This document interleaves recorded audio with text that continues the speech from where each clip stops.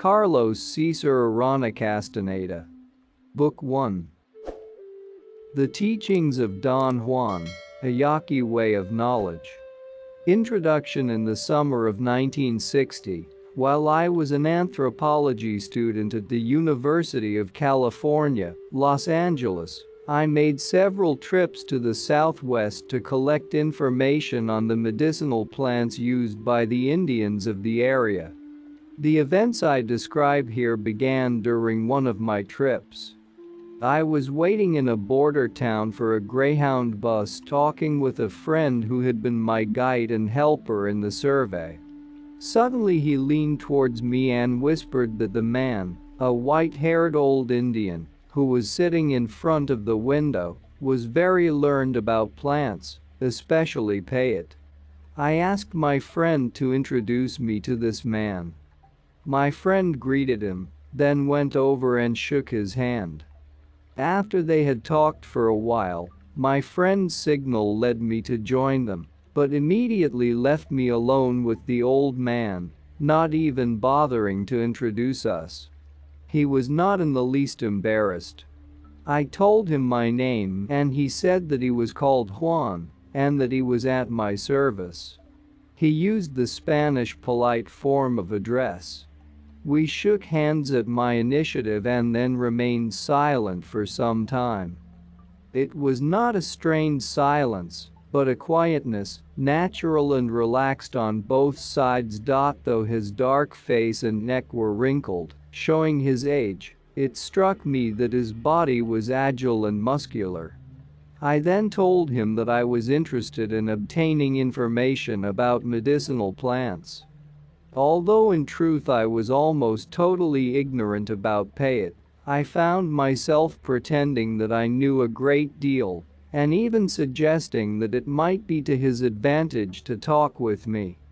As I rattled on, he nodded slowly and looked at me, but said nothing. I avoided his eyes and we finished by standing, the two of us, in dead silence. Finally, after what seemed a very long time, Don Juan got up and looked out of the window. His bus had come. He said goodbye and left the station. I was annoyed at having talked nonsense to him, and at being seen through by those remarkable eyes. When my friend returned, he tried to console me for my failure to learn anything from Don Juan. He explained that the old man was often silent or noncommittal, but the disturbing effect of this first encounter was not so easily dispelled. I made a point of finding out where Don Juan lived, and later visited him several times. On each visit I tried to lead him to discuss payet, but without success. We became, nonetheless, very good friends, and my scientific investigation was forgotten or was at least redirected into channels that were worlds apart from my original intention. The friend who had introduced me to Don Juan explained later that the old man was not a native of Arizona, where we met, but was a Yaqui Indian from Sonora, Mexico. At first I saw Don Juan simply as a rather peculiar man who knew a great deal about payet and who spoke Spanish remarkably well. But the people with whom he lived believed that he had some sort of secret knowledge, that he was a brujo. The Spanish word brujo means, in English, medicine man, curer, witch, sorcerer. It connotes essentially a person who has extraordinary, and usually evil, powers. I had known Don Juan for a whole year before he took me into his confidence. One day he explained that he possessed a certain knowledge that he had learned from a teacher, a benefactor as he called him, who had directed him in a kind of apprenticeship. Don Juan had, in turn, chosen me to serve as his apprentice, but he warned me that I would have to make a very deep commitment, and that the training was long and arduous. In describing his teacher, Don Juan used the word diablero. Later I learned that diablero is a term used only by the Sonoran Indians. It refers to an evil person who practices black sorcery and is capable of transforming himself into an animal, a bird, a dog, a coyote, or any other creature. On one of my visits to Sonora, I had a peculiar experience that illustrated the Indians' feeling about diableros. I was driving at night in the company of two Indian friends when I saw an animal that seemed to be a dog crossing the highway. One of my companions said it was not a dog, but a huge coyote. I slowed down and pulled to the side of the road to get a good look at the animal. It stayed within range of the headlights a few seconds longer and then ran into the chaparral. It was unmistakably a coyote, but it was twice the ordinary size. Talking excitedly, my friends agreed that it was a very unusual animal, and one of them suggested that it might be a diablero. I decided to use an account of the experience to question the Indians of that area about their beliefs in the existence of diableros. I talked with many people, telling them the story and asking them questions. The three conversations that follow indicate what they felt. Do you think it was a coyote, Choi? I asked a young man after he had heard the story. Who knows? A dog, no doubt. Too large for a coyote. Do you think it may have been a diablero? That's a lot of bull. There are no such things. Why do you say that, Choi? People imagine things. I bet if you had caught that animal you would have seen that it was a dog. Once I had some business in another town and got up before daybreak and saddled up a horse. As I was leaving I came upon a dark shadow on the road which looked like a huge animal. My horse reared, throwing me off the saddle. I was pretty scared too, but it turned out that the shadow was a woman who was walking to town. Do you mean, Choi, that you don't believe there are diableros? Diableros? What's a diablero? Tell me what a diablero is. I don't know, Choi. Manuel, who was riding with me that night, said the coyote could have been a diablero. Maybe you could tell me what a diablero is? A diablero, they say, is a brujo who changes into any form he wants to adopt. But everybody knows that is pure bull. The old people here are full of stories about diableros. You won't find that among us younger people. What kind of animal do you think it was, Doña Luz? I asked a middle-aged woman. Only God knows that for sure, but I think it was not a coyote. There are things that appear to be coyotes, but are not. Was the coyote running, or was it eating? It was standing most of the time, but when I first saw it, I think it was eating something. Are you sure it was not carrying something in its mouth? Perhaps it was. But tell me, would that make any difference? Yes, it would. If it was carrying something in its mouth, it was not a coyote. What was it then? It was a man or a woman. What do you call such people, Doña Luz? She did not answer. I questioned her for a while longer, but without success. Finally she said she did not know. I asked her if such people were called diableros, and she answered that diablero was one of the names given to them. Do you know any diableros? I asked. I knew one woman, she replied. She was killed. It happened when I was a little girl. The woman, they said, used to turn into a female dog. And one night a dog went into the house of a white man to steal cheese. The white man killed the dog with a shotgun, and at the very moment the dog died in the house of the white man, the woman died in her own hut. Her kin got together and went to the white man and demanded payment. The white man paid good money for having killed her. How could they demand payment if it was only a dog he killed? They said that the white man knew it was not a dog because other people were with him, and they all saw that the dog stood up on its legs like a man and reached for the cheese, which was on a tray hanging from the roof. The men were waiting for the thief because the white man's cheese was being stolen every night. So the man killed the thief knowing it was not a dog. Are there any diableros nowadays, Doña Luz? Such things are very secret. They say there are no more diableros, but I doubt it, because one member of a diablero's family has to learn what the diablero knows. Diableros have their own laws, and one of them is that a diablero has to teach his secrets to one of his kin. What do you think the animal was, Genero? I asked a very old man. A dog from one of the ranches of that area. What else?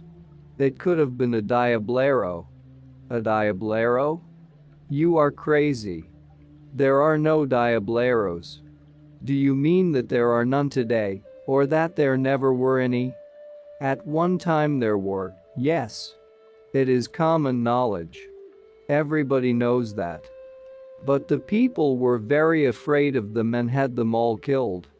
Who killed them, Genero? All the people of the tribe. The last diablero I knew about was S. He killed dozens, maybe even hundreds of people with his sorcery.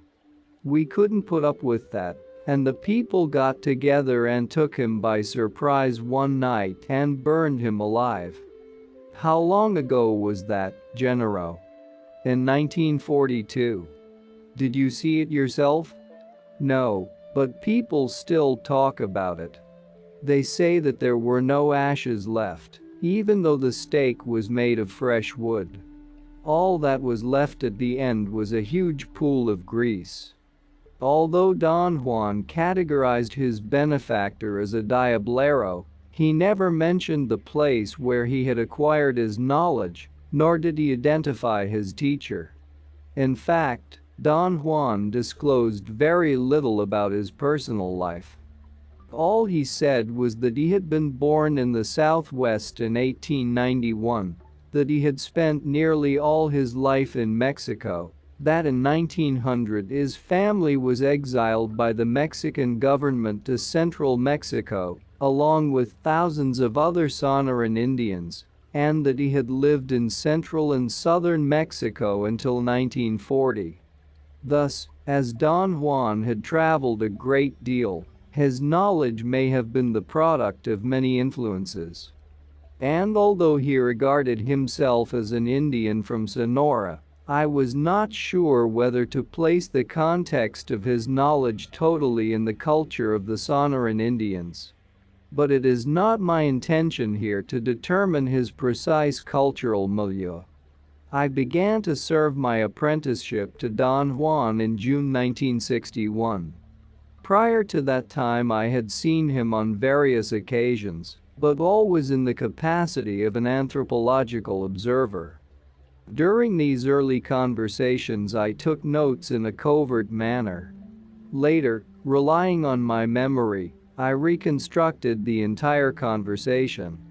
When I began to participate as an apprentice, however, that method of taking notes became very difficult because our conversations touched on many different topics.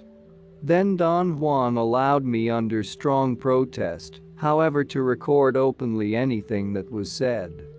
I would also have liked to take photographs and make tape recordings, but he would not permit me to do so. I carried out the apprenticeship first in Arizona and then in Sonora, because Don Juan moved to Mexico during the course of my training. The procedure I employed was to see him for a few days every so often.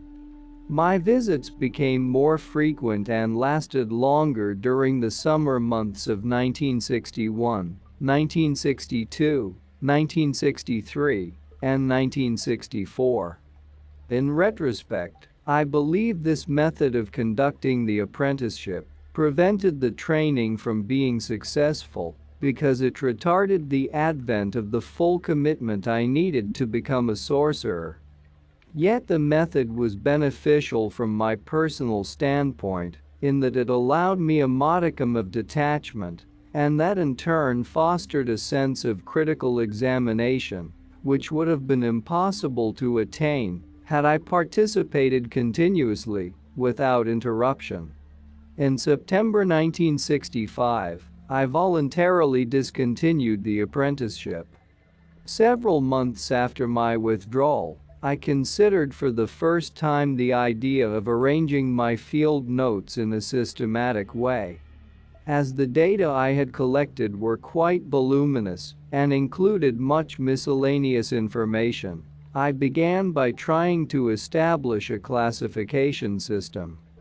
I divided the data into areas of related concepts and procedures and arranged the areas hierarchically according to subjective importance, that is, in terms of the impact that each of them had had on me. In that way I arrived at the following classification: uses of hallucinogenic plants, procedures and formulas used in sorcery, acquisition and manipulation of power objects, uses of medicinal plants, songs and legends. Reflecting upon the phenomena I had experienced, I realized that my attempt at classification had produced nothing more than an inventory of categories. Any attempt to refine my scheme would therefore yield only a more complex inventory. That was not what I wanted. During the months following my withdrawal from the apprenticeship, I needed to understand what I had experienced, and what I had experienced was the teaching of a coherent system of beliefs by means of a pragmatic and experimental method. It had been evident to me from the very first session in which I had participated that Don Juan's teachings possessed an internal cohesion. Once he had definitely decided to communicate his knowledge to me, he proceeded to present his explanations in orderly steps. To discover that order and to understand it proved to be a most difficult task for me. My inability to arrive at an understanding seems to have been traceable to the fact that, after 4 years of apprenticeship, I was still a beginner. It was clear that Don Juan's knowledge and his method of conveying it were those of his benefactor. Thus my difficulties in understanding his teachings must have been analogous to those he himself had encountered. Don Juan alluded to our similarity as beginners through incidental comments about his incapacity to understand his teacher during his own apprenticeship. Such remarks led me to believe that to any beginner, Indian or non-Indian, the knowledge of sorcery was rendered incomprehensible by the outlandish characteristics of the phenomena he experienced. Personally, as a Western man, I found these characteristics so bizarre that it was virtually impossible to explain them in terms of my own everyday life, and I was forced to the conclusion that any attempt to classify my field data in my own terms would be futile. Thus, it became obvious to me that Don Juan's knowledge had to be examined in terms of how he himself understood it. Only in such terms could it be made evident and convincing. In trying to reconcile my own views with Don Juan's, however, I realized that whenever he tried to explain his knowledge to me, he used concepts that would render it intelligible to him. As those concepts were alien to me, trying to understand his knowledge in the way he did placed me in another untenable position. Therefore, my first task was to determine his order of conceptualization. While working in that direction, I saw that Don Juan himself had placed particular emphasis on a certain area of his teachings, specifically the uses of hallucinogenic plants. On the basis of this realization, I revised my own scheme of categories. Don Juan used, separately and on different occasions, 3 hallucinogenic plants: Payet, Lophophora williamsii, Jimson weed, Datura anoxia sin. D. Metalloids, and a mushroom, possibly Psilocybe mexicana. Since before their contact with Europeans, American Indians have known the hallucinogenic properties of these 3 plants. Because of their properties, the plants have been widely employed for pleasure, for curing, for witchcraft, and for attaining a state of ecstasy. In the specific context of his teachings, Don Juan related the use of Datura anoxia and Psilocybe mexicana to the acquisition of power, a power he called an ally. He related the use of Lophophora williamsii to the acquisition of wisdom, or the knowledge of the right way to live. The importance of the plants was, for Don Juan, their capacity to produce stages of peculiar perception in a human being. Thus he guided me into experiencing a sequence of these stages for the purpose of unfolding and validating his knowledge. I have called them states of non-ordinary reality, meaning unusual reality, as opposed to the ordinary reality of everyday life. The distinction is based on the inherent meaning of the states of non-ordinary reality. In the context of Don Juan's knowledge, they were considered as real, although their reality was differentiated from ordinary reality.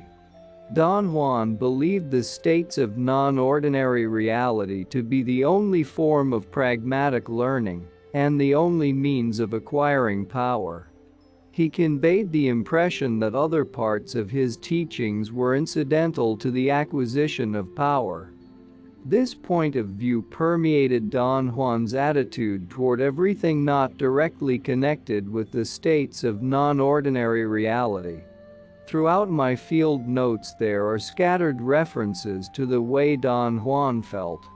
For example, in one conversation he suggested that some objects have a certain amount of power in themselves.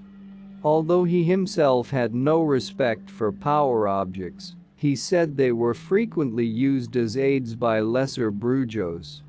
I often asked him about such objects, but he seemed totally uninterested in discussing them. When the topic was raised again on another occasion, however, he reluctantly consented to talk about them. There are certain objects that are permeated with power, he said. There are scores of such objects which are fostered by powerful men with the aid of friendly spirits. These objects are tools, not ordinary tools, but tools of death. Yet they are only instruments, they have no power to teach. Properly speaking, they are in the realm of war objects designed for strife, they are made to kill, to be hurled. What kind of objects are they, Don Juan? They are not really objects, rather, they are types of power. How can one get those types of power, Don Juan? That depends on the kind of object you want. How many kinds are there? As I have already said, there are scores of them. Anything can be a power object. Well, which are the most powerful, then? The power of an object depends on its owner, on the kind of man he is. A power object fostered by a lesser brujo is almost a joke. On the other hand, a strong, powerful brujo gives his strength to his tools. Which power objects are most common, then? Which ones do most brujos prefer? There are no preferences. They are all power objects, all just the same. Do you have any yourself, Don Juan? He did not answer, he just looked at me and laughed. He remained quiet for a long time, and I thought my questions were annoying him. There are limitations on those types of powers, he went on. But such a point is, I am sure, incomprehensible to you. It has taken me nearly a lifetime to understand that, by itself, an ally can reveal all the secrets of these lesser powers, rendering them rather childish. I had tools like that at one time, when I was very young. What power objects did you have? Maize pinto, crystals and feathers. What is maize pinto, Don Juan? It is a small kernel of corn which has a streak of red color in its middle. Is it a single kernel? No. A brujo owns 48 kernels. What do the kernels do, Don Juan? Each one of them can kill a man by entering into his body. How does a kernel enter into a human body? It is a power object and its power consists, among other things, in entering into the body. What does it do when it enters into the body? It immerses itself in the body, it settles on the chest, or on the intestines. The man becomes ill, and unless the brujo who is tending him is stronger than the bewitcher, he will die within 3 months from the moment the kernel entered into his body. Is there any way of curing him? The only way is to suck the kernel out, but very few brujos would dare to do that. A brujo may succeed in sucking the kernel out, but unless he is powerful enough to repel it, it will get inside him and will kill him instead. But how does a kernel manage to enter into someone's body? To explain that, I must tell you about corn witchcraft, which is one of the most powerful witchcrafts I know. The witchcraft is done by 2 kernels. One of them is put inside a fresh bud of a yellow flower. The flower is then set on a spot where it will come into contact with the victim. The road on which he walks every day, or any place where he is habitually present. As soon as the victim steps on the kernel, or touches it in any way, the witchcraft is done. The kernel immerses itself in the body. What happens to the kernel after the man has touched it? All its power goes inside the man, and the kernel is free. It becomes just another kernel. It may be left at the site of the witchcraft, or it may be swept away, it does not matter. It is better to sweep it away into the underbrush, where a bird will eat it. Can a bird eat it before the man touches it? No.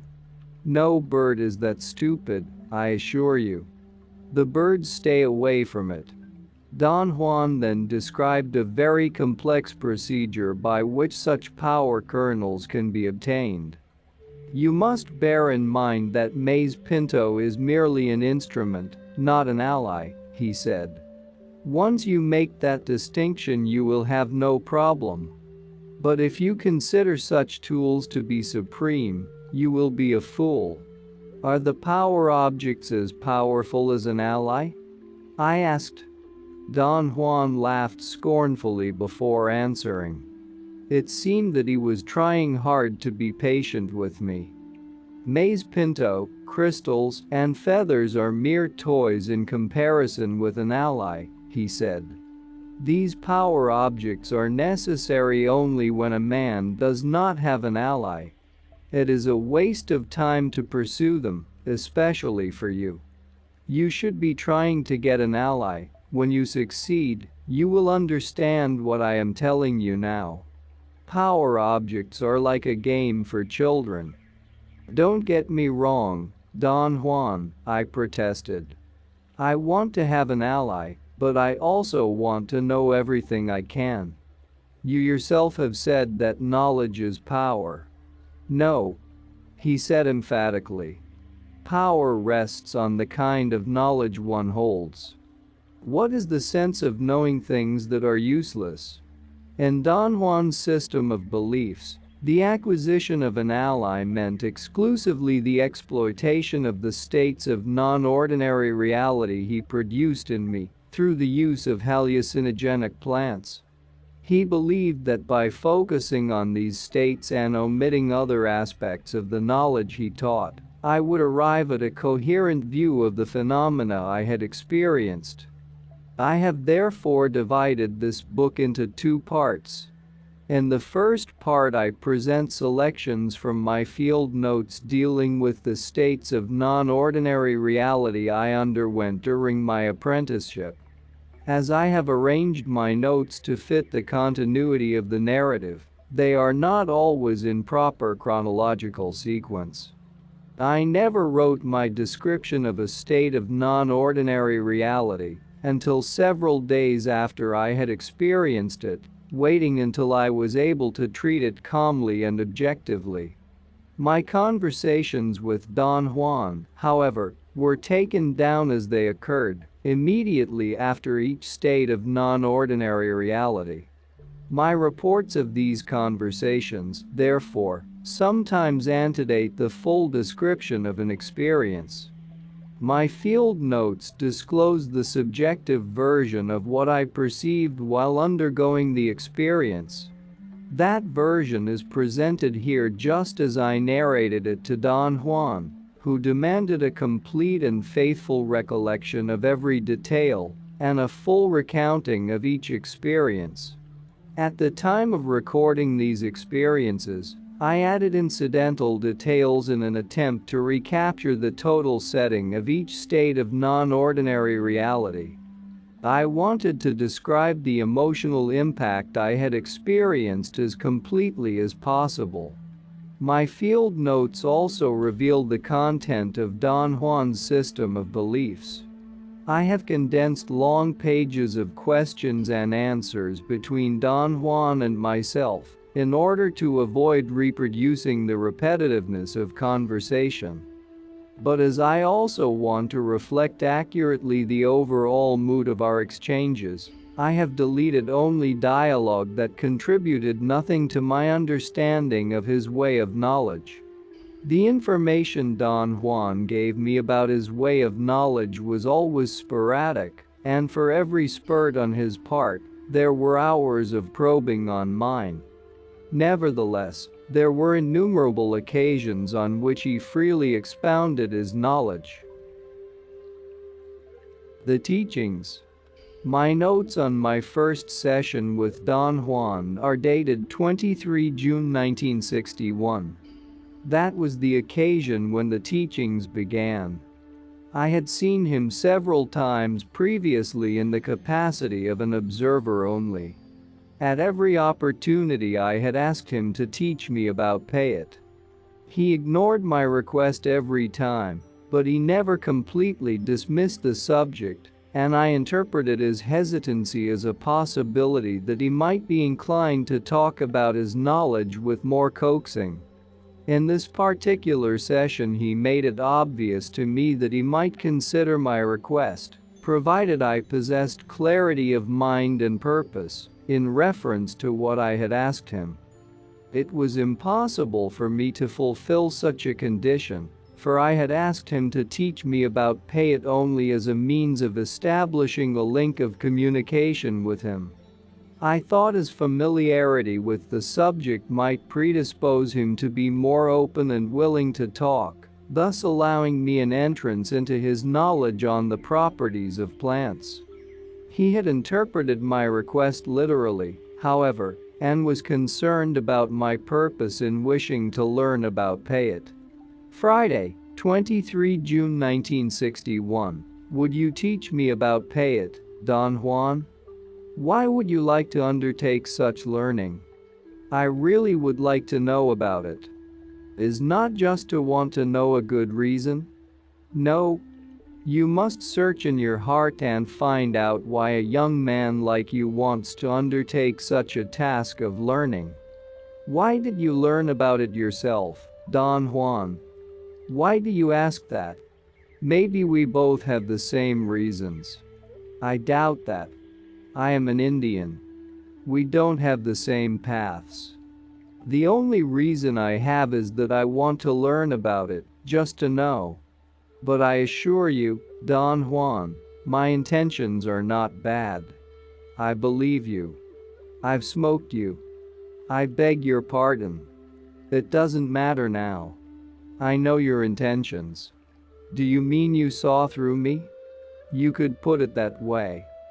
Will you teach me, then? No. Is it because I'm not an Indian? No. It is because you don't know your heart. What is important is that you know exactly why you want to involve yourself.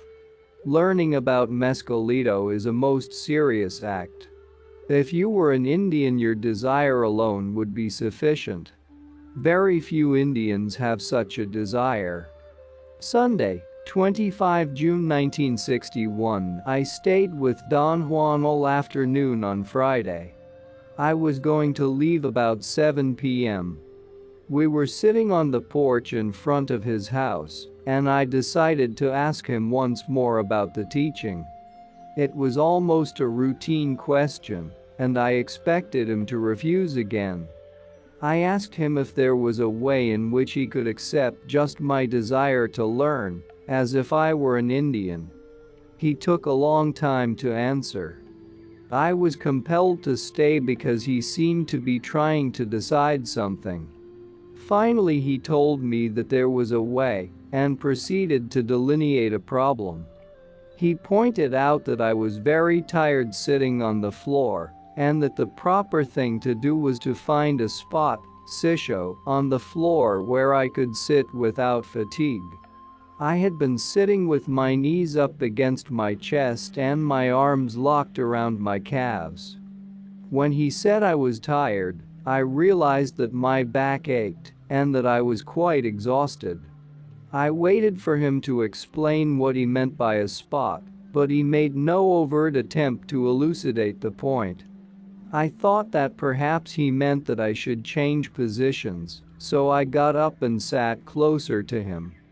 He protested at my movement and clearly emphasized that a spot meant a place where a man could feel naturally happy and strong. He patted the place where he sat and said it was his own spot, adding that he had posed a riddle I had to solve by myself without any further deliberation. What he had posed as a problem to be solved was certainly a riddle. I had no idea how to begin or even what he had in mind. Several times I asked for a clue, or at least a hint, as to how to proceed in locating a point where I felt happy and strong. I insisted and argued that I had no idea what he really meant because I couldn't conceive the problem. He suggested I walk around the porch until I found a spot. I got up and began to pace the floor. I felt silly and sat down in front of him. He became very annoyed with me and accused me of not listening, saying that perhaps I did not want to learn. After a while he calmed down and explained to me that not every place was good to sit or be on, and that within the confines of the porch, there was one spot that was unique, a spot where I could be at my very best. It was my task to distinguish it from all the other places.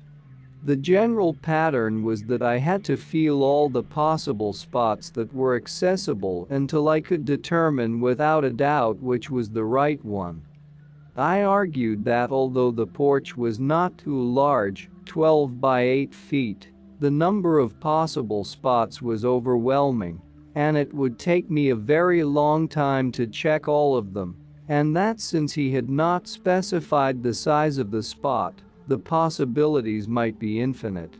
My arguments were futile.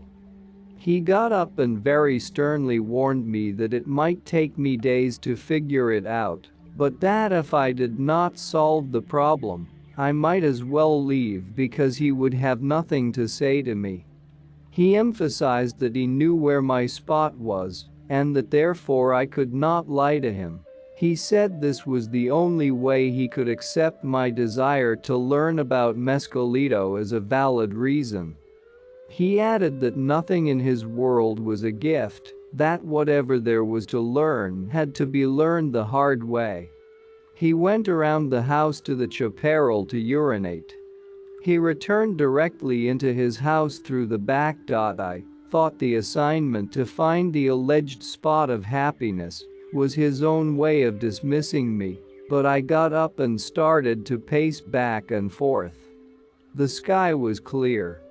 I could see everything on and near the porch. I must have paced for an hour or more, but nothing happened to reveal the location of the spot. I got tired of walking and sat down. After a few minutes I sat somewhere else, and then at another place, until I had covered the whole floor in a semi-systematic fashion.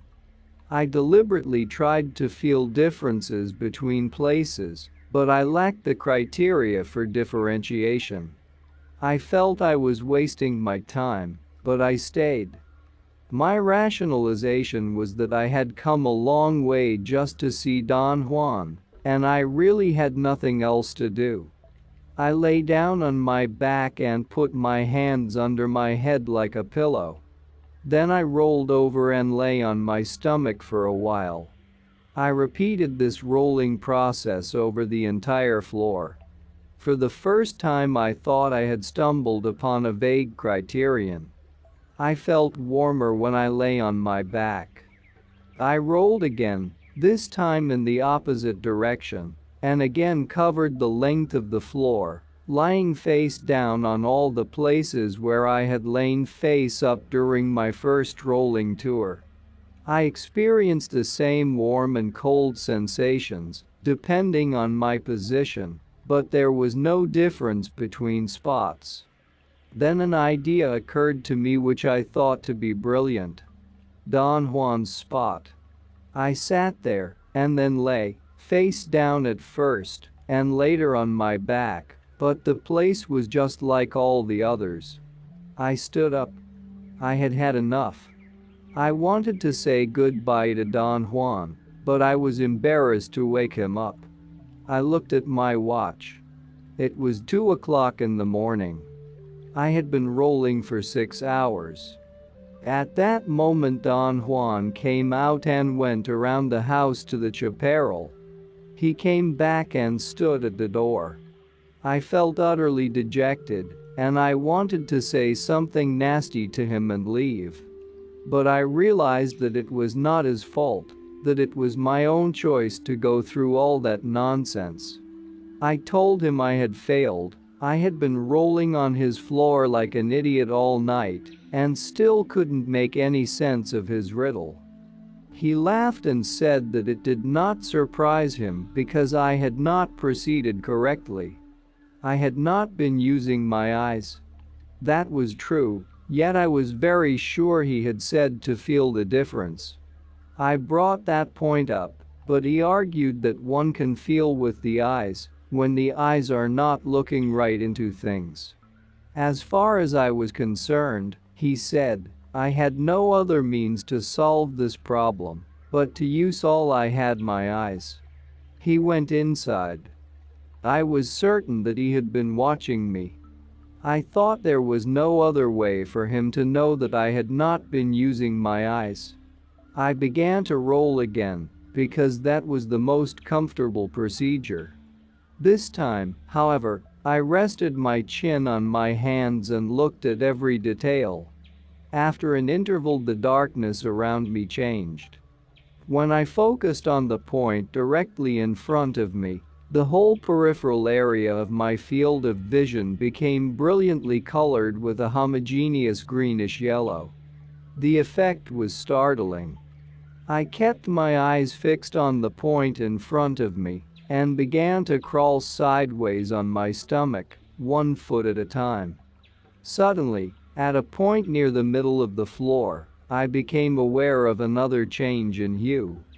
At a place to my right, still in the periphery of my field of vision, the greenish yellow became intensely purple. I concentrated my attention on it. The purple faded into a pale, but still brilliant, color which remained steady for the time I kept my attention on it. I marked the place with my jacket and called Don Juan. He came out to the porch. I was truly excited. I had actually seen the change in hues. He seemed unimpressed, but told me to sit on the spot and report to him what kind of feeling I had. I sat down and then lay on my back. He stood by me and asked me repeatedly how I felt, but I did not feel anything different. For about 15 minutes I tried to feel or to see a difference, while Don Juan stood by me patiently. I felt disgusted. I had a metallic taste in my mouth. Suddenly I had developed a headache. I was about to get sick. The thought of my nonsensical endeavors irritated me to a point of fury. I got up.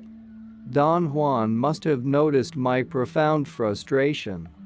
He did not laugh, but very seriously stated that I had to be inflexible with myself if I wanted to learn.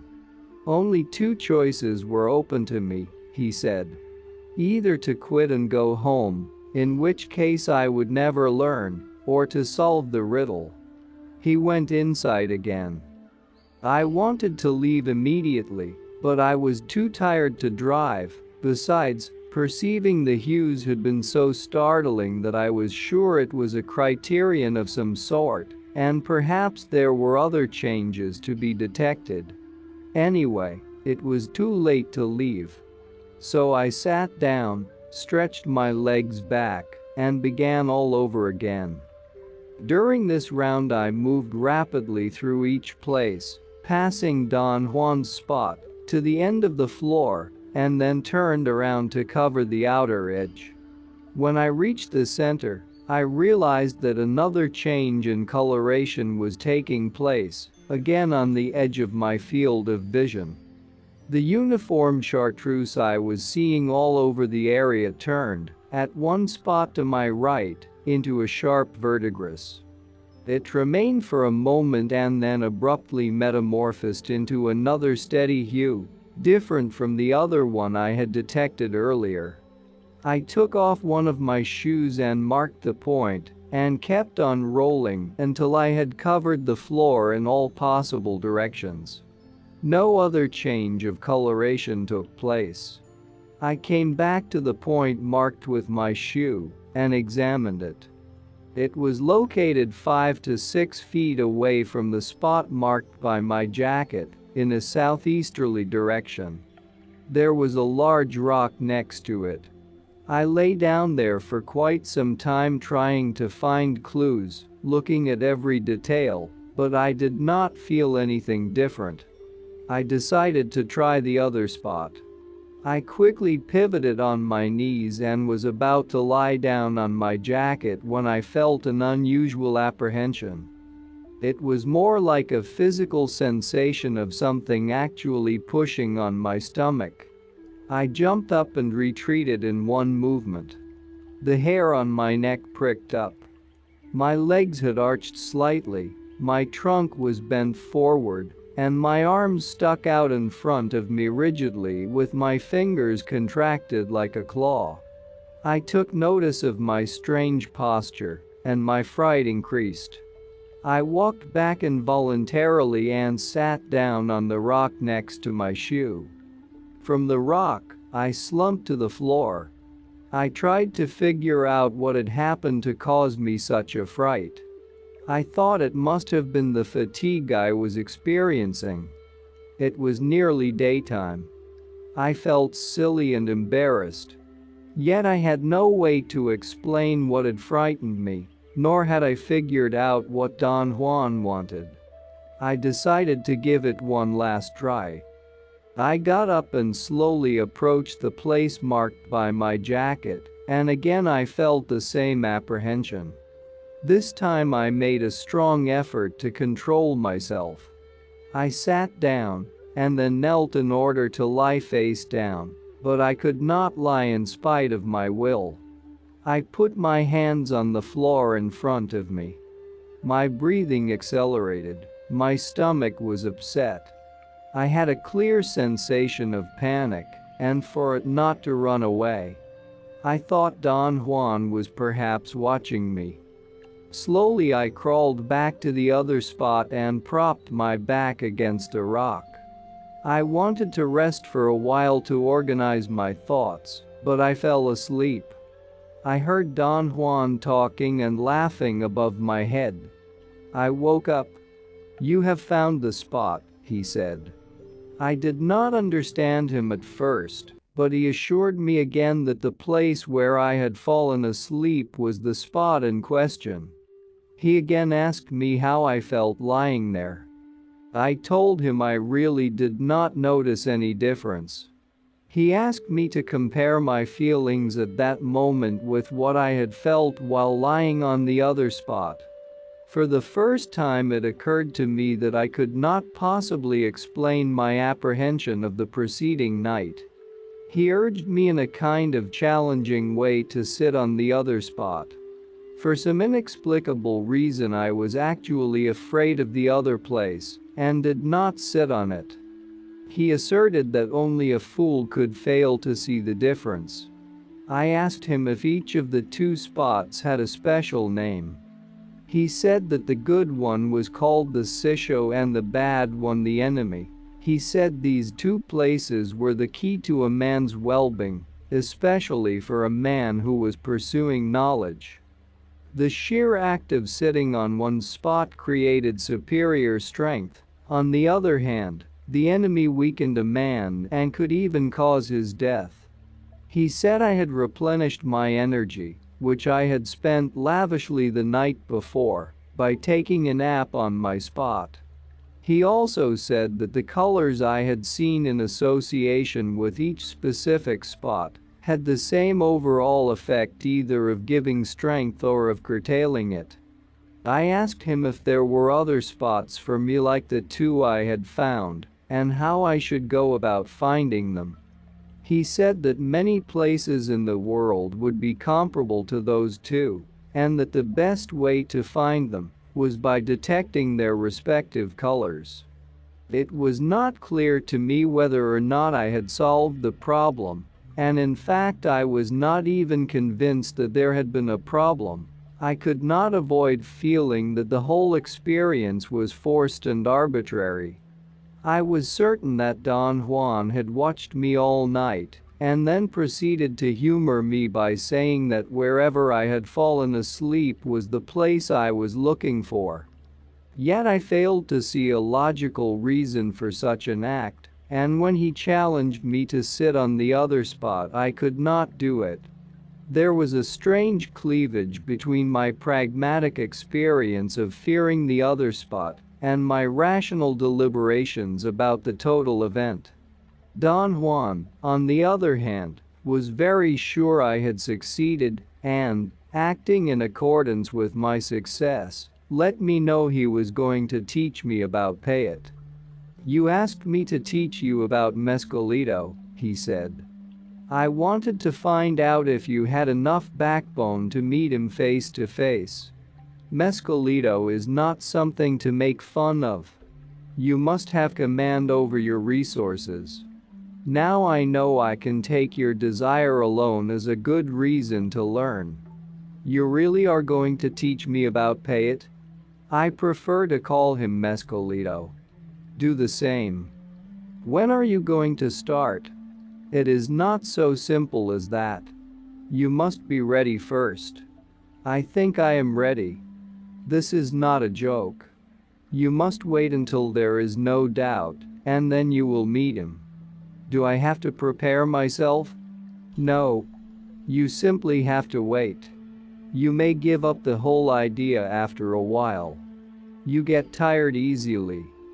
Last night you were ready to quit as soon as it got difficult. Mescalito requires a very serious intent. Monday, 7 August 1961, I arrived at Don Juan's house in Arizona about 7 o'clock on Friday night.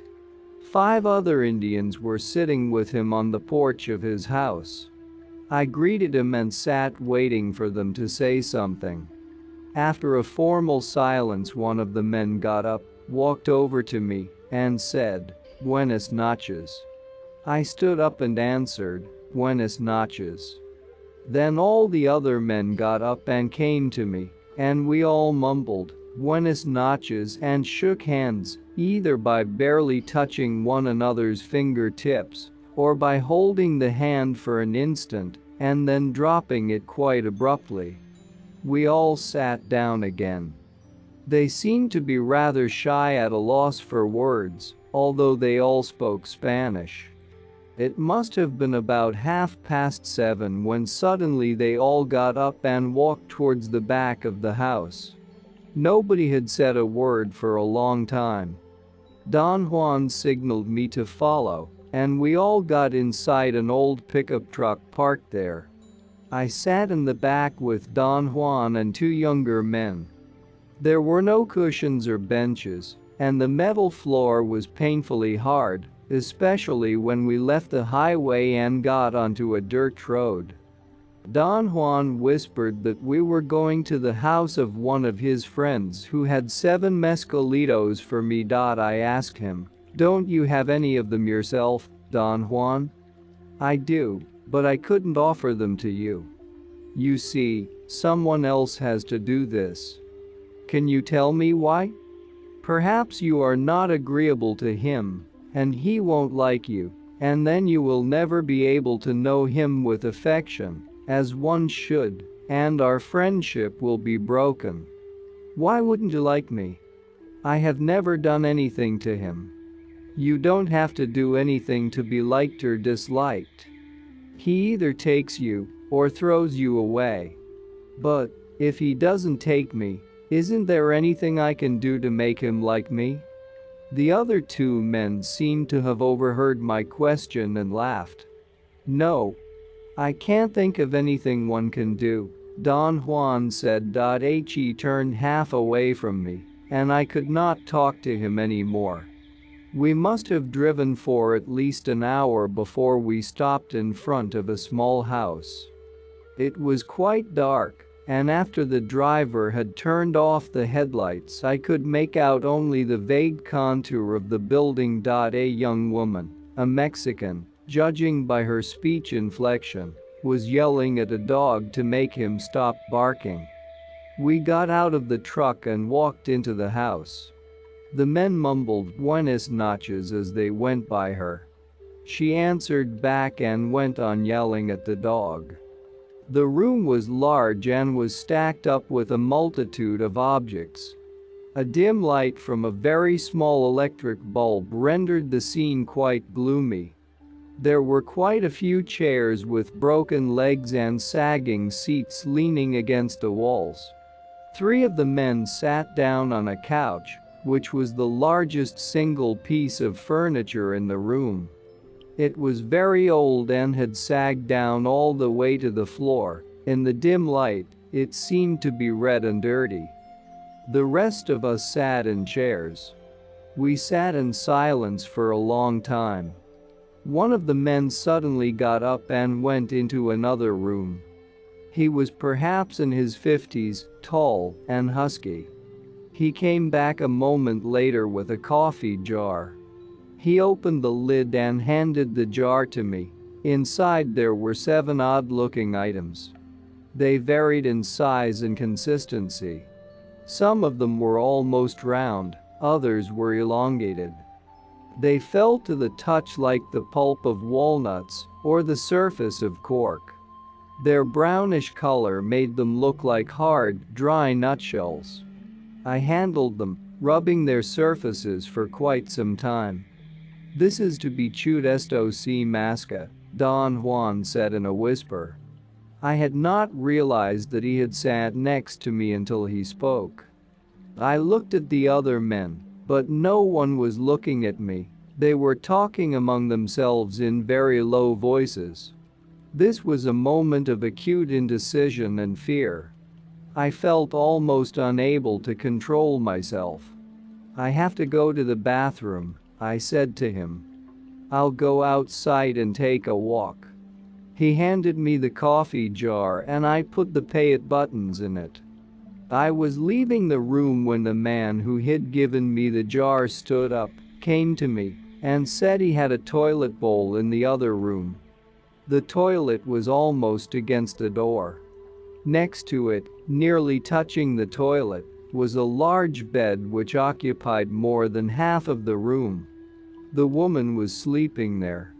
I stood motionless at the door for a while, then I came back to the room where the other men were. The man who owned the house spoke to me in English.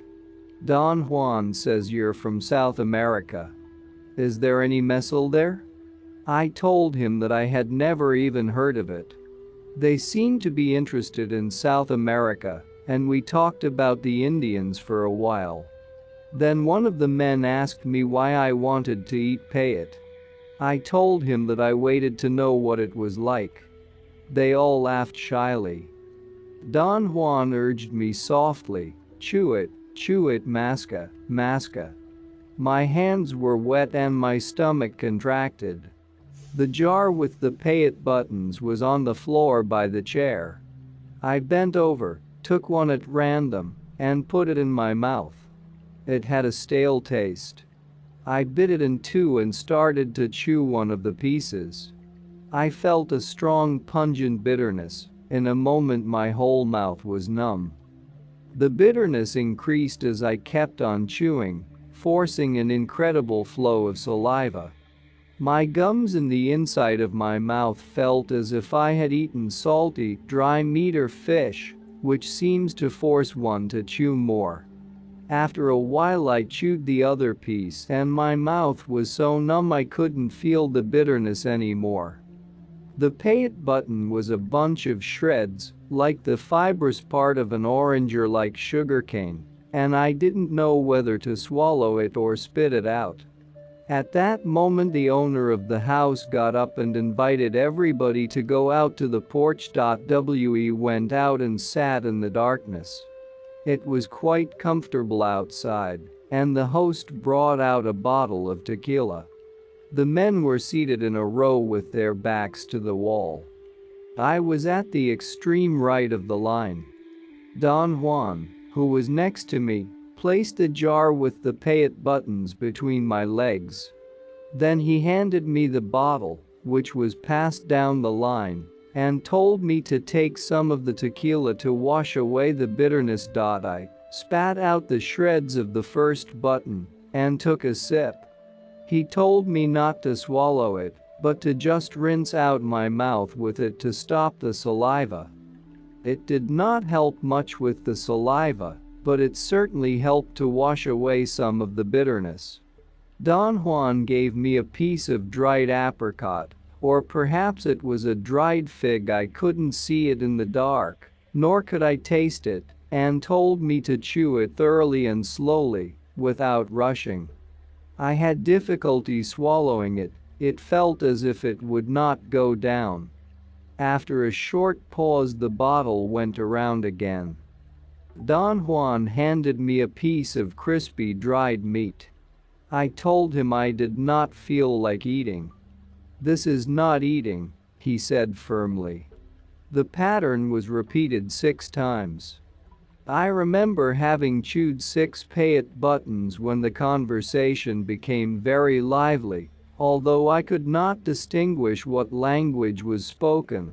The topic of the conversation, in which everybody participated, was very interesting, and I attempted to listen carefully so that I could take part.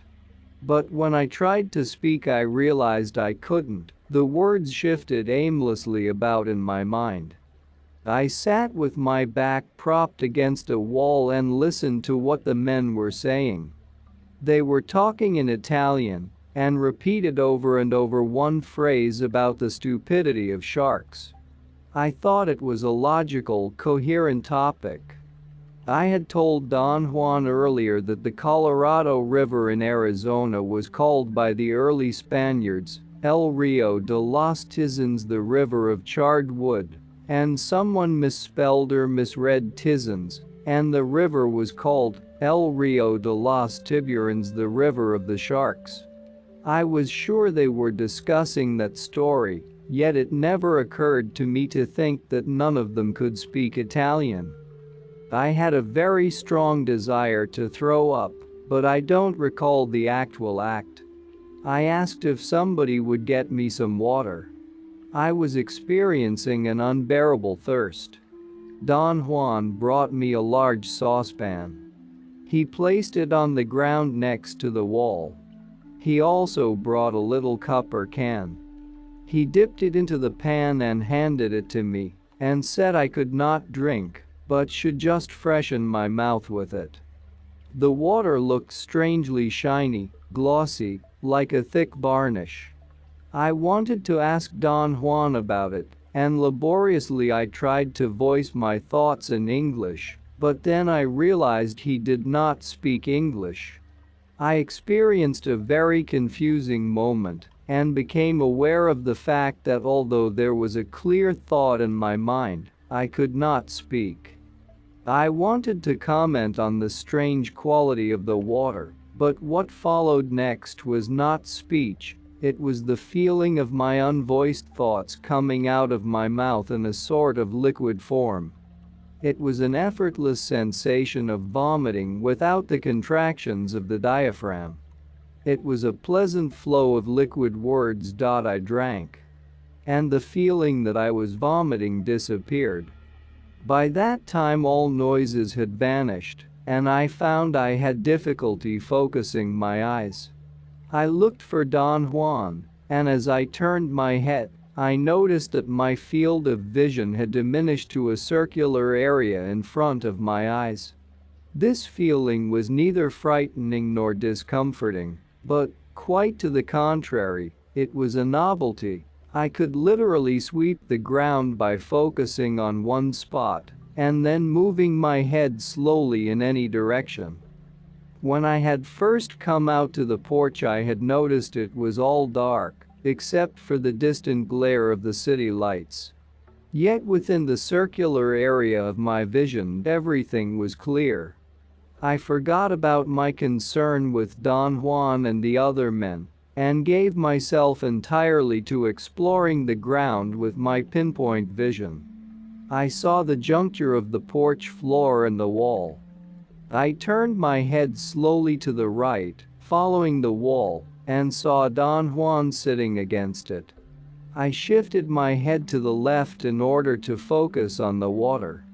I found the bottom of the pan. I raised my head slightly and saw a medium-sized black dog approaching.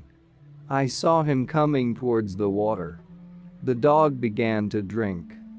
I raised my hand to push him away from my water. I focused my pinpoint vision on the dog to carry on the movement, and suddenly I saw him become transparent.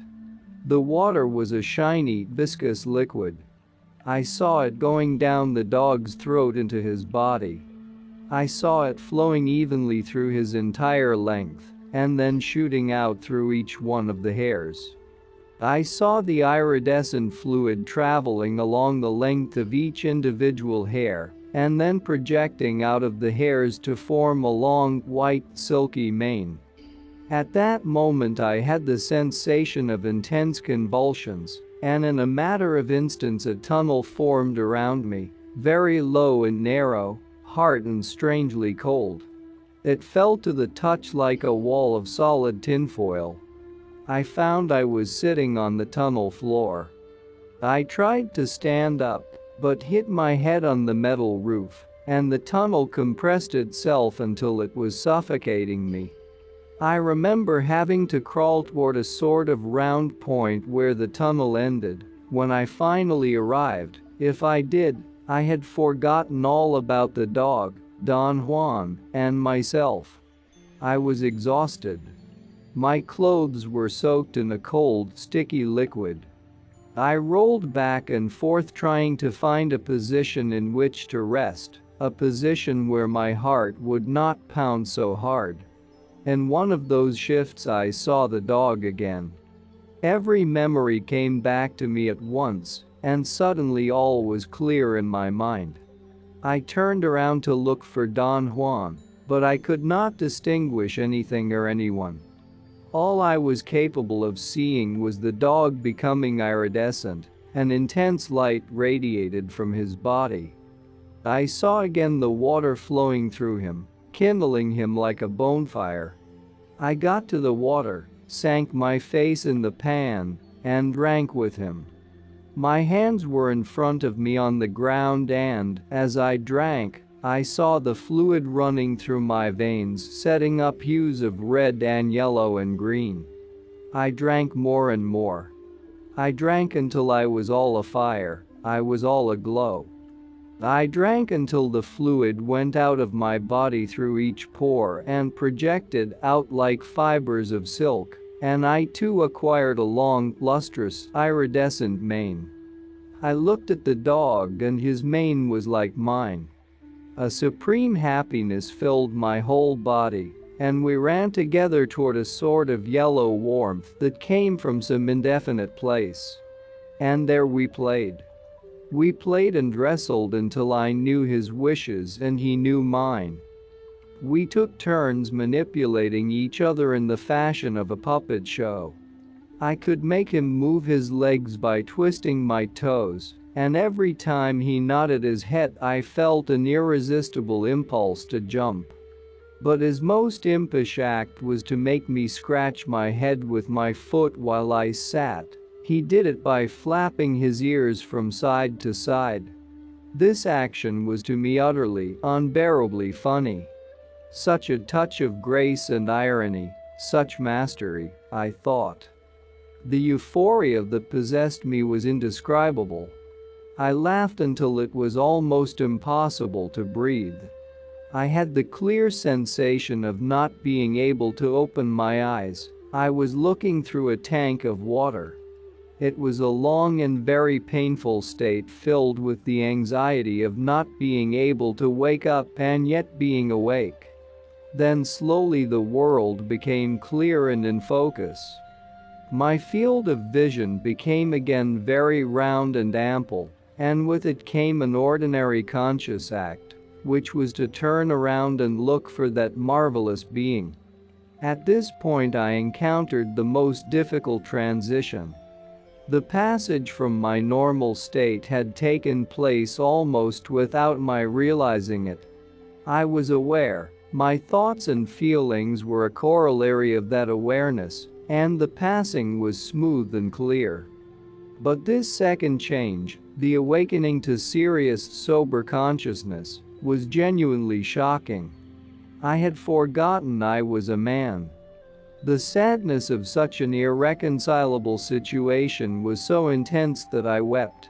Saturday, 5 August 1961. Later that morning, after breakfast, the owner of the house, Don Juan, and I drove back to Don Juan's place.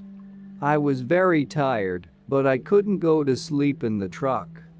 Only after the man had left did I fall asleep on the porch of Don Juan's house. When I woke up it was dark. Don Juan had covered me up with a blanket. I looked for him, but he was not in the house. He came later with a pot of fried beans and a stack of tortillas. I was extremely hungry. After we had finished eating and were resting, he asked me to tell him all that had happened to me the night before. I related my experience in great detail and as accurately as possible. When I had finished he nodded his head and said, "I think you are fine. It is difficult for me to explain now how and why. But I think it went all right for you. You see, sometimes he is playful, like a child, at other times he is terrible, fearsome. He either frolics, or he is dead serious. It is impossible to know beforehand what he will be like with another person. Yet, when one knows him well sometimes. You played with him tonight. You are the only person I know who has had such an encounter. In what way does my experience differ from that of others? You're not an Indian, therefore it is hard for me to figure out what is what. Yet he either takes people or rejects them, regardless of whether they are Indians or not. That I know. I have seen numbers of them. I also know that he frolics, he makes some people laugh, but never have I seen him play with anyone. Can you tell me now, Don Juan, how does pay it protect?" He did not let me finish. Vigorously he touched me on the shoulder. "Don't you ever name him that way. You haven't seen enough of him yet to know him. How does Mescalito protect people?" he advises.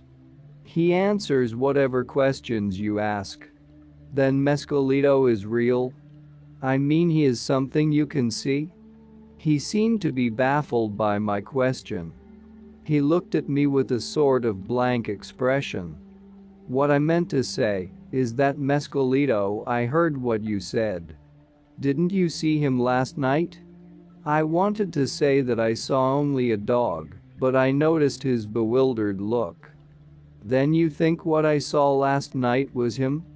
He looked at me with contempt. He chuckled, shook his head as though he couldn't believe it, and in a very belligerent tone he added, "A poco crees que era tu mama, don't tell me you believe it was your mama?" He paused before saying mama, because what he meant to say was tu chingada madre, an idiom used as a disrespectful allusion to the other party's mother. The word mama was so incongruous that we both laughed for a long time. Then I realized he had fallen asleep and had not answered my question. Sunday, 6 August 1961, I drove Don Juan to the house where I had taken Payet. On the way he told me that the name of the man who had offered me to Mescalito was John. When we got to the house we found John sitting on his porch with two young men. All of them were extremely jovial. They laughed and talked with great ease. The three of them spoke English perfectly. I told John that I had come to thank him for having helped me. I wanted to get their views on my behavior during the hallucinogenic experience, and told them I had been trying to think of what I had done that night and that I couldn't remember. They laughed and were reluctant to talk about it. They seemed to be holding back on account of Don Juan. They all glanced at him as though waiting for an affirmative cue to go on. Don Juan must have cued them, although I did not notice anything, because suddenly John began to tell me what I had done that night. He said he knew I had been taken when he heard me puking. He estimated that I must have puked 30 times. Don Juan corrected him and said it was only 10 times. John continued, "Then we all moved next to you. You were stiff and were having convulsions. For a very long time, while lying on your back, you moved your mouth as though talking. Then you began to bump your head on the floor, and Don Juan put an old hat on your head, and you stopped it. You shivered and whined for hours, lying on the floor. I think everybody fell asleep then, but I heard you puffing and groaning in my sleep. Then I heard you scream and I woke up. I saw you leaping up in the air, screaming. You made a dash for the water, knocked the pan over, and began to swim in the puddle. Don Juan brought you more water. You sat quietly in front of the pan. Then you jumped up and took off all your clothes. You were kneeling in front of the water, drinking in big gulps. Then you just sat there and stared into space. We thought you were going to be there forever. Nearly everybody was asleep, including Don Juan, when suddenly you jumped up again, howling, and took after the dog. The dog got scared and howled too, and ran to the back of the house. Then everybody woke up. We all got up. You came back from the other side still chasing the dog. The dog was running ahead of you barking and howling. I think you must have gone 20 times around the house, running in circles, barking like a dog. I was afraid people were going to be curious. There are no neighbors close, but your howling was so loud it could have been heard for miles. One of the young men added, you caught up with the doe and brought it to the porch in your arms. John continued, then you began to play with the dog. You wrestled with him, and the dog and you bit each other and played. That, I thought, was funny. My dog does not play usually. But this time you and the dog were rolling on each other. Then you ran to the water and the dog drank with you, the young man said. You ran 5 or 6 times to the water with the dog. How long did this go on? I asked. Hours, John said. At one time we lost sight of you too. I think you must have run to the back.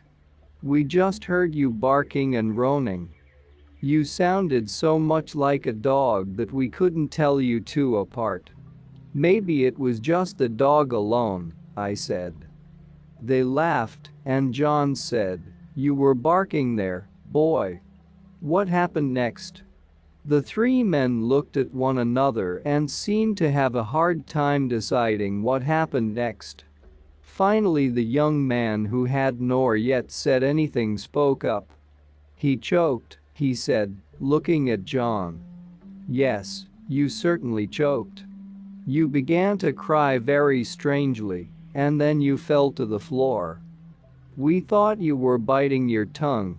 Don Juan opened your jaws and poured water on your face. Then you started shivering and having convulsions all over again. Then you stayed motionless for a long time. Don Juan said it was all over.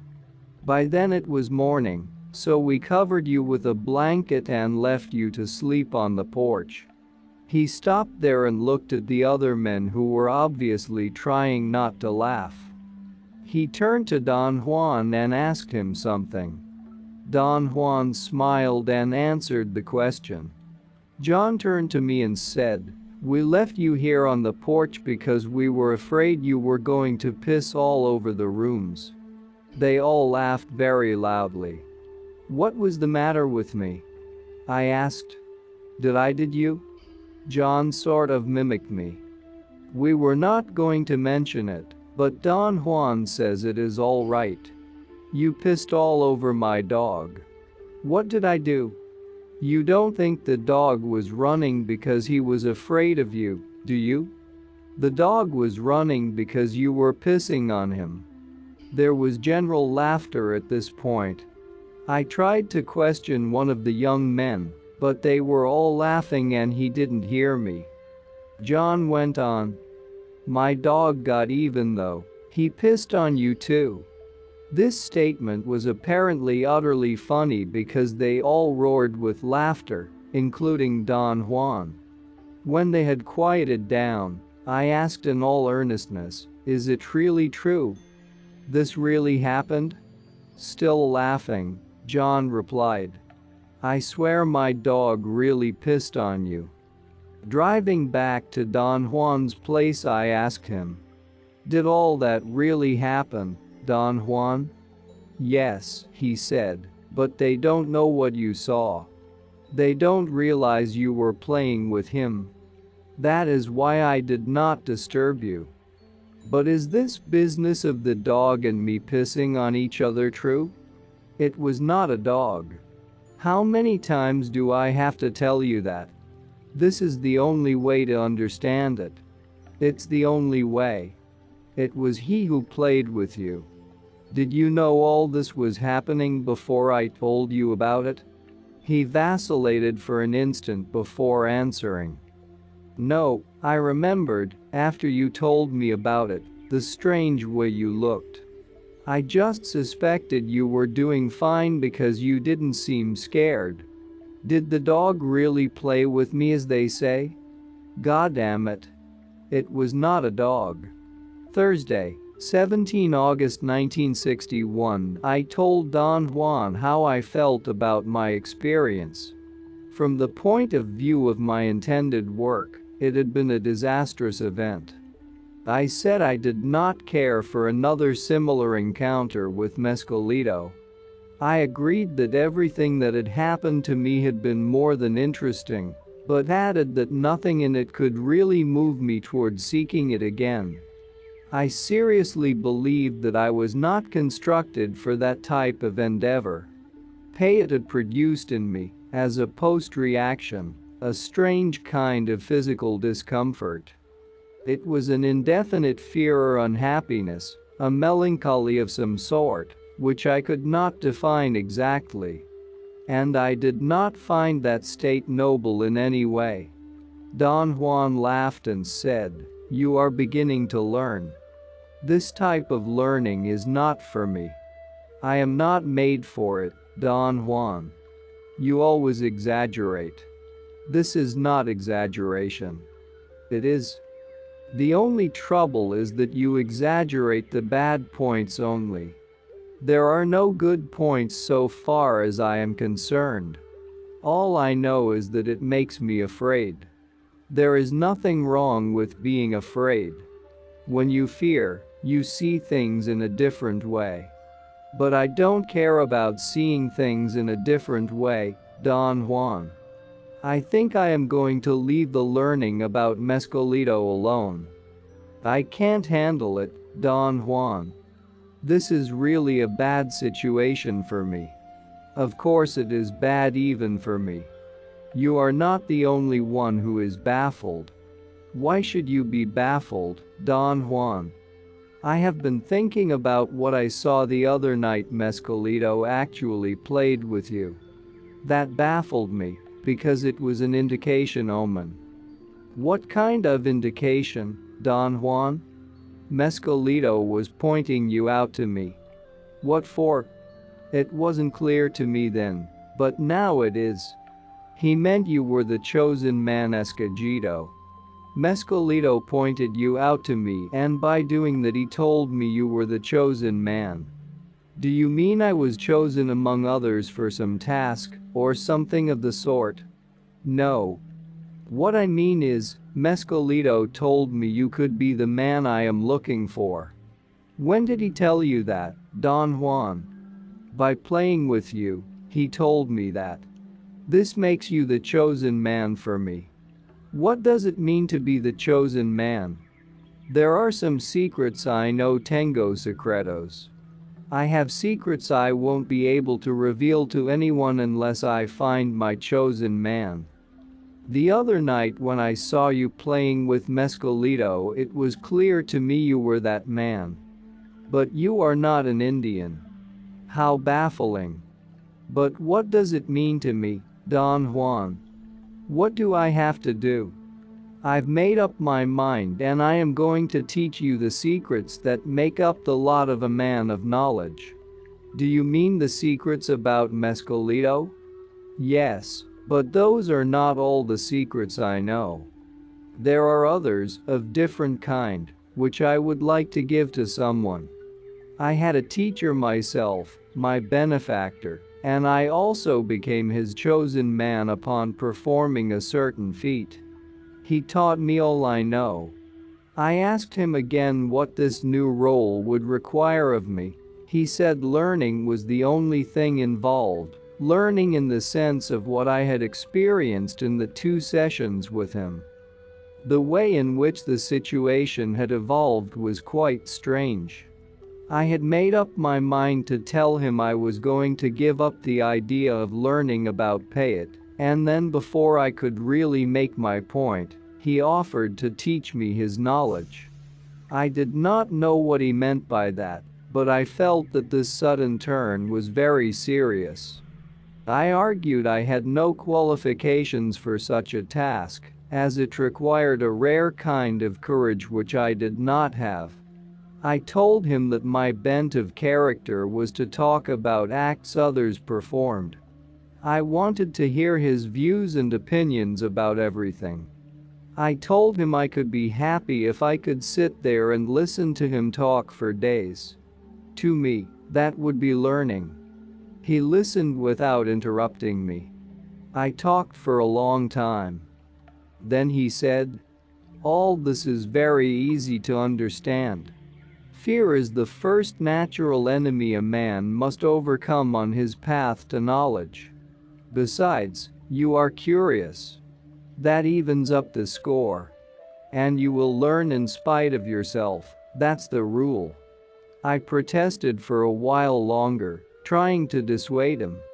But he seemed to be convinced there was nothing else I could do but learn. "You are not thinking in the proper order," he said. "Mescalito actually played with you. That's the point to think about. Why don't you dwell on that instead of on your fear? Was it so unusual? You are the only person I have ever seen playing with him. You are not used to this kind of life, therefore the indications omens bypass you. Yet you are a serious person, but your seriousness is attached to what you do, not to what goes on outside you. You dwell upon yourself too much. That's the trouble. And that produces a terrible fatigue. But what else can anyone do, Don Juan? Seek and see the marvels all around you. You will get tired of looking at yourself alone, and that fatigue will make you deaf and blind to everything else. You have a point, Don Juan, but how can I change? Think about the wonder of Mescalito playing with you. Think about nothing else. The rest will come to you of itself. Sunday, 20 August 1961. Last night Don Juan proceeded to usher me into the realm of his knowledge. We sat in front of his house in the dark. Suddenly, after a long silence, he began to talk. He said he was going to advise me with the same words his own benefactor had used the first day he took him as his apprentice.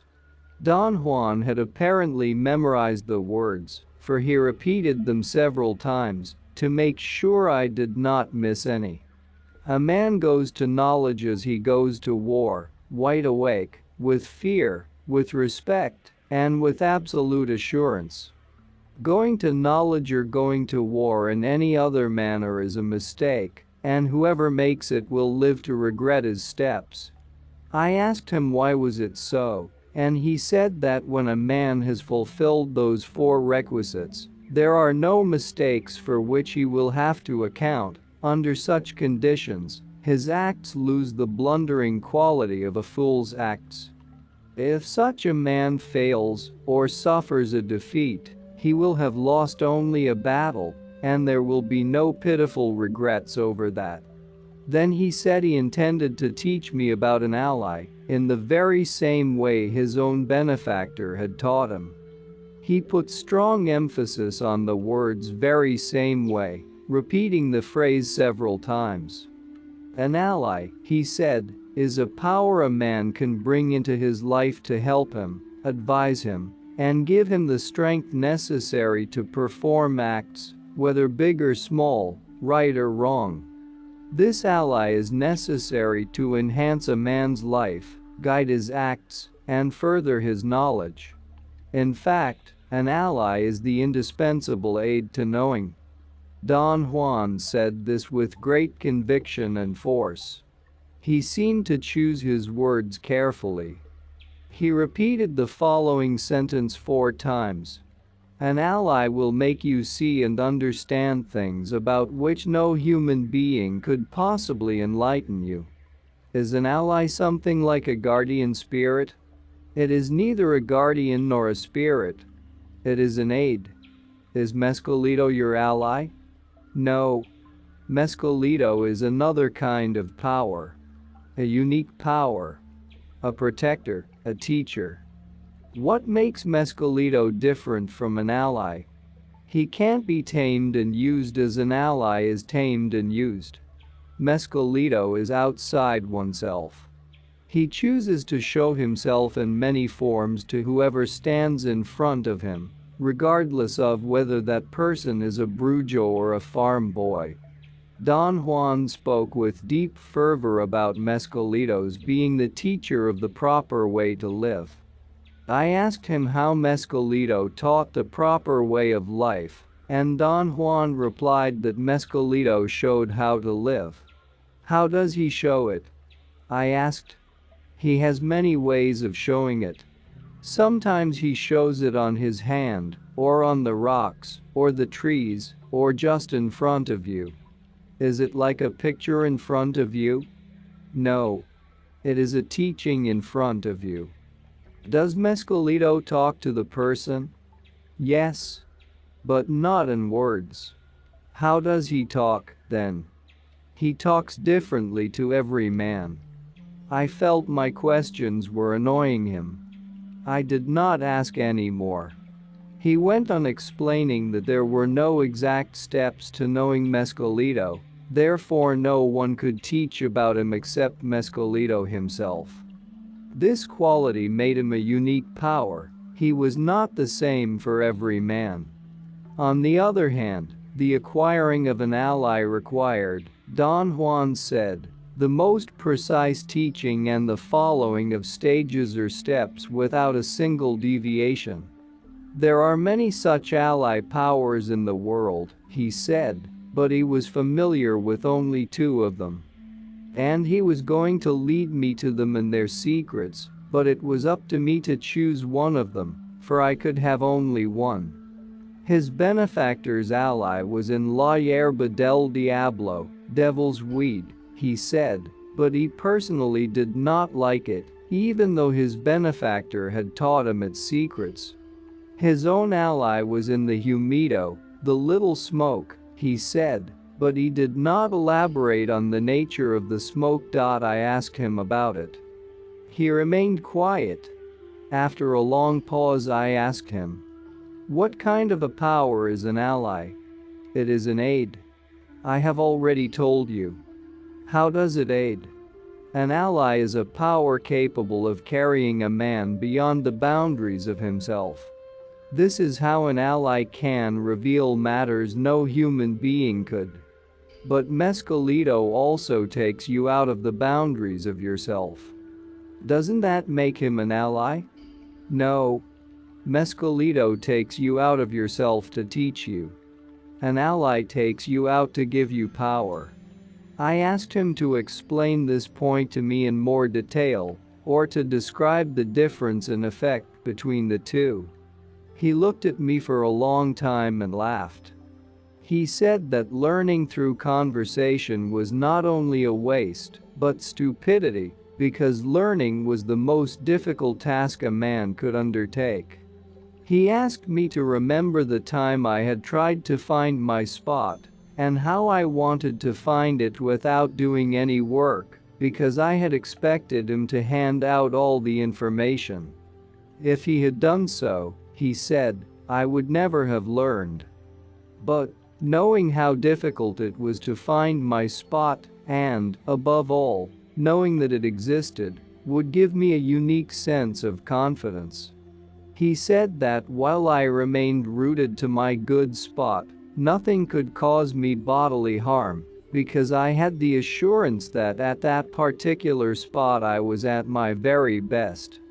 I had the power to shove off anything that might be harmful to me. If, however, he had told me where it was, I would never have had the confidence needed to claim it as true knowledge. Thus, knowledge was indeed power. Don Juan said then that every time a man sets himself to learn, he has to labor as hard as I did to find that spot, and the limits of his learning are determined by his own nature. Thus he saw no point in talking about knowledge.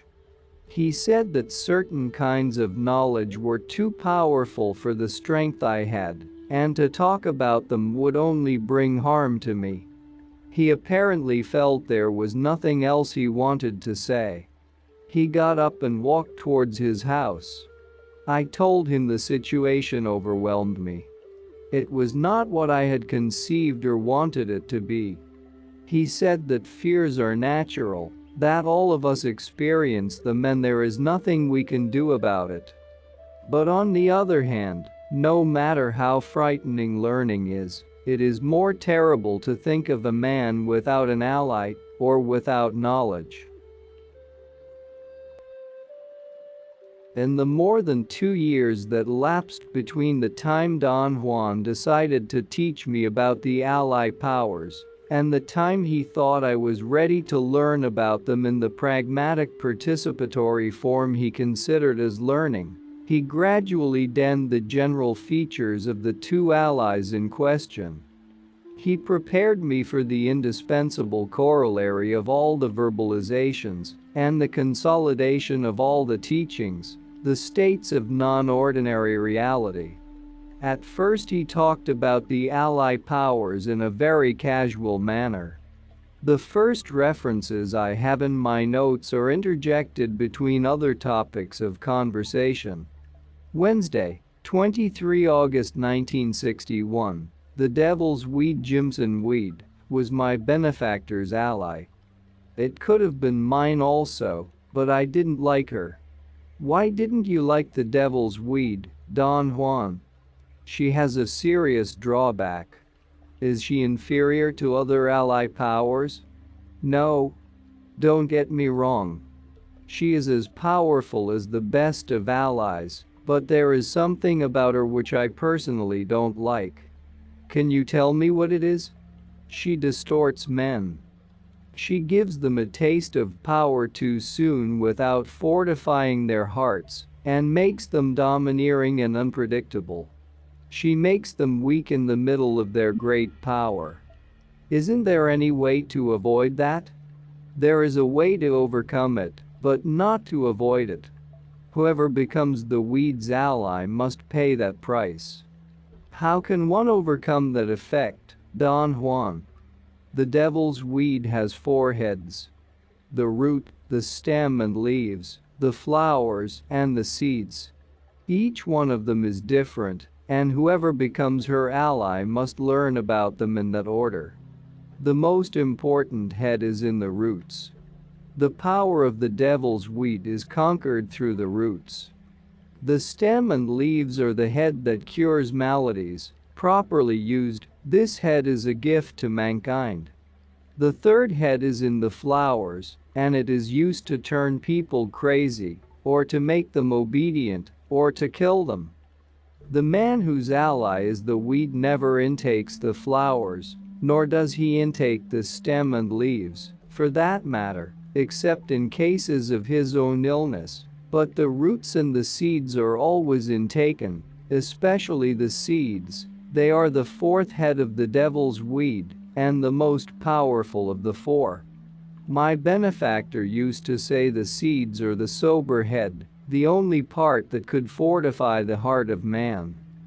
The devil's weed is hard with her protege, he used to say, because she aims to kill them fast, a thing she ordinarily accomplishes before they can arrive at the secrets of the sober head. There are, however, tales about men who have unraveled the secrets of the sober head. What a challenge for a man of knowledge. Did your benefactor unravel such secrets? No, he didn't. Have you met anyone who has done it? No. But they lived at a time when that knowledge was important. Do you know anyone who has met such men? No, I don't. Did your benefactor know anyone? He did. Why didn't he arrive at the secrets of the sober head? To tame the devil's weed into an ally is one of the most difficult tasks I know. She never became one with me, for example, perhaps because I was never fond of her. Can you still use her as an ally in spite of not being fond of her? I can, nevertheless, I prefer not to. Maybe it will be different for you. Why is it called the devil's weed? Don Juan made a gesture of indifference, shrugged his shoulders, and remained quiet for some time. Finally he said that devil's weed was her temporary name su nombre de leche. He also said there were other names for the devil's weed, but they were not to be used, because the calling of a name was a serious matter, especially if one was learning to tame an ally power. I asked him why the calling of a name was so serious a matter. He said names were reserved to be used only when one was calling for help, in moments of great stress and need, and he assured me that such moments happen sooner or later in the life of whoever seeks knowledge. Sunday, 3 September 1961. Today, during the afternoon, Don Juan collected 2 datura plants from the field. Quite unexpectedly he brought the subject of the devil's weed into our conversation, and then asked me to go with him to the hills and look for one. We drove to the nearby mountains. I got a shovel out of the trunk and walked into one of the canyons. We walked for quite a while, wading through the chaparral, which grew thick in the soft, sandy dirt. He stopped next to a small plant with dark green leaves and big, whitish, bell-shaped flowers. "This one," he said. Immediately he started to shovel. I tried to help him, but he refused with a strong shake of the head and went on to dig a circular hole around the plant. A hole shaped like a cone, deep toward the outer edge and sloping into a mound in the center of the circle. When he stopped digging, he knelt close to the stem and with his fingers cleared the soft dirt around it, uncovering about 4 inches of a big tuberous forked root whose width contrasted markedly with the width of the stem, which was frail in comparison. Don Juan looked at me and said the plant was a male because the root forked out from the exact point where it joined the stem. Then he stood up and started to walk away, looking for something. "What are you looking for, Don Juan?" "I want to find a stick." I began to look around, but he stopped me. "Not you. You sit over there." He pointed to some rocks 20 feet away. "I will find it." He came back after a while with a long, dry branch. Using it as a digging stick, he loosened the dirt carefully along the 2 diverging branches of the root.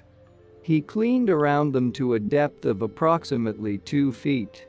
As he dug deeper, the dirt became so hard-packed that it was practically impossible to penetrate it with the stick.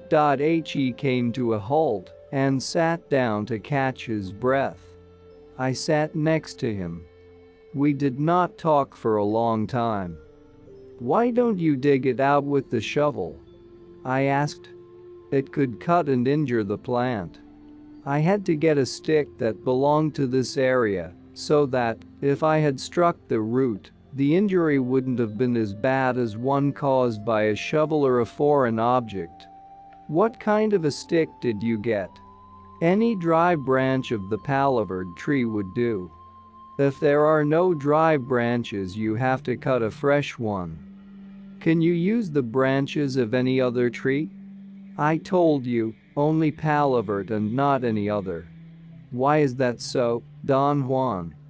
"Because the devil's weed has very few friends, and palavert is the only tree in this area which agrees with her, the only thing that grabs or hooks onto it, lo unico que prend. If you damage the root with a shovel, she will not grow for you when you replant her, but if you injure her with such a stick, chances are the plant will not even feel it." "What are you going to do with the root now?" "I'm going to cut it." "You must leave me. Go find another plant and wait until I call you." "Don't you want me to help you?" "You may help me only if I ask you." I walked away and started to look for another plant, in order to fight the strong desire to sneak around and watch him. After some time he joined me. "Let us look for the female now," he said. "How do you tell them apart?" "The female is taller and grows above the ground, so it really looks like a small tree. The male is large and spreads out near the ground and looks more like a thick bush. Once we dig the female out, you will see it has a single root going for quite a way before it becomes a fork. The male, on the other hand, has a forked root joined to the stem." We looked together through the field of daturas. Then, pointing to a plant, he said, "That's a female." And he proceeded to dig it out as he had done the other. As soon as he had cleared the root, I was able to see that the root conformed to his prediction. I left him again when he was about to cut it. When we got to his house, he opened the bundle in which he had put the datura plants. He took the larger one, the male, first and washed it in a big metal tray. Very carefully he scrubbed all the dirt from the root, stem, and leaves. After that meticulous cleaning, He severed the stem from the root by making a superficial incision around the width of their juncture with a short, serrated knife, and by cracking them apart. He took the stem and separated every part of it by making individual heaps with leaves, flowers, and the prickly seed pods. He threw away everything that was dry or had been spoiled by worms, and kept only those parts that were complete. He tied together the 2 branches of the root with 2 pieces of string, cracked them in half after making a superficial cut at the joint, and got 2 pieces of root of equal size. He then took a piece of rough burlap cloth and placed in it first the 2 pieces of root tied together. On top of them, he put the leaves in a neat bunch, then the flowers, the seed pods, and the stem. He folded the burlap and made a knot with the corners. He repeated exactly the same steps with the other plant, the female, except that when he got to the root, instead of cutting it, he left the fork intact, like an upside-down letter Y. Then he placed all the parts in another cloth bundle. When he finished, it was already dark. Wednesday, 6 September 1961. Today, late in the afternoon, we returned to the topic of the devil's weed. "I think we should start with that weed again," Don Juan said suddenly. After a polite silence, I asked him, "What are you going to do with the plants?" "The plants I dug out and cut are mine," he said. "It is as though they were myself. With them I'm going to teach you the way to tame the devil's weed." "How will you do that?" "The devil's weed is divided into parts. Each one of these portions is different, each has its unique purpose and service." He opened his left hand and measured on the floor from the tip of his thumb to the tip of his 4th finger. "This is my portion. You will measure yours with your own hand. Now, to establish dominion over the devil's weed, you must begin by taking the first portion of the root. But since I have brought you to her, you must take the first portion of the root of my plant. I have measured it for you, so it is really my portion that you must take at the beginning." He went inside the house and brought out one of the burlap bundles. He sat down and opened it. I noticed it was the male plant. I also noticed there was only 1 piece of root. He took the piece that was left from the original set of 2 and held it in front of my face. "This is your first portion," he said. "I give it to you. I have cut it myself for you. I have measured it as my own. Now I give it to you." For an instant, the thought that I would have to chew it like a carrot crossed my mind, but he placed it inside a small white cotton bag. He walked to the back of the house. He sat there on the floor with his legs crossed, and with a round mano began to mash the root inside the bag. He worked it over a flat slab which served as a mortar. From time to time he washed the 2 stones and kept the water in a small flat wooden dugout basin. As he pounded, he sang an unintelligible chant, very softly and monotonously. When he had mashed the root into a soft pulp inside the bag, he placed it in the wooden basin. He again placed the slab mortar and the pestle into the basin, filled it with water, and then carried it to a son of rectangular pig's trough set against a back fence. He said the root had to soak all night and had to be left outside the house so it would catch the night air, el sereno. "If tomorrow is a sunny, hot day, it will be an excellent omen," he said. Sunday, 10 September 1961. Thursday, 7 September was a very clear and hot day. Don Juan seemed very pleased with the good omen and repeated several times that the devil's weed had probably liked me. The root had soaked all night, and about 10 a.m. we walked to the back of the house. He took the basin out of the trough, placed it on the ground, and sat next to it. He took the bag and rubbed it on the bottom of the basin. He held it a few inches above the water and squeezed its contents, then dropped the bag into the water. He repeated the same sequence 3 more times, then discarded the bag, tossing it into the trough, and left the basin in the hot sun. We came back to it 2 hours later. He brought with him a medium-sized kettle with boiling, yellowish water. He tipped the basin very carefully and emptied the top water, preserving the thick silt that had accumulated on the bottom. He poured the boiling water on the silt and left the basin in the sun again.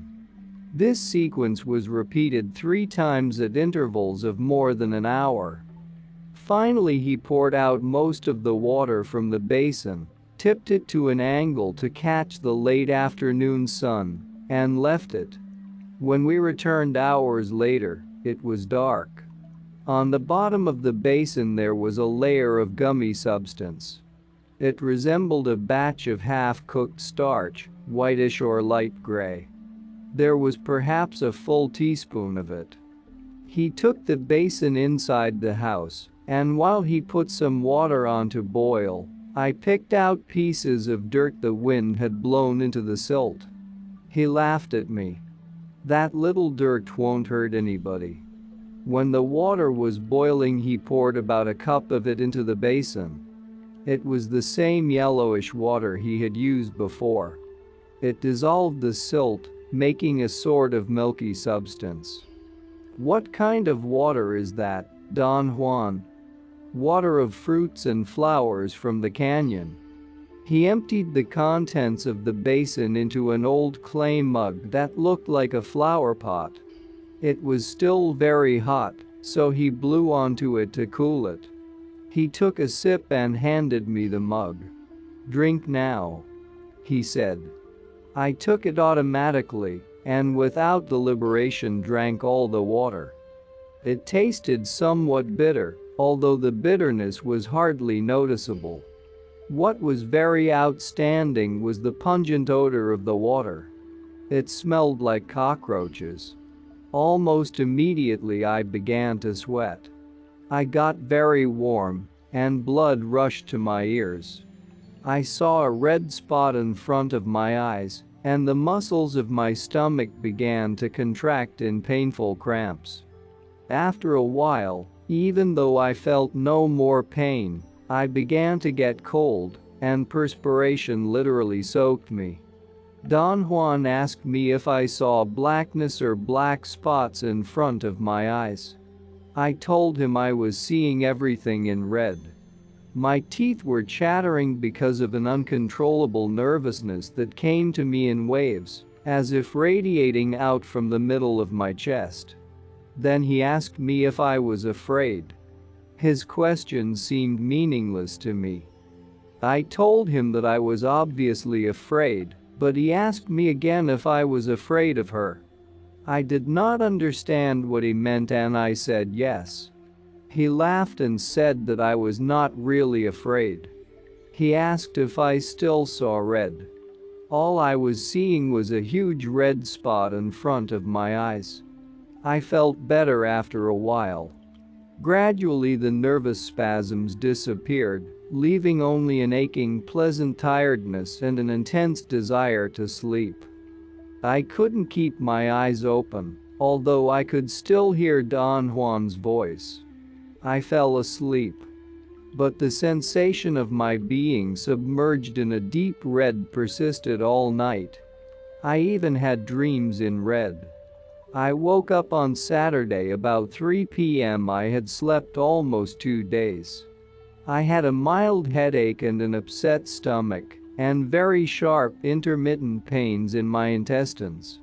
Except for that, everything else was like an ordinary waking. I found Don Juan sitting in front of his house dozing. He smiled at me. "Everything went fine the other night," he said.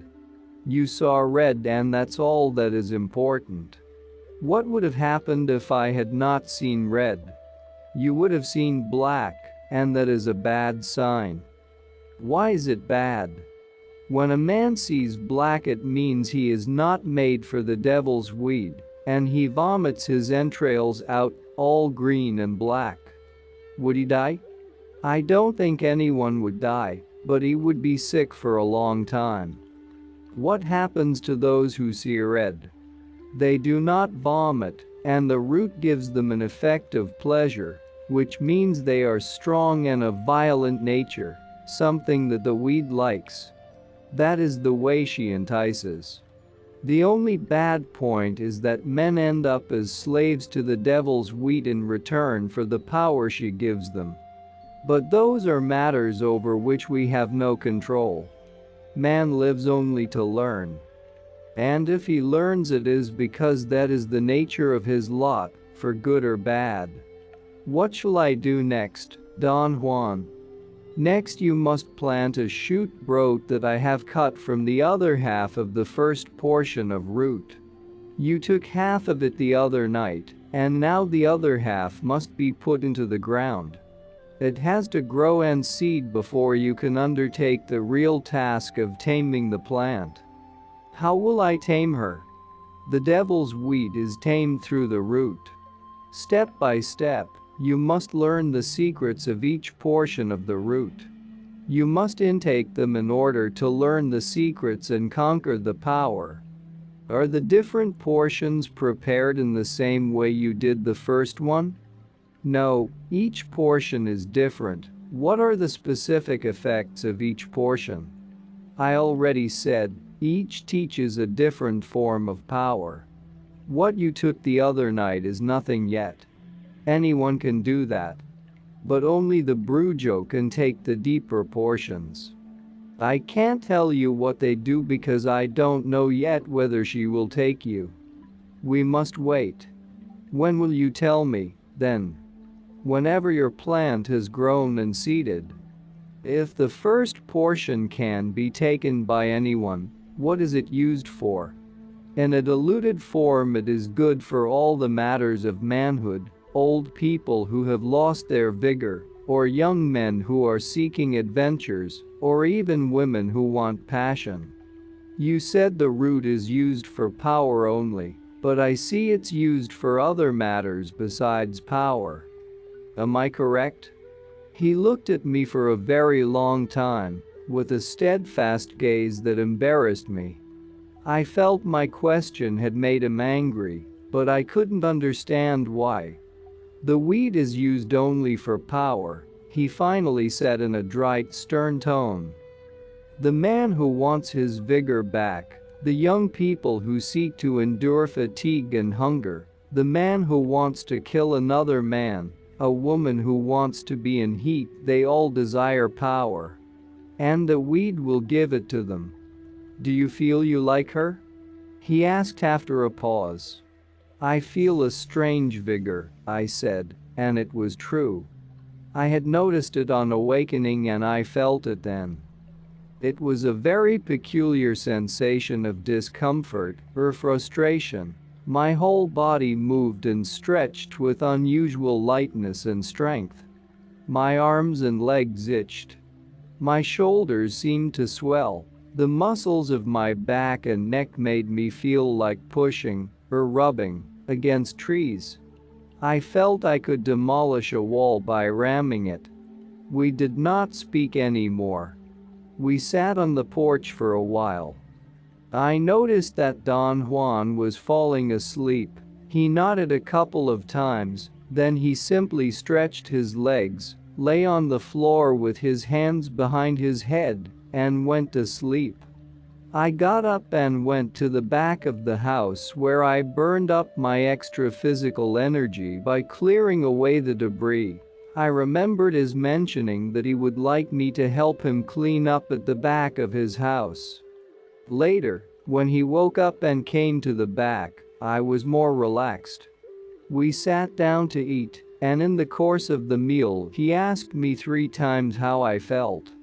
Since this was a rarity I finally asked, Why do you worry about how I feel, Don Juan? Do you expect me to have a bad reaction from drinking the juice? He laughed. I thought he was acting like a mischievous boy who has set up a prank and checks from time to time for the results. Still laughing, he said. You don't look sick. A while ago you even talked rough to me. I did not, Don Juan, I protested. I don't ever recall talking to you like that. I was very serious on that point because I did not remember that I had ever felt annoyed with him. You came out in her defense, he said. In whose defense? You were defending the devil's weed. You sounded like a lover already.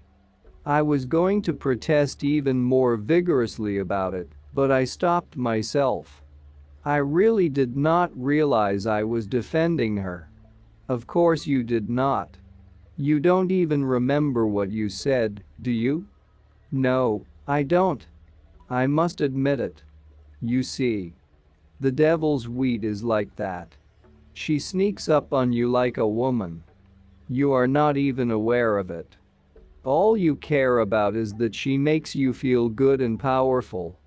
The muscles swelling with vigor, the fists itching, the soles of the feet burning to run somebody down. When a man knows her, he really becomes full of cravings.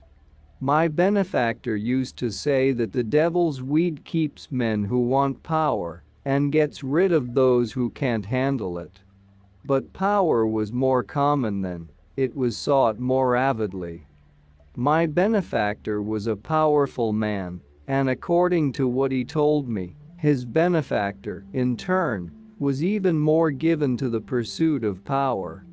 But in those days there was good reason to be powerful. Do you think there is no reason for power nowadays? Power is all right for you now. You are young. You are not an Indian. Perhaps the devil's weed would be in good hands. You seem to have liked it. It made you feel strong. I felt all that myself. And yet I didn't like it. Can you tell me why, Don Juan? I don't like its power.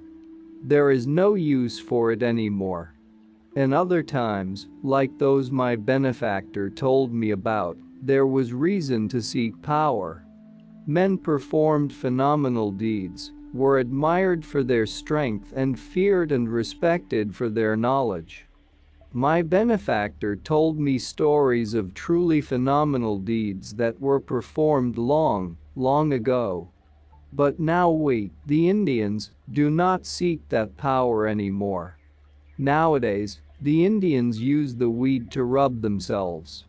They use the leaves and flowers for other matters, they even say it cures their boils. But they do not seek its power, a power that acts like a magnet, more potent and more dangerous to handle, as the root goes deeper into the ground. When one arrives to a depth of 4 yards and they say some people have, one finds the seat of permanent power, power without end. Very few humans have done this in the past, and nobody has done it today. I'm telling you, the power of the devil's weed is no longer needed by us, the Indians. Little by little, I think we have lost interest, and now power does not matter anymore. I myself do not seek it, and yet at one time, when I was your age, I too felt it swelling inside me. I felt the way you did today, only 500 times more strongly. I killed a man with a single blow of my arm. I could toss boulders, huge boulders, not even 20 men could budge. Once I jumped so high I chopped the top leaves off the highest trees. But it was all for nothing. All I did was frighten the Indians, only the Indians.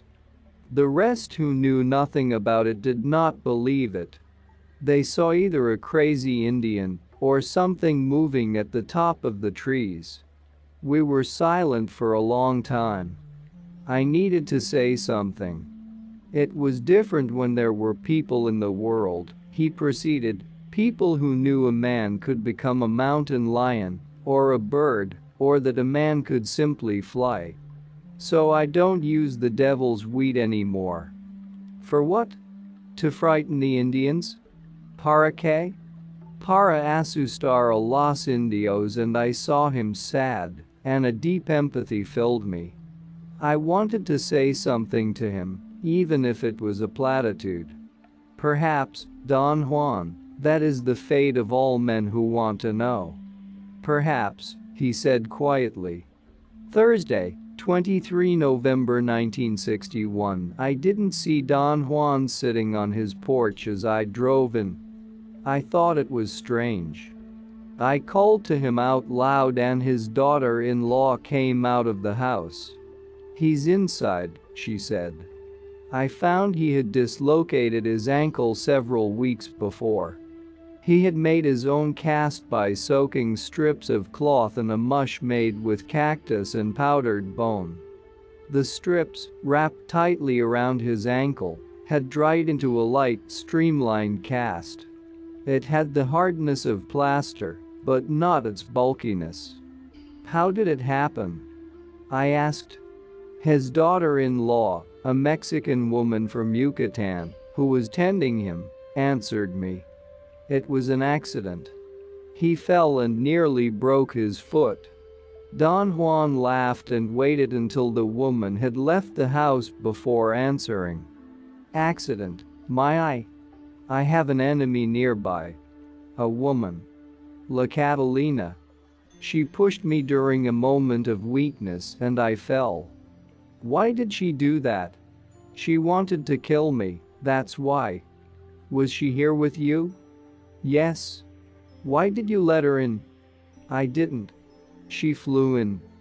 I beg your pardon. She is a blackbird chainmate. And so effective at that. I was caught by surprise. She has been trying to finish me off for a long while. This time she got real close. Did you say she is a blackbird? I mean, is she a bird? There you go again with your questions. She is a blackbird. The same way I'm a crow. Am I a man or a bird? I'm a man who knows how to become a bird. But going back to La Catalina, she is a fiendish witch. Her intent to kill me is so strong that I can hardly fight her off. The blackbird came all the way into my house and I couldn't stop it. Can you become a bird, Don Juan? Yes. But that's something we'll take up later. Why does she want to kill you? Oh, there's an old problem between us. It got out of hand, and now it looks as if I will have to finish her off before she finishes me. Are you going to use witchcraft? I asked with great expectations. Don't be silly. No witchcraft would ever work on her. I have other plans. I'll tell you about them someday. Can your ally protect you from her? No. The little smoke only tells me what to do. Then I must protect myself. How about Mescalito? Can he protect you from her? No. Mescalito is a teacher, not a power to be used for personal reasons.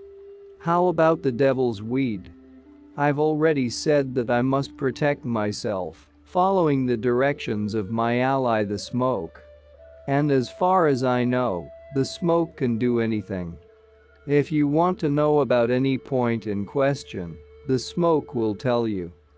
And it will give you not only knowledge, but also the means to proceed. It's the most marvelous ally a man could have. Is the smoke the best possible ally for everybody? It's not the same for everybody. Many fear it and won't touch it, or even get close to it. The smoke is like everything else, it wasn't made for all of us. What kind of smoke is it, Don Juan? The smoke of diviners. There was a noticeable reverence in his voice, a mood I had never detected before. I will begin by telling you exactly what my benefactor said to me when he began to teach me about it. Although at that time, like yourself now, I couldn't possibly have understood. The devil's weed is for those who bid for power. The smoke is for those who want to watch and see. And in my opinion, the smoke is peerless. Once a man enters into its field, every other power is at his command. It's magnificent. Of course, it takes a lifetime. It takes years alone to become acquainted with its two vital parts: the pipe and the smoke mixture. The pipe was given to me by my benefactor, and after so many years of fondling it, it has become mine. It has grown into my hands. To turn it over to your hands, for instance, will be a real task for me, and a great accomplishment for you if we succeed. The pipe will feel the strain of being handled by someone else, and if one of us makes a mistake, there won't be any way to prevent the pipe from bursting open by its own force, or escaping from our hands to shatter, even if it falls on a pile of straw. If that ever happens, it would mean the end of us both. Particularly of me. The smoke would turn against me in unbelievable ways. How could it turn against you if it's your ally? My question seemed to have altered his flow of thoughts. He didn't speak for a long time. The difficulty of the ingredients, he proceeded suddenly, makes the smoke mixture one of the most dangerous substances I know. No one can prepare it without being coached. It is deadly poisonous to anyone except the smoke's protege. Pipe and mixture ought to be treated with intimate care.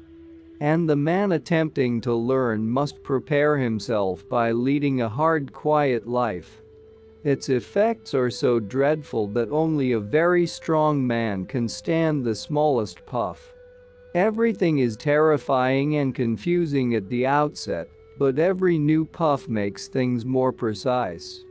And suddenly the world opens up anew. Unimaginable. When this happens, the smoke has become one's ally and will resolve any question by allowing one to enter into inconceivable worlds. This is the smoke's greatest property, its greatest gift. And it performs its function without hurting in the least. I call the smoke a true ally. As usual, we were sitting in front of his house, where the dirt floor is always clean and packed hard.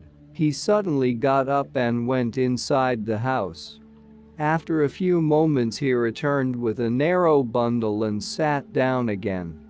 "This is my pipe," he said.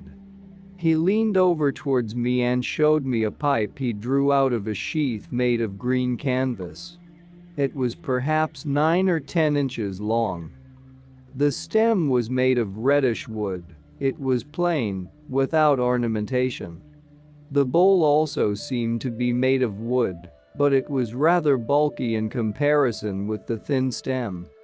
It had a sleek finish and was dark gray, almost charcoal. He held the pipe in front of my face.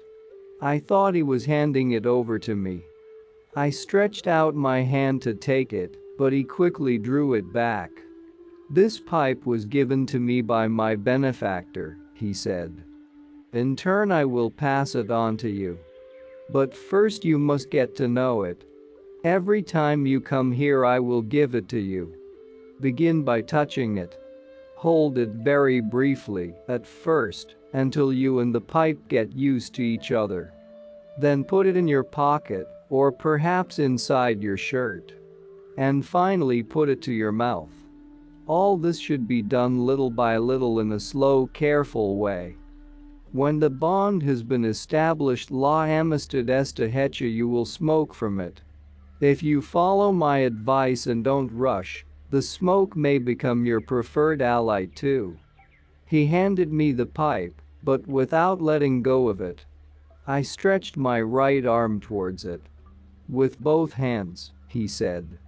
I touched the pipe with both hands for a very brief moment.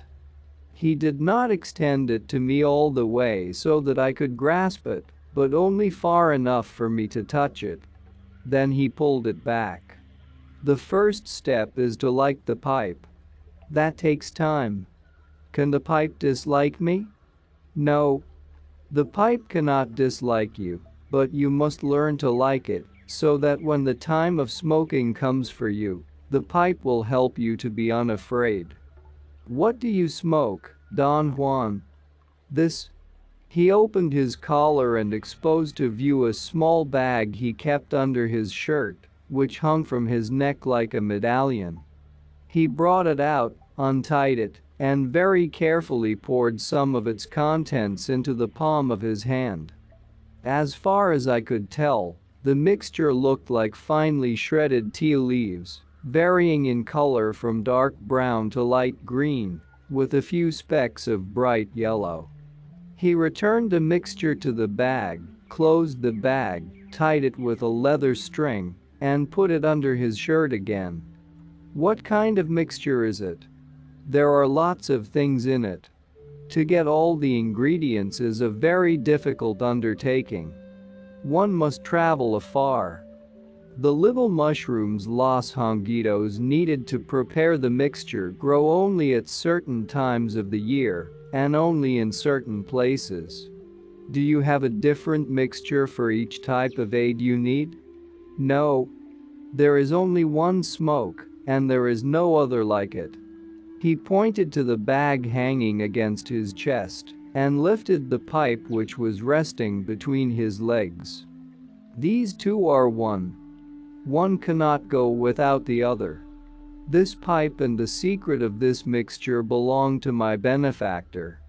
They were handed down to him in the same way my benefactor gave them to me. The mixture, although difficult to prepare, is replenishable. Its secret lies in its ingredients and in the way they are treated and mixed. The pipe, on the other hand, is a lifetime affair. It must be looked after with infinite care. It is hardy and strong, but it should never be struck or knocked about. It should be handled with dry hands, never when the hands are sweaty, and should be used only when one is alone. And no one, absolutely no one, should ever see it, unless you mean to give it to somebody. That is what my benefactor taught me, and that is the way I have dealt with the pipe all my life. What would happen if you should lose or break the pipe? He shook his head, very slowly, and looked at me. I would die. Are all the sorcerers' pipes like yours? Not all of them have pipes like mine. But I know some men who do. Can you yourself make a pipe like this one, Don Juan? I insisted. Suppose you did not have it, how could you give me one if you wanted to do so? If I didn't have the pipe, I could not, nor would I, want to give one. I would give you something else instead. He seemed to be somehow cross at me. He placed his pipe very carefully inside the sheath, which must have been lined with a soft material, because the pipe, which fitted tightly, slid in very smoothly. He went inside the house to put his pipe away. Are you angry at me, Don Juan? I asked when he returned. He seemed surprised at my question. No. I'm never angry at anybody. No human being can do anything important enough for that. You get angry at people when you feel that their acts are important. I don't feel that way any longer. Tuesday, 26 December 1961, the specific time to replant the shoot, as Don Juan called the root, was not set, although it was supposed to be the next step in taming the plant power. I arrived at Don Juan's house on Saturday, 23 December, early in the afternoon. We sat in silence for some time, as usual. The day was warm and cloudy. It had been months since he had given me the first portion. "It is time to return the weed to the earth," he said suddenly. "But first I am going to fix a protection for you. You will keep it and guard it, and it is for you alone to see. Since I am going to fix it, I will also see it. That is not good, because, as I told you, I am not fond of the devil's weed. We are not one. But my memory will not live long, I am too old. You must keep it from the eyes of others, however, for so long as their memory of having seen it lasts, the power of the protection is harmed." He went into his room and pulled 3 burlap bundles out from under an old straw mat. He came back to the porch and sat down. After a long silence, he opened one bundle. It was the female datura he had collected with me, all the leaves, flowers, and seed pods that he had stacked up before were dry. He took the long piece of root shaped like the letter Y and tied the bundle again. The root had dried and shriveled, and the bars of the fork had become more widely separated and more contorted. He put the root on his lap, opened his leather pouch, and pulled out his knife. He held the dry root in front of me. "This part is for the head," he said, and made the first incision on the tail of the Y, which in an upside-down position resembled the shape of a man with his legs spread out. "This is for the heart," he said, and cut close to the joint of the Y next. He chopped the tips of the root, leaving about 3 inches of wood on each bar of the Y. Then, slowly and patiently, he carved the shape of a man. The root was dry and fibrous. In order to carve it, Don Juan made 2 incisions and peeled the fibers between them to the depth of the cuts. Nevertheless, when he came to details, he chiseled the wood, as when he shaped the arms and the hands. The final product was a wiry figurine of a man, arms folded over the chest and hands in a clasping position. Don Juan got up and walked to a blue agave growing in front of the house, next to the porch. He took the hard thorn of one of the center, pulpy leaves, bent it, and rotated it 3 or 4 times. The circular motion almost detached it from the leaf. It hung loose. He bit on it, or rather, he held it between his teeth and yanked it out. The thorn came out from the pulp, bringing with it a white tail, 2 feet long. Still holding the thorn between his teeth, Don Juan twisted the fibers together between the palms of his hands and made a string, which he wrapped around the figurine's legs to bring them together. He encircled the lower part of the body until the string was all used up. Then very skillfully he worked the thorn like an awl inside the front part of the body under the folded arms, until the sharp tip emerged as though popping out of the figurine's hands. He used his teeth again and, by pulling gently, brought the thorn nearly all the way out. It looked like a long spear protruding from the figure's chest. Without looking at the figure anymore, Don Juan placed it inside his leather pouch. He seemed exhausted from the effort. He lay down on the floor and fell asleep. It was already dark when he woke up.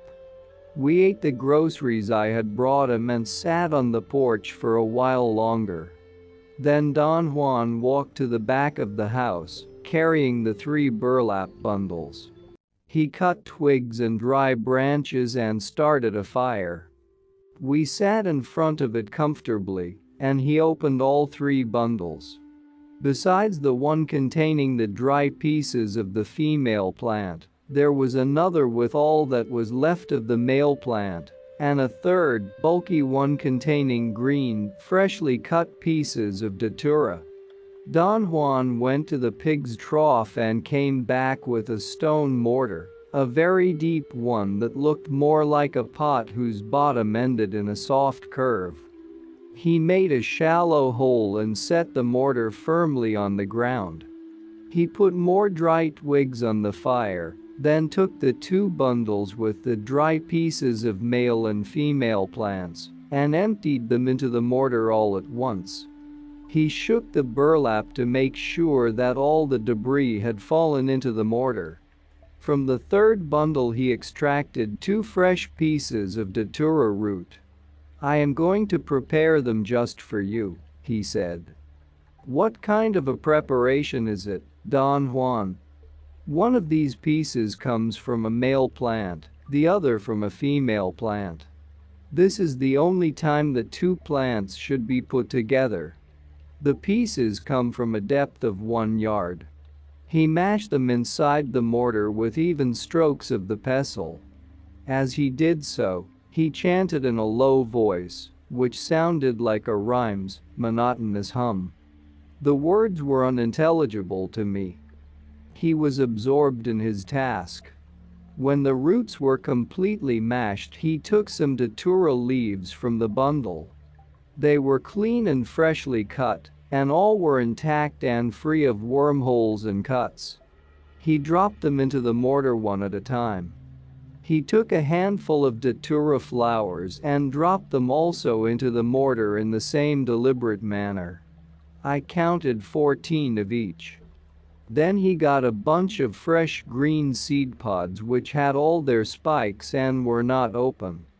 I could not count them because he dropped them into the mortar all at once, but I assumed that there were also 14 of them. He added 3 stems of datura without any leaves. They were dark red and clean, and seemed to have belonged to large plants, judging by their multiple ramifications. After all these items had been put into the mortar, he mashed them to a pulp with the same even strokes. At a certain moment he tipped the mortar over, and with his hand scooped the mixture into an old pot. He stretched out his hand to me, and I thought he wanted me to dry it. Instead, he took my left hand and with a very fast motion, separated the middle and 4th fingers as far as he could. Then, with the point of his knife, he stabbed me right in between the 2 fingers and ripped downwards on the skin of the 4th finger. He acted with so much skill and speed that when I jerked my hand away it was deeply cut, and the blood was flowing abundantly. He grabbed my hand again, placed it over the pot, and squeezed it to force more blood out. My arm got numb. I was in a state of shock, strangely cold and rigid, with an oppressive sensation in my chest and ears. I felt I was sliding down on my seat. I was fainting. He let go my hand and stirred the contents of the pot. When I recovered from the shock, I was really angry with him. It took me quite some time to regain my composure. He set up 3 stones around the fire and placed the pot on top of them. To all the ingredients he added something that I took to be a big chunk of carpenter's glue and a pot of water, and let all that boil. Datura plants have, by themselves, a very peculiar odor. Combined with the carpenter's glue, which gave off a strong odor when the mixture began to boil, they created so pungent a vapor that I had to fight not to vomit. The mix boiled for a long time as we sat there motionless in front of it. At times, when the wind blew the vapor in my direction, the stench enveloped me, and I held my breath in an effort to avoid it. Don Juan opened his leather pouch and took the figurine out. He handed it to me carefully and told me to place it inside the pot without burning my hands. I let it slip gently into the boiling mush. He got out his knife, and for a second I thought he was going to slash me again. Instead, he pushed the figurine with the tip of the knife and sank it. He watched the mush boil for a while longer, and then began to clean the mortar. I helped him. When we had finished, he set the mortar and pestle against a fence. We went inside the house, and the pot was left on the stones all night.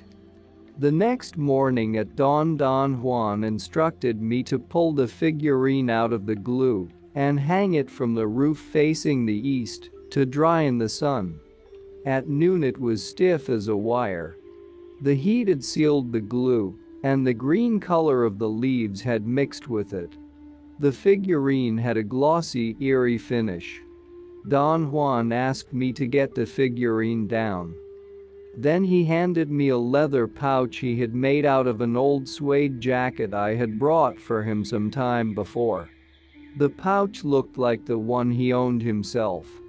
The only difference was that his was made of soft, brown leather. "Put your image inside the pouch and close it," he said. He did not look at me and deliberately kept his head turned away. Once I had the figurine inside the pouch, he gave me a carrying net and told me to put the clay pot inside the net. He walked to my car, took the net from my hands, and fastened it onto the open lid of the glove compartment. "Come with me," he said. I followed him. He walked around the house, making a complete clockwise circle. He stopped at the porch and circled the house again, this time going counterclockwise and again returning to the porch. He stood motionless for some time and then sat down. I was conditioned to believe that everything he did had some meaning. I was wondering about the significance of circling the house when he said, "Hey, I have forgotten where I put it." I asked him what he was looking for. He said he had forgotten where he had placed the shoot I was to replant. We walked around the house once more before he remembered where it was. He showed me a small glass jar on a piece of board nailed to the wall below the roof. The jar contained the other half of the first portion of the datura root. The shoot had an incipient growth of leaves at its top end. The jar contained a small amount of water, but no soil. "Why doesn't it have any soil?" I asked. "All soils are not the same, and the devil's weed must know only the soil on which she will live and grow. And now it is time to return her to the ground before the worms damage her. Can we plant her here near the house?" I asked. No, not around here. She must be returned to a place of your liking." "But where can I find a place of my liking?" "I don't know that. You can replant her wherever you want. But she must be cared for and looked after, because she must live so that you will have the power you need. If she dies, it means that she does not want you, and you must not disturb her further. It means you won't have power over her. Therefore, you must care for her and look after her so that she will grow. You must not pamper her, though." "Why not?" "Because if it is not her will to grow, it is of no use to entice her. But, on the other hand, you must prove that you care. Keep the worms away and give her water when you visit her. This must be done regularly until she seeds. After the first seeds bud out, we will be sure that she wants you." "But, Don Juan, it is not possible for me to look after the root the way you wish. If you want her power, you must do it. There is no other way. Can you take care of her for me when I am not here, Don Juan?" "No. Not I. I can't do that. Each one must nourish his own shoot. I had my own. Now you must have yours. And not until she has seeded, as I told you, can you consider yourself ready for learning. Where do you think I should replant her? That is for you alone to decide. And nobody must know the place, not even I. That is the way the replanting must be done. Nobody, but nobody, can know where your plant is. If a stranger follows you or sees you, take the shoot and run away to another place. He could cause you unimaginable harm through manipulating the shoot. He could cripple or kill you. That's why not even I must know where your plant is." He handed me the little jar with the shoot. "Take it now." I took it. Then he almost dragged me to my car. "Now you must leave. Go and pick the spot where you will replant the shoot. Dig a deep hole, in soft dirt, next to a watery place. Remember, she must be near water in order to grow. Dig the hole with your hands only, even if they bleed. Place the shoot in the center of the hole and make a mound pylon around it. Then soak it with water. When the water sinks, fill the hole with soft dirt. Next, pick a spot 2 paces away from the shoot, in that direction pointing to the southeast. Dig another deep hole there, also with your hands, and dump into it what is in the pot. Then smash the pot and bury it deep in another place, far from the spot where your shoot is. When you have buried the pot, go back to your shoot and water it once more. Then take out your image, hold it between the fingers where the flesh wound is, and, standing on the spot where you have buried the glue, touch the shoot lightly with the sharp needle. Circle the shoot 4 times, stopping each time in the same spot to touch it. Do I have to follow a specific direction when I go around the root? Any direction will do. But you must always remember in what direction you buried the glue, and what direction you took when you circled the shoot. Touch the shoot lightly with the point every time except the last, when you must thrust it deep. But do it carefully. Kneel for a more steady hand because you must not break the point inside the shoot. If you break it, you are finished. The root will be of no use to you. Do I have to say any words while I go around the shoot? No, I will do that for you. Saturday, 27 January 1962. As soon as I got to his house this morning, Don Juan told me he was going to show me how to prepare the smoke mixture. We walked to the hills and went quite a way into one of the canyons. He stopped next to a tall, slender bush whose color contrasted markedly with that of the surrounding vegetation. The chaparral around the bush was yellowish, but the bush was bright green. "From this little tree you must take the leaves and the flowers," he said. "The right time to pick them is All Souls Day el Dia de los Animas." He took out his knife and chopped off the end of a thin branch. He chose another similar branch and also chopped off its tip. He repeated this operation until he had a handful of branch tips. Then he sat down on the ground. "Look here," he said. "I have cut all the branches above the fork made by 2 or more leaves in the stem. Do you see? They are all the same. I have used only the tip of each branch, where the leaves are fresh and tender. Now we must look for a shaded place." We walked until he seemed to have found what he was looking for. He took a long string from his pocket and tied it to the trunk and the lower branches of 2 bushes, making a kind of clothesline on which he hung the branch tips upside down. He arranged them along the string in a neat fashion. Hooked by the fork between the leaves and the stem, they resembled a long row of green horsemen. "One must see that the leaves dry in the shade," he said. "The place must be secluded and difficult to get to. That way the leaves are protected. They must be left to dry in a place where it would be almost impossible to find them. After they have dried, they must be put in a bundle and sealed." He picked up the leaves from the string and threw them into the nearby shrubs. Apparently he had intended only to show me the procedure. We continued walking, and he picked 3 different flowers, saying they were part of the ingredients and were supposed to be gathered at the same time. But the flowers had to be put in separate clay pots and dried in darkness. A lid had to be placed on each pot, so the flowers would turn moldy inside the container. He said the function of the leaves and the flowers was to sweeten the smoke mixture.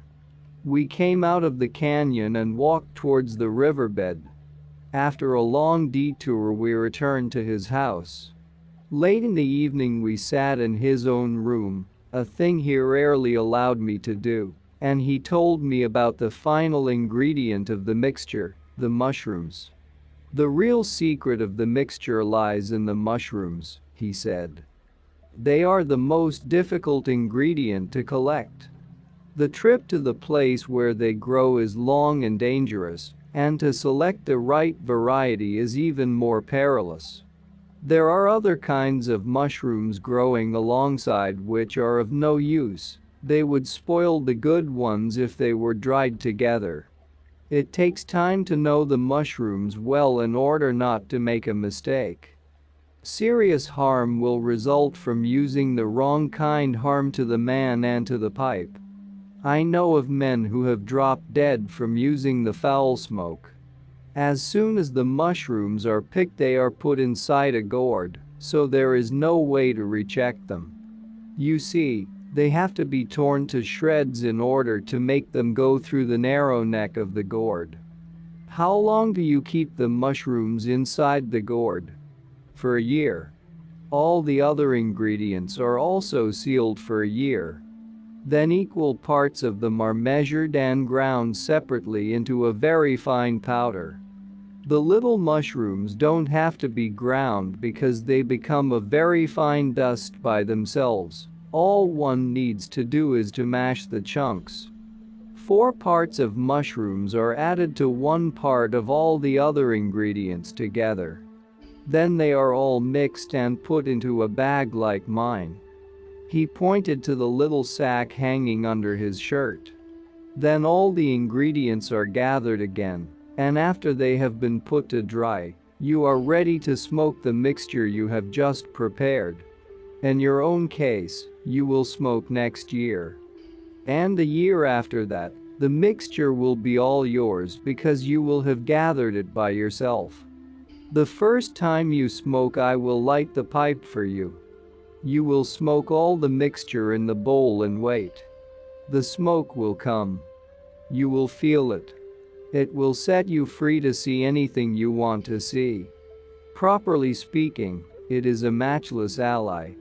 But whoever seeks it must have an intent and a will beyond reproach.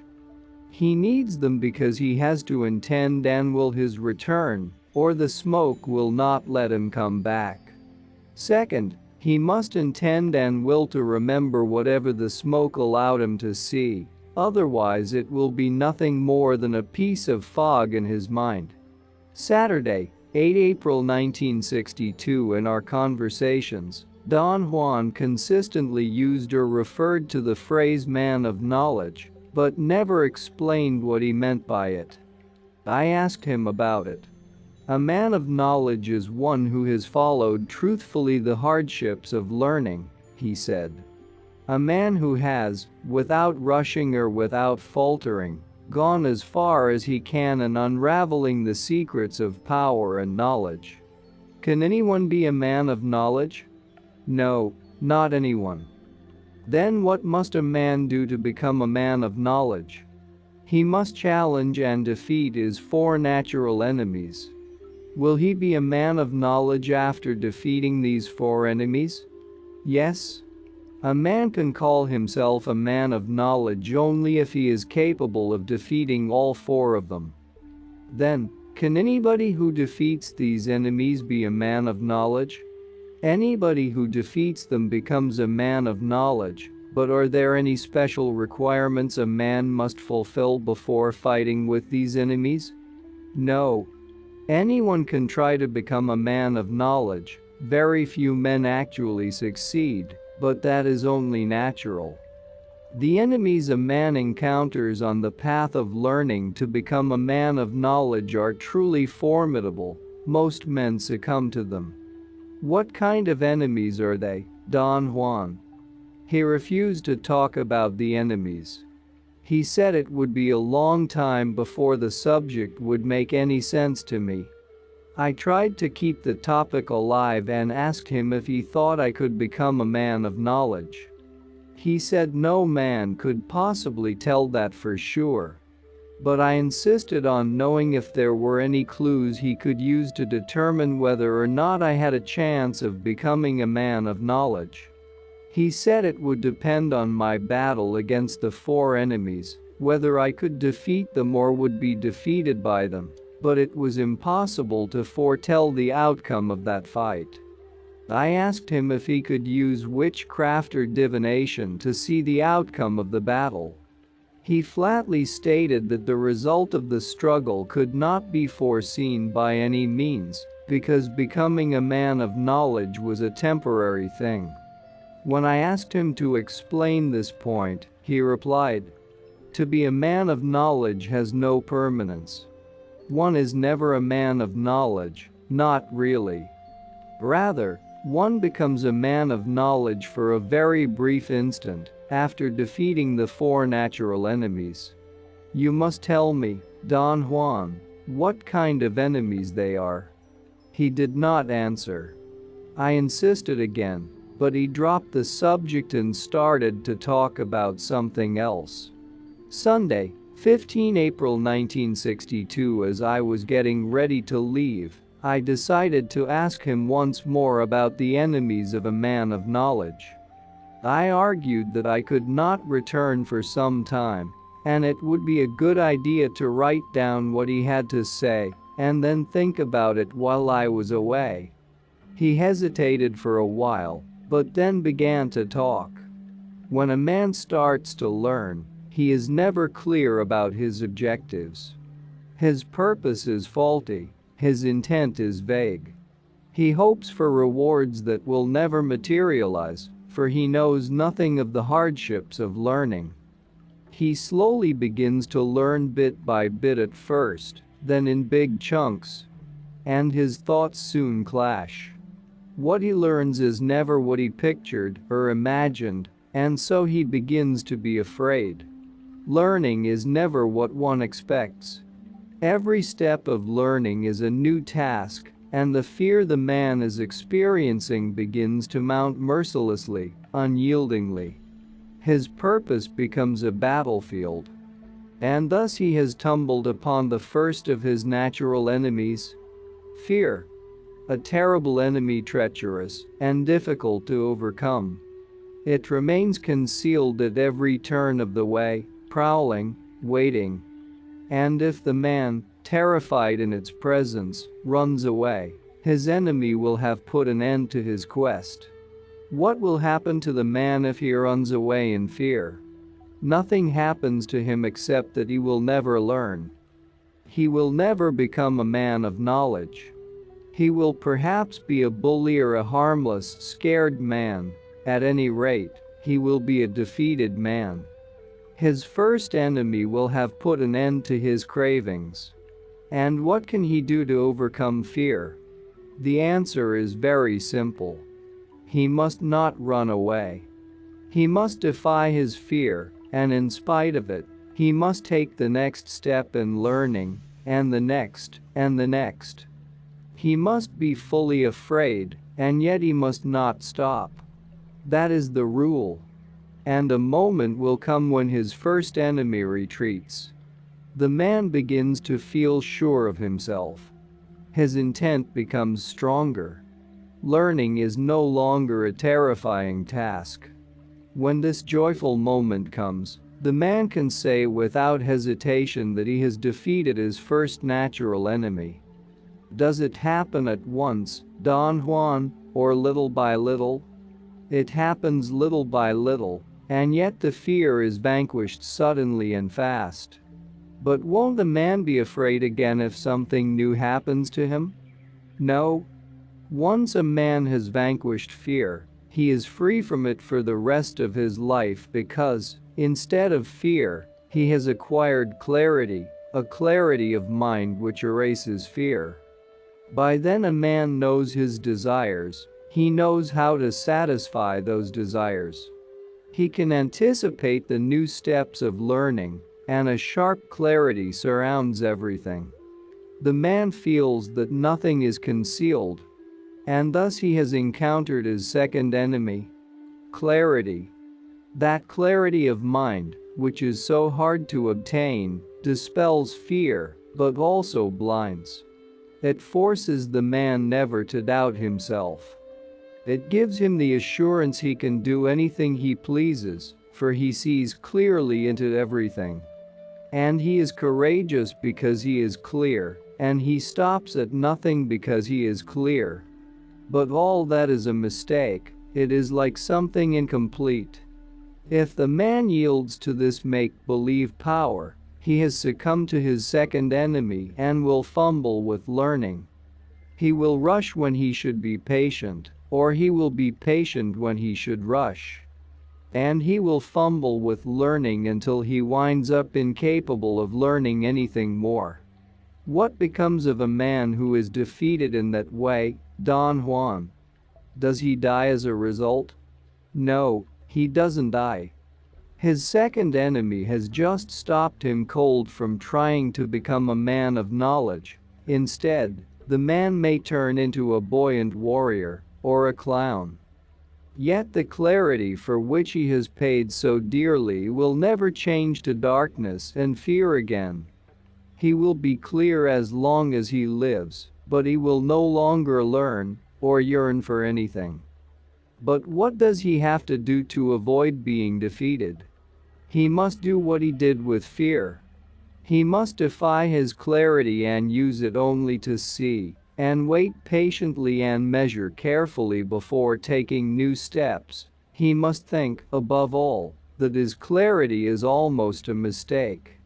And a moment will come when he will understand that his clarity was only a point before his eyes. And thus he will have overcome his second enemy, and will arrive at a position where nothing can harm him anymore. This will not be a mistake.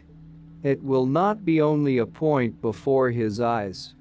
It will be true power. He will know at this point that the power he has been pursuing for so long is finally his. He can do with it whatever he pleases.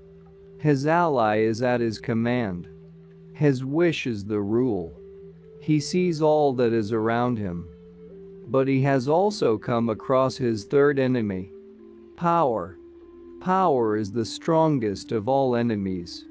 And naturally the easiest thing to do is to give in. After all, the man is truly invincible.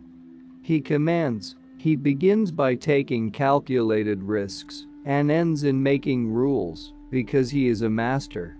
A man at this stage hardly notices his third enemy closing in on him. And suddenly, without knowing, he will certainly have lost the battle. His enemy will have turned him into a cruel, capricious man. Will he lose his power? No, he will never lose his clarity or his power. What then will distinguish him from a man of knowledge? A man who is defeated by power dies without really knowing how to handle it. Power is only a burden upon his fate. Such a man has no command over himself, and cannot tell when or how to use his power.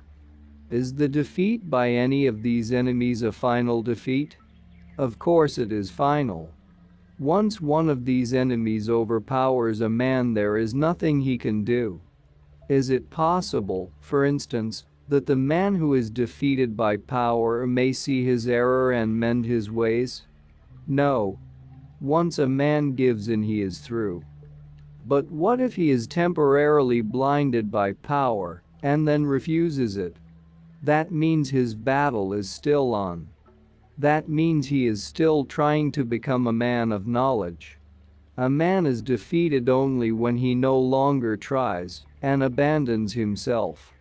But then, Don Juan, it is possible that a man may abandon himself to fear for years, but finally conquer it. No, that is not true. If he gives in to fear, he will never conquer it, because he will shy away from learning and never try again.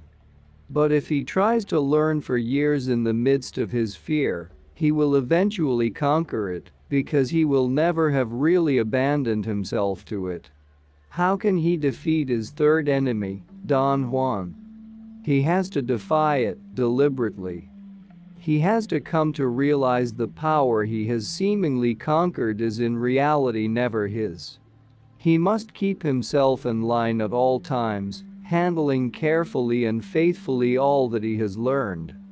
If he can see that clarity and power, without his control over himself, are worse than mistakes, he will reach a point where everything is held in check. He will know then when and how to use his power. And thus he will have defeated his third enemy. The man will be, by then, at the end of his journey of learning, and almost without warning he will come upon the last of his enemies: old age. This enemy is the cruelest of all, the one he won't be able to defeat completely, but only fight away. This is the time when a man has no more fears, no more impatient clarity of mind, a time when all his power is in check, but also the time when he has an unyielding desire to rest. If he gives in totally to his desire to lie down and forget, if he soothes himself in tiredness, he will have lost his last round, and his enemy will cut him down into a feeble old creature. His desire to retreat will overrule all his clarity, his power, and his knowledge. But if the man sloughs off his tiredness and lives his fate through, he can then be called a man of knowledge, if only for the brief moment when he succeeds in fighting off his last invincible enemy. That moment of clarity, power, and knowledge is enough. Don Juan seldom spoke openly about Mescalito. Every time I questioned him on the subject he refused to talk, but he always said enough to create an impression of Mescalito, an impression that was always anthropomorphic. Mescalito was a male, not only because of the mandatory grammatical rule that gives the word a masculine gender, but also because of his constant qualities of being a protector and a teacher. Don Juan reaffirmed these characteristics in various forms every time we talked. Sunday, 24 December 1961. The devil's weed has never protected anyone. She serves only to give power. Mescalito, on the other hand, is gentle, like a baby. But you said Mescalito is terrifying at times. Of course he is terrifying, but once you get to know him, he is gentle and kind. How does he show his kindness? He is a protector and a teacher. How does he protect? You can keep him with you at all times, and he will see that nothing bad happens to you. How can you keep him with you at all times? In a little bag, fastened under your arm or around your neck with a string. Do you have him with you? No, because I have an ally. But other people do. What does he teach? He teaches you to live properly. How does he teach? He shows things and tells what is what in Zeno las cosas y dice loc son. How? You will have to see for yourself. Tuesday, 30 January 1962. What do you see when Mescalito takes you with him, Don Juan? Such things are not for ordinary conversation. I can't tell you that. Would something bad happen to you if you told? Mescalito is a protector, a kind, gentle protector, but that does not mean you can make fun of him. Because he is a kind protector, he can also be horror itself with those he does not like. I do not intend to make fun of him. I just want to know what he makes other people do or see. I described to you all that Mescalito made me see, Don Juan. With you it is different, perhaps because you don't know his ways. You have to be taught his ways as a child is taught how to walk. How long do I still have to be taught? until he himself begins to make sense to you. And then you will understand by yourself. You won't have to tell me anything anymore. Can you just tell me where Mescalito takes you? I can't talk about it. All I want to know is if there is another world to which he takes people. There is. Is it heaven? The Spanish word for heaven is cielo, but that also means sky. He takes you through the sky cielo. I mean, is it heaven cielo where God is? You are being stupid now. I don't know where God is. Is Mescalito God the only God? Or is he one of the gods? He is just a protector and a teacher. He is a power. Is he a power within ourselves? No. Mescalito has nothing to do with ourselves. He is outside us. Then everyone who takes Mescalito must see him in the same form. No, not at all. He is not the same for everybody. Thursday, 12 April 1962. Why don't you tell me more about Mescalito, Don Juan? There is nothing to tell. There must be thousands of things I should know before I encounter him again. No. Perhaps for you there is nothing you have to know. As I have already told you, he is not the same for everyone. I know, but still I'd like to know how others feel about him. The opinion of those who care to talk about him is not worth much. You will see. You will probably talk about him up to a certain point, and from then on you will never discuss him. Can you tell me about your own first experiences? What for? Then I'll know how to behave with Mescalito. You already know more than I do. You actually played with him. Someday you will see how kind the protector was with you. That first time I am sure he told you many things, but you were deaf and blind. Saturday, 14 April 1962. Does Mescalito take any form when he shows himself? Yes, any form. Then, which are the most common forms you know? There are no common forms. Do you mean, Don Juan, that he appears in any form, even to men who know him well? No. He appears in any form to those who know him only a little, but to those who know him well, he is always constant. How is he constant? He appears to them sometimes as a man, like us, or as a light. Does Mescalito ever change his permanent form with those who know him well? Not to my knowledge.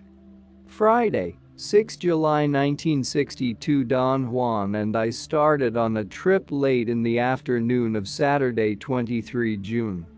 He said we were going to look for honguitos, mushrooms, in the state of Chihuahua. He said it was going to be a long, hard trip. He was right. We arrived in a little mining town in northern Chihuahua at 10 p.m. on Wednesday, 27 June. We walked from the place I had parked the car at the outskirts of town to the house of his friends, a Tarahumara Indian and his wife. We slept there. The next morning the man woke us up around 5. He brought us gruel and beans. He sat and talked to Don Juan while we ate, but he said nothing concerning our trip. After breakfast the man put water into my canteen and 2 sweet rolls into my knapsack. Don Juan handed me the canteen, fixed the knapsack with a cord over his shoulders, thanked the man for his courtesies, and, turning to me, said, "It is time to go." We walked on the dirt road for about a mile. From there we cut through the fields and in 2 hours we were at the foot of the hills south of town. We climbed the gentle slopes in a southwesterly direction. When we reached the steeper inclines, Don Juan changed directions, and we followed a high valley to the east. Despite his advanced age, Don Juan kept up a pace so incredibly fast that by midday I was completely exhausted. We sat down and he opened the bread sack. "You can eat all of it, if you want," he said. "How about you?" "I am not hungry, and we won't need this food later on." I was very tired and hungry and took him up on his offer.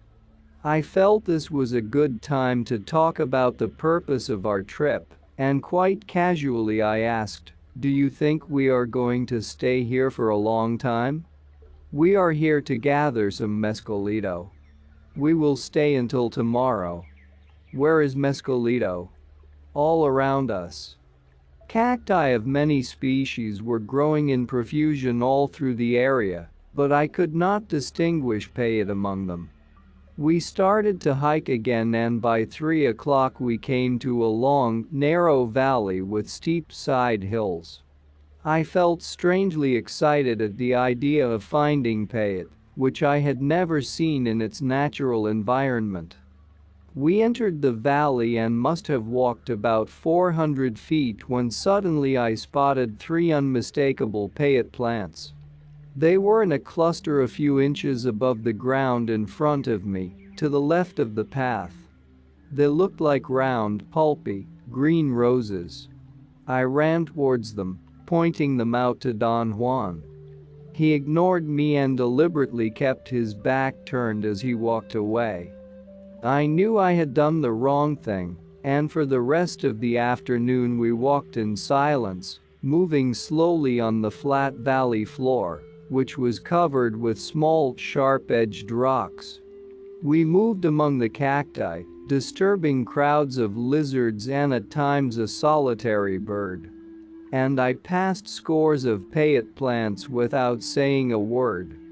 At 6 o'clock we were at the bottom of the mountains that marked the end of the valley. We climbed to a ledge. Don Juan dropped his sack and sat down. I was hungry again, but we had no food left. I suggested that we pick up the mescalito and head back for town. He looked annoyed and made a smacking sound with his lips. He said we were going to spend the night there. We sat quietly. There was a rock wall to the left, and to the right was the valley we had just crossed. It extended for quite a distance, and seemed to be wider than, and not so flat as, I had thought. Viewed from the spot where I sat, it was full of small hills and protuberances. "Tomorrow we will start walking back," Don Juan said without looking at me, and pointing to the valley. "We will work our way back and pick him as we cross the field. That is, we will pick him only when he is in our way. He will find us and not the other way around. He will find us if he wants to." Don Juan rested his back against a rock wall and, with his head turned to his side, continued talking as though another person were there besides myself. "One more thing. Only I can pick him. You will perhaps carry the bag, or walk ahead of me, I don't know yet. But tomorrow you will not point at him as you did today." "I am sorry, Don Juan." "It is all right. You didn't know. Did your benefactor teach you all this about mescalito?" "No. Nobody has taught me about him. It was the protector himself who was my teacher." "Then mescalito is like a person to whom you can talk?" "No, he isn't." "How does he teach, then?" He remained silent for a while. "Remember the time when you played with him? You understood what he meant, didn't you?" "I did." "That is the way he teaches. You did not know it then, but if you had paid attention to him, he would have talked to you." "When?" "When you saw him for the first time." He seemed to be very annoyed by my questioning. I told him I had to ask all these questions because I wanted to find out all I could. "Don't ask me." He smiled maliciously. "Ask him. The next time you see him, ask him everything you want to know." "Then mescalito is like a person you can talk." He did not let me finish. He turned away, picked up the canteen, stepped down from the ledge, and disappeared around the rock. I did not want to be alone there, and even though he had not asked me to go along, I followed him. We walked for about 500 feet to a small creek. He washed his hands and face and filled up the canteen. He swished water around in his mouth, but did not drink it. I scooped up some water in my hands and drank, but he stopped me and said it was unnecessary to drink. He handed me the canteen and started to walk back to the ledge. When we got there, we sat again facing the valley with our backs to the rock wall. I asked if we could build a fire. He reacted as if it was inconceivable to ask such a thing. He said that for that night we were Mescalito's guests and he was going to keep us warm. It was already dusk. Don Juan pulled 2 thin cotton blankets from his sack, threw one into my lap, and sat cross-legged with the other one over his shoulders. Below us the valley was dark, with its edges already diffused in the evening mist. Don Juan sat motionless facing the payette field. A steady wind blew on my face. "The twilight is the crack between the worlds," he said softly, without turning to me. I didn't ask what he meant. My eyes became tired. Suddenly I felt elated. I had a strange, overpowering desire to weep. I lay on my stomach. The rock floor was hard and uncomfortable, and I had to change my position every few minutes. Finally I sat up and crossed my legs, putting the blanket over my shoulders. To my amazement, this position was supremely comfortable, and I fell asleep. When I woke up, I heard Don Juan talking to me. It was very dark. I could not see him well. I did not understand what he said, but I followed him when he started to go down from the ledge. We moved carefully, or at least I did, because of the darkness. We stopped at the bottom of the rock wall. Don Juan sat down and signaled me to sit at his left. He opened up his shirt and took out a leather sack, which he opened and placed on the ground in front of him. It contained a number of dried payette buttons. After a long pause, he picked up one of the buttons. He held it in his right hand, rubbing it several times between the thumb and the first finger as he chanted softly. Suddenly he let out a tremendous cry. "Ahee!" It was weird, unexpected. It terrified me. Vaguely I saw him place the payette button in his mouth and begin to chew it. After a moment he picked up the whole sack, leaned towards me, and told me in a whisper to take the sack, pick out one mescalito, put the sack in front of us again, and then do exactly as he did. I picked a payette button and rubbed it as he had done. Meanwhile he chanted, swaying back and forth. I tried to put the button into my mouth several times, but I felt embarrassed to cry out. Then, as in a dream, an unbelievable shriek came out of me. "Ahee!" For a moment I thought it was someone else. Again I felt the effects of a nervous shock in my stomach. I was falling backwards. I was fainting. I put the payette button into my mouth and chewed it. After a while Don Juan picked up another from the sack. I was relieved to see that he put it into his mouth after a short chant. He passed the sack to me, and I placed it in front of us again after taking one button. This cycle went on 5 times before I noticed any thirst. I picked up the canteen to drink, but Don Juan told me just to wash my mouth and not to drink or I would vomit. I swished the water around in my mouth repeatedly. At a certain moment drinking was a formidable temptation, and I swallowed a bit of water.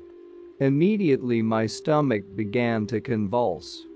I expected to have a painless and effortless flowing of liquid from my mouth, as had happened during my first experience with Payet, but to my surprise, I had only the ordinary sensation of vomiting.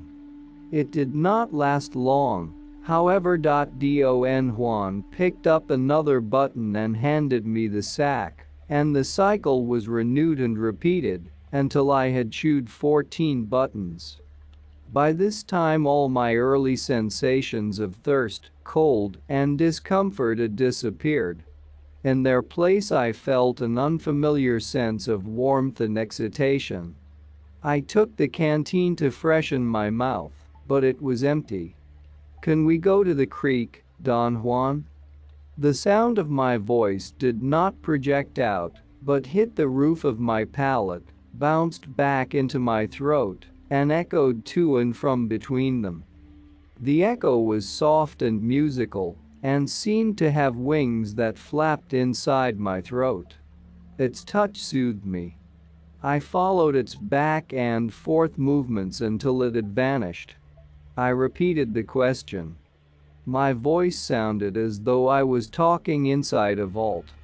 Don Juan did not answer. I got up and turned in the direction of the creek. I looked at him to see if he was coming, but he seemed to be listening attentively to something. He made an imperative sign with his hand to be quiet.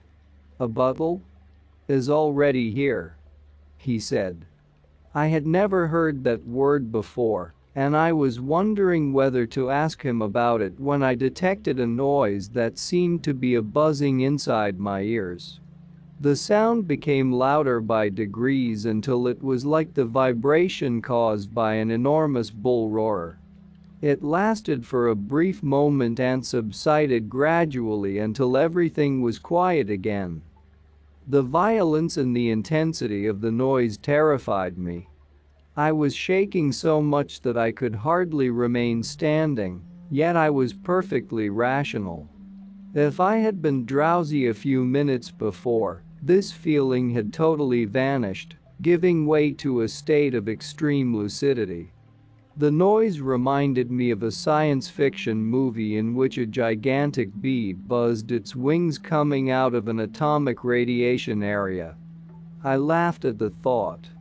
I saw Don Juan slumping back into his relaxed position. And suddenly the image of a gigantic bee accosted me again. It was more real than ordinary thoughts. It stood alone, surrounded by an extraordinary clarity. Everything else was driven from my mind. This state of mental clearness, which had no precedence in my life, produced another moment of terror. I began to perspire. I leaned toward Don Juan to tell him I was afraid. His face was a few inches from mine. He was looking at me, but his eyes were the eyes of a bee. They looked like round glasses that had a light of their own in the darkness. His lips were pushed out, and from them came a pattering noise. Peta peta peta. I jumped backward, nearly crashing into the rock wall. For a seemingly endless time I experienced an unbearable fear. I was panting and whining. The perspiration had frozen on my skin, giving me an awkward rigidity. Then I heard Don Juan's voice saying, "Get up. Move around. Get up." The image vanished and again I could see his familiar face. "I'll get some water," I said after another endless moment. My voice cracked. I could hardly articulate the words. Don Juan nodded yes. As I walked away I realized that my fear had gone as fast and as mysteriously as it had come. Upon approaching the creek I noticed that I could see every object in the way. I remembered I had just seen Don Juan clearly, whereas earlier I could hardly distinguish the outlines of his figure. I stopped and looked into the distance, and I could even see across the valley. Some boulders on the other side became perfectly visible, I thought it must be early morning, but it occurred to me that I might have lost track of time. I looked at my watch. It was 10 to 12. I checked a watch to see if it was working. It couldn't be midday, it had to be midnight. I intended to make a dash for the water and come back to the rocks, but I saw Don Juan coming down, and I waited for him. I told him I could see in the dark. He stared at me for a long time without saying a word. If he did speak, perhaps I did not hear him, for I was concentrating on my new unique ability to see in the dark. I could distinguish the very minute pebbles in the sand. At moments everything was so clear it seemed to be early morning, or dusk. Then it would get dark, then it would clear again. Soon I realized that the brightness corresponded to my heart's diastole, and the darkness to its systole. The world changed from bright to bright again with every beat of my heart. I was absorbed in this discovery when the same strange sound that I had heard before became audible again. My muscles stiffened. "Anuktal," as I heard the word this time is here, Don Juan said. I fancied the roar so thunderous, so overwhelming, that nothing else mattered. When it had subsided, I perceived a sudden increase in the volume of water. The creek, which a minute before had been less than a foot wide, expanded until it was an enormous lake. Light that seemed to come from above it touched the surface as though shining through thick foliage. From time to time the water would glitter for a second gold and black. Then it would remain dark, lightless, almost out of sight, and yet strangely present. I don't recall how long I stayed there just watching, squatting on the shore of the Black Lake. The roar must have subsided in the meantime, because what jolted me back to reality was again a terrifying buzzing. I turned around to look for Don Juan. I saw him climbing up and disappearing behind the rock ledge. Yet the feeling of being alone did not bother me at all. I squatted there in a state of absolute confidence and abandonment. The roar again became audible. It was very intense, like the noise made by a high wind. Listening to it as carefully as I could, I was able to detect a definite melody. It was a composite of high-pitched sounds, like human voices, accompanied by a deep bass drum. I focused all my attention on the melody, and again noticed that the systole and diastole of my heart coincided with the sound of the bass drum, and with the pattern of the music. I stood up and the melody stopped. I tried to listen to my heartbeat, but it was not detectable. I squatted again, thinking that perhaps the position of my body had caused or induced the sounds. But nothing happened. Not a sound. Not even my heart. I thought I had had enough, but as I stood up to leave, I felt a tremor of the earth. The ground under my feet was shaking. I was losing my balance. I fell backwards and remained on my back while the earth shook violently. I tried to grab a rock or a plant, but something was sliding under me. I jumped up, stood for a moment, and fell down again. The ground on which I sat was moving, sliding into the water like a raft. I remained motionless, stunned by a terror that was, like everything else, unique, uninterrupted, and absolute. I moved through the water of the Black Lake perched on a piece of soil that looked like an earthen log. I had the feeling I was going in a southerly direction, transported by the current. I could see the water moving and swirling around. It felt cold and oddly heavy to the touch. I fancied it alive. There were no distinguishable shores or landmarks, and I can't recall the thoughts or the feelings that must have come to me during this trip. After what seemed like hours of drifting, my raft made a right-angle turn to the left, the east. It continued to slide on the water for a very short distance and unexpectedly rammed against something. The impact threw me forward. I closed my eyes and felt a sharp pain as my knees and my outstretched arms hit the ground. After a moment I looked up. I was lying on the dirt. It was as though my earthen log had merged with the land. I sat up and turned around. The water was receding. It moved backward, like a wave in reverse, until it disappeared. I sat there for a long time, trying to collect my thoughts and resolve all that had happened into a coherent unit. My entire body ached. My throat felt like an open sore. I had bitten my lips when I landed. I stood up. The wind made me realize I was cold. My clothes were wet. My hands and jaws and knees shook so violently that I had to lie down again. Drops of perspiration slid into my eyes and burned them until I yelled with pain. After a while I regained a measure of stability and stood up. In the dark twilight, the scene was very clear. I took a couple of steps. A distinct sound of many human voices came to me. They seemed to be talking loudly. I followed the sound. I walked for about 50 yards and came to a sudden stop. I had reached a dead end. The place where I stood was a corral formed by enormous boulders. I could distinguish another row, and then another, and another, until they merged into the sheer mountain. From among them came the most exquisite music. It was a fluid, uninterrupted, eerie flow of sounds.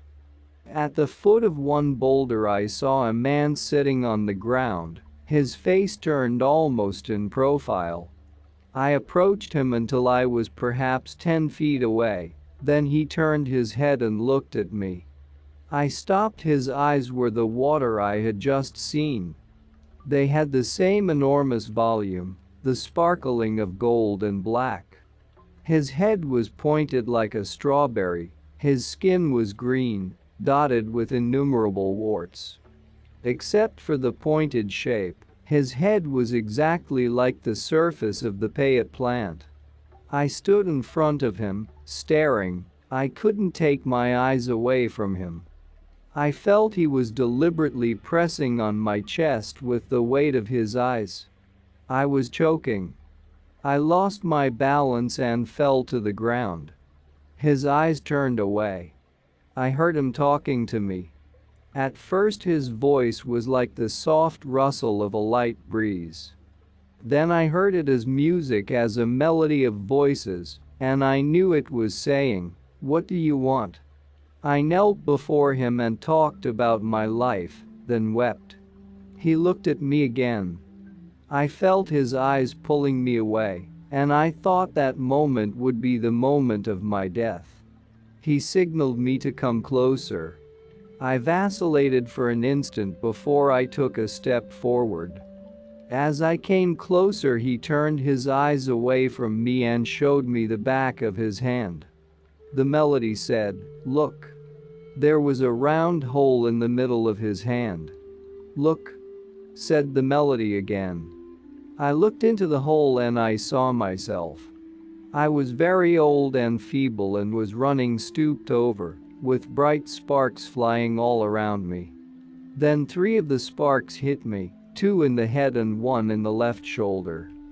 My figure, in the hole, stood up for a moment until it was fully vertical, and then disappeared together with the hole. Mescalito turned his eyes to me again. They were so close to me that I heard them rumble softly with that peculiar sound I had heard many times that night. They became peaceful by degrees until they were like a quiet pond rippled by gold and black flashes. He turned his eyes away once more and hopped like a cricket for perhaps 50 yards. He hopped again and again, and was gone. The next thing I remember is that I began to walk. Very rationally, I tried to recognize landmarks, such as mountains in the distance, in order to orient myself. I had been obsessed by cardinal points throughout the whole experience, and I believed that north had to be to my left. I walked in that direction for quite a while before I realized that it was daytime and that I was no longer using my night vision. I remembered I had a watch and looked at the time. It was 8 o'clock. It was about 10 o'clock when I got to the ledge where I had been the night before. Don Juan was lying on the ground asleep. "Where have you been?" he asked. I sat down to catch my breath. After a long silence, he asked, "Did you see him?" I began to narrate to him the sequence of my experiences from the beginning, but he interrupted me, saying that all that mattered was whether I had seen him or not. He asked how close to me Mescalito was. I told him I had nearly touched him.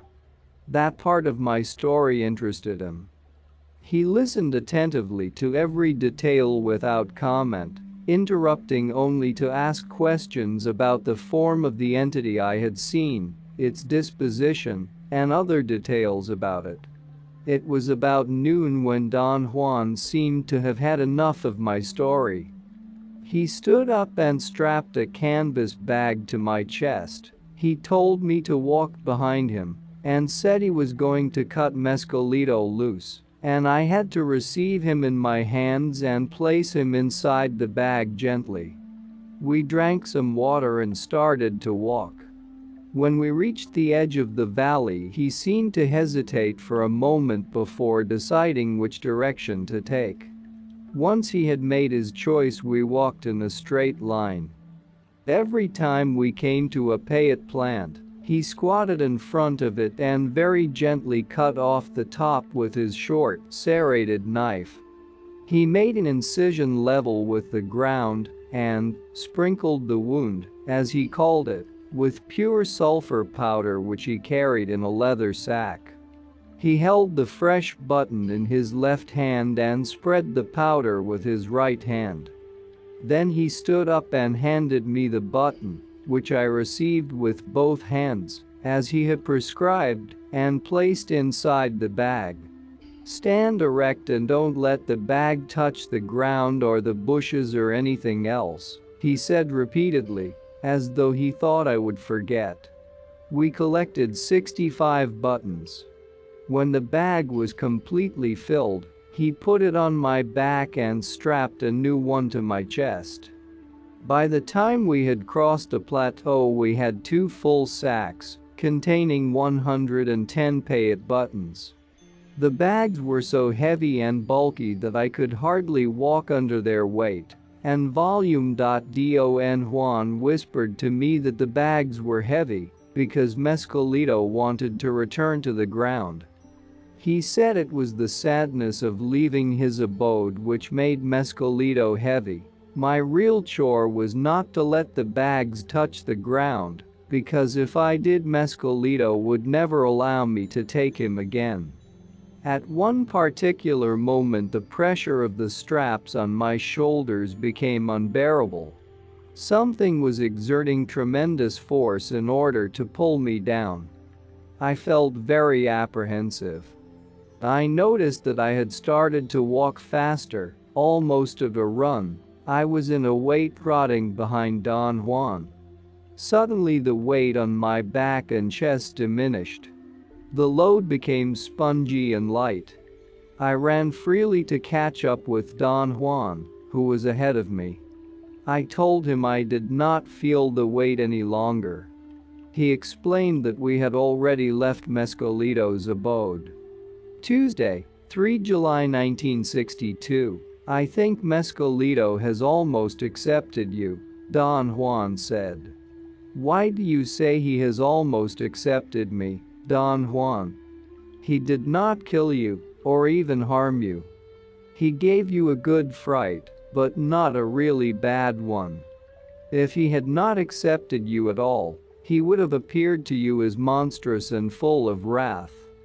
Some people have learned the meaning of horror upon encountering him and not being accepted by him. If he is so terrible, why didn't you tell me about it before you took me to the field? You do not have the courage to seek him deliberately. I thought it would be better if you did not know. But I might have died, Don Juan. Yes, you might have. But I was certain it was going to be all right for you. He played with you once. He did not harm you. I thought he would also have compassion for you this time. I asked him if he really thought Mescalito had had compassion for me. The experience had been terrifying. I felt that I had nearly died of fright. He said Mescalito had been most kind to me. He had shown me a scene that was an answer to a question. Don Juan said Mescalito had given me a lesson. I asked him what the lesson was and what it meant. He said it would be impossible to answer that question because I had been too afraid to know exactly what I asked Mescalito. Don Juan probed my memory as to what I had said to Mescalito before he showed me the scene on his hand. But I could not remember. All I remembered was my falling on my knees and confessing my sins to him. Don Juan seemed uninterested in talking about it anymore. I asked him, "Can you teach me the words to the songs you chanted?" "No, I can't. Those words are my own, the words the protector himself taught me. The songs are my songs. I can't tell you what they are." "Why can't you tell me, Don Juan?" "Because these songs are a link between the protector and myself. I am sure someday he will teach you your own songs. Wait until then, and never, absolutely never, copy or ask about the songs that belong to another man." "What was the name you called out? Can you tell me that, Don Juan?" "No. His name can never be voiced, except to call him." "What if I want to call him myself?" "If someday he accepts you, he will tell you his name. That name will be for you alone to use, either to call him loudly or to say quietly to yourself. Perhaps he will tell you his name is Jose. Who knows? Why is it wrong to use his name when talking about him? You have seen his eyes, haven't you? You can't fool around with the protector. That is why I can't get over the fact that he chose to play with you. How can he be a protector when he hurts some people? The answer is very simple. Mescalito is a protector because he is available to anyone who seeks him. But isn't it true that everything in the world is available to anyone who seeks it? No, that is not true. The ally powers are available only to the brujos, but anyone can partake of Mescalito. But why then does he hurt some people? Not everybody likes Mescalito, yet they all seek him with the idea of profiting without doing any work. Naturally, their encounter with him is always horrifying. What happens when he accepts a man completely? He appears to him as a man, or as a light. When a man has won this kind of acceptance, Mescalito is constant. He never changes after that. Perhaps when you meet him again he will be a light, and someday he may even take you flying and reveal all his secrets to you. What do I have to do to arrive at that point, Don Juan? You have to be a strong man, and your life has to be truthful. What is a truthful life? A life lived with deliberateness, a good, strong life.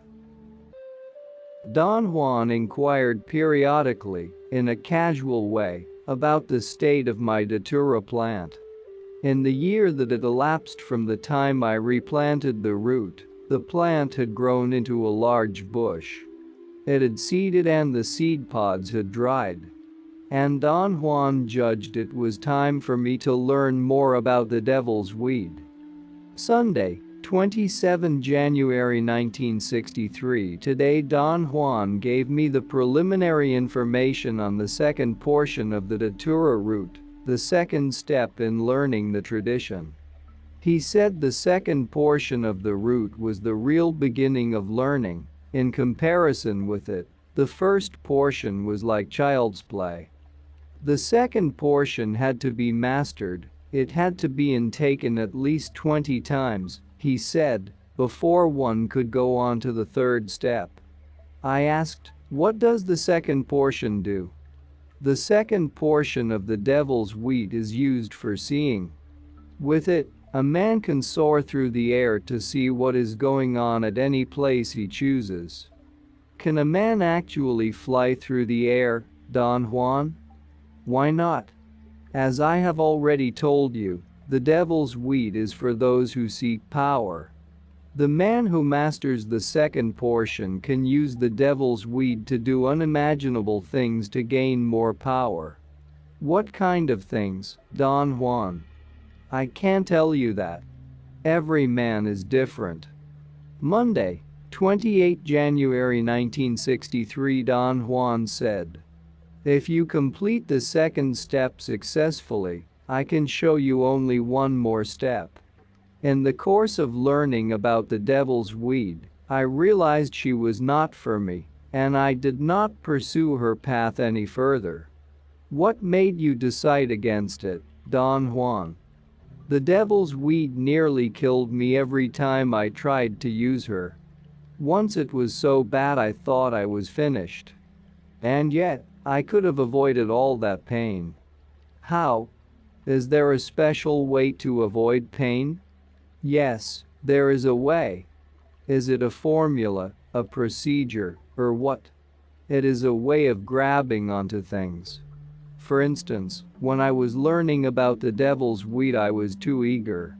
I grabbed onto things the way kids grab onto candy. The devil's weed is only one of a million paths. Anything is one of a million paths on camino entre candidates to caminos. Therefore you must always keep in mind that a path is only a path. If you feel you should not follow it, you must not stay with it under any conditions. To have such clarity you must lead a disciplined life. Only then will you know that any path is only a path, and there is no affront, to oneself or to others, in dropping it if that is what your heart tells you to do. But your decision to keep on the path or to leave it must be free of fear or ambition. I warn you. Look at every path closely and deliberately. Try it as many times as you think necessary. Then ask yourself, and yourself alone, one question. This question is one that only a very old man asks. My benefactor told me about it once when I was young, and my blood was too vigorous for me to understand it. Now I do understand it. I will tell you what it is. Does this path have a heart? All paths are the same. They lead nowhere. They are paths going through the bush, or into the bush. In my own life I could say I have traversed long paths, but I am not anywhere. My benefactor's question has meaning now. Does this path have a heart? If it does, the path is good. If it doesn't, it is of no use. Both paths lead nowhere, but one has a heart, the other doesn't. One makes for a joyful journey. As long as you follow it, you are one with it. The other will make you curse your life. One makes you strong, the other weakens you. Sunday, 21 April 1963. On Tuesday afternoon, 16 April, Don Juan and I went to the hills where his datura plants are. He asked me to leave him alone there and wait for him in the car. He returned nearly 3 hours later carrying a package wrapped in a red cloth. As we started to drive back to his house, he pointed to the bundle and said it was his last gift for me. I asked if he meant he was not going to teach me anymore. He explained that he was referring to the fact that I had a plant fully mature and would no longer need his plants. Late in the afternoon we sat in his room. He brought out a smoothly finished mortar and pestle. The bowl of the mortar was about 6 inches in diameter. He untied a large package full of small bundles, selected 2 of them, and placed them on a straw mat by my side. Then he added 4 more bundles of the same size from the pack he had carried home. He said they were seeds, and I had to grind them into a fine powder. He opened the first bundle and poured some of its contents into the mortar. The seeds were dried, round and caramel yellow in color. I began working with the pestle. After a while he corrected me. He told me to push the pestle against one side of the mortar first, and then slide it across the bottom and up against the other side. I asked what he was going to do with the powder. He did not want to talk about it. The first batch of seeds was extremely hard to grind. It took me 4 hours to finish the job. My back ached because of the position in which I had been sitting. I lay down and wanted to go to sleep right there, but Don Juan opened the next bag and poured some of the contents into the mortar. The seeds this time were slightly darker than the first ones and were lumped together. The rest of the bag's contents was a sort of powder made of very small, round, dark granules. I wanted something to eat, but Don Juan said that if I wished to learn I had to follow the rule, and the rule was that I could only drink a little water while learning the secrets of the second portion. The third bag contained a handful of live black grain weevils. And in the last bag were some fresh white seeds, almost mushy soft, but fibrous and difficult to grind into a fine paste, as he expected me to do. After I had finished grinding the contents of the 4 bags, Don Juan measured 2 cups of a greenish water, poured it into a clay pot, and put the pot on the fire. When the water was boiling, he added the first batch of powdered seeds. He stirred it with a long pointed piece of wood or bone which he carried in his leather pouch. As soon as the water boiled again, he added the other substances one by one, following the same procedure. Then he added 1 more cup of the same water and let the mixture simmer over a low fire. Then he told me it was time to mash the root.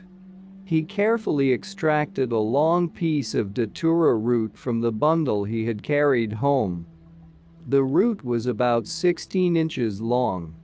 It was thick, perhaps 1.5 inches in diameter. He said it was the second portion, and again he had measured the second portion himself, because it was still his root. He said the next time I tried the devil's weed I would have to measure my own root. He pushed the big mortar towards me, and I proceeded to pound the root in exactly the same way he had mashed the first portion. He directed me through the same steps, and again we left the mashed root soaking in water, exposed to the night air. By that time the boiling mixture had solidified in the clay pot. Don Juan took the pot from the fire, placed it inside a hanging net, and hooked it to a beam in the middle of the room. About 8 o'clock in the morning of 17 April, Don Juan and I began to leach the root extract with water. It was a clear, sunny day, and Don Juan interpreted the fine weather as an omen that the devil's weed liked me. He said that with me around, he could remember only how bad she had been with him. The procedure we followed in leaching the root extract was the same I had observed for the first portion. By late afternoon, after pouring out the top water for the 8th time, there was a spoonful of a yellowish substance in the bottom of the bowl. We returned to his room where there were still 2 little sacks he had not touched. He opened one, slid his hand inside, and wrinkled the open end around his wrist with the other hand. He seemed to be holding something, judging by the way his hand moved inside the bag. Suddenly, with a swift movement, he peeled the bag off his hand like a glove, turning it inside out, and shoved his hand close to my face. He was holding a lizard. Its head was a few inches from my eyes. There was something strange about the lizard's mouth. I gazed at it for a moment and then recoiled involuntarily. The lizard's mouth was sewed up with rude stitches. Don Juan ordered me to hold the lizard in my left hand. I clutched it. It wriggled against my palm. I felt nauseated. My hands began to perspire. He took the last bag and, repeating the same motions, he extracted another lizard. He also held it close to my face. I saw that its eyelids were sewed together. He ordered me to hold this lizard in my right hand. By the time I had both lizards in my hands, I was almost sick. I had an overpowering desire to drop them and get out of there. "Don't squeeze them," he said, and his voice brought me a sense of relief and direction. He asked what was wrong with me. He tried to be serious, but couldn't keep a straight face and laughed. I tried to ease my grip, but my hands were sweating so profusely that the lizards began to wriggle out of them. Their sharp little claws scratched my hands, producing an incredible feeling of disgust and nausea. I closed my eyes and clenched my teeth. One of the lizards was already sliding onto my wrist. All it needed was to yank its head from between my fingers to be free. I had a peculiar sensation of physical despair, of supreme discomfort. I growled at Don Juan, between my teeth, to take the damn things off me. My head shook involuntarily. He looked at me curiously. I growled like a bear, shaking my body. He dropped the lizards into their bags and began to laugh. I wanted to laugh also, but my stomach was upset. I lay down. I explained to him that what had affected me was the sensation of their claws on my palms. He said there were lots of things that could drive a man mad, especially if he did not have the resolution, the purpose, required for learning. But when a man had a clear, unbending intent, feelings were in no way a hindrance, for he was capable of controlling them. Don Juan waited a while and then, going through the same motions, handed me the lizards again. He told me to hold their heads up and rub them softly against my temples. As I asked them anything I wanted to know. I did not understand at first what he wanted me to do. He told me again to ask the lizards about anything I could not find out for myself. He gave me a whole series of examples. I could find out about persons I did not see ordinarily, or about objects that were lost, or about places I had not seen. Then I realized he was talking about divination. I got very excited. My heart began to pound. I felt that I was losing my breath. He warned me not to ask about personal matters this first time. He said I should think rather of something that had nothing to do with me. I had to think fast and clearly because there would be no way of reversing my thoughts. I tried frantically to think of something I wanted to know. Don Juan urged me on imperiously, and I was astonished to realize I could think of nothing I wanted to ask the lizards. After a painfully long wait, I thought of something. Some time earlier, a large number of books had been stolen from a reading room. It was not a personal matter, and yet I was interested in it. I had no preconceived ideas about the identity of the person or persons who had taken the books. I rubbed the lizards against my temples, asking them who the thief was. After a while Don Juan put the lizards inside their bags and said that there were no deep secrets about the root and the paste. The paste was made to give direction, the root made things clear. But the real mystery was the lizards. They were the secret of the whole sorcery of the second portion, he said. I asked whether they were a special kind of lizard. He said they were. They had to come from the area of one's own plant, they had to be one's friends. And to have lizards as friends, he said, required a long period of grooming. One had to develop a strong friendship with them by giving them food and speaking kind words to them. I asked why their friendship was so important. He said the lizards would allow themselves to be caught only if they knew the man, and whoever took the devil's weed seriously had to treat the lizards seriously. He said that, as a rule, the lizards should be caught after the paste and the root had been prepared. They should be caught in the late afternoon. If one was not on intimate terms with the lizards, he said, days could be spent trying to catch them without success, and the paste lasts only one day. He then gave me a long series of instructions concerning the procedure to follow after the lizards had been caught. Once you have caught the lizards, put them in separate bags. Then take the first one and talk to her. Apologize for hurting her, and beg her to help you. And with a wooden needle sew up her mouth. Use the fibers of agave and one of the thorns of a cholla to do the sewing. Draw the stitches tight. Then tell the other lizard the same things and sew her eyelids together. By the time night begins to fall you will be ready. Take the lizard with the sewed-up mouth and explain to her the matter you want to know about. Ask her to go and see for you. Tell her you had to sew up her mouth so she would hurry back to you and not talk to anyone else. Let her scramble in the paste after you have rubbed it on her head, then put her on the ground. If she goes in the direction of your good fortune, the sorcery will be successful and easy. If she goes in the opposite direction, it will be unsuccessful.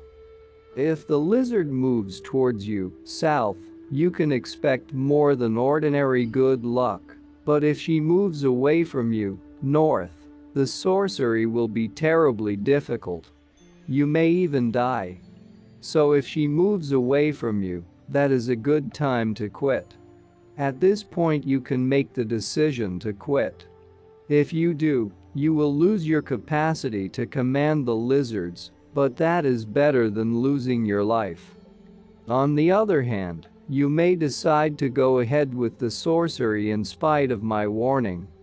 If you do, the next step is to take the other lizard and tell her to listen to her sister's story, and then describe it to you.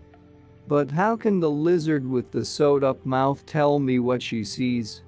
Wasn't her mouth closed to prevent her from talking?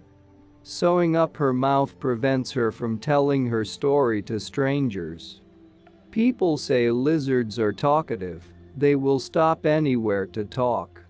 Anyway, the next step is to smear the paste on the back of her head, and then rub her head against your right temple, keeping the paste away from the center of your forehead.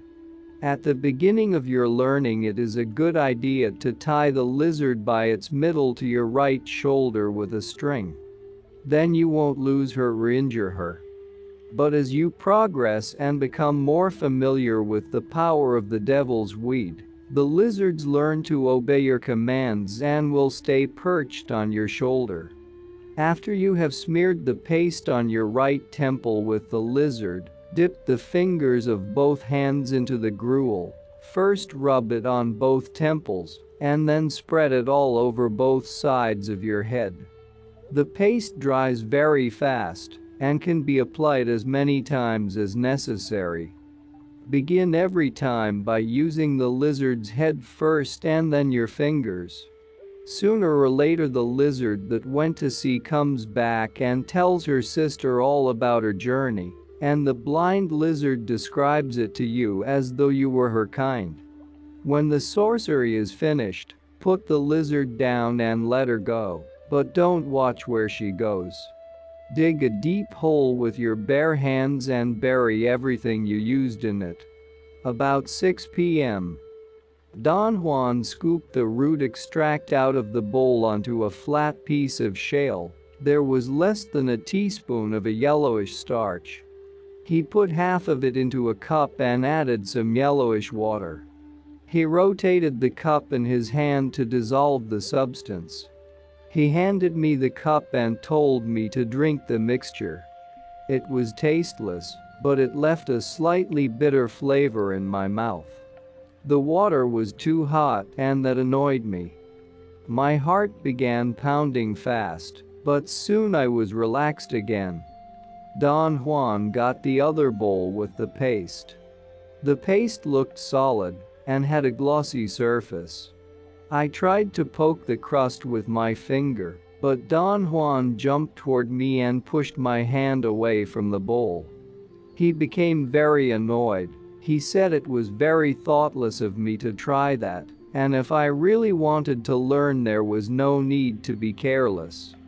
This was power, he said, pointing to the paste, and nobody could tell what kind of power it really was. It was bad enough that we had to tamper with it for our own purposes, a thing we cannot help doing because we are men, he said, but we should at least treat it with the proper respect. The mixture looked like oatmeal. Apparently it had enough starch to give it that consistency. He asked me to get the bags with the lizards.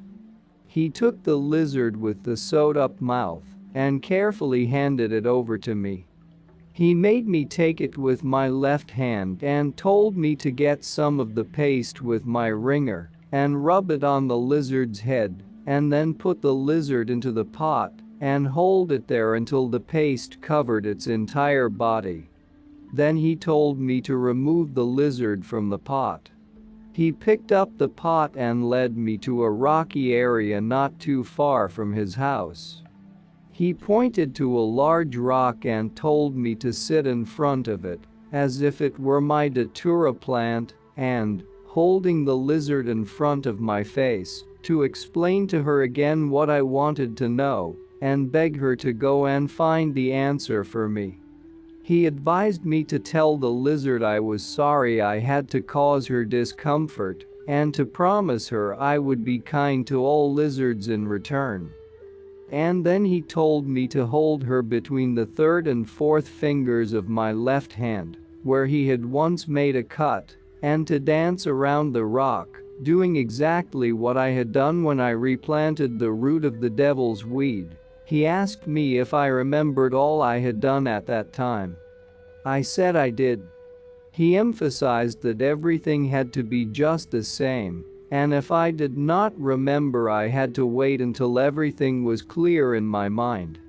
He warned me with great urgency that if I acted too quickly, without deliberation, I was going to get hurt. His last instruction was that I was to place the lizard with the sewed-up mouth on the ground and watch where she went, so that I could determine the outcome of the experience. He said I was not to take my eyes away from the lizard, even for an instant, because it was a common trick of lizards to distract one and then dash away. It was not quite dark yet. Don Juan looked at the sky. "I will leave you alone," he said, and walked away. I followed all his instructions, and then placed the lizard on the ground. The lizard stood motionless where I had put it. Then it looked at me, and ran to the rocks towards the east and disappeared among them. I sat on the ground in front of the rock, as though I were facing my plant. A profound sadness overtook me. I wondered about the lizard with its sewed-up mouth. I thought of its strange journey, and of how it looked at me before it ran away. It was a weird thought, an annoying projection. In my own way, I too was a lizard, undergoing another strange journey. My fate was, perhaps, only to see. At that moment I felt that I would never be able to tell what I had seen. It was very dark by then. I could hardly see the rocks in front of me. I thought of Don Juan's words. The twilight, there's the crack between the worlds. After long hesitation I began to follow the steps prescribed. The paste, though it looked like oatmeal, did not feel like oatmeal. It was very smooth and cold. It had a peculiar, pungent smell. It produced a sensation of coolness on the skin and dried quickly. I rubbed my temples 11 times, without noticing any effect. I tried very carefully to take account of any change in perception or mood, for I did not even know what to anticipate. As a matter of fact, I could not conceive the nature of the experience, and kept on searching for clues. The paste had dried up and scaled off my temples. I was about to rub some more of it on when I realized I was sitting on my heels in Japanese fashion. I had been sitting cross-legged and did not recall changing positions. It took some time to realize fully that I was sitting on the floor in a sort of cloister with high arches. I thought they were brick arches, but upon examining them I saw they were stone. This transition was very difficult. It came so suddenly that I was not ready to follow. My perception of the elements of the vision was diffused, as if I were dreaming. Yet the components did not change. They remained steady, and I could stop alongside any one of them and actually examine it. The vision was not so clear or so real as one induced by Payet. It had a misty character, an intensely pleasing pastel quality. I wondered whether I could get up or not, and the next thing I noticed was that I had moved. I was at the top of a stairway and a friend of mine, was standing at the bottom. Her eyes were feverish. There was a mad glare in them. She laughed aloud with such intensity that she was terrifying. She began coming up the stairs. I wanted to run away or take cover, because she'd been off her rocker once. That was the thought that came to my mind. I hid behind a column and she went by without looking. She's going on a long trip now, was another thought that occurred to me then. And finally the last thought I remembered was, she laughs every time she's ready to crack up. Suddenly the scene became very clear. It was no longer like a dream. It was like an ordinary scene, but I seemed to be looking at it through window glass. I tried to touch a column, but all I sensed was that I couldn't move, yet I knew I could stay as long as I wanted, viewing the scene. I was in it and yet I was not part of it. I experienced a barrage of rational thoughts and arguments. I was, so far as I could judge, in an ordinary state of sober consciousness. Every element belonged in the realm of my normal processes. And yet I knew it was not an ordinary state. The scene changed abruptly. It was nighttime. I was in the hull of a building. The darkness inside the building made me aware that in the earlier scene the sunlight had been beautifully clear. Yet it had been so commonplace that I did not notice it at the time. As I looked further into the new vision, I saw a young man coming out of a room carrying a large knapsack on his shoulders. I didn't know who he was, although I had seen him once or twice. He walked by me and went down the stairs. By then I had forgotten my apprehension, my rational dilemmas. Who's that guy? I thought. Why did I see him? The scene changed again, and I was watching the young man deface books, He glued some of the pages together, erased markings, and so on. Then I saw him arranging the books neatly in a wooden crate.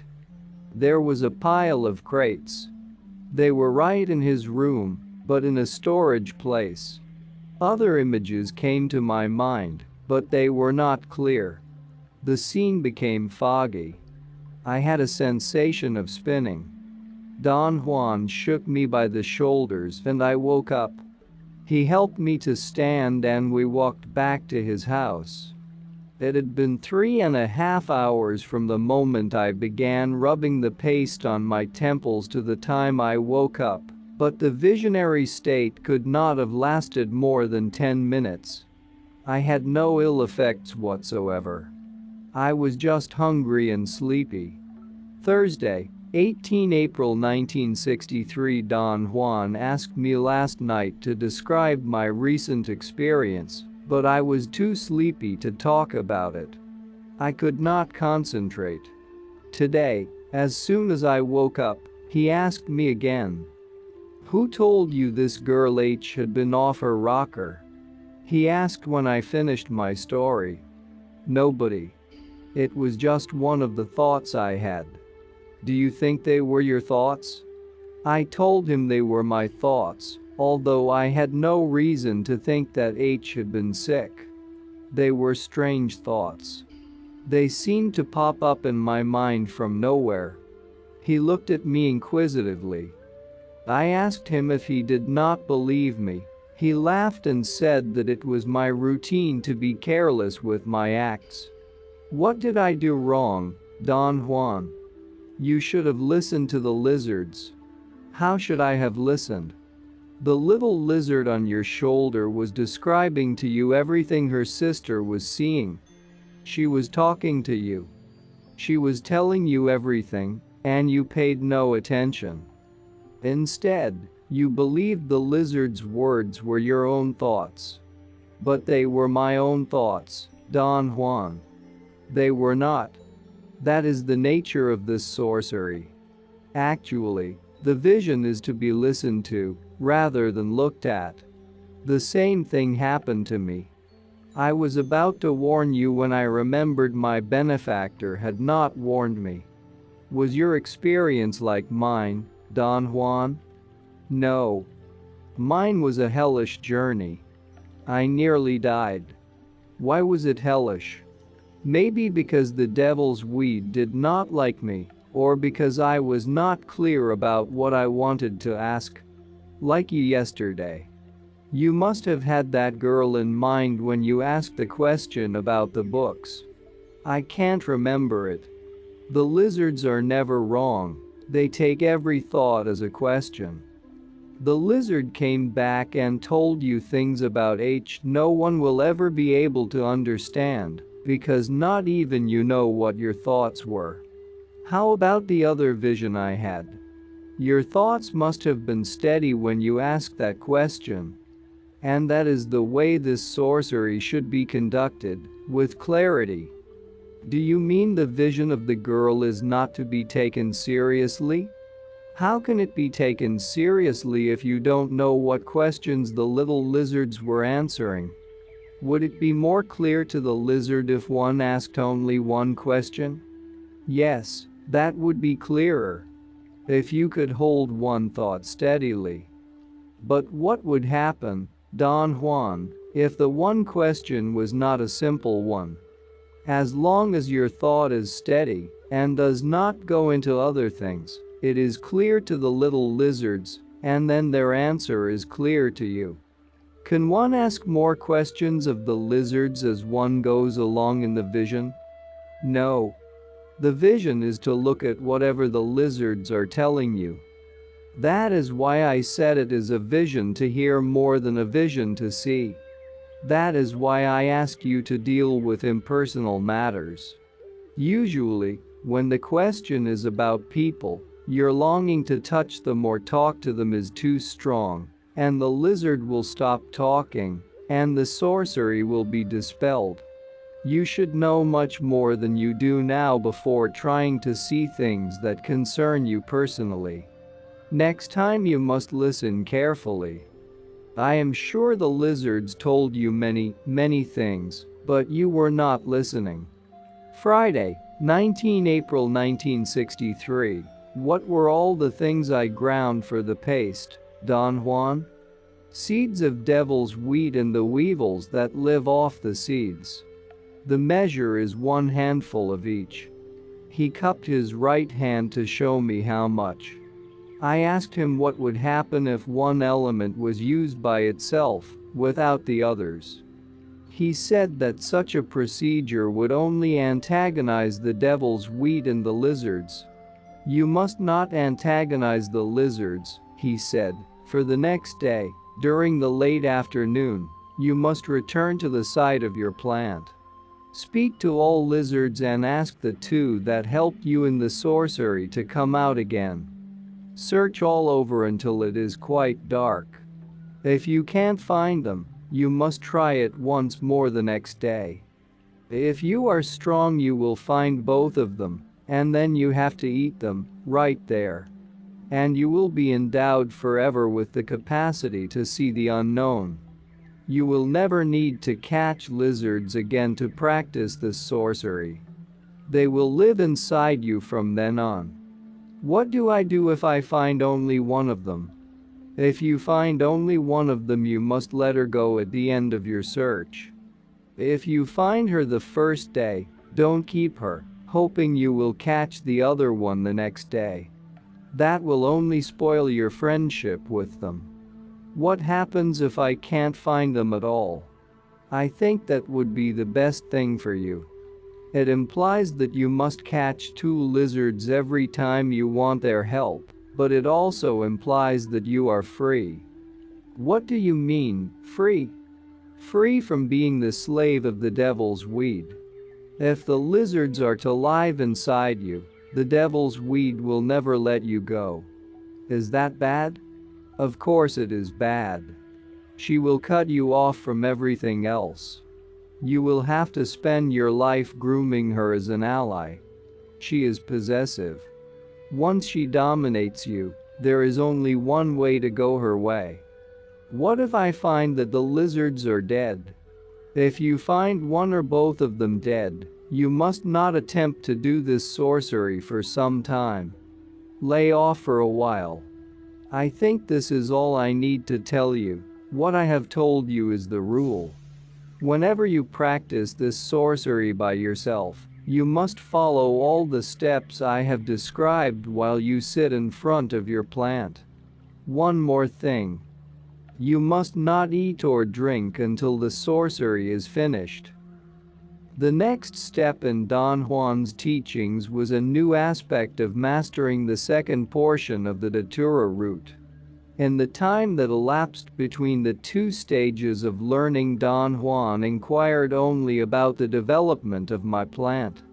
Thursday, 27 June 1963. It is a good practice to test the devil's weed before embarking fully on her path, Don Juan said.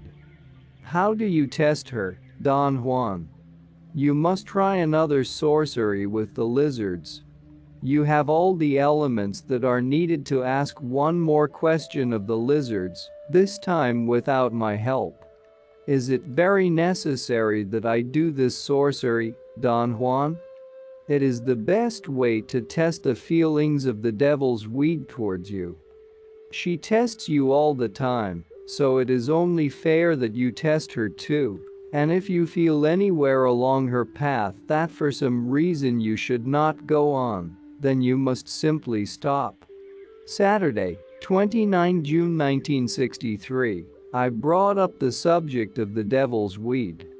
I wanted Don Juan to tell me more about it, and yet I did not want to be committed to participate. The second portion is used only to divine, isn't that so, Don Juan? I asked to start the conversation. Not only to divine. One learns the sorcery of the lizards with the aid of the second portion, and at the same time one tests the devil's weed, but in reality the second portion is used for other purposes. The sorcery of the lizards is only the beginning. Then what is it used for, Don Juan? He did not answer. He abruptly changed the subject and asked me how big were the datura plants growing around my own plant. I made a gesture of size. Don Juan said, "I have taught you how to tell a male from a female. Now, go to your plants and bring me both. Go first to your old plant and watch carefully the watercourse made by the rain. By now the rain must have carried the seeds far away. Watch the crevices zanjitas made by the runoff, and from them determine the direction of the flow. Then find a plant that is growing at the farthest point from your plant. All the devil's weed plants that are growing in between are yours. Later, as they seed, you can extend the size of your territory by following the watercourse from each plant along the way." He gave me meticulous instructions on how to procure a cutting tool. The cutting of the root, he said, had to be done in the following way. First, I had to select the plant I was to cut and clear away the dirt around the place where the root joined the stem. Second, I had to repeat exactly the same dance I had performed when I replanted the root. Third, I had to cut the stem off and leave the root in the ground. The final step was to dig out 16 inches of root. He admonished me not to talk or to betray any feeling during this act. "You should carry 2 pieces of cloth," he said. "Spread them on the ground and place the plants on them. Then cut the plants into parts and stack them up. The order is up to you, but you must always remember what order you used, because that is the way you must always do it. Bring the plants to me as soon as you have them."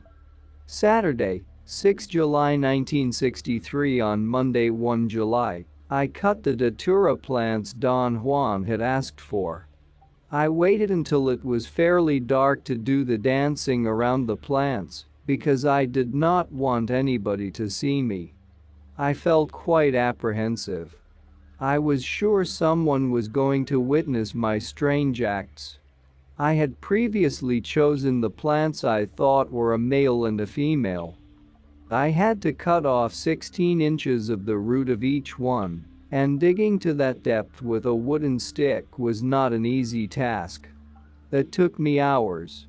I had to finish the job in complete darkness, and when I was ready to cut them, I had to use a flashlight.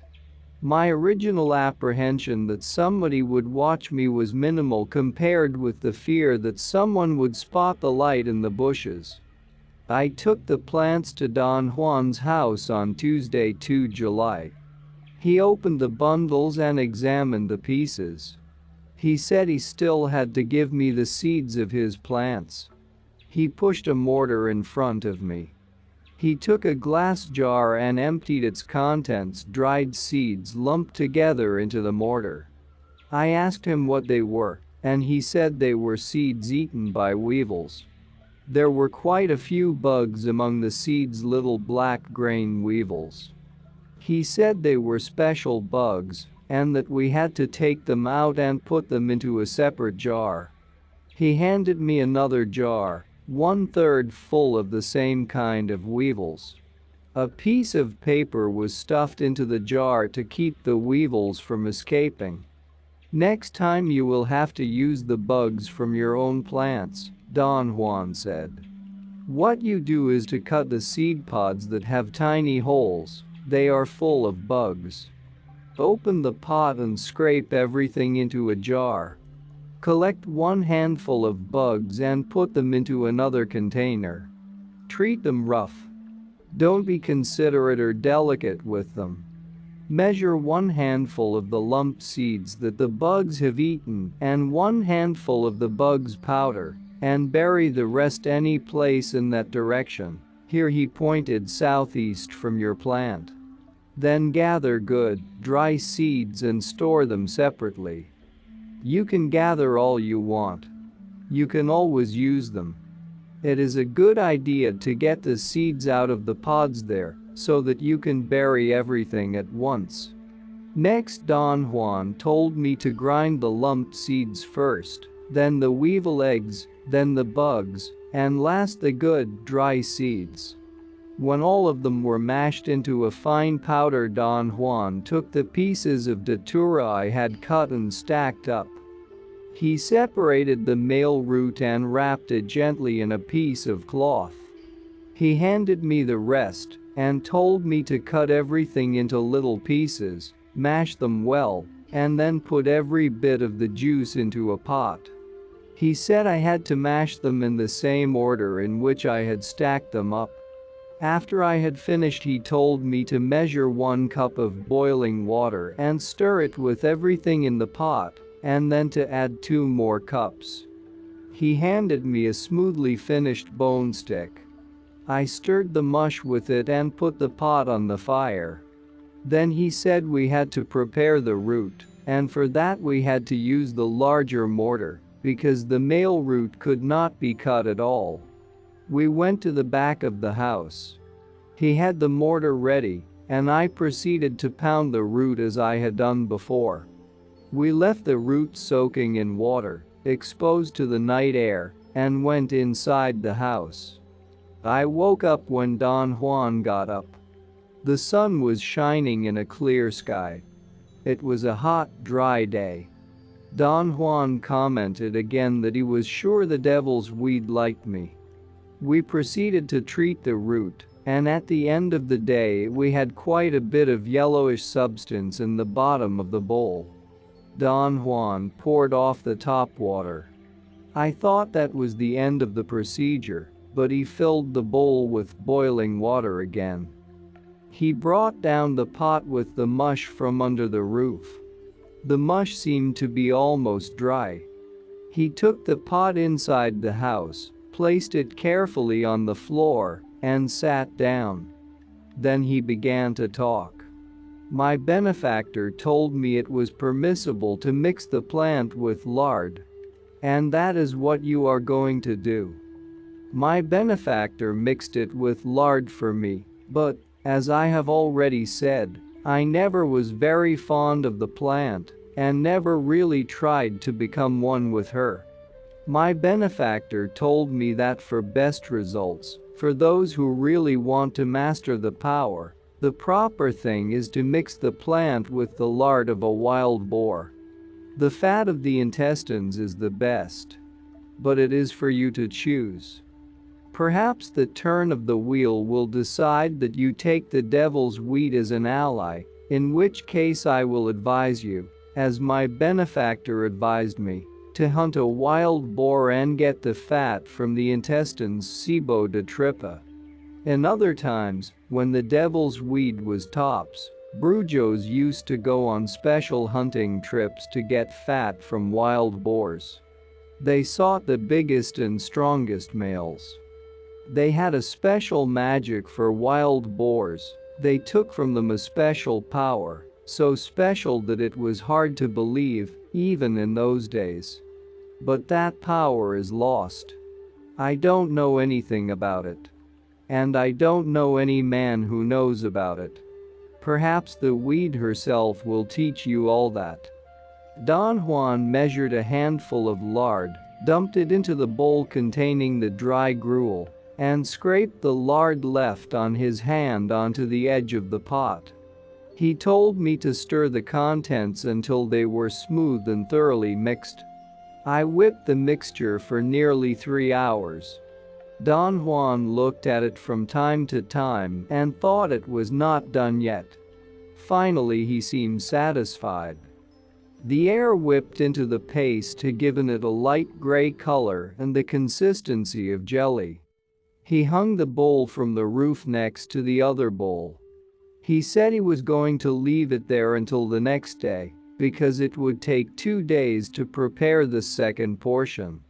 He told me not to eat anything in the meantime. I could have water, but no food at all. The next day, Thursday 4 July, Don Juan directed me to leach the root 4 times. By the last time I poured the water out of the bowl, it had already become dark. We sat on the porch. He put both bowls in front of him. The root extract measured a teaspoon of a whitish starch. He put it into a cup and added water. He rotated the cup in his hand to dissolve the substance, and then handed the cup to me.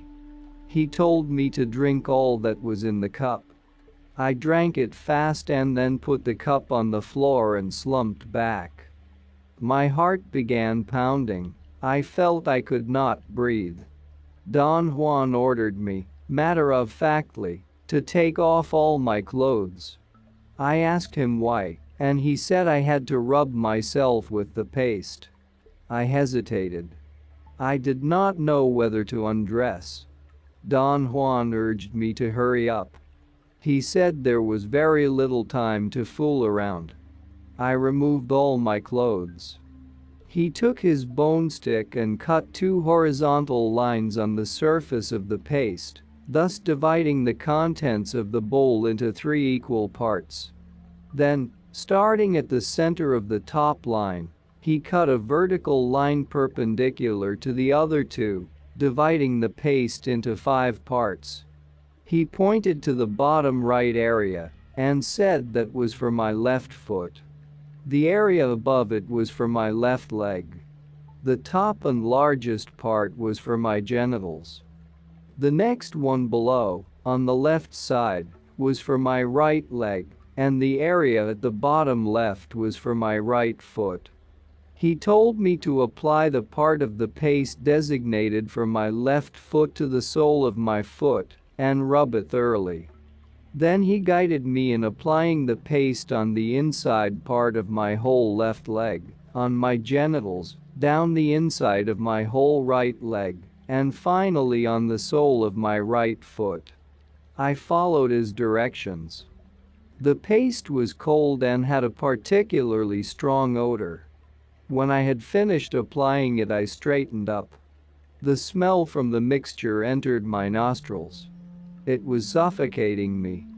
The pungent odor was actually choking me.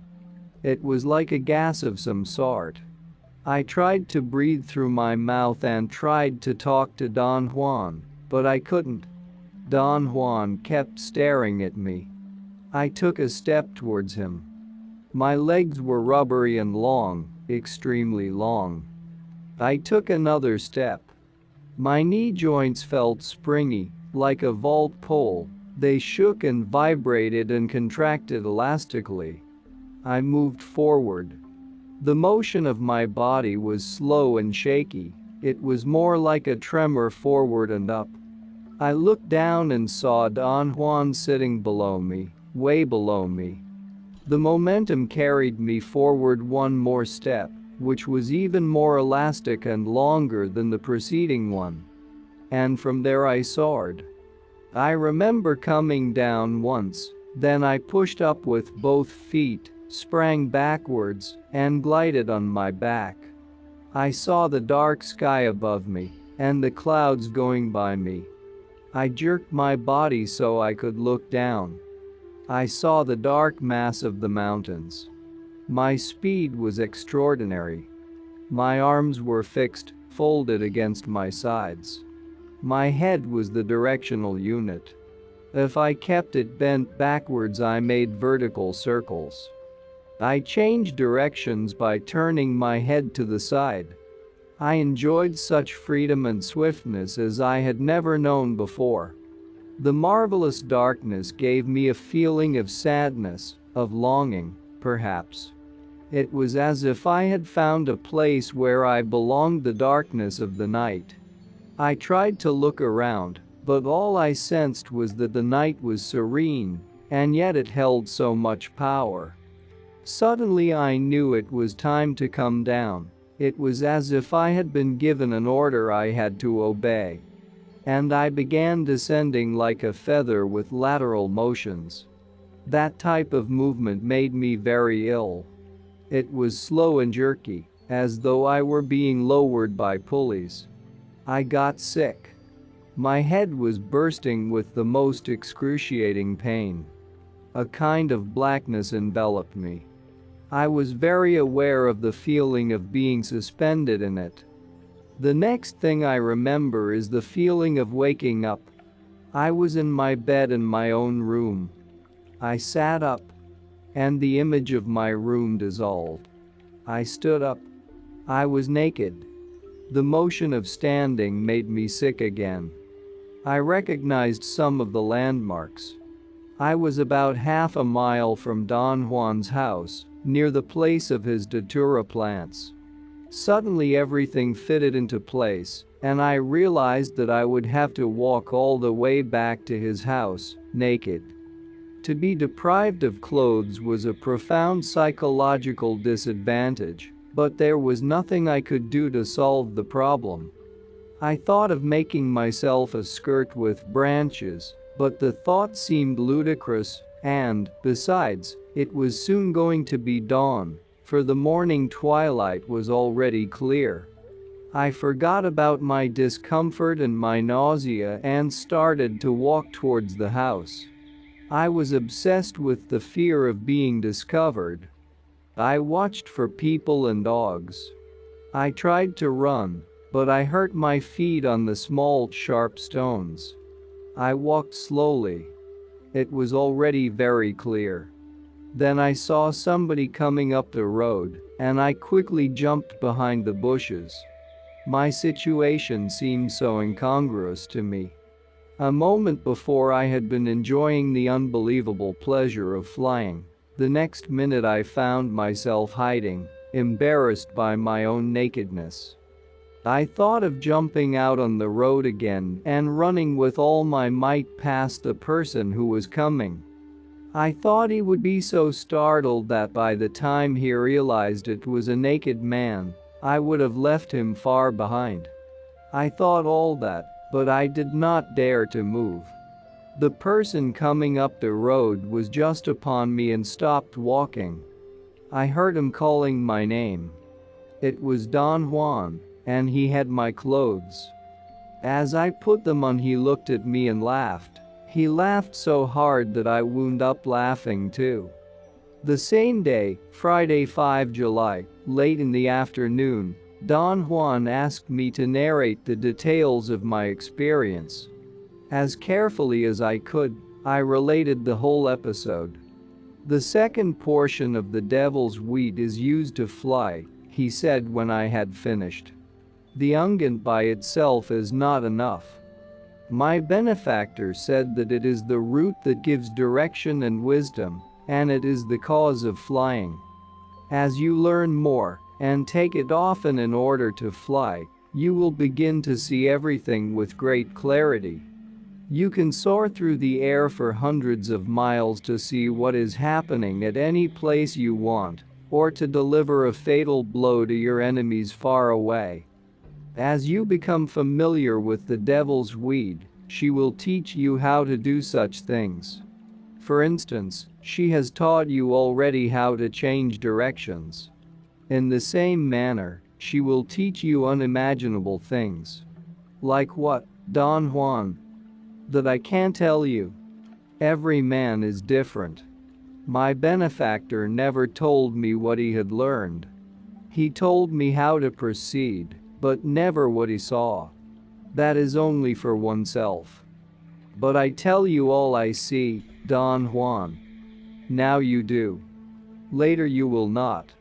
The next time you take the devil's weed you will do it by yourself, around your own plants, because that is where you will land, around your plants. Remember that. That is why I came down here to my plants to look for you. He said nothing more, and I fell asleep. When I woke up in the evening, I felt invigorated. For some reason I exuded a sort of physical contentment. I was happy, satisfied. Don Juan asked me, "Did you like the night? Or was it frightful?" I told him that the night was truly magnificent. "How about your headache? Was it very bad?" he asked. The headache was as strong as all the other feelings. It was the worst pain I have ever had, I said. Would that keep you from wanting to taste the power of the devil's weed again? I don't know. I don't want it now, but later I might. I really don't know, Don Juan. There was a question I wanted to ask him. I knew he was going to evade it, so I waited for him to mention the subject. I waited all day. Finally, before I left that evening, I had to ask him, did I really fly, Don Juan? That is what you told me. Didn't you? I know, Don Juan. I mean, did my body fly? Did I take off like a bird? You always ask me questions I cannot answer. You flew. That is what the second portion of the devil's weed is for. As you take more of it, you will learn how to fly perfectly. It is not a simple matter. A man flies with the help of the second portion of the devil's weed. That is all I can tell you. What you want to know makes no sense. Birds fly like birds, and a man who has taken the devil's weed flies as such el enyerbado vuela así. As birds do? Así como los pájaros? No, he flies as a man who has taken the weed. No, así como los enyerbados. Then I didn't really fly, Don Juan. I flew in my imagination, in my mind alone. Where was my body? In the bushes, he replied cuttingly, but immediately broke into laughter again. The trouble with you is that you understand things in only one way. You don't think a man flies, and yet a brujo can move 1,000 miles in 1 second to see what is going on. He can deliver a blow to his enemies long distances away. So, does he or doesn't he fly? You see, Don Juan, you and I are differently oriented. Suppose, for the sake of argument, one of my fellow students had been here with me when I took the devil's weed. Would he have been able to see me flying? There you go again with your questions about what would happen if it is useless to talk that way. If your friend, or anybody else, takes the second portion of the weed, all he can do is fly. Now, if he had simply watched you, he might have seen you flying, or he might not. That depends on the man. But what I mean, Don Juan, is that if you and I look at a bird and see it fly, we agree that it is flying.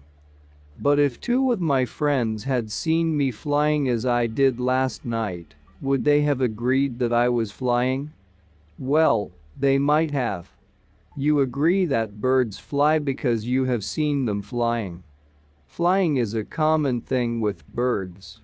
But you will not agree on other things birds do, because you have never seen birds doing them. If your friends knew about men flying with the devil's weed, then they would agree.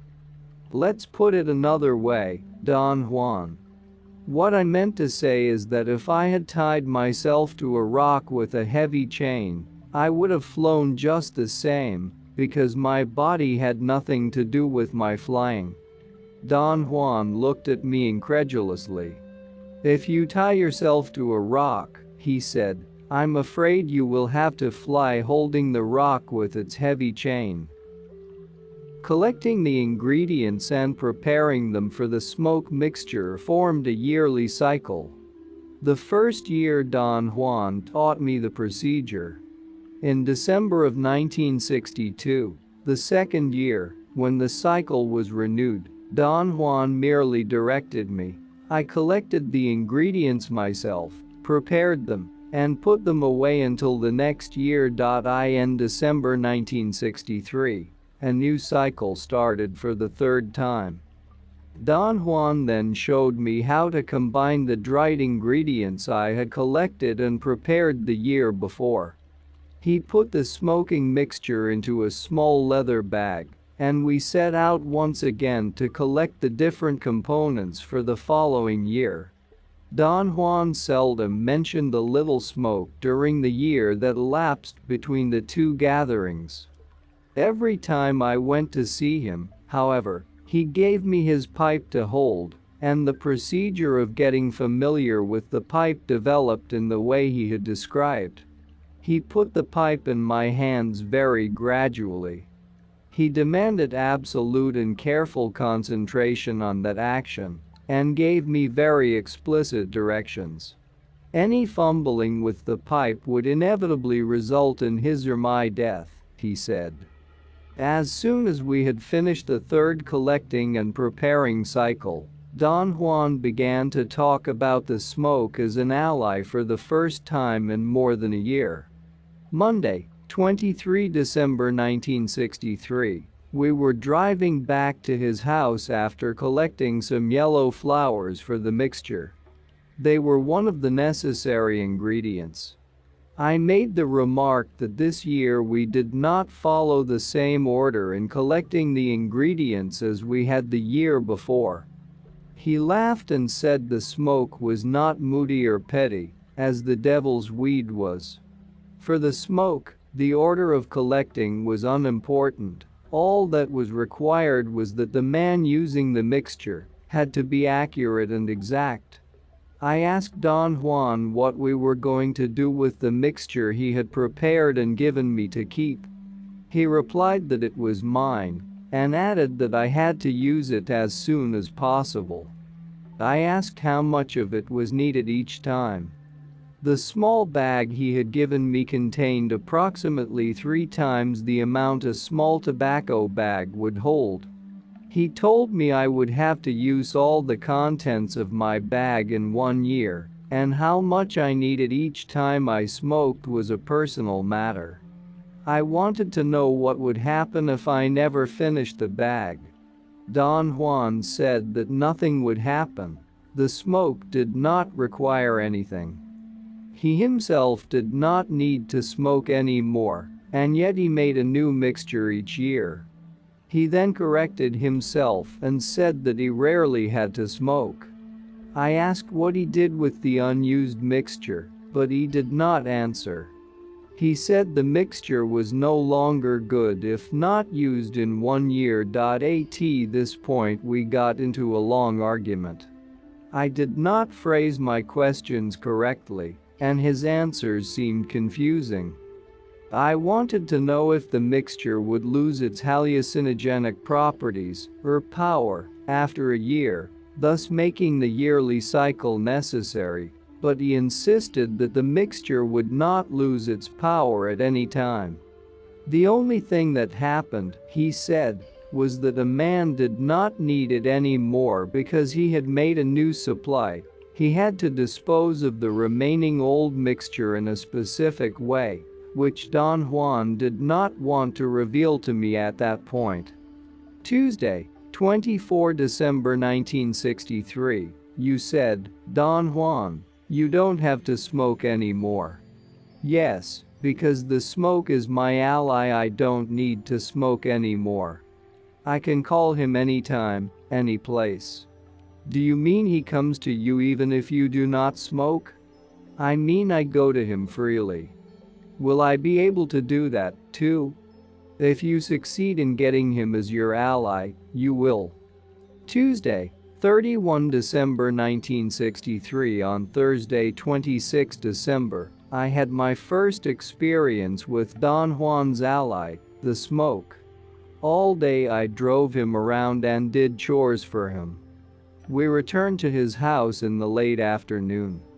I mentioned that we had had nothing to eat all day.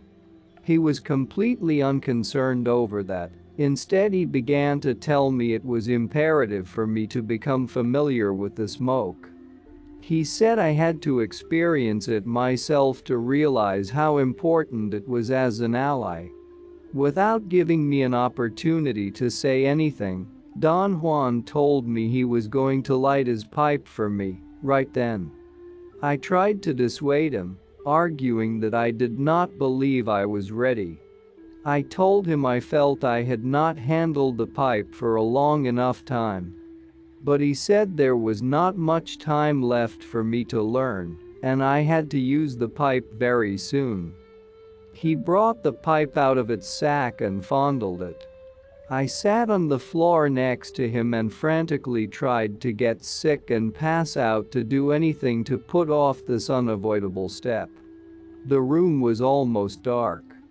Don Juan had lighted the kerosene lamp and placed it in a corner. Usually the lamp kept the room in a relaxing semi-darkness, its yellowish light always soothing. This time, however, the light seemed dim and unusually red. It was unnerving. He untied his small bag of mixture without removing it from the cord fastened around his neck. He brought the pipe close to him, put it inside his shirt, and poured some of the mixture into the bowl. He made me watch the procedure, pointing out that if some of the mixture spilled, it would fall inside his shirt. Don Juan filled 3/4 of the bowl, then tied the bag with one hand while holding the pipe in the other. He picked up a small clay dish, handed it to me, and asked me to get some small charcoals from the fire outside.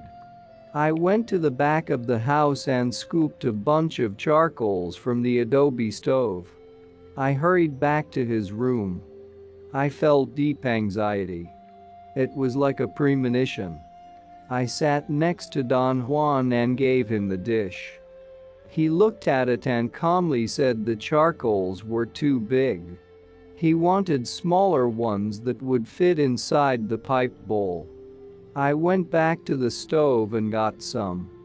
He took the new dish of charcoals and put it before him.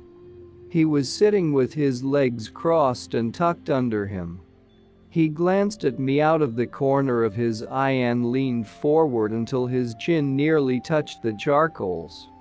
He held the pipe in his left hand, and with an extremely swift movement of his right hand, picked up a burning piece of charcoal and put it into the bowl of the pipe.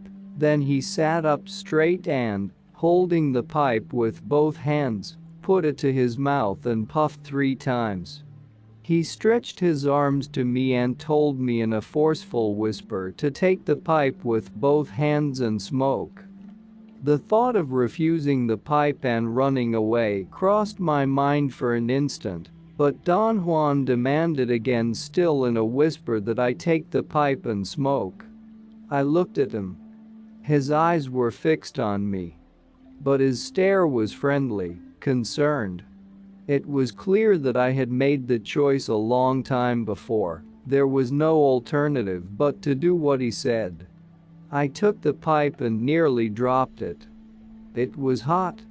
I put it to my mouth with extreme care because I imagined its heat would be intolerable on my lips.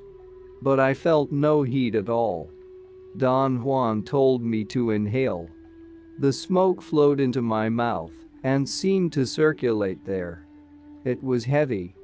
I felt as though I had a mouthful of dough. The simile occurred to me, although I had never had a mouthful of dough. The smoke was also like menthol, and the inside of my mouth suddenly became cold. It was a refreshing sensation. Again. I heard Don Juan whispering. I felt the smoke seep inside my body freely, almost without my control. I needed no more urging from Don Juan. Mechanically I kept inhaling. Suddenly Don Juan leaned over and took the pipe from my hands. He tapped the ashes gently on the dish with the charcoals, then he wet his finger with saliva and rotated it inside the bowl to clean its sides. He blew through the stem repeatedly.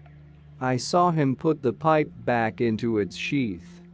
His actions held my interest. When he had finished cleaning the pipe and putting it away, he stared at me, and I realized for the first time that my whole body was numb, mentholated. My face felt heavy and my jaws hurt. I could not keep my mouth closed, but there was no saliva flow. My mouth was burning dry, and yet I was not thirsty. I began to sense an unusual heat all over my head.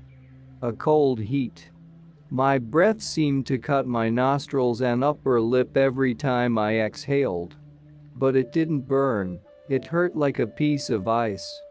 Don Juan sat next to me, to my right, and without moving held the pipe sheath against the floor, as though keeping it down by force. My hands were heavy. My arms sagged, pulling my shoulders down. My nose was running. I wiped it with the back of my hand, and my upper lip was rubbed off. I wiped my face, and all the flesh was wiped off. I was melting. I felt as if my flesh was actually melting. I jumped to my feet and tried to grab hold of anything with which to support myself. I was experiencing a terror I had never felt before. I held onto a pole that Don Juan keeps stuck on the floor in the center of his room. I stood there for a moment, then I turned to look at him. He was still sitting motionless, holding his pipe, staring at me. My breath was painfully hot or cold. It was choking me. I bent my head forward to rest it on the pole, but apparently I missed it, and my head kept on moving downward beyond the point where the pole was. I stopped when I was nearly down to the floor. I pulled myself up. The pole was there in front of my eyes. I tried again to rest my head on it. I tried to control myself and to be aware, and kept my eyes open as I leaned forward to touch the pole with my forehead. It was a few inches from my eyes, but as I put my head against it, I had the queerest feeling that I was going right through it. In a desperate search for a rational explanation, I concluded that my eyes were distorting depth, and that the pole must have been 10 feet away, even though I saw it directly in front of my face. I then conceived a logical, rational way to check the position of the pole. I began moving sideways around it, one little step at a time. My argument was that in walking around the pole in that way I couldn't possibly make a circle more than 5 feet in diameter. If the pole was really 10 feet away from me, or beyond my reach, a moment would come when I would have my back to it. I trusted that at that moment the pole would vanish, because in reality it would be behind me. I then proceeded to circle the pole, but it remained in front of my eyes as I went around it. In a fit of frustration I grabbed it with both hands, but my hands went through it. I was grabbing the air. I carefully calculated the distance between the pole and myself. I figured it must be 3 feet. That is, my eyes perceived it as 3 feet. I played for a moment with the perception of depth by moving my head from one side to the other, focusing each eye in turn on the pole and then on the background. According to my way of judging depth, the pole was unmistakably before me, possibly 3 feet away. Stretching out my arms to protect my head, I charged with all my strength. The sensation was the same. I went through the pole. This time I went all the way to the floor. I stood up again. And standing up was perhaps the most unusual of all the acts I performed that night. I thought myself up. In order to get up I did not use my muscles and skeletal frame in the way I am accustomed to doing, because I no longer had control over them. I knew at the instant I hit the ground. But my curiosity about the pole was so strong I thought myself up in a kind of reflex action. And before I fully realized I could not move, I was up. I called to Don Juan for help. At one moment I yelled frantically at the top of my voice, but Don Juan did not move. He kept on looking at me, sideways, as though he didn't want to turn his head to face me fully. I took a step toward him, but instead of moving forward I staggered backward and fell against the wall.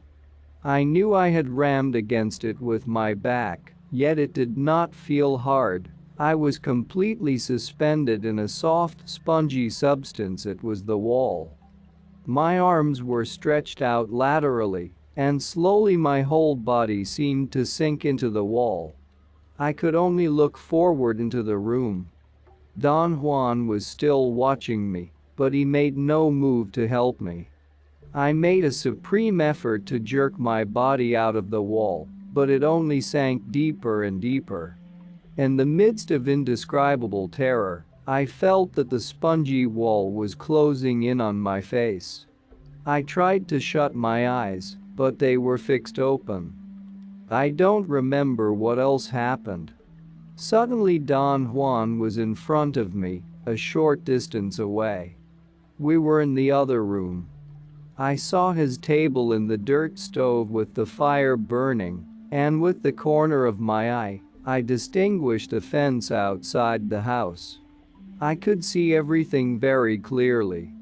Don Juan had brought the kerosene lantern and hung it from the beam in the middle of the room.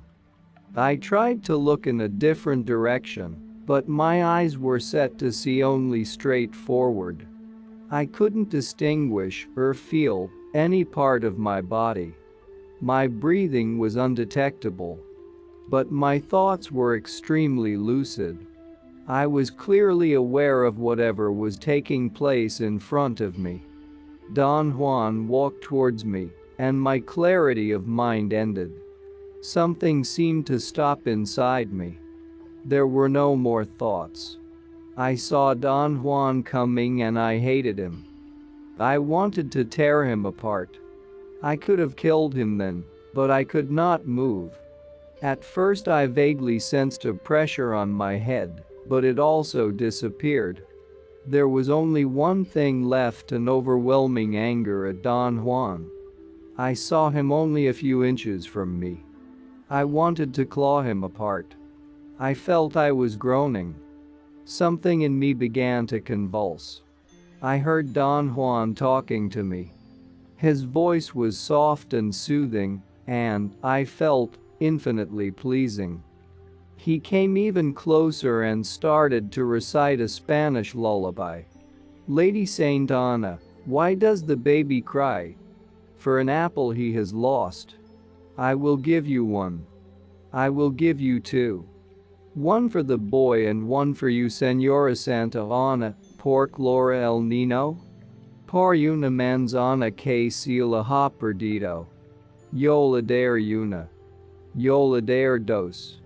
Una para el niño y otra para vos. A warmth pervaded me. It was a warmth of heart and feelings. Don Juan's words were a distant echo. They recalled the forgotten memories of childhood. The violence I had felt before disappeared.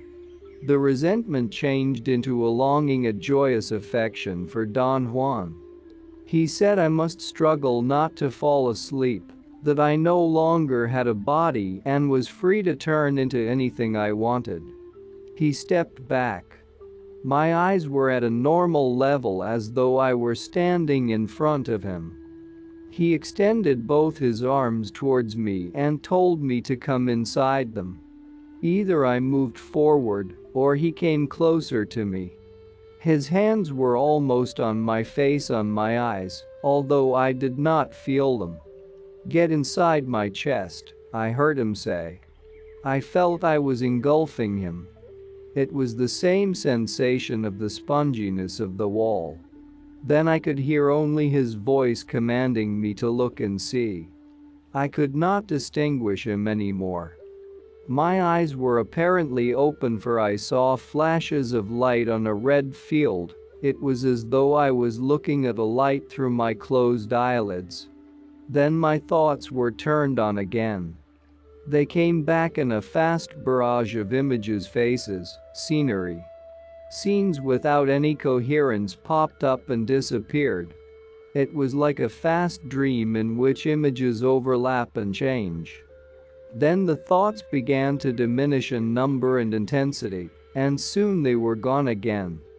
There was only an awareness of affection, of being happy. I couldn't distinguish any shapes or light. All of a sudden I was pulled up. I distinctly felt I was being lifted.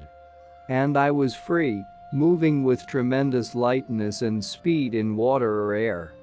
I swam like an eel. I contorted and twisted and soared up and down at will.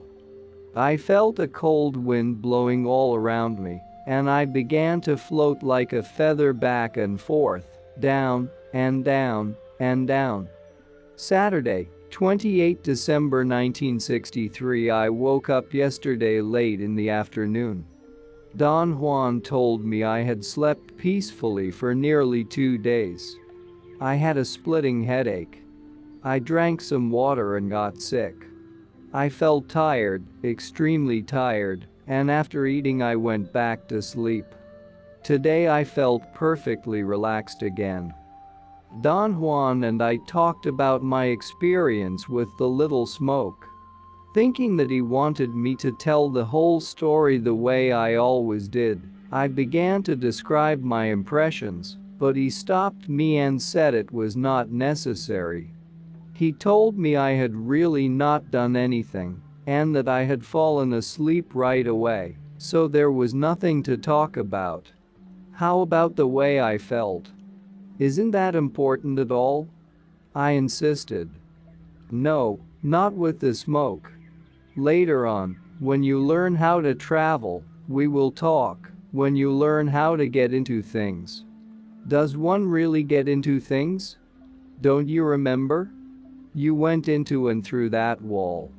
I think I really went out of my mind. No, you didn't. Did you behave the same way I did when you smoked for the first time, Don Juan? No, it wasn't the same. We have different characters. How did you behave? Don Juan did not answer. I rephrased the question and asked it again. But he said he did not remember his experiences, and that my question was comparable to asking a fisherman how he felt the first time he fished. He said the smoke as an ally was unique, and I reminded him that he had also said Mescalito was unique. He argued that each was unique, but that they differed in quality. Mescalito is a protector because he talks to you and can guide your acts, he said. Mescalito teaches the right way to live. And you can see him because he is outside you. The smoke, on the other hand, is an ally. It transforms you and gives you power without ever showing its presence. You can't talk to it. But you know it exists because it takes your body away and makes you as light as air. Yet you never see it. But it is there giving you power to accomplish unimaginable things, such as when it takes your body away. I really felt I had lost my body, Don Juan. You did. You mean, I really didn't have a body? What do you think yourself? Well, I don't know. All I can tell you is what I felt. That is all there is in reality what you felt. But how did you see me, Don Juan? How did I appear to you? How I saw you does not matter. It is like the time when you grabbed the pole. You felt it was not there and you went around it to make sure it was there. But when you jumped at it you felt again that it was not really there. But you saw me as I am now, didn't you? No. You were not as you are now. True. I admit that. But I had my body, didn't I, although I couldn't feel it? No. God damn it. You did not have a body like the body you have today. What happened to my body then? I thought you understood. The little smoke took your body. But where did it go?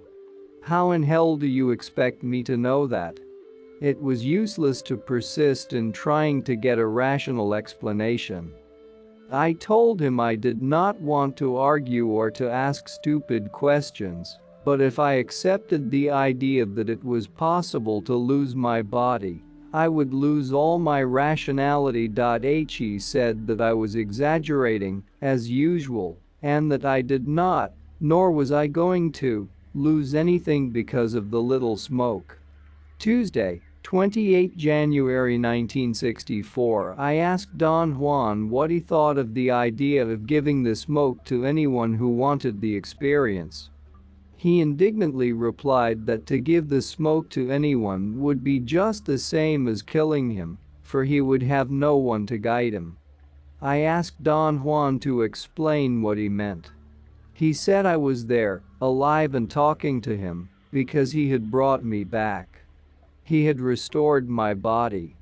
Without him I would never have awakened. How did you restore my body, Don Juan? You will learn that later, but you will have to learn to do it all by yourself. That is the reason I want you to learn as much as you can while I am still around. You have wasted enough time asking stupid questions about nonsense. But perhaps it is not in your destiny to learn all about the little smoke. Well, what shall I do, then? Let the smoke teach you as much as you can learn. Does the smoke also teach? Of course it teaches. Does it teach as Mescalito does? No, it is not a teacher as Mescalito is. It does not show the same things. But what does the smoke teach, then? It shows you how to handle its power, and to learn that you must take it as many times as you can. Your ally is very frightening, Don Juan. It was unlike anything I ever experienced before. I thought I had lost my mind. For some reason this was the most poignant image that came to my mind. I viewed the total event from the peculiar stand of having had other hallucinogenic experiences from which to draw a comparison, and the only thing that occurred to me, over and over again, was that with the smoke one loses one's mind. Don Juan discarded my simile, saying that what I felt was its unimaginable power. And to handle that power, he said, one has to live a strong life. The idea of the strong life not only pertains to the preparation period, but also entails the attitude of the man after the experience. He said the smoke is so strong one can match it only with strength, otherwise, one's life would be shattered to bits. I asked him if the smoke had the same effect on everyone. He said it produced a transformation, but not in everyone. Then, what is the special reason the smoke produced a transformation in me? I asked. That, I think, is a very silly question. You have followed obediently every step required. It is no mystery that the smoke transformed you. I asked him again to tell me about my appearance. I wanted to know how I looked, for the image of a bodiless being he had planted in my mind was understandably unbearable. He said that to tell the truth he was afraid to look at me. He felt the same way his benefactor must have felt when he saw Don Juan smoking for the first time. Why were you afraid? Was I that frightening? I asked. I had never seen anyone smoking before. Didn't you see your benefactor smoke? No. You have never seen even yourself? How could I? You could smoke in front of a mirror.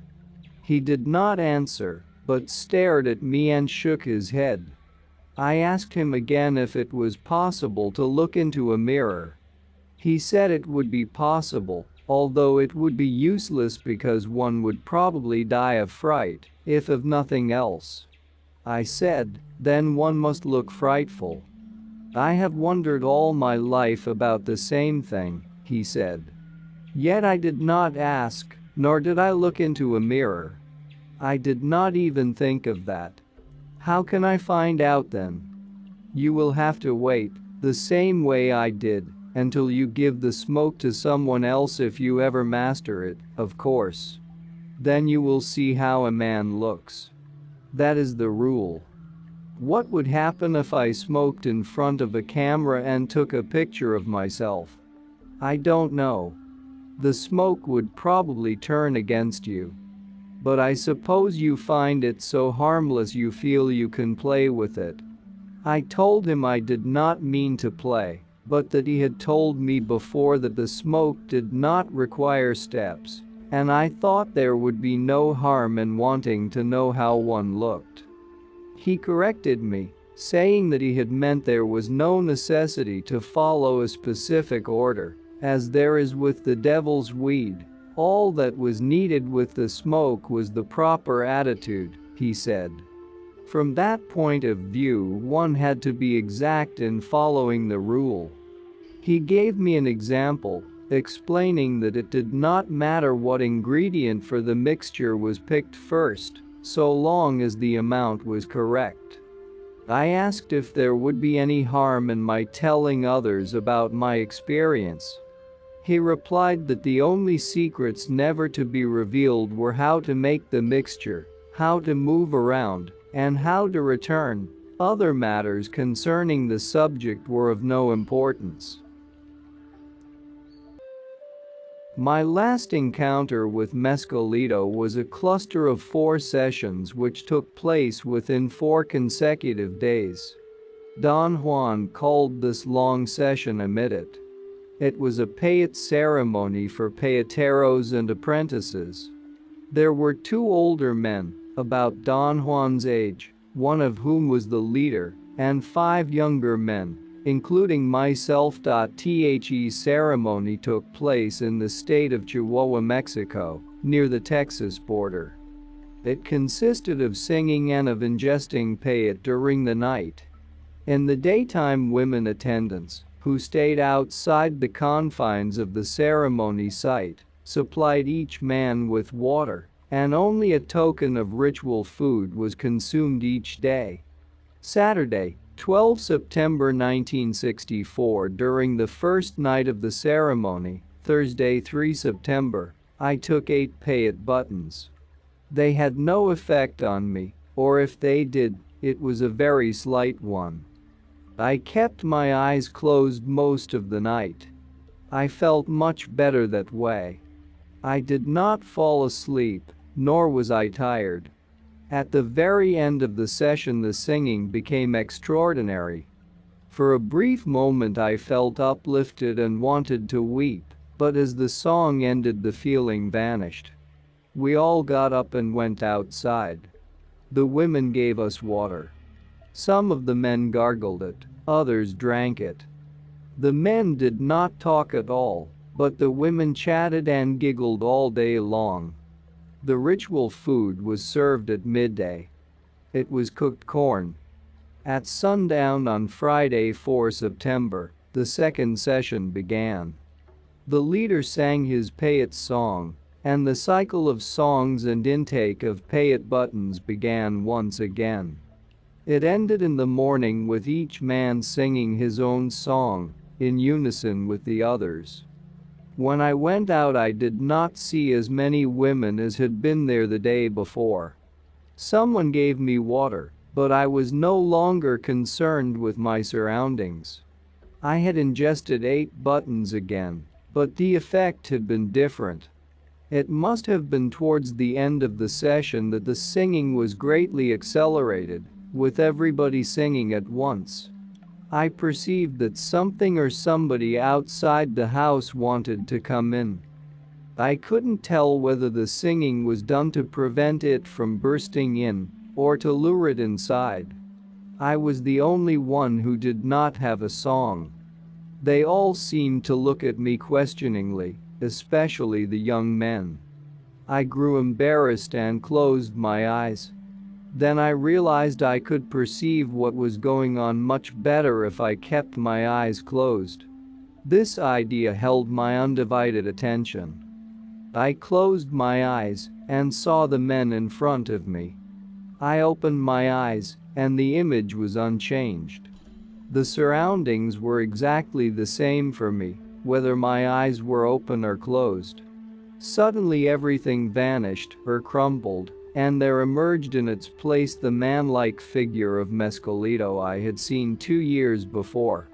He was sitting some distance away with his profile towards me.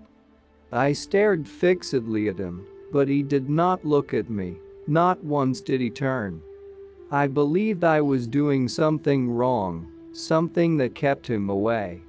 I got up and walked towards him to ask him about it. But the act of moving dispelled the image. It began to fade, and the figures of the men I was with were superimposed upon it. Again I heard the loud frantic singing.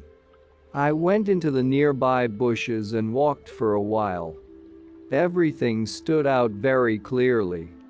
I noticed I was seeing in the darkness, but it mattered very little this time. The important point was, why did Mescalito avoid me? I returned to join the group, and as I was about to enter the house, I heard a heavy rumbling and felt a tremor. The ground shook. It was the same noise I had heard in the Payet Valley 2 years before. I ran into the bushes again. I knew that Mescalito was there, and that I was going to find him. But he was not there. I waited until morning, and joined the others just before the session ended. The usual procedure was repeated on the third day. I was not tired, but I slept during the afternoon. In the evening of Saturday 5 September, the old man sang his Payet song to start the cycle once more. During this session I chewed only one button and did not listen to any of the songs, nor did I pay attention to anything that went on. From the first moment my whole being was uniquely concentrated on one point. I knew something terribly important for my well-being was missing. While the men sang I asked Mescalito, in a loud voice, to teach me a song. My pleading mingled with the men's loud singing. Immediately I heard a song in my ears. I turned around and sat with my back to the group and listened. I heard the words and the tune over and over, and I repeated them until I had learned the whole song. It was a long song in Spanish. Then I sang it to the group several times. And soon afterwards a new song came to my ears. By morning I had sung both songs countless times. I felt I had been renewed, fortified. After the water was given to us, Don Juan gave me a bag, and we all went into the hills. It was a long, strenuous walk to a low mesa. There I saw several Payet plants. But for some reason I did not want to look at them. After we had crossed a mesa, the group broke up. Don Juan and I walked back, collecting Payet buttons just as we had done the first time I helped him. We returned in the late afternoon of Sunday 6 September. In the evening the leader opened the cycle again. Nobody had said a word, but I knew perfectly well it was the last gathering. This time the old man sang a new song. A sack with fresh Payet buttons was passed around. This was the first time I had tasted a fresh button. It was pulpy but hard to chew. It resembled a hard green fruit and was sharper and more bitter than the dried buttons. Personally, I found the fresh Payet infinitely more alive. I chewed 14 buttons. I counted them carefully. I did not finish the last one, for I heard the familiar rumble that marked the presence of Mescalito. Everybody sang frantically, and I knew that Don Juan, and everybody else, had actually heard the noise. I refused to think that their reaction was a response to a cue given by one of them merely to deceive me. At that moment I felt a great surge of wisdom engulfing me. A conjecture I had played with for 3 years turned then into a certainty. It had taken me 3 years to realize, or rather to find out, that whatever is contained in the cactus Lophophora williamsii had nothing to do with me in order to exist as an entity, It existed by itself out there, at large. I knew it then. I sang feverishly until I could no longer voice the words. I felt as if my songs were inside my body, shaking me uncontrollably. I needed to go out and find Mescalito, or I would explode. I walked towards the Payet field. I kept on singing my songs. I knew they were individually mine, the unquestionable proof of my singleness. I sensed each one of my steps. They resounded on the ground. Their echo produced the indescribable euphoria of being a man. Each one of the Payet plants on the field shone with a bluish, scintillating light. One plant had a very bright light. I sat in front of it and sang my songs to it. As I sang, Mescalito came out of the plant, the same man-like figure I had seen before. He looked at me. With great audacity, for a person of my temperament, I sang to him. There was a sound of flutes or of wind, a familiar musical vibration. He seemed to have said, as he had 2 years before, "What do you want?" I spoke very loudly. I said that I knew there was something amiss in my life and in my actions, but I could not find out what it was. I begged him to tell me what was wrong with me, and also to tell me his name, so that I could call him when I needed him. He looked at me, elongated his mouth like a trumpet until it reached my ear, and then told me his name. Suddenly I saw my own father standing in the middle of the Payet field, but the field had vanished, and the scene was my old home, the home of my childhood. My father and I were standing by a fig tree. I embraced my father and hurriedly began to tell him things I had never before been able to say. Every one of my thoughts was concise and to the point. It was as if we had no time, really, and I had to say everything at once.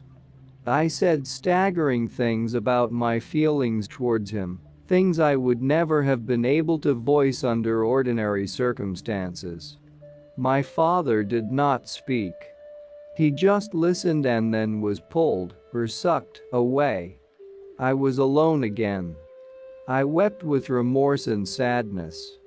I walked through the Payet field calling the name Mescalito had taught me. Something emerged from a strange, star-like light on a Payet plant. It was a long shiny object, a stick of light the size of a man. For a moment it illuminated the whole field with an intense yellowish or amber light, then it lit up the whole sky above, creating a portentous, marvelous sight. I thought I would go blind if I kept on looking. I covered my eyes and buried my head in my arms. I had a clear notion that Mescalito told me to eat one more Payet button. I thought, I can't do that because I have no knife to cut it. Eat one from the ground, he said to me in the same strange way. I lay on my stomach and chewed the top of a plant. It kindled me. It filled every corner of my body with warmth and directness. Everything was alive. Everything had exquisite and intricate detail, and yet everything was so simple.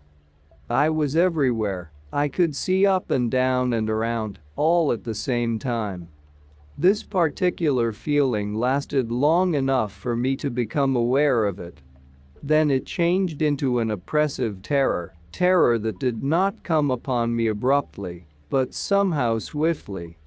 At first my marvelous world of silence was jolted by sharp noises, but I was not concerned. Then the noises became louder and were uninterrupted, as if they were closing in on me. And gradually I lost the feeling of floating in a world undifferentiated, indifferent, and beautiful.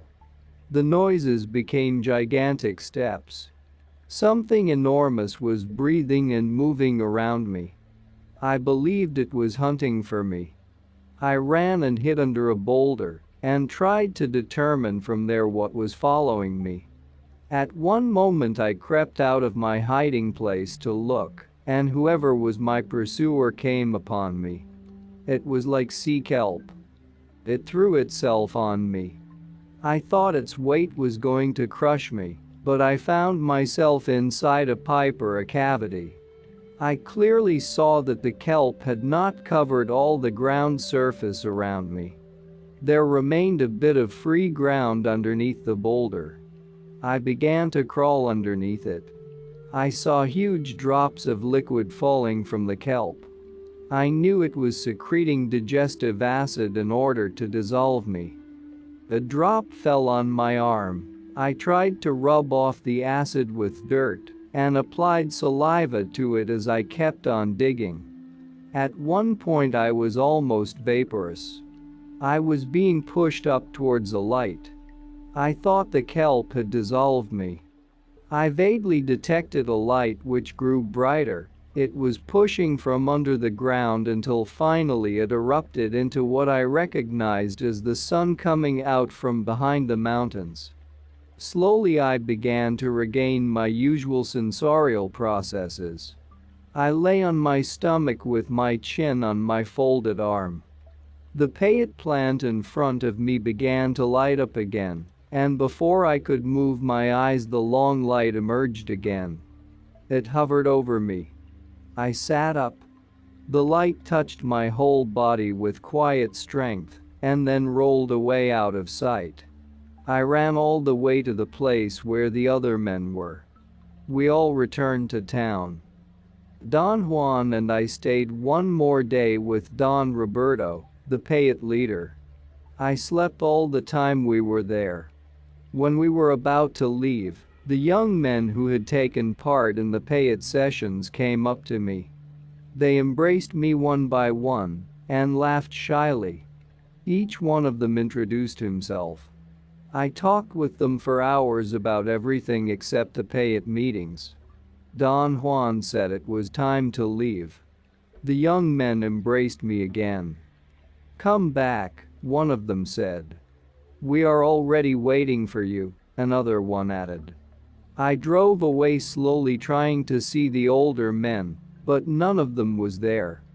Thursday, 10 September 1964. To tell Don Juan about an experience always forced me to recall it step by step, to the best of my ability.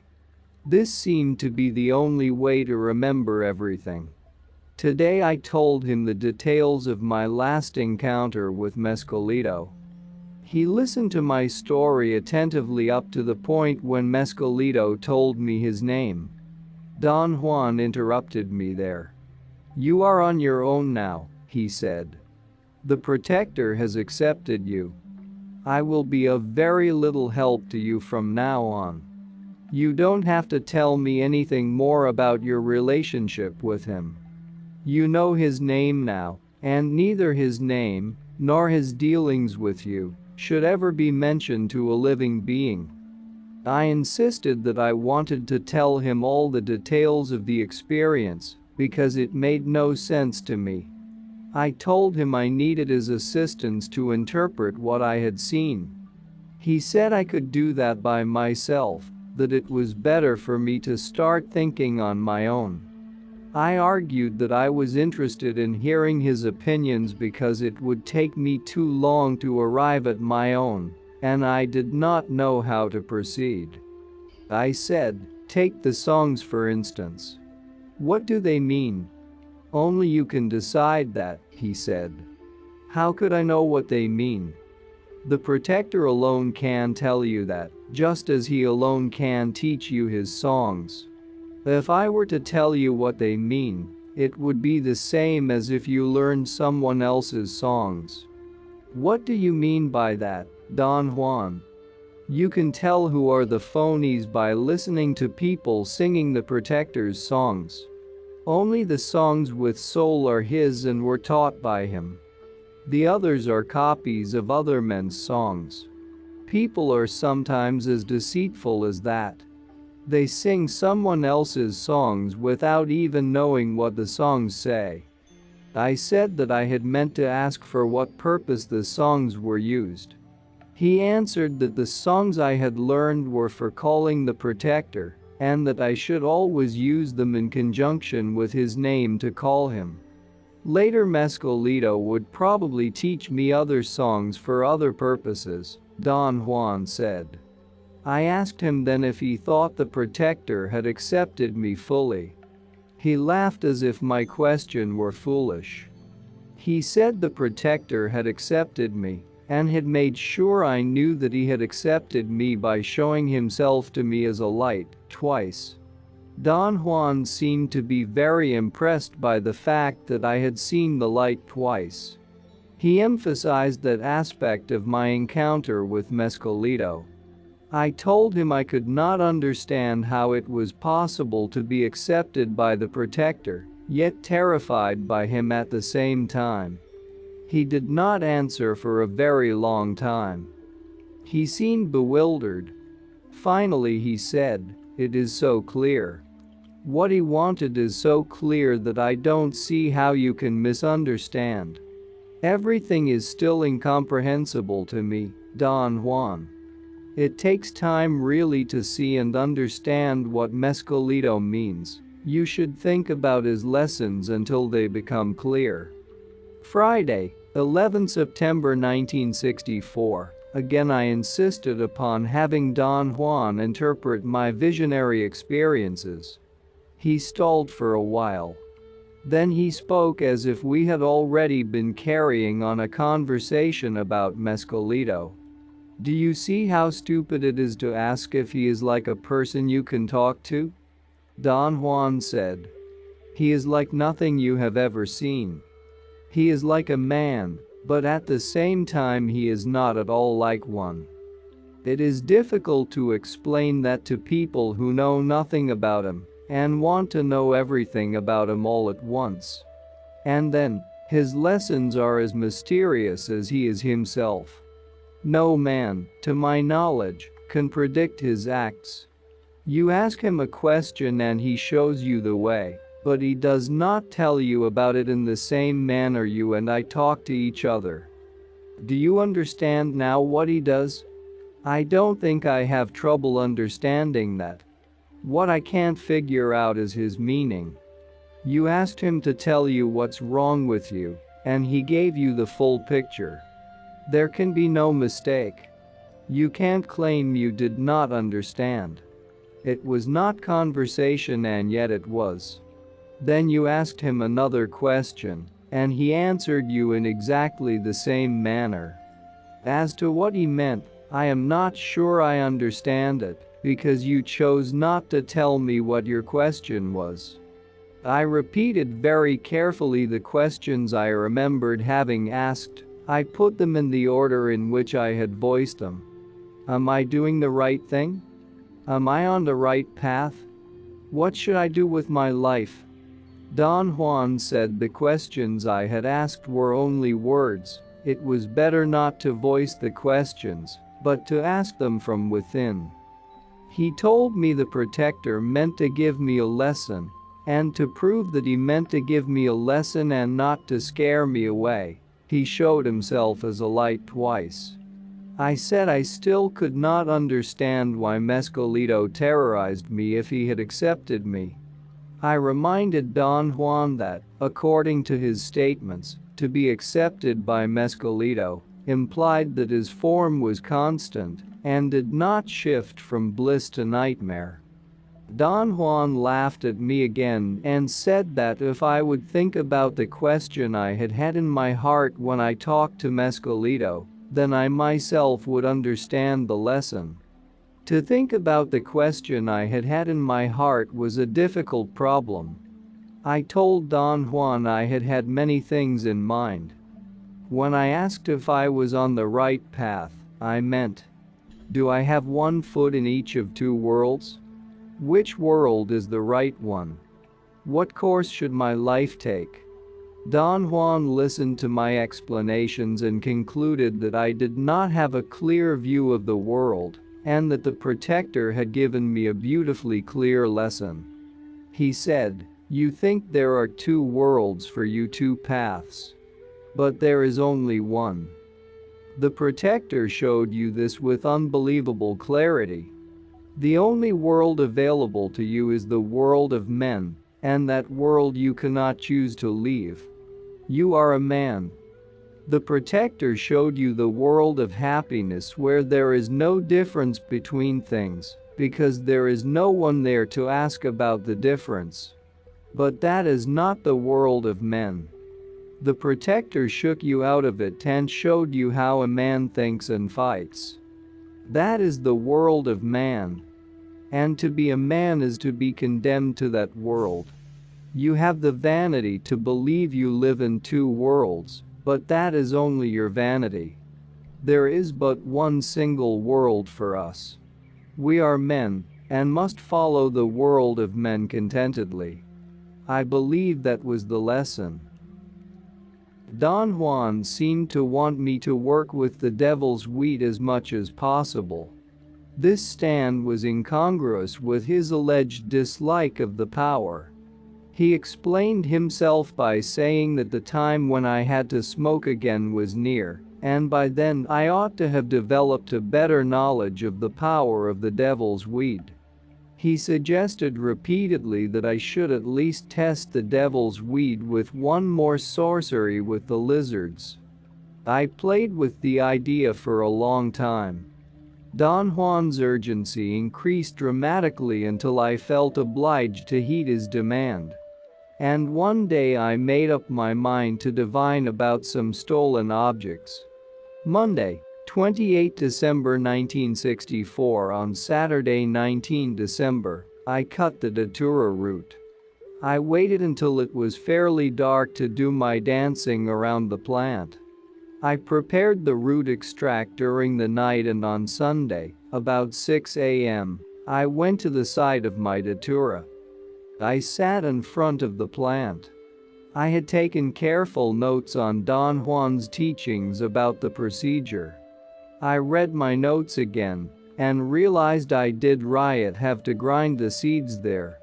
Somehow just being in front of the plant gave me a rare kind of emotional stability, a clarity of thought, or a power to concentrate on my actions which I ordinarily lacked. I followed all the instructions meticulously, calculating my time so that the paste and the root were ready by late afternoon. About 5 o'clock I was busy trying to catch a pair of lizards. For an hour and a half I tried every method I could think of, but I failed in every attempt. I was sitting in front of the datura plant trying to figure out an expedient way of accomplishing my purpose, when I suddenly remembered that Don Juan had said the lizards had to be talked to. At first I felt ludicrous talking to the lizards. It was like being embarrassed by talking in front of an audience. The feeling soon vanished and I went on talking. It was almost dark. I lifted a rock. A lizard was under it. It had the appearance of being numb. I picked it up. And then I saw that there was another stiff lizard under another rock. They did not even wriggle. The sewing of the mouth and eyes was the most difficult task. I noticed that Don Juan had imparted a sense of irrevocability to my acts. His stand was that when a man begins an act there is no way to stop. If I had wanted to stop, however, there was nothing to prevent me. Perhaps I did not want to stop. I set one lizard free, and it went in a northeasterly direction, the omen of a good, but difficult, experience. I tied the other lizard to my shoulder and smeared my temples as prescribed.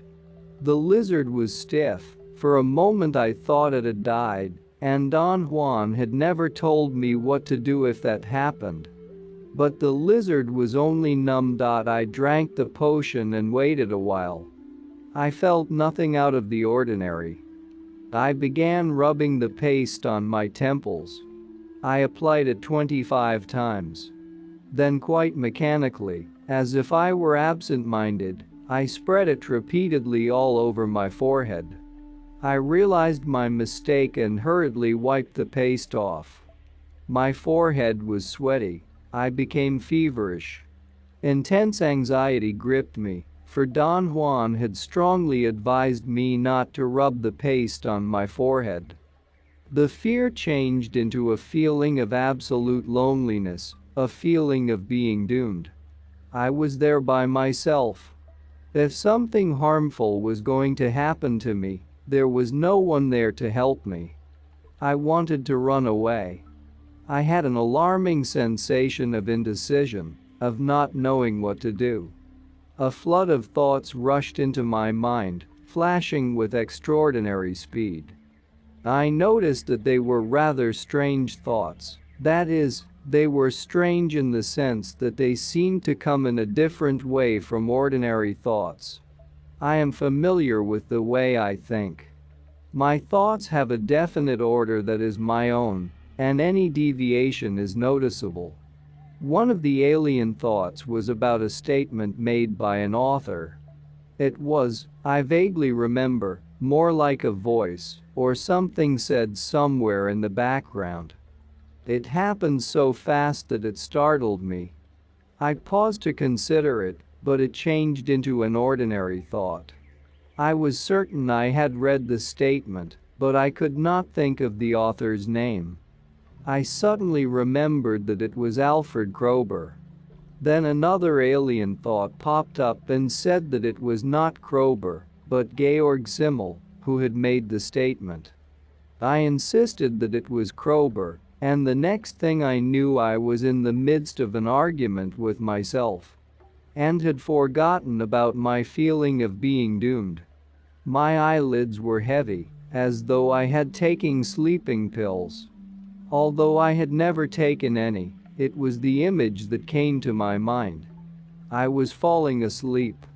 I wanted to go to my car and crawl in, but I couldn't move. Then, quite suddenly, I woke up, or rather, clearly felt that I had. My first thought was about the time of day. I looked around.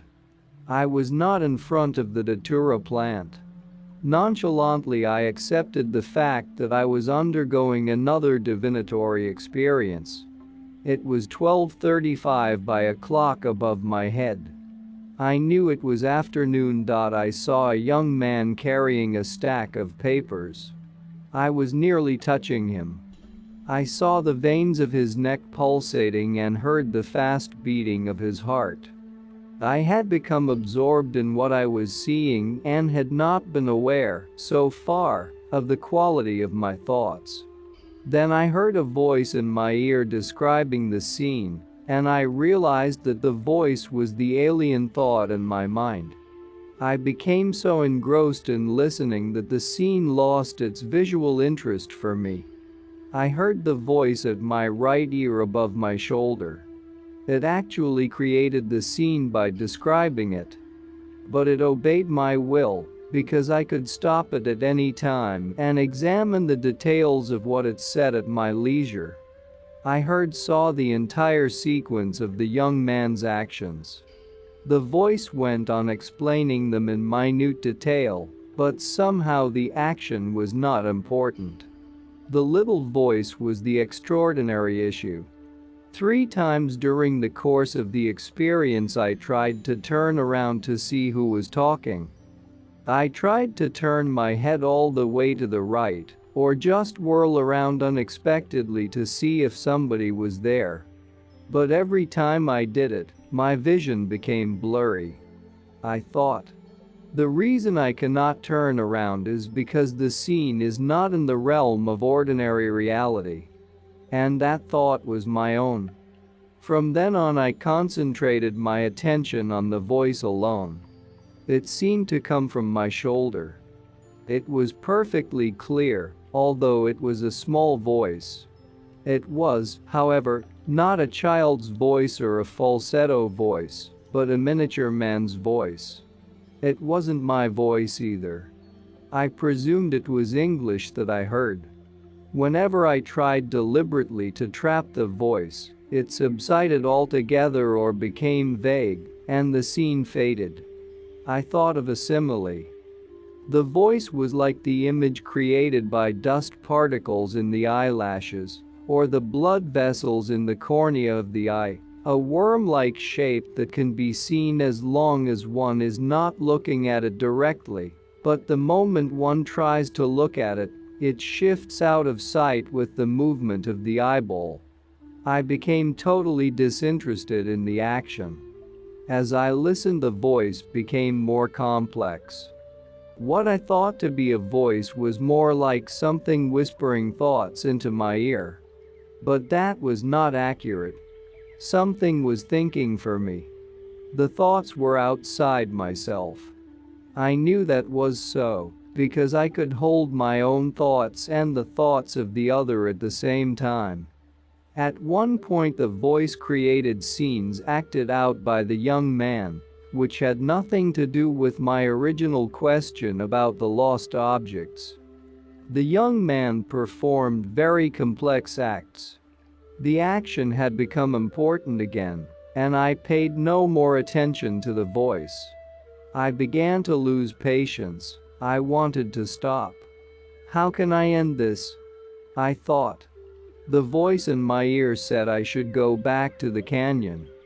I asked how, and the voice answered that I should think of my plant. I thought of my plant. Usually I sat in front of it. I had done it so many times that it was quite easy for me to visualize it. I believed that seeing it, as I did at that moment, was another hallucination, but the voice said I was back. I strained to listen. There was only silence. The datura plant in front of me seemed as real as everything else I had seen, but I could touch it, I could move around. I stood up and walked towards my car. The effort exhausted me, and I sat down and closed my eyes. I felt dizzy and wanted to vomit. There was a buzzing in my ears. Something slid on my chest. It was the lizard. I remembered Don Juan's admonition about setting it free. I went back to the plant and untied the lizard. I did not want to see whether it was dead or alive. I broke the clay pot with the paste and kicked some dirt over it. I got into my car and fell asleep. Thursday, 24 December 1964. Today I narrated the whole experience to Don Juan. As usual, he listened without interrupting me. At the end we had the following dialogue. You did something very wrong. I know it. It was a very stupid error, an accident. There are no accidents when you deal with the devil's weed. I told you she would test you all the way. As I see it, either you are very strong or the weed really likes you. The center of the forehead is only for the great brujos who know how to handle her power. What usually happens when a man rubs his forehead with the paste, Don Juan? If the man is not a great brujo, he will never come back from the journey. Have you ever rubbed the paste on your forehead, Don Juan? Never. My benefactor told me very few people return from such a journey. A man could be gone for months and would have to be tended by others. My benefactor said the lizards could take a man to the end of the world and show him the most marvelous secrets upon request. Do you know anybody who has ever taken that journey? Yes, my benefactor. But he never taught me how to return. Is it so very difficult to return, Don Juan? Yes. That is why your act is truly astonishing to me. You had no steps to follow, and we must follow certain steps, because it is in the steps where man finds strength. Without them we are nothing. We remained silent for hours. He seemed to be immersed in very deep deliberation. Saturday, 26 December 1964. Don Juan asked me if I had looked for the lizards. I told him I had, but that I couldn't find them. I asked him what would have happened if one of the lizards had died while I was holding it. He said the death of a lizard would be an unfortunate event. If the lizard with the sewed-up mouth had died at any time, there would have been no sense in pursuing the sorcery, he said. It would also have meant that the lizards had withdrawn their friendship, and I would have had to give up learning about the devil's weed for a long time. How long, Don Juan? I asked. 2 years or more. What would have happened if the other lizard had died? If the second lizard had died, you would have been in real danger. You would have been alone, without a guide. If she died before you started the sorcery, you could have stopped it, but if you had stopped it, you would also have to give up the devil's weed for good. If the lizard had died while she was on your shoulder, after you had begun the sorcery, you would have had to go ahead with it, and that would truly have been madness. Why would it have been madness? Because under such conditions nothing makes sense. You are alone without a guide, seeing terrifying, nonsensical things. What do you mean by nonsensical things? Things we see by ourselves. Things we see when we have no direction. It means the devil's weed is trying to get rid of you, finally pushing you away. Do you know anyone who ever experienced that? Yes? I did. Without the wisdom of the lizards I went mad. What did you see, Don Juan? A bunch of nonsense. What else could I have seen without direction? Monday, 28 December 1964, you told me, Don Juan, that the devil's weed tests men. What did you mean by that? The devil's weed is like a woman, and like a woman she flatters men. She sets traps for them at every turn. She did it to you when she forced you to rub the paste on your forehead. She will try it again, and you will probably fall for it. I warn you against it. Don't take her with passion. The devil's weed is only one path to the secrets of a man of knowledge. There are other paths. But her trap is to make you believe that hers is the only way. I say it is useless to waste your life on one path, especially if that path has no heart. But how do you know when a path has no heart, Don Juan? Before you embark on it, you ask the question, does this path have a heart? If the answer is no, you will know it, and then you must choose another path. But how will I know for sure whether a path has a heart or not? Anybody would know that. The trouble is nobody asks the question, and when a man finally realizes that he has taken a path without a heart, the path is ready to kill him. At that point, very few men can stop to deliberate and leave the path. How should I proceed to ask the question properly, Don Juan? Just ask it. I mean, is there a proper method, so I would not lie to myself and believe the answer is yes when it really is no? Why would you lie? Perhaps because at the moment the path is pleasant and enjoyable. That is nonsense. A path without a heart is never enjoyable. You have to work hard even to take it. On the other hand, a path with heart is easy. It does not make you work at liking it. Don Juan suddenly changed the direction of the conversation and bluntly confronted me with the idea that I liked the devil's weed. I had to admit that I had at least a preference for it. He asked me how I felt about his ally, the smoke, and I had to tell him that just the idea of it frightened me out of my senses. I have told you that to choose a path you must be free from fear and ambition. But the smoke blinds you with fear, and the devil's weed blinds you with ambition. I argued that one needs ambition even to embark on any path, and that his statement that one had to be free from ambition did not make sense. A person has to have ambition in order to learn. The desire to learn is not ambition, he said. It is our lot as men to want to know, but to seek the devil's wheat is to bid for power, and that is ambition, because you are not bidding to know. Don't let the devil's wheat blind you. She has hooked you already.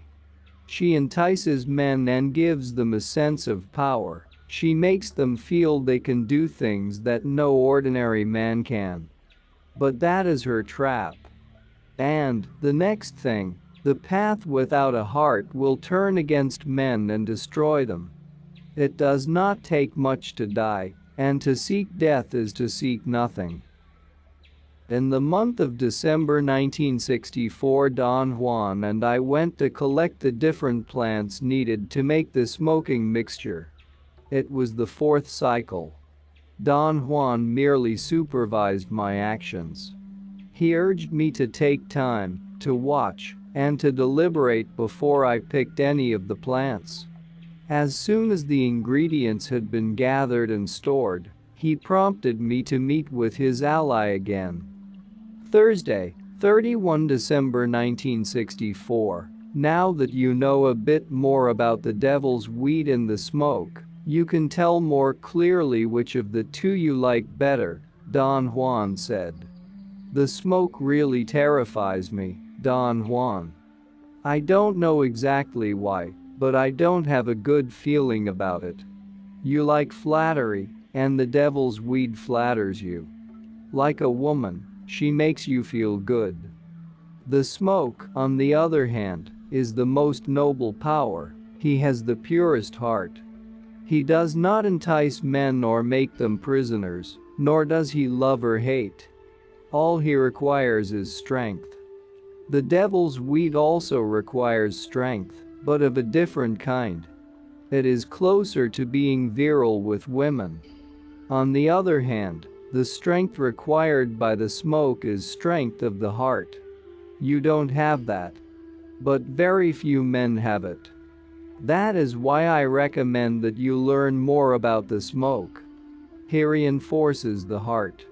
He is not like the devil's weed, full of passions, jealousies, and violence. The smoke is constant. You don't have to worry about forgetting something along the line. Wednesday, 27 January 1965. On Tuesday, 19 January, I smoked again the hallucinogenic mixture. I had told Don Juan I felt very apprehensive about the smoke, and that it frightened me. He said I had to try it again to evaluate it with justice. We walked into his room. It was almost 2 o'clock in the afternoon. He brought out the pipe. I got the charcoals, then we sat facing each other. He said he was going to warm up the pipe and awaken her, and if I watched carefully I would see how she glowed. He put the pipe to his lips 3 or 4 times and sucked through it. He rubbed it tenderly.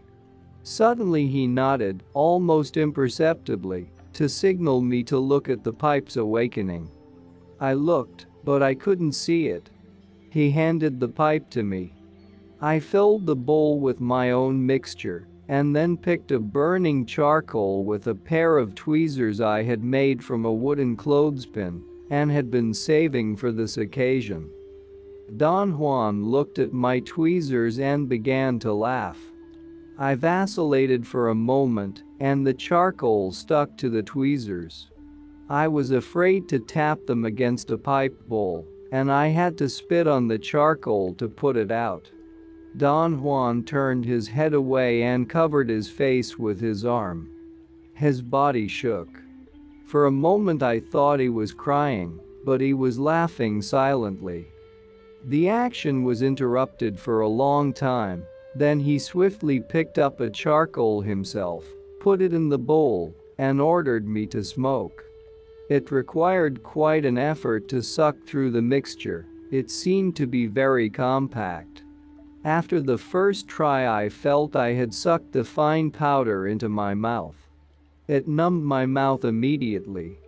I saw the glow in the bowl, but I never felt the smoke as the smoke of a cigarette is felt. Yet I had the sensation of inhaling something that filled my lungs first, and then pushed itself down to fill the rest of my body. I counted 20 inhalations, and then the count did not matter any longer. I began to sweat. Don Juan looked at me fixedly and told me not to be afraid, and to do exactly as he said. I tried to say all right, but instead I made a weird, howling sound. It went on resounding after I had closed my mouth. The sound startled Don Juan, who had another attack of laughter. I wanted to say yes with my head, but I couldn't move. Don Juan opened my hands gently and took the pipe away. He ordered me to lie down on the floor, but not to fall asleep. I wondered if he was going to help me lie down, but he did not. He just stared at me uninterruptedly. All of a sudden I saw the room tumbling, and I was looking at Don Juan from a position on my side. From that point on the images became strangely blurry, as in a dream. I can vaguely recall hearing Don Juan talk to me a great deal during the time I was immobilized. I did not experience fear or unpleasantness during the state itself, nor was I sick upon awakening the next day. The only thing out of the ordinary was that I could not think clearly for some time after waking up. Then gradually, in a period of 4 or 5 hours, I became myself again. Wednesday, 20 January 1965. Don Juan did not talk about my experience, nor did he ask me to relate it to him. His sole comment was that I had fallen asleep too soon. The only way to stay awake is to become a bird, or a cricket, or something of the sort, he said. How do you do that, Don Juan? That is what I am teaching you. Do you remember what I said to you yesterday while you were without your body? I can't recall clearly. I am a crow. I am teaching you how to become a crow. When you learn that, you will stay awake, and you will move freely, otherwise you will always be glued to the ground, wherever you fall. Sunday, 7 February 1965. My second attempt with the smoke took place about midday on Sunday, 31 January. I woke up the following day in the early evening. I had the sensation of possessing an unusual power to recollect whatever Don Juan had said to me during the experience. His words were imprinted on my mind. I kept on hearing them with extraordinary clarity and persistence. During this attempt, another fact became obvious to me. My entire body had become numb soon after I began to swallow the fine powder, which got into my mouth every time I sucked the pipe. Thus I not only inhaled the smoke, but also ingested the mixture. I tried to narrate my experience to Don Juan. He said I had done nothing important. I mentioned that I could remember everything that had happened, but he did not want to hear about it. Every memory was precise and unmistakable. The smoking procedure had been the same as in the previous attempt. It was almost as if the two experiences were perfectly juxtaposable, and I could start my recollection from the time the first experience ended. I clearly remembered that from the time I fell to the ground on my side, I was completely devoid of feeling or thought. Yet my clarity was not impaired in any way. I remember thinking my last thought at about the time the room became a vertical plane. I must have clunked my head on the floor, yet I don't feel any pain. From that point on I could only see and hear. I could repeat every word Don Juan had said. I followed each one of his directions. They seemed clear, logical, and easy. He said that my body was disappearing, and only my head was going to remain, And in such a condition, the only way to stay awake and move around was by becoming a crow. He commanded me to make an effort to wink, adding that whenever I was capable of winking, I would be ready to proceed. Then he told me that my body had vanished completely, and all I had was my head. He said the head never disappears because the head is what turns into a crow. He ordered me to wink. He must have repeated this command and all his other commands countless times, because I could remember all of them with extraordinary clarity. I must have winked because he said I was ready and ordered me to straighten up my head and put it on my chin. He said that in the chin were the crow's legs. He commanded me to feel the legs and observe that they were coming out slowly. He then said that I was not solid yet, that I had to grow a tail, and that the tail would come out of my neck. He ordered me to extend the tail like a fan, and to feel how it swept the floor. Then he talked about the crow's wings, and said they would come out of my cheekbones. He said it was hard and painful. He commanded me to unfold them. He said they had to be extremely long as I could stretch them, otherwise I would not be able to fly. He told me the wings were coming out and were long and beautiful, and that I had to flap them until they were real wings. He talked about the top of my head next, and said it was still very large and heavy, and its bulk would prevent my flying. He told me that the way to reduce its size was by winking. With every wink my head would become smaller. He ordered me to wink until the top weight was gone. It was the most difficult change, and to accomplish it, I had to be docile and do exactly as he told me. I had to learn to see like a crow. He said that my mouth and nose were going to grow between my eyes until I had a strong beak. He said that crows see straight to the side, and commanded me to turn my head and look at him with one eye. He said that if I wanted to change and look with the other eye, I had to shake my beak down, and that movement would make me look through the other eye. He ordered me to shift from one eye to the other.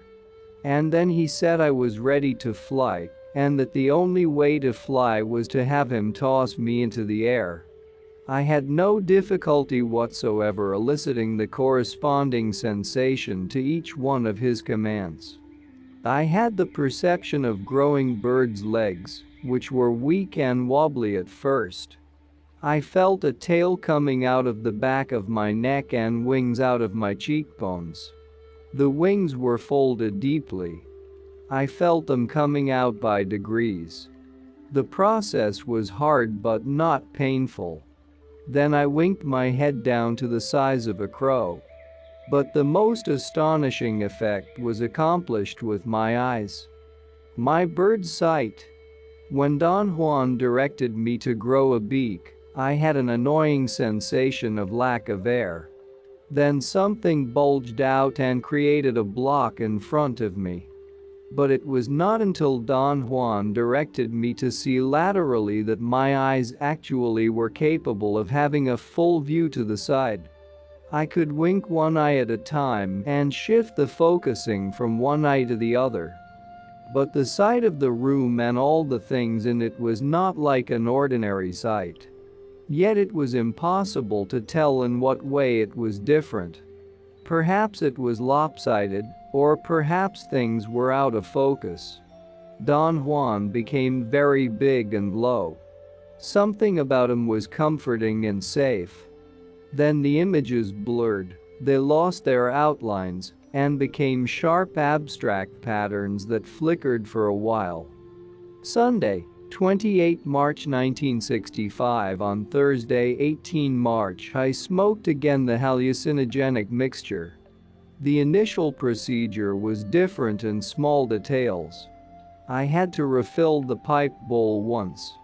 After I had finished the first bag, Don Juan looked at the bag and said this was my last attempt with the smoke until the next year, Because I had used up all my provisions. He turned the little bag inside out and shook the dust into the dish that held the charcoals. It burned with an oil. Something zigzagged inside the lines at high speed. Don Juan told me to look at the movement in the lines. I saw something that looked like a small marble rolling back and forth in the glowing area. He leaned over, put his hand into the glow, picked out the marble, and placed it in the pipe bowl. He ordered me to take a puff. I had a clear impression that he had put the small bowl into the pipe so that I would inhale it. In a moment the room lost its horizontal position. I felt a profound numbness, a sensation of heaviness. When I awakened, I was lying on my back at the bottom of a shallow irrigation ditch, immersed in water up to my chin. Someone was holding my head up. It was Don Juan. The first thought I had was that the water in the channel had an unusual quality. It was cold and heavy. It slapped lightly against me, and my thoughts cleared with every movement it made. At first the water had a bright green halo, or fluorescence, which soon dissolved, leaving only a stream of ordinary water. I asked Don Juan about the time of day. He said it was early morning. After a while I was completely awake and got out of the water. "You must tell me all you saw," Don Juan said when we got to his house. He also said he had been trying to bring me back for 3 days and had had a very difficult time doing it. I made numerous attempts to describe what I had seen, but I could not concentrate. Later on, during the early evening, I felt I was ready to talk with Don Juan, and I began to tell him what I remembered from the time I had fallen on my side, but he did not want to hear about it. He said the only interesting part was what I saw and did after he tossed me into the air, and I flew away. All I could remember was a series of dreamlike images or scenes. They had no sequential order. I had the impression that each one of them was like an isolated bubble, floating into focus and then moving away. They were not, however, merely scenes to look at. I was inside them. I took part in them. When I tried to recollect them at first, I had the sensation that they were vague, diffused flashes, but as I thought about them, I realized that each one of them was extremely clear, although totally unrelated to ordinary seeing, hence the sensation of vagueness. The images were few and simple. As soon as Don Juan mentioned that he had tossed me into the air, I had a faint recollection of an absolutely clear scene in which I was looking straight at him from some distance away. I was looking at his face only. It was monumental in size. It was flat and had an intense glow. His hair was yellowish, and it moved. Each part of his face moved by itself, projecting a sort of amber light. The next image was one in which Don Juan had actually tossed me up, or hurled me, in a straight onward direction. I remember I extended my wings and flew. I felt alone, cutting through the air, painfully moving straight ahead. It was more like walking than like flying. It tired my body. There was no feeling of flowing free, no exuberance. Then I remembered an instant in which I was motionless, looking at a mass of sharp, dark edges set in an area that had a dull, painful light. Next I saw a field with an infinite variety of lights. The lights moved and flickered and changed their luminosity. They were almost like colors. Their intensity dazzled me. At another moment, an object was almost against my eye. It was a thick, pointed object. It had a definite pinkish glow. I felt a sudden tremor somewhere in my body and saw a multitude of similar pink forms coming towards me. They all moved on me. I jumped away. The last scene I remembered was three silvery birds. They radiated a shiny, metallic light, almost like stainless steel, but intense and moving and alive. I liked them. We flew together. Don Juan did not make any comments on my recounting. Tuesday, 23 March 1965. The following conversation took place the next day, after the recounting of my experience. Don Juan said, "It does not take much to become a crow. You did it and now you will always be one." What happened after I became a crow, Don Juan? Did I fly for 3 days? No, you came back at nightfall as I had told you to. But how did I come back? You were very tired and went to sleep. That is all. I mean, did I fly back? I have already told you. You obeyed me and came back to the house. But don't concern yourself with that matter. It is of no importance. What is important, then? In your whole trip there was only one thing of great value: the silvery birds. What was so special about them? They were just birds. Not just birds, they were crows. Were they white crows, Don Juan? The black feathers of a crow are really silvery. The crows shine so intensely that they are not bothered by other birds. Why did their feathers look silvery? Because you were seeing as a crow sees. A bird that looks dark to us looks white to a crow. The white pigeons, for instance, are pink or bluish to a crow. Seagulls are yellow. Now, try to remember how you joined them. I thought about it, but the birds were a dim, disassociated image which had no continuity. I told him I could remember only that I felt I had flown with them. He asked me whether I had joined them in the air or on the ground, but I could not possibly answer that. He became almost angry with me. He demanded that I think about it. He said, "All this will not mean a damn. It will be only a mad dream unless you remember correctly." I strained myself to recollect, but I could not. Saturday, 3 April 1965. Today I thought of another image in my dream about the silvery birds. I remembered seeing a dark mass with myriads of pinholes. In fact, the mass was a dark cluster of little holes. I don't know why I thought it was soft. As I was looking at it, 3 birds flew straight at me. One of them made a noise, then all 3 of them were next to me on the ground. I described the image to Don Juan. He asked me from what direction the birds had come. I said I couldn't possibly determine that. He became quite impatient and accused me of being inflexible in my thinking. He said I could very well remember if I tried to, and that I was afraid to let myself become less rigid. He said that I was thinking in terms of men and crows, and that I was neither a man nor a crow at the time that I wanted to recollect. He asked me to remember what the crow had said to me. I tried to think about it, but my mind played on scores of other things instead. I couldn't concentrate.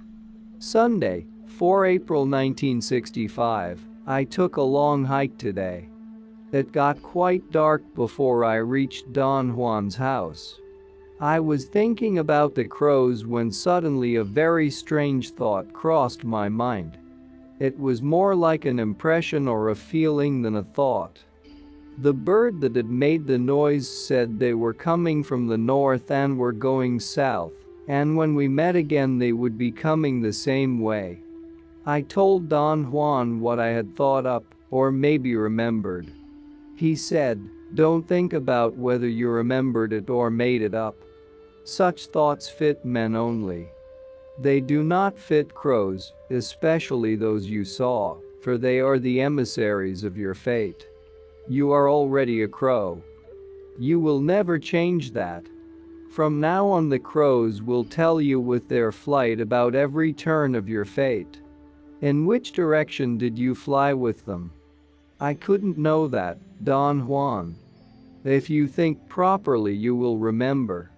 Sit on the floor and tell me the position in which you were when the birds flew to you. Close your eyes and make a line on the floor. I followed his suggestion and determined the point.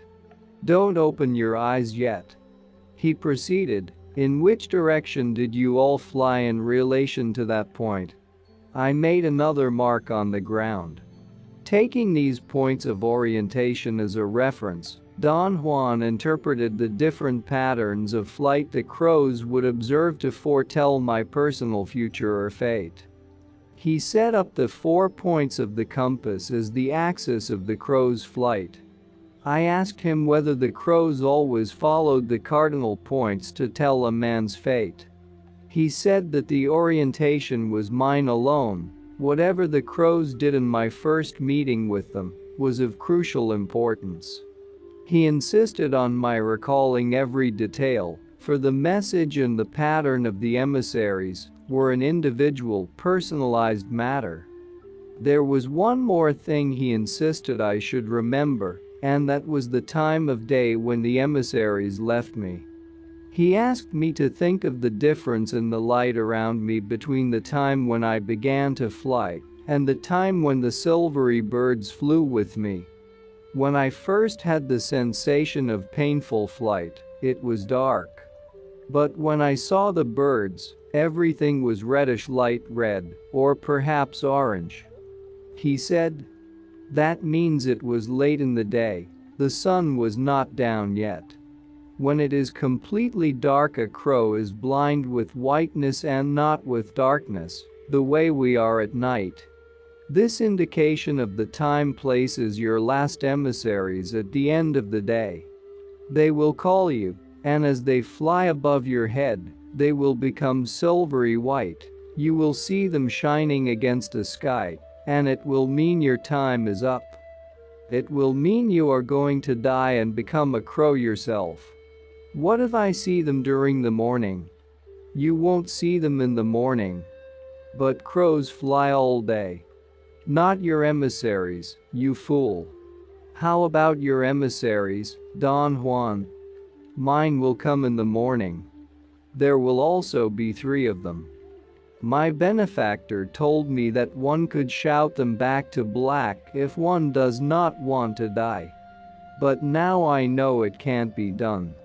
My benefactor was given to shouting and to all the clatter and violence of the devil's weed. I know the smoke is different because he has no passion. He is fair. When your silvery emissaries come for you, there is no need to shout at them. Just fly with them as you have already done. After they have collected you, they will reverse directions, and there will be 4 of them flying away." Saturday, 10 April 1965. I had been experiencing brief flashes of disassociation, or shallow states of non-ordinary reality. One element from the hallucinogenic experience with the mushrooms kept recurring in my thoughts. The soft, dark mass of pinholes. I continued to visualize it as a grease or an oil bubble which began to draw me to its center. It was almost as if the center would open up and swallow me, and for very brief moments I experienced something resembling a state of non-ordinary reality. As a result, I suffered moments of profound agitation, anxiety, and discomfort, and I willfully strove to end the experiences as soon as they began. Today I discussed this condition with Don Juan. I asked for advice. He seemed to be unconcerned and told me to disregard the experiences because they were meaningless, or rather valueless. He said the only experiences worth my effort and concern would be those in which I saw a crow. Any other kind of vision would be merely the product of my fears. He reminded me again that in order to partake of the smoke it was necessary to lead a strong, quiet life. Personally, I seemed to have reached a dangerous threshold. I told him I felt I could not go on. There was something truly frightening about the mushrooms. In going over the images I recalled from my hallucinogenic experience, I had come to the unavoidable conclusion that I had seen the world in a way that was structurally different from ordinary vision. In other states of non-ordinary reality I had undergone, the forms and the patterns I had visualized were always within the confines of my visual conception of the world. But the sensation of seeing under the influence of the hallucinogenic smoke mixture was not the same. Everything I saw was in front of me in a direct line of vision. Nothing was above or below that line of vision. Every image had an irritating flatness, and yet, disconcertingly, a profound depth. Perhaps it would be more accurate to say that the images were a conglomerate of unbelievably sharp details set inside fields of different light. The light in the fields moved, creating an effect of rotation. After probing and exerting myself to remember, I was forced to make a series of analogies or similes in order to understand what I had seen. Don Juan's face, for instance, looked as if he had been submerged in water. The water seemed to move in a continuous flow over his face and hair. It so magnified them that I could see every pore in his skin or every hair on his head whenever I focused my vision. On the other hand, I saw masses of matter that were flat and full of edges, but did not move because there was no fluctuation in the light that came from them. I asked Don Juan what were the things that I had seen. He said that because this was the first time I was seeing as a crow, the images were not clear or important, and that later on with practice, I would be able to recognize everything. I brought up the issue of the difference I had detected in the movement of light. Things that are alive, he said, move inside, and a crow can easily see when something is dead or about to die because the movement has stopped or is slowing down to a stop. A crow can also tell when something is moving too fast, and by the same token a crow can tell when something is moving just right. What does it mean when something is moving too fast or just right? It means a crow can actually tell what to avoid and what to seek. When something is moving too fast inside, it means it is about to explode violently or to leap forward, and a crow will avoid it. When it moves inside just right, it is a pleasing sight, and a crow will seek it. Do rocks move inside? No, not rocks or dead animals or dead trees. But they are beautiful to look at. That is why crows hang around dead bodies. They like to look at them. No light moves inside them. But when the flesh rots, doesn't it change or move? Yes, but that is a different movement. What a crow sees then is millions of things moving inside the flesh with a light of their own, and that is what a crow likes to see. It is truly an unforgettable sight. Have you seen it yourself, Don Juan? Anybody who learns to become a crow can see it. You will see it yourself. At this point I asked Don Juan the unavoidable question. Did I really become a crow? I mean, would anyone seeing me have thought I was an ordinary crow? No. You can't think that way when dealing with the power of the allies. Such questions make no sense, and yet to become a crow is the simplest of all matters. It is almost like frolicking. It has little usefulness. As I have already told you, the smoke is not for those who seek power. It is only for those who crave to see. I learned to become a crow because these birds are the most effective of all. No other birds bother them, except perhaps larger, hungry eagles, but crows fly in groups and can defend themselves. Men don't bother crows either, and that is an important point. Any man can distinguish a large eagle, especially an unusual eagle, or any other large unusual bird, but who cares about a crow? A crow is safe. It is ideal in size and nature. It can go safely into any place without attracting attention. On the other hand, it is possible to become a lion or a bear, but that is rather dangerous. Such a creature is too large. It takes too much energy to become one. One can also become a cricket, or a lizard, or even an ant, but that is even more dangerous, because large animals prey on small creatures. I argued that what he was saying meant that one really changed into a crow, or a cricket, or anything else. But he insisted I was misunderstanding. It takes a very long time to learn to be a proper crow, he said. But you did not change, nor did you stop being a man. There is something else.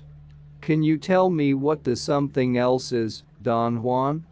Perhaps by now you know it yourself. Maybe if you were not so afraid of becoming mad, or of losing your body, you would understand this marvelous secret.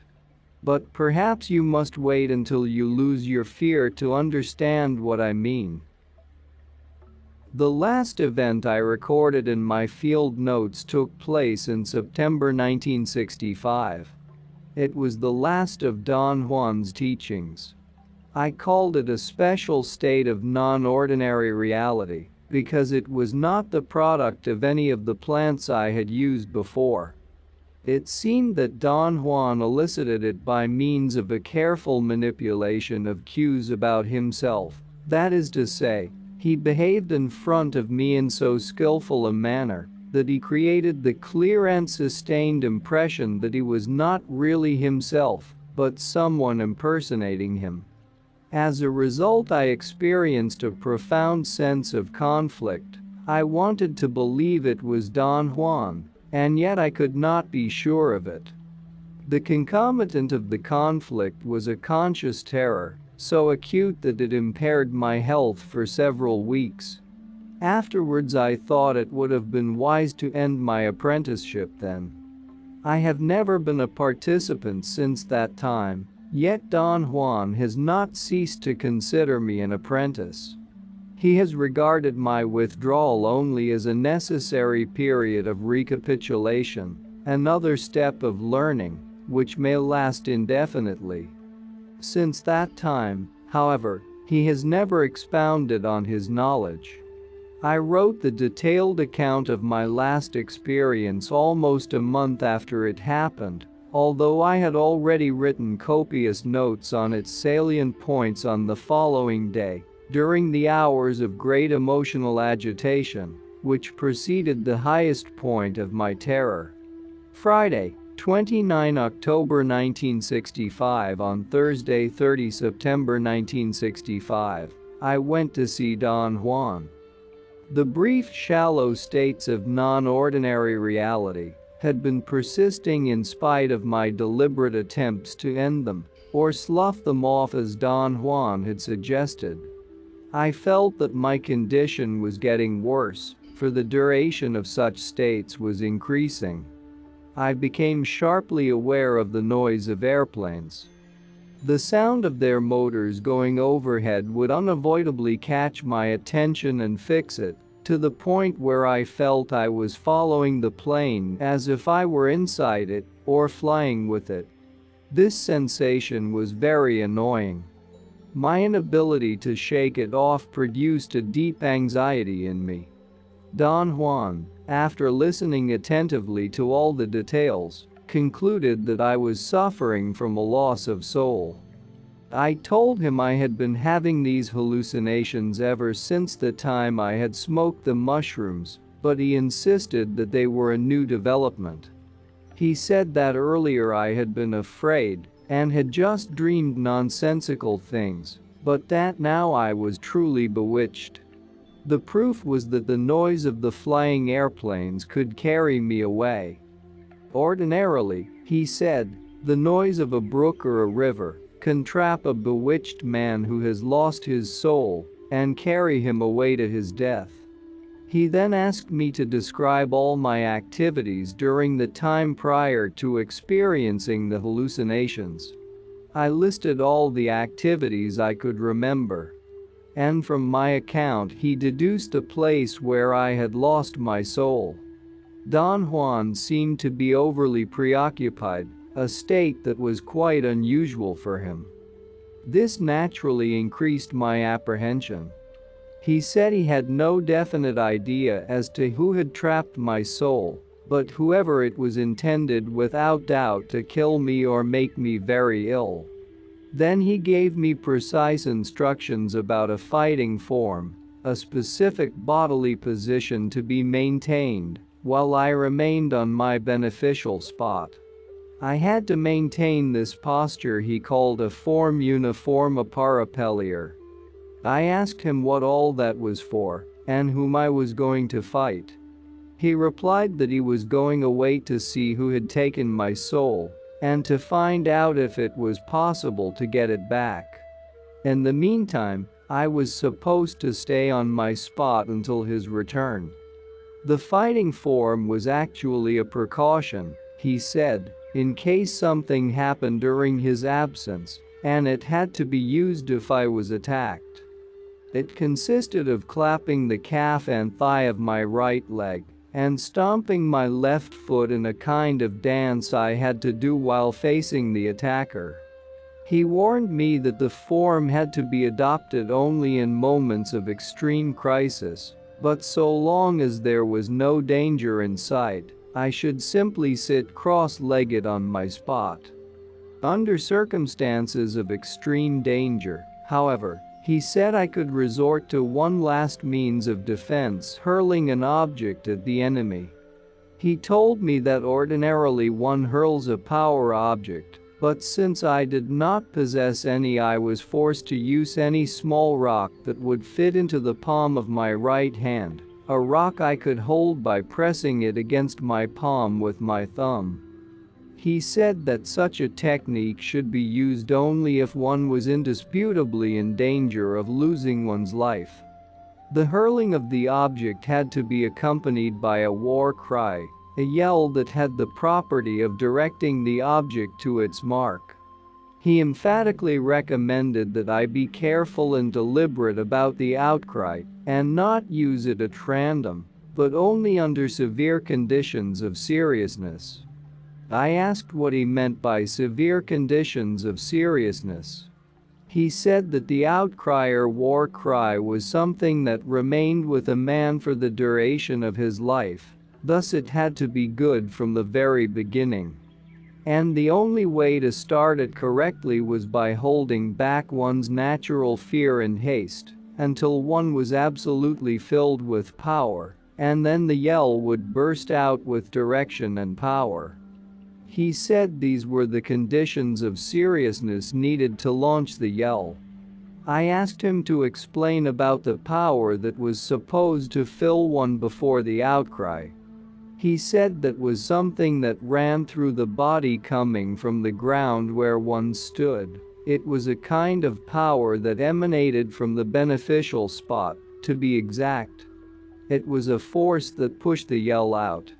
If such a force was properly managed, the battle cry would be perfect. I asked him again if he thought something was going to happen to me. He said he knew nothing about it and admonished me dramatically to stay glued to my spot for as long as it was necessary, because that was the only protection I had against anything that might happen.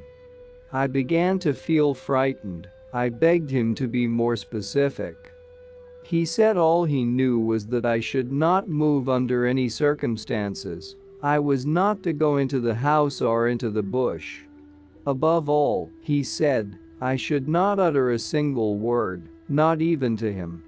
He said I could sing my Mescalito songs if I became too frightened, And then he added that I knew already too much about these matters to have to be warned like a child about the importance of doing everything correctly. His admonitions produced a state of profound anguish in me. I was sure he was expecting something to happen. I asked him why he recommended that I sing the Mescalito songs and what he believed was going to frighten me.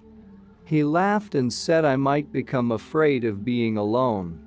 He walked into the house and closed the door behind him. I looked at my watch. It was 7 p.m. I sat quietly for a long time. There were no sounds coming from Don Juan's room. Everything was quiet. It was windy. I thought of making a dash for my car to get my windbreaker, but I did not dare to go against Don Juan's advice. I was not sleepy, but tired. The cold wind made it impossible for me to rest. 4 hours later I heard Don Juan walking around the house. I thought he might have left through the back to urinate in the bushes. Then he called me loudly. "Hey boy. Hey boy. I need you here," he said. I nearly got up to go to him. It was his voice, but not his tone or his usual words. Don Juan had never called me, "Hey boy." So I stayed where I was. A chill went up my back. He began to yell again using the same, or a similar, phrase. I heard him walking around the back of his house. He stumbled on a woodpile as if he did not know it was there. Then he came to the porch and sat next to the door with his back against a wall. He seemed heavier than usual. His movements were not slow or clumsy, just heavier. He plunked down on the floor, instead of sliding nimbly as he usually did. Besides, that was not his spot, and Don Juan would never under any circumstances sit anywhere else. Then he talked to me again. He asked me why I refused to come when he needed me. He talked loudly. I did not want to look at him, and yet I had a compulsive urge to watch him. He began to swing slightly from side to side. I changed my position, adopted the fighting form he had taught me, and turned to face him. My muscles were stiff and strangely tense. I do not know what prompted me to adopt the fighting form, but perhaps it was because I believed Don Juan was deliberately trying to scare me by creating the impression that the person I saw was not really himself. I felt he was very careful about doing the unaccustomed in order to establish doubt in my mind. I was afraid, but still I felt I was above it all, because I was actually taking stock of and analyzing the entire sequence. At that point Don Juan got up. His motions were utterly unfamiliar. He brought his arms in front of his body and pushed himself up, lifting his backside first. Then he grabbed the door and straightened out the top part of his body. I was amazed about how deeply familiar I was with his movements, and what an awesome feeling he had created by letting me see a Don Juan who did not move like Don Juan. He took a couple of steps towards me.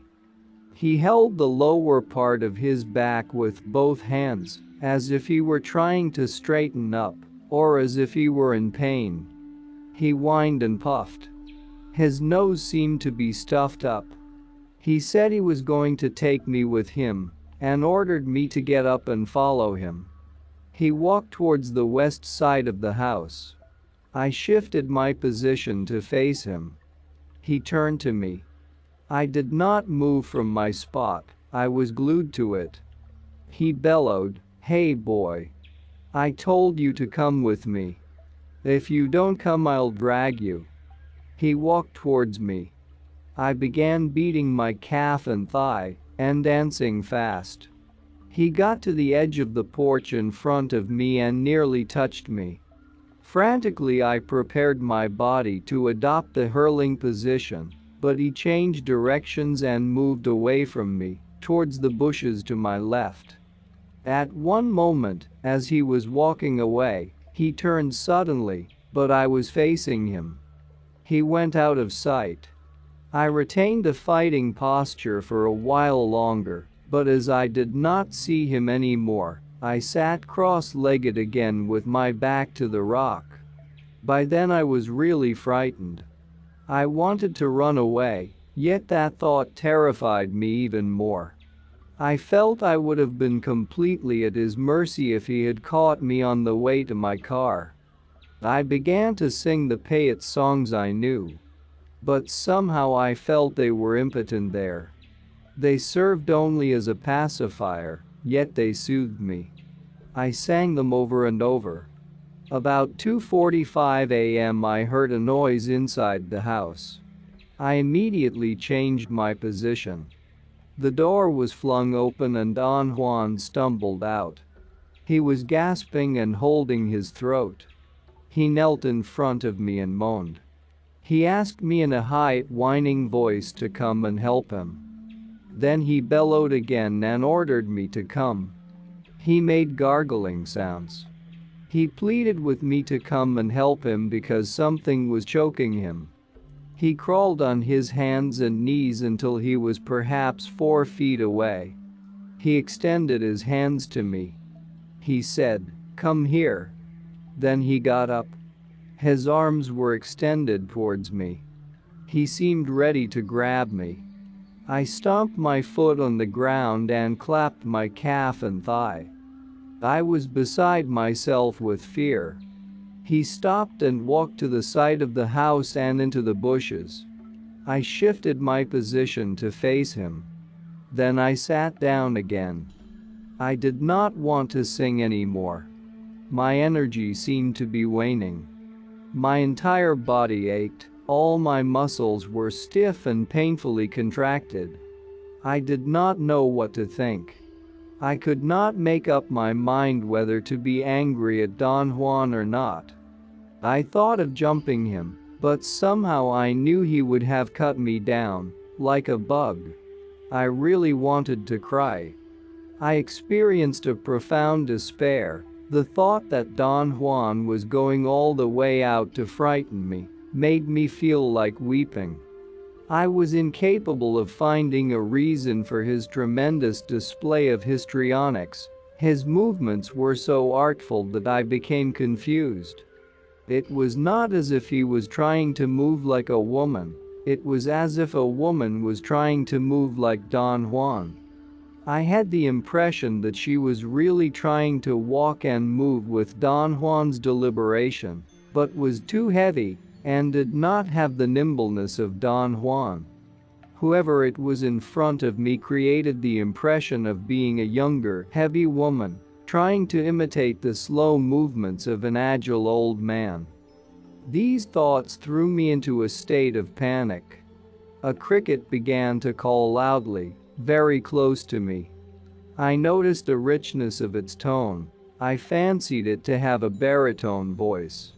The call started to fade away.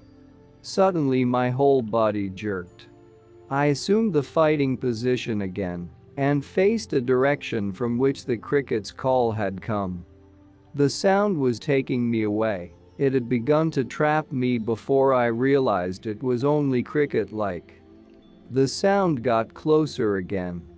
It became terribly loud.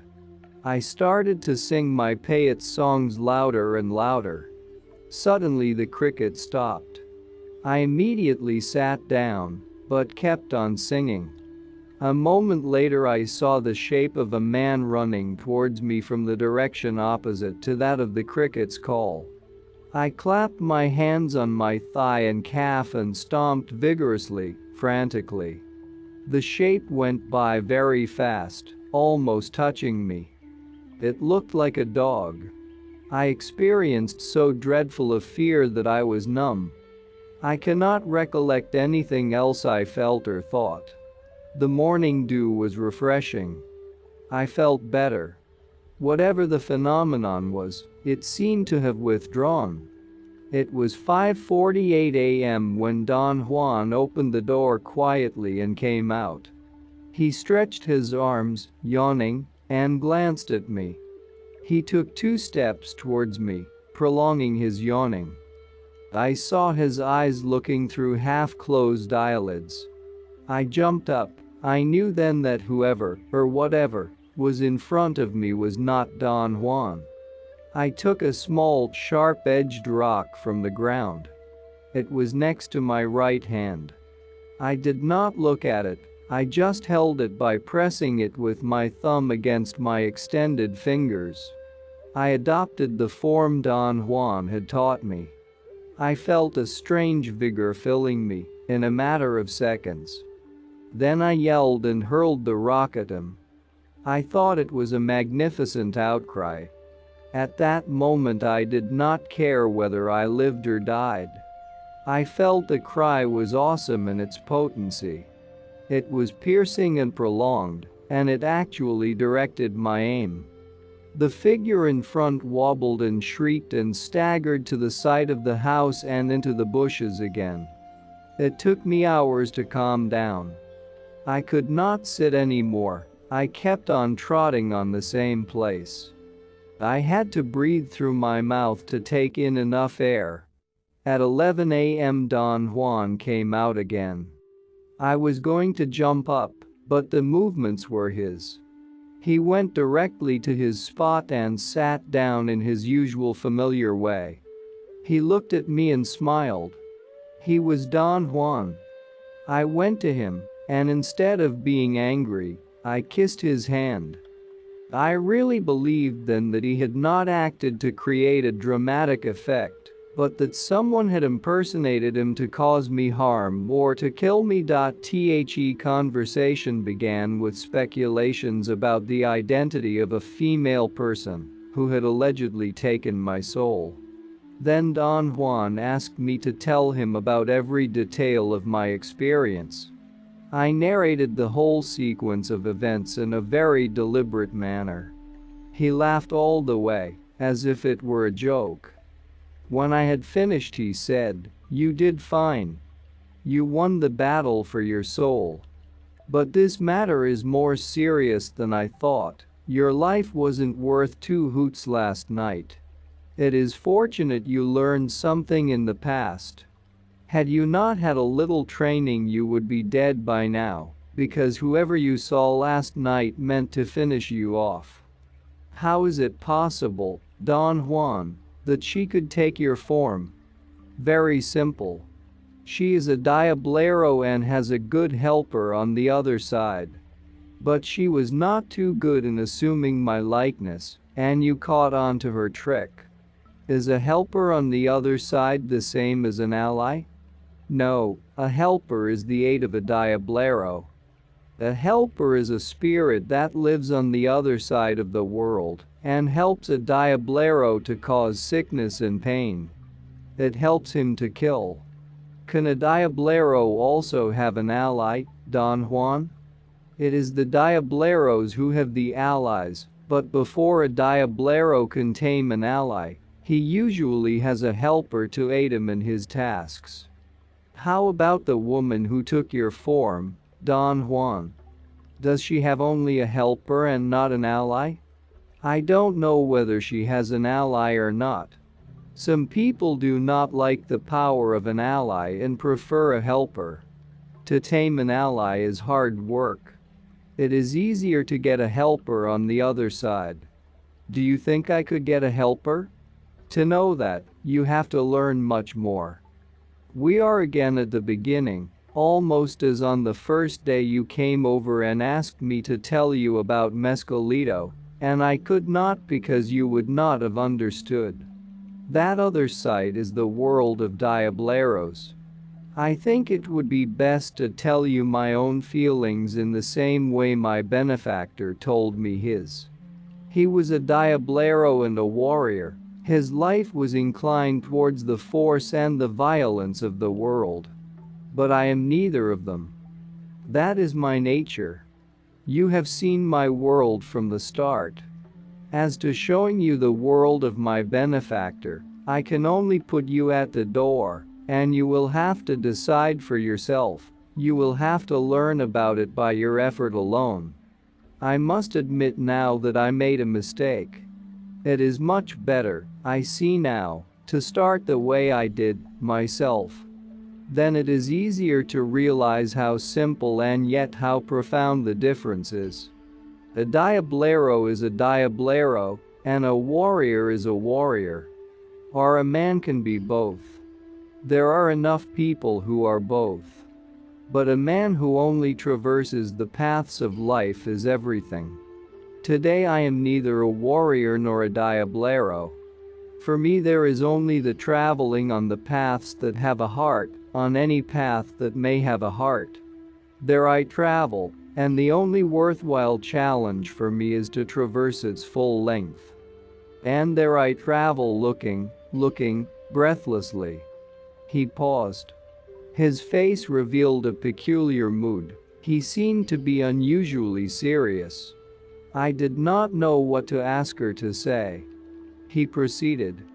The particular thing to learn is how to get to the crack between the worlds and how to enter the other world. There is a crack between the two worlds, the world of the diableros and the world of living men. There is a place where the two worlds overlap. The crack is there. It opens and closes like a door in the wind. To get there a man must exercise his will. He must, I should say, develop an indomitable desire for it, a single-minded dedication. But he must do it without the help of any power or any man. The man by himself must ponder and wish up to a moment in which his body is ready to undergo the journey. That moment is announced by prolonged shaking of the limbs and violent vomiting. The man usually cannot sleep or eat, and wanes away. When the convulsions do not stop, the man is ready to go, and the crack between the worlds appears right in front of his eyes, like a monumental door, a crack that goes up and down. When the crack opens, the man has to slide through it. It is hard to see on the other side of the boundary. It is windy, like a sandstorm. The wind whirls around. The man then must walk in any direction.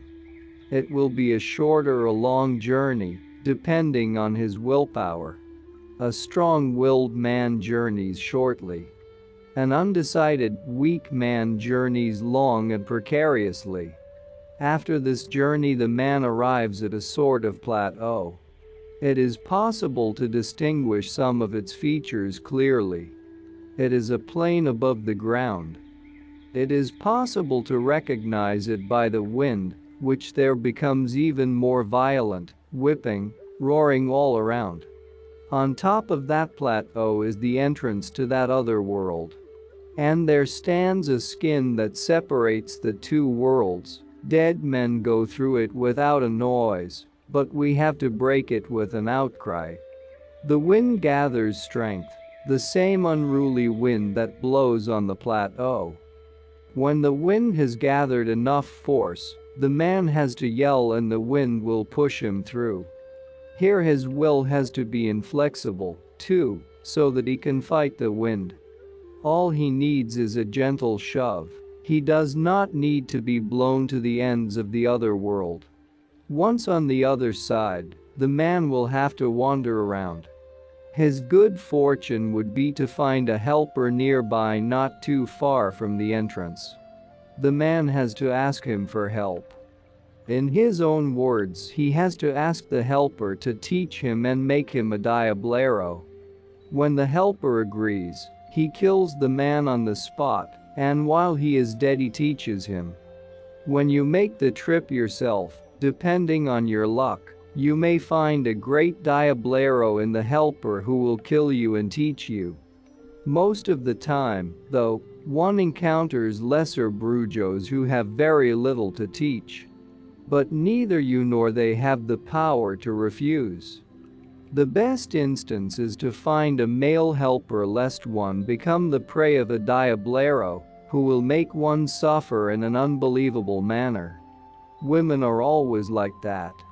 But that depends on luck alone, unless one's benefactor is a great Diablero himself, in which event he will have many helpers in the other world and can direct one to see a particular helper. My benefactor was such a man. He directed me to encounter his spirit helper. After your return, you will not be the same man. You are committed to come back to see your helper often.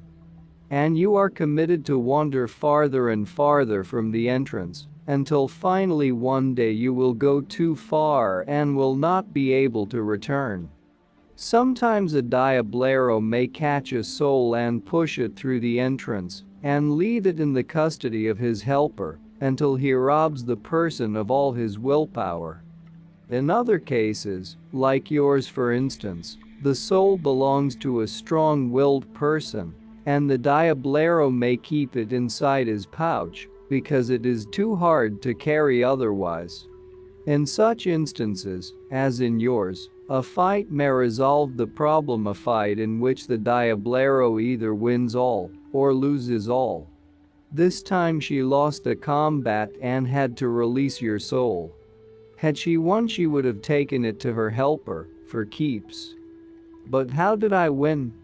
You did not move from your spot. Had you moved 1 inch away, you would have been demolished. She chose the moment I was away as the best time to strike, and she did it well. She failed because she did not count on your own nature, which is violent, and also because you did not budge from the spot on which you are invincible.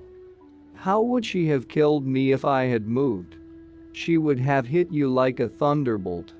But above all, she would have kept your soul and you would have wasted away. What is going to happen now, Don Juan? Nothing. You won your soul back. It was a good battle. You learned many things last night. Afterwards we began to look for the stone I had hurled. He said if we could find it, we could be absolutely sure the affair had ended. We looked for nearly 3 hours. I had the feeling I would recognize it. But I could not. That same day in the early evening, Don Juan took me into the hills around his house. There he gave me long and detailed instructions on specific fighting procedures. At one moment in the course of repeating certain prescribed steps, I found myself alone. I had run up a slope and was out of breath.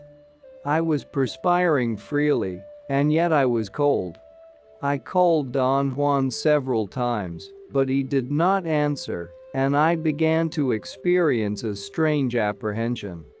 I heard a rustling in the underbrush as if someone was coming towards me. I listened attentively, but the noise stopped. Then it came again, louder and closer. At that moment it occurred to me that the events of the preceding night were going to be repeated. In a matter of a few seconds my fear grew out of all proportion. The rustle in the underbrush got closer, and my strength waned. I wanted to scream or weep, run away or faint. My knees sagged, I fell to the ground, whining. I could not even close my eyes. After that, I remember only that Don Juan made a fire and rubbed the contracted muscles of my arms and legs. I remained in a state of profound distress for several hours. Afterwards Don Juan explained my disproportionate reaction as a common occurrence. I said I could not figure out logically what had caused my panic, and he replied that it was not the fear of dying, but rather the fear of losing my soul, a fear common among men who do not have unbending intent. That experience was the last of Don Juan's teachings. Ever since that time I have refrained from seeking his lessons. And, although Don Juan has not changed his benefactor's attitude towards me, I do believe that I have succumbed to the first enemy of a man of knowledge. A structural analysis. The following structural scheme, abstracted from the data on the states of non-ordinary reality presented in the foregoing part of this work, is conceived as an attempt to disclose the internal cohesion and the cogency of Don Juan's teachings. The structure, as I assess it, is composed of four concepts which are the main units. Man of knowledge. A man of knowledge had an ally had a rule, and the rule was corroborated by special consensus.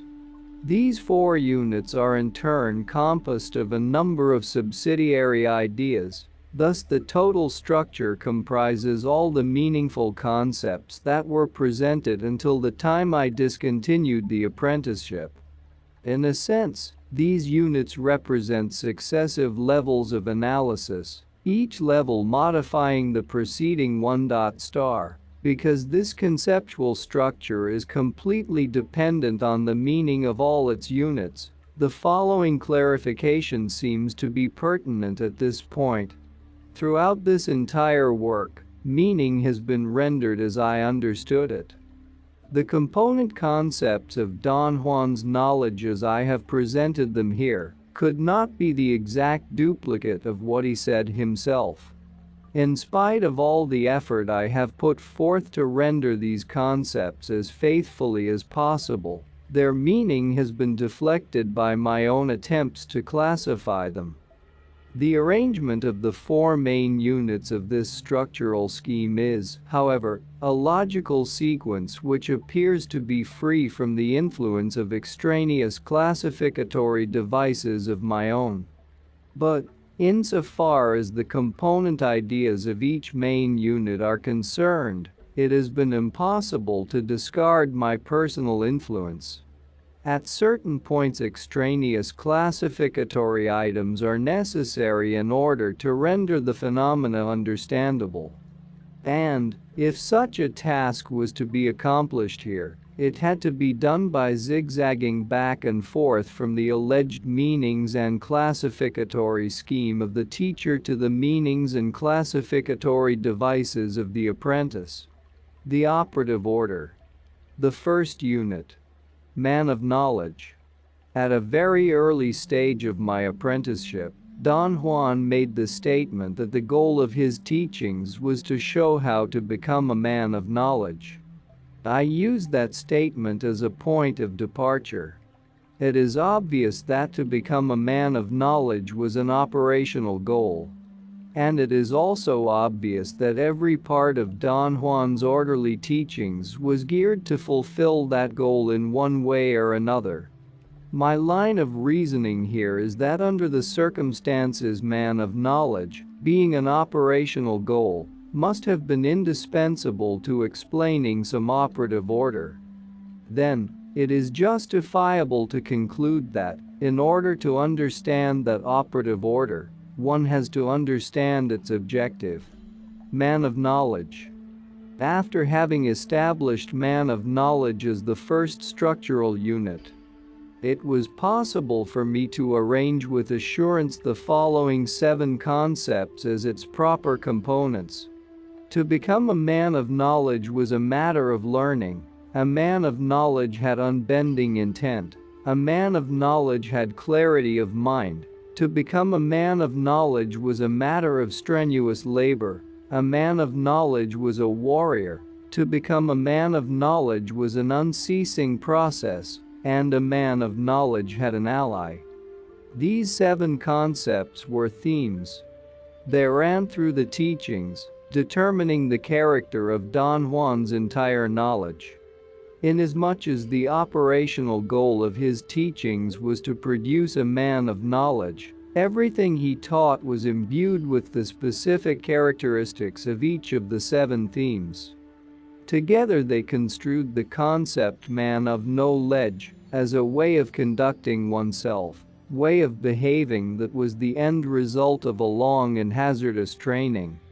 Man of knowledge, however, was not a guide to behavior, but a set of principles encompassing all the non-ordinary circumstances pertinent to the knowledge being taught. Each one of the 7 themes was composed, in turn, of various other concepts, which covered their different facets. From Don Juan's statements, it was possible to assume that a man of knowledge could be a diablero, that is, a black sorcerer. He stated that his teacher was a diablero, and so was he in the past, although he had ceased to be concerned with certain aspects of the practice of sorcery. Since the goal of his teaching was to show how to become a man of knowledge, and since his knowledge consisted of being a diablero, there may have been an inherent connection between man of knowledge and diablero. Although Don Juan never used the two terms interchangeably, the likelihood that they were connected raised the possibility that man of knowledge, with its 7 themes and their component concepts, covered, theoretically, all the circumstances that might have arisen in the course of becoming a diablero. To become a man of knowledge was a matter of learning. The first theme made it implicit that learning was the only possible way of becoming a man of knowledge, and that in turn implied the act of making a resolute effort to achieve an end. To become a man of knowledge was the end result of a process, as opposed to an immediate acquisition through an act of grace or through bestowal by supernatural powers.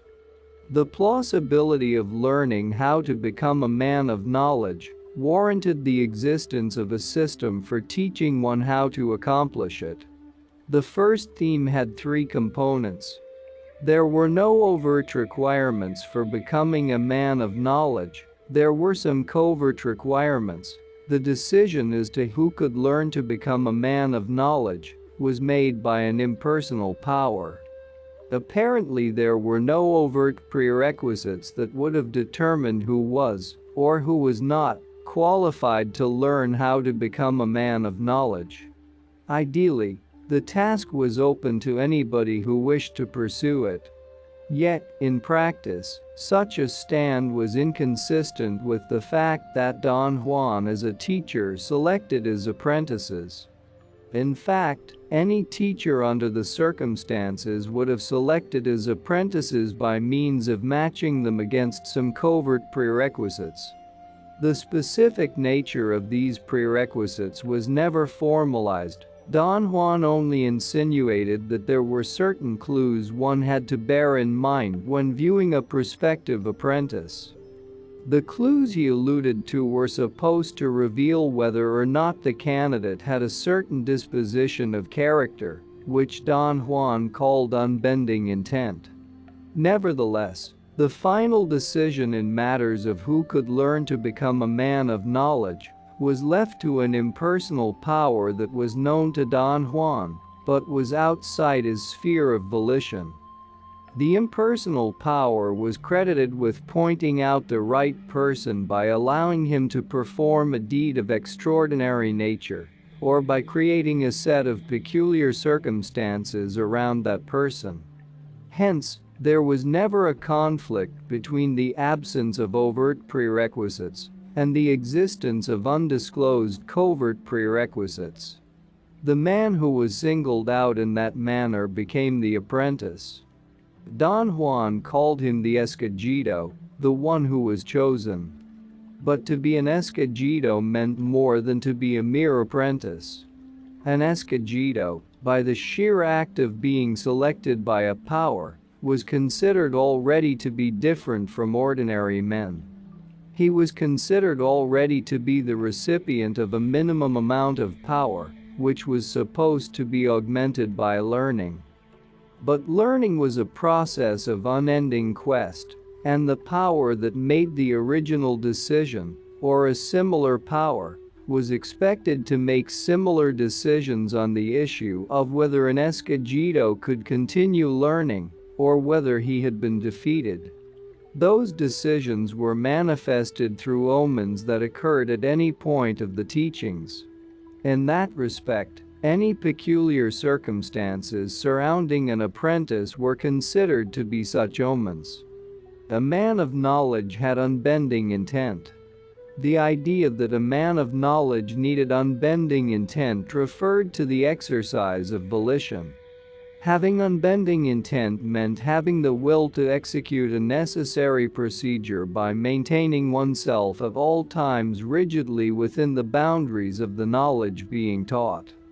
A man of knowledge needed a rigid will in order to endure the obligatory quality that every act possessed when it was performed in the context of his knowledge. The obligatory quality of all the acts performed in such a context, and their being inflexible and predetermined, were no doubt unpleasant to any man, for which reason a modicum of unbending intent was sought as the only covert requirement needed by a prospective apprentice. Unbending intent was composed of frugality, soundness of judgment, and lack of freedom to innovate. A man of knowledge needed frugality because the majority of the obligatory acts dealt with instances or with elements that were either outside the boundaries of ordinary everyday life or were not customary in ordinary activity, and the man who had to act in accordance with them needed an extraordinary effort every time he took action. It was implicit that one could have been capable of such an extraordinary effort only by being frugal with any other activity that did not deal directly with such predetermined actions. Since all acts were predetermined and obligatory, a man of knowledge needed soundness of judgment. This concept did not imply common sense, but did imply the capacity to assess the circumstances surrounding any need to act. A guide for such an assessment was provided by bringing together, as rationales, all the parts of the teachings which were at one's command at the given moment in which any action had to be carried out. Thus, the guide was always changing as more parts were learned. Yet it always implied the conviction that any obligatory act one may have had to perform was, in fact, the most appropriate under the circumstances. Because all acts were pre-established and compulsory, having to carry them out meant lack of freedom to innovate. Don Juan's system of imparting knowledge was so well established that there was no possibility of altering it in any way. A man of knowledge had clarity of mind.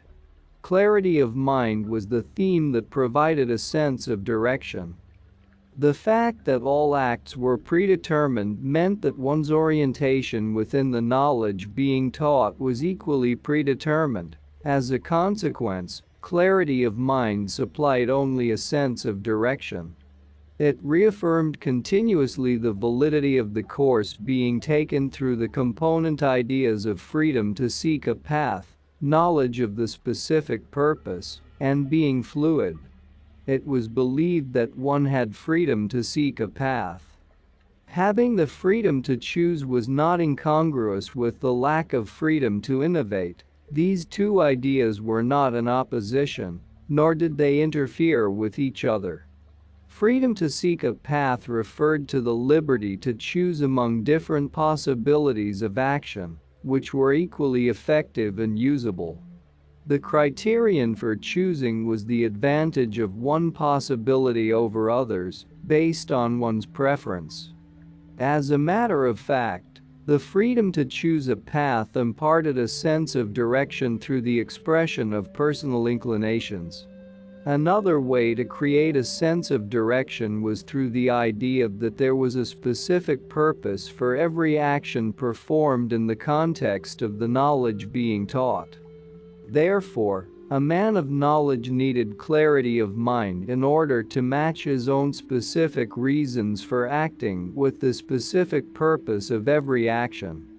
The knowledge of the specific purpose of every action was the guide he used to judge the circumstances surrounding any need to act. Another facet of clarity of mind was the idea that a man of knowledge, in order to reinforce the performance of his obligatory actions, needed to assemble all the resources that the teachings had placed at his command. This was the idea of being fluid. It created a sense of direction by giving one the feeling of being malleable and resourceful. The compulsory quality of all acts would have imbued one with a sense of stiffness or sterility, had it not been for the idea that a man of knowledge needed to be fluid. To become a man of knowledge was a matter of strenuous labor. A man of knowledge had to possess or had to develop in the course of his training an all-around capacity for exertion. Don Juan stated that to become a man of knowledge was a matter of strenuous labor. Strenuous labor denoted a capacity to put forth dramatic exertion, to achieve efficacy, and to meet challenge. In the path of a man of knowledge drama was undoubtedly the outstanding single issue, and a special type of exertion was needed for responding to circumstances that required dramatic exploitation. That is to say, a man of knowledge needed dramatic exertion. Taking Don Juan's behavior as an example, at first glance, it may have seemed that his dramatic exertion was only his own idiosyncratic preference for histrionics. Yet his dramatic exertion was always much more than acting, it was rather a profound state of belief. He imparted through dramatic exertion the peculiar quality of finality to all the acts he performed. As a consequence, then, his acts were set on a stage in which death was one of the main protagonists. It was implicit that death was a real possibility in the course of learning, because of the inherently dangerous nature of the items with which a man of knowledge dealt. Then, it was logical that the dramatic exertion created by the conviction that death was a ubiquitous player was more than histrionics. Exertion entailed not only drama, but also the need of efficacy. Exertion had to be effective, it had to possess the quality of being properly channeled, of being suitable. The idea of impending death created not only the drama needed for overall emphasis, but also the conviction that every action involved a struggle for survival, the conviction that annihilation would result if one's exertion did not meet the requirement of being efficacious. Exertion also entailed the idea of challenge, that is, the act of testing whether, and proving that, one was capable of performing a proper act within the rigorous boundaries of the knowledge being taught. A man of knowledge was a warrior. The existence of a man of knowledge was an unceasing struggle, and the idea that he was a warrior, leading a warrior's life, provided one with the means for achieving emotional stability. The idea of a man at war encompassed four concepts. A man of knowledge had to have respect, he had to have fear, he had to be wide awake, he had to be self-confident. Hence, to be a warrior was a form of self-discipline which emphasized individual accomplishment, yet it was a stand in which personal interests were reduced to a minimum, as in most instances personal interest was incompatible with the rigor needed to perform any predetermined, obligatory act. A man of knowledge in his role of warrior was obligated to have an attitude of deferential regard for the items with which he dealt. He had to imbue everything related to his knowledge with profound respect, in order to place everything in a meaningful perspective. Having respect was equivalent to having assessed one's insignificant resources when facing the unknown. If one remained in that frame of thought, the idea of respect was logically extended to include oneself, for one was as unknown as the unknown itself. The exercise of so sobering a feeling of respect transformed the apprenticeship of this specific knowledge, which may otherwise have appeared to be absurd, into a very rational alternative. Another necessity of a warrior's life was the need to experience and carefully to evaluate the sensation of fear. The ideal was that, in spite of fear, one had to proceed with the course of one's acts. Fear was supposed to be conquered, and there was an alleged time in the life of a man of knowledge when it was vanquished, but first one had to be conscious of being afraid and duly to evaluate that sensation. Don Juan asserted that one was capable of conquering fear only by facing it. As a warrior, a man of knowledge also needed to be wide awake. A man at war had to be on the alert in order to be cognizant of most of the factors pertinent to the two mandatory aspects of awareness: awareness of intent and awareness of the expected flux. Awareness of intent was the act of being cognizant of the factors involved in the relationship between the specific purpose of any obligatory act and one's own specific purpose for acting. Since all the obligatory acts had a definite purpose, a man of knowledge had to be wide awake, that is, he needed to be capable at all times of matching the definite purpose of every obligatory act with the definite reason that he had in mind for desiring to act. A man of knowledge, by being aware of that relationship, was also capable of being cognizant of what was believed to be the expected flux. What I have called here the awareness of the expected flux referred to the certainty that one was capable of detecting at all times the important variables involved in the relationship between the specific purpose of every act and one's specific reason for acting. By being aware of the expected flux, one was supposed to detect the most subtle changes. That deliberate awareness of changes accounted for the recognition and interpretation of omens and of other unordinary events. The last aspect of the idea of a warrior's behavior was the need for self-confidence, that is, the assurance that the specific purpose of an act one may have chosen to perform was the only plausible alternative for one's own specific reasons for acting. Without self-confidence, one would have been incapable of fulfilling one of the most important aspects of the teachings: the capacity to claim knowledge as power. To become a man of knowledge was an unceasing process. Being a man of knowledge was not a condition entailing permanency. There was never the certainty that, by carrying out the predetermined steps of the knowledge being taught, one would become a man of knowledge. It was implicit that the function of the steps was only to show how to become a man of knowledge. Thus, becoming a man of knowledge was a task that could not be fully achieved. Rather, it was an unceasing process comprising the idea that one had to renew the quest of becoming a man of knowledge, the idea of one's impermanent, and the idea that one had to follow the path with heart.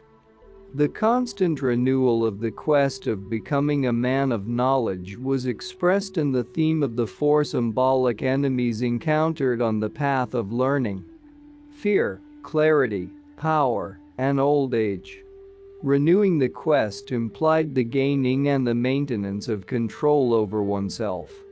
A true man of knowledge was expected to battle each of the four enemies in succession until the last moment of his life, in order to keep himself actively engaged in becoming a man of knowledge. Yet, despite the truthful renewal of the quest, the odds were inevitably against man. He would succumb to his last symbolic enemy. This was the idea of impermanent. Offsetting the negative value of one's impermanent was the notion that one had to follow the path with heart. The path with heart was a metaphorical way of asserting that in spite of being impermanent, one still had to proceed and had to be capable of finding satisfaction and personal fulfillment in the act of choosing the most amenable alternative and identifying oneself completely with it.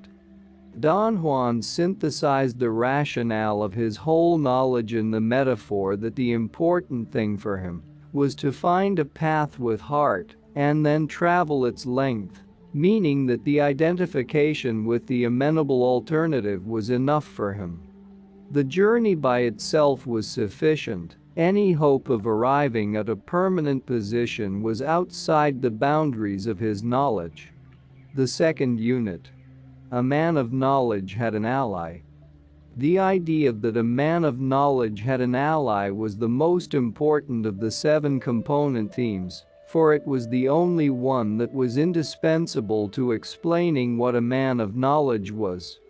In Don Juan's classificatory scheme, a man of knowledge had an ally, whereas the average man did not, and having an ally was what made him different from ordinary men. Don Juan described an ally as being a power capable of transporting a man beyond the boundaries of himself. That is, an ally was a power that allowed one to transcend the realm of ordinary reality. Consequently, to have an ally implied having power, and the fact that a man of knowledge had an ally was by itself proof that the operational goal of the teachings had been fulfilled.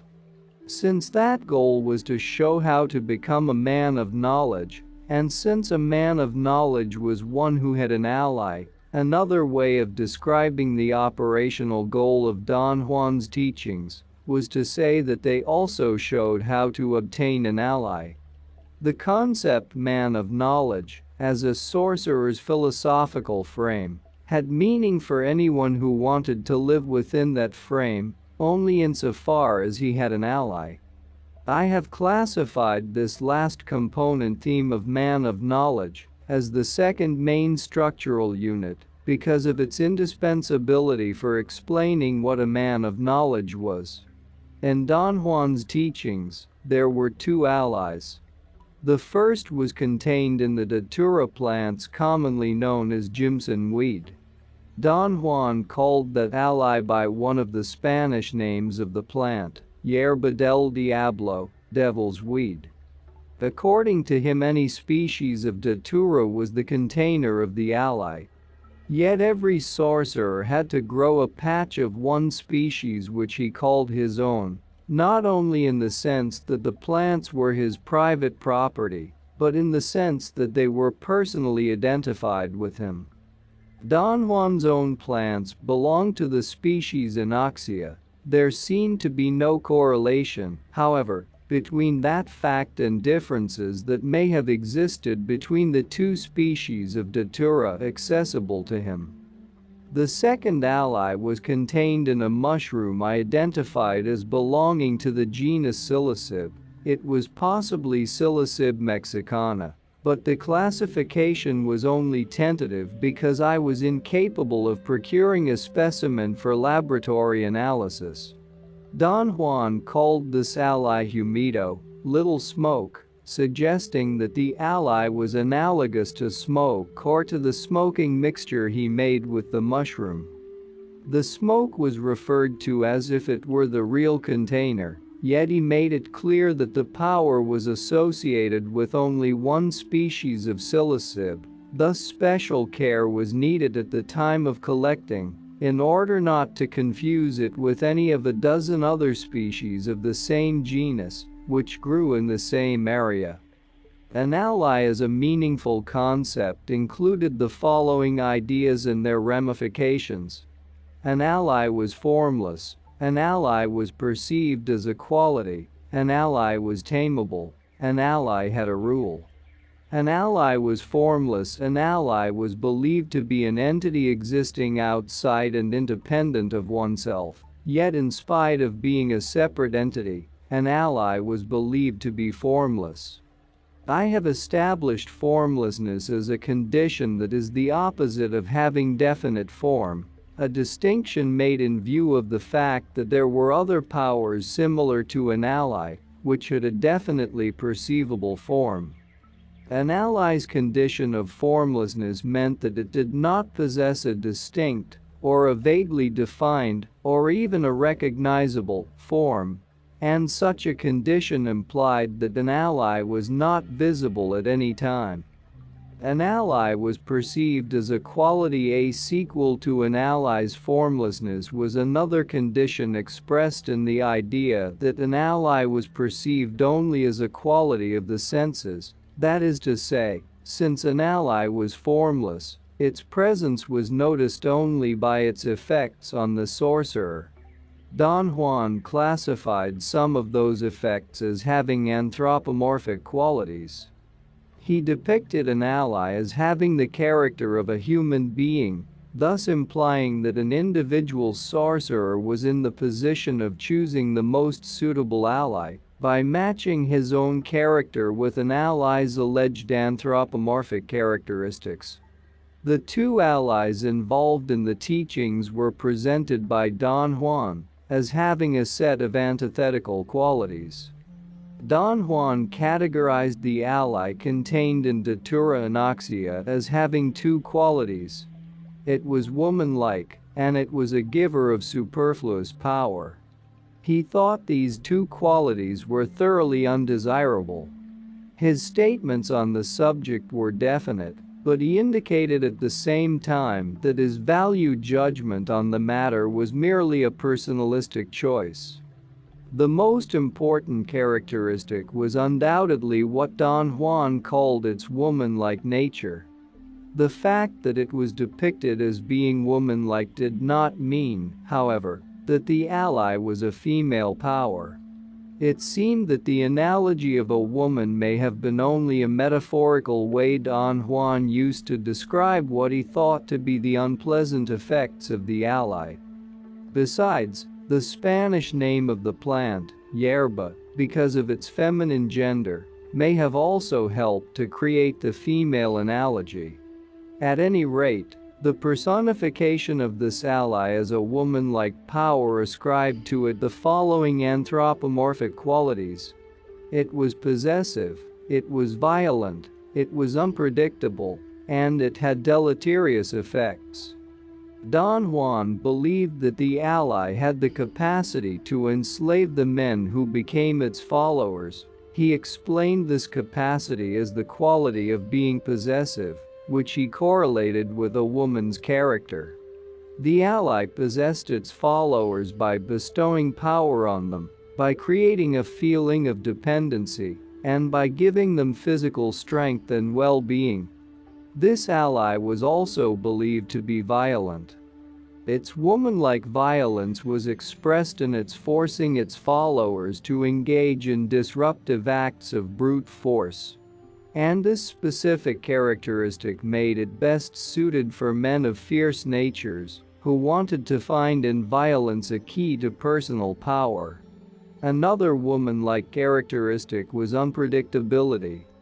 For Don Juan, it meant that the allies' effects were never consistent, rather, they were supposed to change erratically, and there was no discernible way of predicting them. The allies' inconsistency was to be counteracted by the sorcerer's meticulous and dramatic care of every detail of its handling. Any unfavorable turn that was unaccountable, as a result of error or mishandling, was explained as a result of the allies' woman-like unpredictability. Because of its possessiveness, violence, and unpredictability, this ally was thought to have an overall deleterious effect on the character of its followers. Don Juan believed that the ally willfully strove to transmit its woman-like characteristics, and that its effort to do so actually succeeded. But, alongside its woman-like nature, this ally had another facet which was also perceived as a quality. It was a giver of superfluous power. Don Juan was very emphatic on this point, and he stressed that as a generous giver of power, the ally was unsurpassable. It was purported to furnish its followers with physical strength, a feeling of audacity, and the prowess to perform extraordinary deeds. In Don Juan's judgment, however, so exorbitant a power was superfluous. He stated that, for himself at least, there was no need of it anymore. Nevertheless, he presented it as a strong incentive for a prospective man of knowledge, should the latter have a natural inclination to seek power. Don Juan's idiosyncratic point of view was that the ally contained in psilocybin mexicana, on the other hand, had the most adequate and most valuable characteristics. It was male-like, and it was a giver of ecstasy. He depicted this ally as being the antithesis of the one contained in datura plants. He considered it to be male-like, manly. Its condition of masculinity seemed to be analogous to the female-like condition of the other ally, that is, it was not a male power, but Don Juan classified its effects in terms of what he considered to be manly behavior. In this instance, too, the masculine gender of the Spanish word humido may have suggested the analogy to a male power. The anthropomorphic qualities of this ally which Don Juan judged to be proper to a man were the following. It was dispassionate, it was gentle, it was predictable, and it had beneficial effects. Don Juan's idea of the dispassionate nature of the ally was expressed in the belief that it was fair, that it never actually demanded extravagant acts from its followers. It never made men its slaves, because it did not bestow easy power on them. On the contrary, Humido was hard, but just, with its followers. The fact that the ally did not elicit overt violent behavior made it gentle. It was supposed to induce a sensation of bodilessness, and thus Don Juan presented it as being calm, gentle, and a giver of peace. It was also predictable. Don Juan described its effects on all its individual followers, and in the successive experiences of any single man as being constant. In other words, its effects did not vary, or, if they did, they were so similar that they were counted as being the same. As a consequence of being dispassionate, gentle, and predictable, this ally was thought to have another manly characteristic: a beneficial effect on the character of its followers. Humido's manliness was supposed to create a very rare condition of emotional stability in them. Don Juan believed that under the ally's guidance, one would temper one's heart and acquire balance. A corollary of all the ally's manly characteristics was believed to be a capacity to give ecstasy. This other facet of its nature was perceived also as a quality. Humido was credited with removing the body of its followers, thus allowing them to execute specialized forms of activity pertinent to a state of bodilessness. And Don Juan maintained that those specialized forms of activity led unavoidably to a condition of ecstasy. The ally contained in the psilocybin was said to be ideal for men whose natures predisposed them to seek contemplation. An ally was tameable. The idea that an ally was tameable implied that as a power it had the potential of being used. Don Juan explained it as an ally's innate capacity of being utilizable. After a sorcerer had tamed an ally, he was thought to be in command of its specialized power, which meant that he could manipulate it to his own advantage. An ally's capacity of being tamed was counterposed to the incapacity of other powers, which were similar to an ally, except that they did not yield to being manipulated. The manipulation of an ally had two aspects. An ally was a vehicle.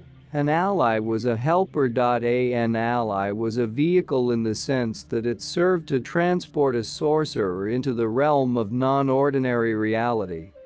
Insofar as my personal knowledge was concerned, the allies both served as vehicles, although the function had different implications for each of them. The overall undesirable qualities of the ally contained in datura anoxia, especially its quality of unpredictability, turned it into a dangerous, undependable vehicle. Ritual was the only possible protection against its inconsistency, but that was never enough to ensure the ally's stability. A sorcerer using this ally as a vehicle had to wait for favorable omens before proceeding. The ally contained in Psilocybin mexicana, on the other hand, was thought to be a steady and predictable vehicle as a result of all its valuable qualities. As a consequence of its predictability, a sorcerer using this ally did not need to engage in any kind of preparatory ritual. The other aspect of an ally's manipulability was expressed in the idea that an ally was a helper. To be a helper meant that an ally, after serving a sorcerer as a vehicle, was again usable as an aid or a guide to assist him in achieving whatever goal he had in mind, in going into the realm of non-ordinary reality. In their capacity as helpers, the two allies had different, unique properties. The complexity and the applicability of these properties increased as one advanced on the learning path. But, in general terms, the ally contained in Datura Anoxia was believed to be an extraordinary helper, and this capacity was thought to be a corollary of its facility to give superfluous power. The ally contained in Psilocybin mexicana, however, was considered to be an even more extraordinary helper. Don Juan thought it was matchless in the function of being a helper, which he regarded as an extension of its overall valuable qualities. The third unit, an ally, had a rule alone among the components of the concept ally. The idea that an ally had a rule was indispensable for explaining what an ally was. Because of that indispensability, I have placed it as the third main unit in this structural scheme. The rule, which Don Juan called also the law, was the rigid organizing concept regulating all the actions that had to be executed and the behavior that had to be observed throughout the process of handling an ally. The rule was transmitted verbally from teacher to apprentice, ideally without alteration, through the sustained interaction between them. The rule was thus more than a body of regulations, it was, rather, a series of outlines of activity governing the course to be followed in the process of manipulating an ally. Undoubtedly, many elements would have fulfilled Don Juan's definition of an ally as a power capable of transporting a man beyond the boundaries of himself. Anyone accepting that definition could reasonably have conceived that anything possessing such a capability would be an ally. And logically, even bodily conditions produced by hunger, fatigue, illness, and the like could have served as allies, for they might have possessed the capacity of transporting a man beyond the realm of ordinary reality. But the idea that an ally had a rule eliminated all these possibilities. An ally was a power that had a rule. All the other possibilities could not be considered as allies because they had no rule. As a concept, the rule comprehended the following ideas and their various components. The rule was inflexible. The rule was non-cumulative. The rule was corroborated in ordinary reality. The rule was corroborated in non-ordinary reality. And the rule was corroborated by special consensus. The rule was inflexible. The outlines of activity forming the body of the rule were unavoidable steps that one had to follow in order to achieve the operational goal of the teachings. This compulsory quality of the rule was rendered in the idea that it was inflexible. The inflexibility of the rule was intimately related to the idea of efficacy. Dramatic exertion created an incessant battle for survival, and under those conditions only the most effective act that one could perform would ensure one's survival. As individualistic points of reference were not permitted, the rule prescribed the actions constituting the only alternative for survival. Thus, the rule had to be inflexible. It had to require a definite compliance to its dictum. Compliance with the rule, however, was not absolute. In the course of the teachings I recorded one instance in which its inflexibility was cancelled out. Don Juan explained that example of deviation is a special favor stemming from direct intervention of an ally. In this instance, owing to my unintentional error in handling the ally contained in Datura Anoxia, the rule had been breached. Don Juan extrapolated from the occurrence that an ally had the capacity to intervene directly and withhold the deleterious, and usually fatal, effect resulting from non-compliance with its rule. Such evidence of flexibility was thought to be always the product of a strong bond of affinity between the ally and its follower. The rule was non-cumulative. The assumption here was that all conceivable methods of manipulating an ally had already been used. Theoretically, the rule was non-cumulative. There was no possibility of augmenting it. The idea of the non-cumulative nature of the rule was also relative to the concept of efficacy.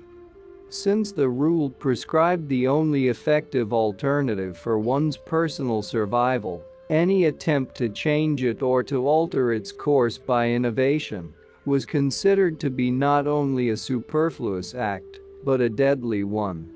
One had only the possibility of adding to one's personal knowledge of the rule, either under the teacher's guidance or under the special guidance of the ally itself. The latter was considered to be an instance of direct acquisition of knowledge, not an addition to the body of the rule. The rule was corroborated in ordinary reality. Corroboration of the rule meant the act of verifying it, the act of attesting to its validity by confirming it pragmatically in an experimental manner. Because the rule dealt with situations of ordinary and of non-ordinary reality, its corroboration took place in both areas. The situations of ordinary reality with which the rule dealt were most often remarkably uncommon situations, but, no matter how unusual they were, the rule was corroborated in ordinary reality. For that reason it has been considered to fall beyond the scope of this work, and should properly be the realm of another study. That part of the rule concerned the details of the procedures employed in recognizing, collecting, mixing, preparing, and caring for the power plants in which the allies were contained. The details of other procedures involved in the uses of such power plants, and other similar minutiae. The rule was corroborated in non-ordinary reality. The rule was also corroborated in non-ordinary reality, and the corroboration was carried out in the same pragmatic experimental manner of validation as would have been employed in situations of ordinary reality. The idea of a pragmatic corroboration involved two concepts: meetings with the ally, which I have called the states of non-ordinary reality, and the specific purposes of the rule. The states of non-ordinary reality. The two plants in which the allies were contained, when used in conformity with the allies' respective rules, produced states of peculiar perception which Don Juan classified as meetings with the ally. He placed extraordinary emphasis on eliciting them, an emphasis summed up in the idea that one had to meet with the ally as many times as possible in order to verify its rule in a pragmatic experimental manner. The assumption was that the proportion of the rule that was likely to be verified was in direct correlation with the number of times one met with the ally. The exclusive method of inducing a meeting with the ally was, naturally, through the appropriate use of the plant in which the ally was contained. Nonetheless, Don Juan hinted that at a certain advanced stage of learning the meetings could have taken place without the use of the plant, that is to say, they could have been elicited by an act of volition alone. I have called the meetings with the ally states of non-ordinary reality. I chose the term non-ordinary reality because it conformed with Don Juan's assertion that such meetings took place in a continuum of reality, a reality that was only slightly different from the ordinary reality of everyday life. Consequently, non-ordinary reality had specific characteristics that could have been assessed in presumably equal terms by everyone. Don Juan never formulated these characteristics in a definite manner, but his reticence seemed to stem from the idea that each man had to claim knowledge as a matter of personal nature. The following categories, which I consider the specific characteristics of non-ordinary reality, were drawn from my personal experience. Yet, in spite of their seemingly idiosyncratic origin, they were reinforced and developed by Don Juan under the premises of his knowledge. He conducted his teachings as if these characteristics were inherent in non-ordinary reality. Non-ordinary reality was utilizable. Non-ordinary reality had component elements. The first characteristics that non-ordinary reality was utilizable implied that it was fit for actual service. Don Juan explained time and time again that the encompassing concern of his knowledge was the pursuit of practical results, and that such a pursuit was pertinent in ordinary as well as in non-ordinary reality. He maintained that in his knowledge there were the means of putting non-ordinary reality into service, in the same way as ordinary reality. According to that assertion, the states induced by the Allies were elicited with the deliberate intention of being used. In this particular instance, Don Juan's rationale was that the meetings with the Allies were set up to learn their secrets, and this rationale served as a rigid guide to screen out other personalistic motives that one may have had for seeking the states of non-ordinary reality. The second characteristic of non-ordinary reality was that it had component elements. Those component elements were the items, the actions, and the events that one perceived, seemingly with one's senses, as being the content of a state of non-ordinary reality. The total picture of non-ordinary reality was made up of elements that appeared to possess qualities both of the elements of ordinary reality and of the components of an ordinary dream, although they were not on a par with either one. According to my personal judgment, the component elements of non-ordinary reality had three unique characteristics: stability, singularity, and lack of ordinary consensus. These qualities made them stand on their own as discrete units possessing an unmistakable individuality. The component elements of non-ordinary reality had stability in the sense that they were constant. In this respect, they were similar to the component elements of ordinary reality, for they neither shifted nor disappeared, as would the component elements of ordinary dreams. It seemed as if every detail that made up a component element of non-ordinary reality had a concreteness of its own, a concreteness I perceived as being extraordinarily stable. The stability was so pronounced that it allowed me to establish the criterion that, in non-ordinary reality, one always possessed a capacity to come to a halt in order to examine any of the component elements for what appeared to be an indefinite length of time. The application of this criterion permitted me to differentiate the states of non-ordinary reality used by Don Juan from other states of peculiar perception, which may have appeared to be non-ordinary reality, but which did not yield to this criterion. The second exclusive characteristic of the component elements of non-ordinary reality, their singularity, meant that every detail of the component elements was a single, individual item. It seemed as if each detail was isolated from others, or as if details appeared one at a time. The singularity of the component elements seemed further to create a unique necessity, which may have been common to everybody. The imperative need, the urge, to amalgamate all isolated details into a total scene, a total composite. Don Juan was obviously aware of that need and used it on every possible occasion. The third unique characteristic of the component elements, and the most dramatic of all, was their lack of ordinary consensus.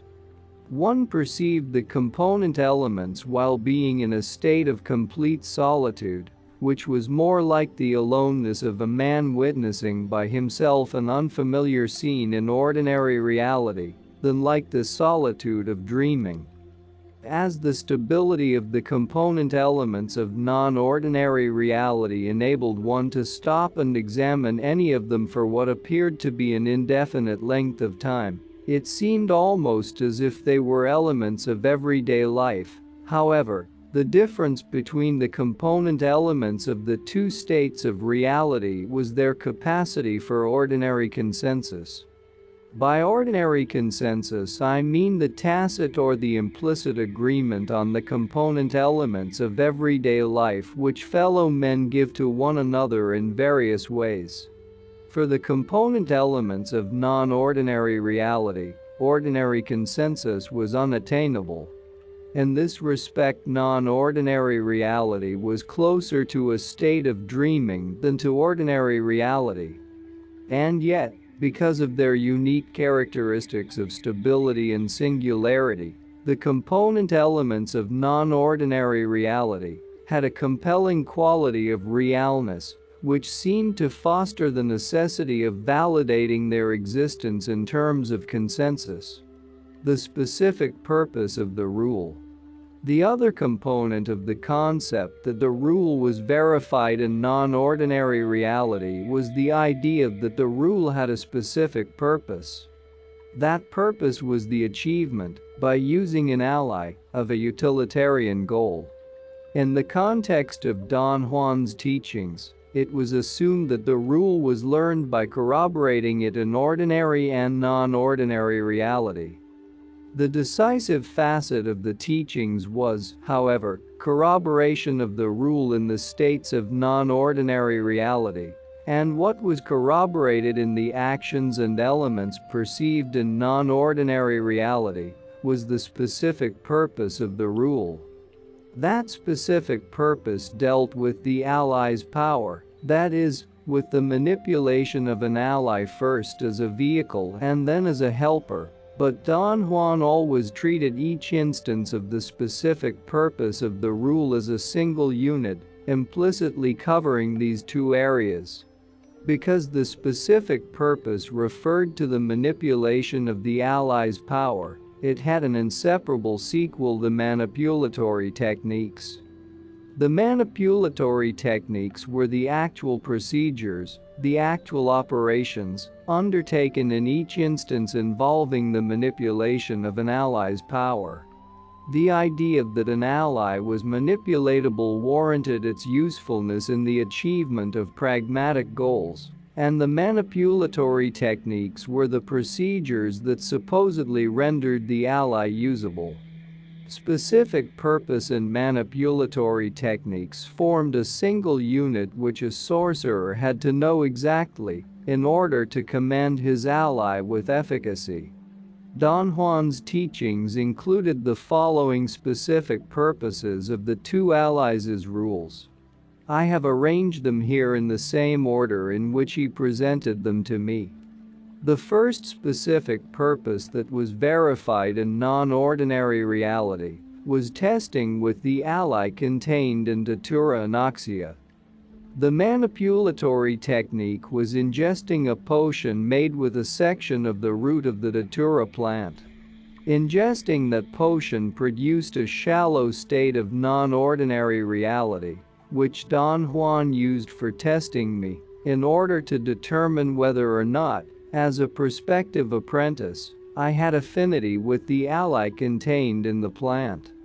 The potion was supposed to produce either a sensation of unspecified physical well-being or a feeling of great discomfort, effects that Don Juan judged to be, respectively, a sign of affinity or of the lack of it. The's second specific purpose was divination. It was also part of the rule of the ally contained in Datura Anoxia. Don Juan considered divination to be a form of specialized movement, on the assumption that a sorcerer was transported by the ally to a particular compartment of non-ordinary reality, where he was capable of divining events that were otherwise unknown to him.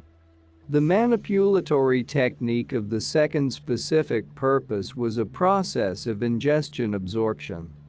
A potion made with datura root was ingested, and an unguent made with datura seeds was rubbed on the temporal and frontal areas of the head. I had used the term ingestion absorption because ingestion might have been aided by skin absorption in producing a state of non-ordinary reality, or skin absorption might have been aided by ingestion. This manipulatory technique required the utilization of other elements besides the datura plant, in this instance 2 lizards. They were supposed to serve the sorcerer as instruments of movement, meaning here the peculiar perception of being in a particular realm in which one was capable of hearing a lizard talk, and then of visualizing whatever it had said. Don Juan explained such phenomena as the lizards answering the questions that had been posed for divination. The third specific purpose of the rule of the ally contained in the datura plants dealt with another specialized form of movement, bodily flight.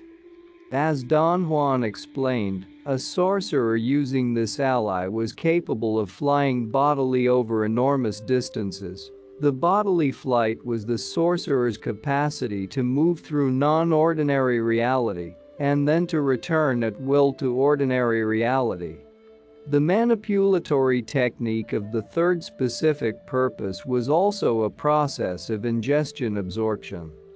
A potion made with datura root was ingested, and an unguent made with datura seeds was rubbed on the soles of the feet, on the inner part of both legs, and on the genitals. The third specific purpose was not corroborated in depth.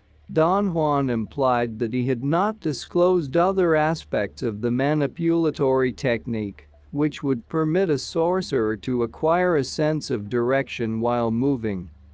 The fourth specific purpose of the rule was testing, the ally being contained in psilocybin mexicana. The testing was not intended to determine affinity or lack of affinity with the ally, but rather to be an unavoidable first trial, or the first meeting with the ally. The manipulatory technique for the fourth specific purpose utilized a smoking mixture made of dried mushrooms, mixed with different parts of 5 other plants, none of which was known to have hallucinogenic properties. The rule placed the emphasis on the act of inhaling the smoke from the mixture. The teacher thus used the word humido, little smoke, to refer to the ally contained in it. But I have called this process ingestion inhalation because it was a combination of ingesting first and then of inhaling. The mushrooms, because of their softness, dried into a very fine dust which was rather difficult to burn. The other ingredients turned into shreds upon drying. These shreds were incinerated in the pipe bowl, while the mushroom powder, which did not burn so easily, was drawn into the mouth and ingested. Logically, the quantity of dried mushrooms ingested was larger than the quantity of shreds burned and inhaled. The effects of the first state of non-ordinary reality elicited by psilocybin mexicana gave rise to Don Juan's brief discussion of the fifth specific purpose of the rule.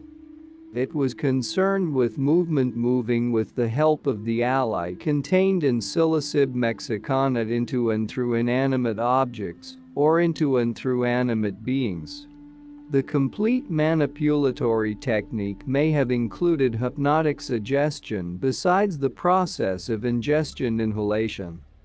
Because Don Juan presented this specific purpose only as a brief discussion which was not further verified, it was impossible for me to assess correctly any of its aspects.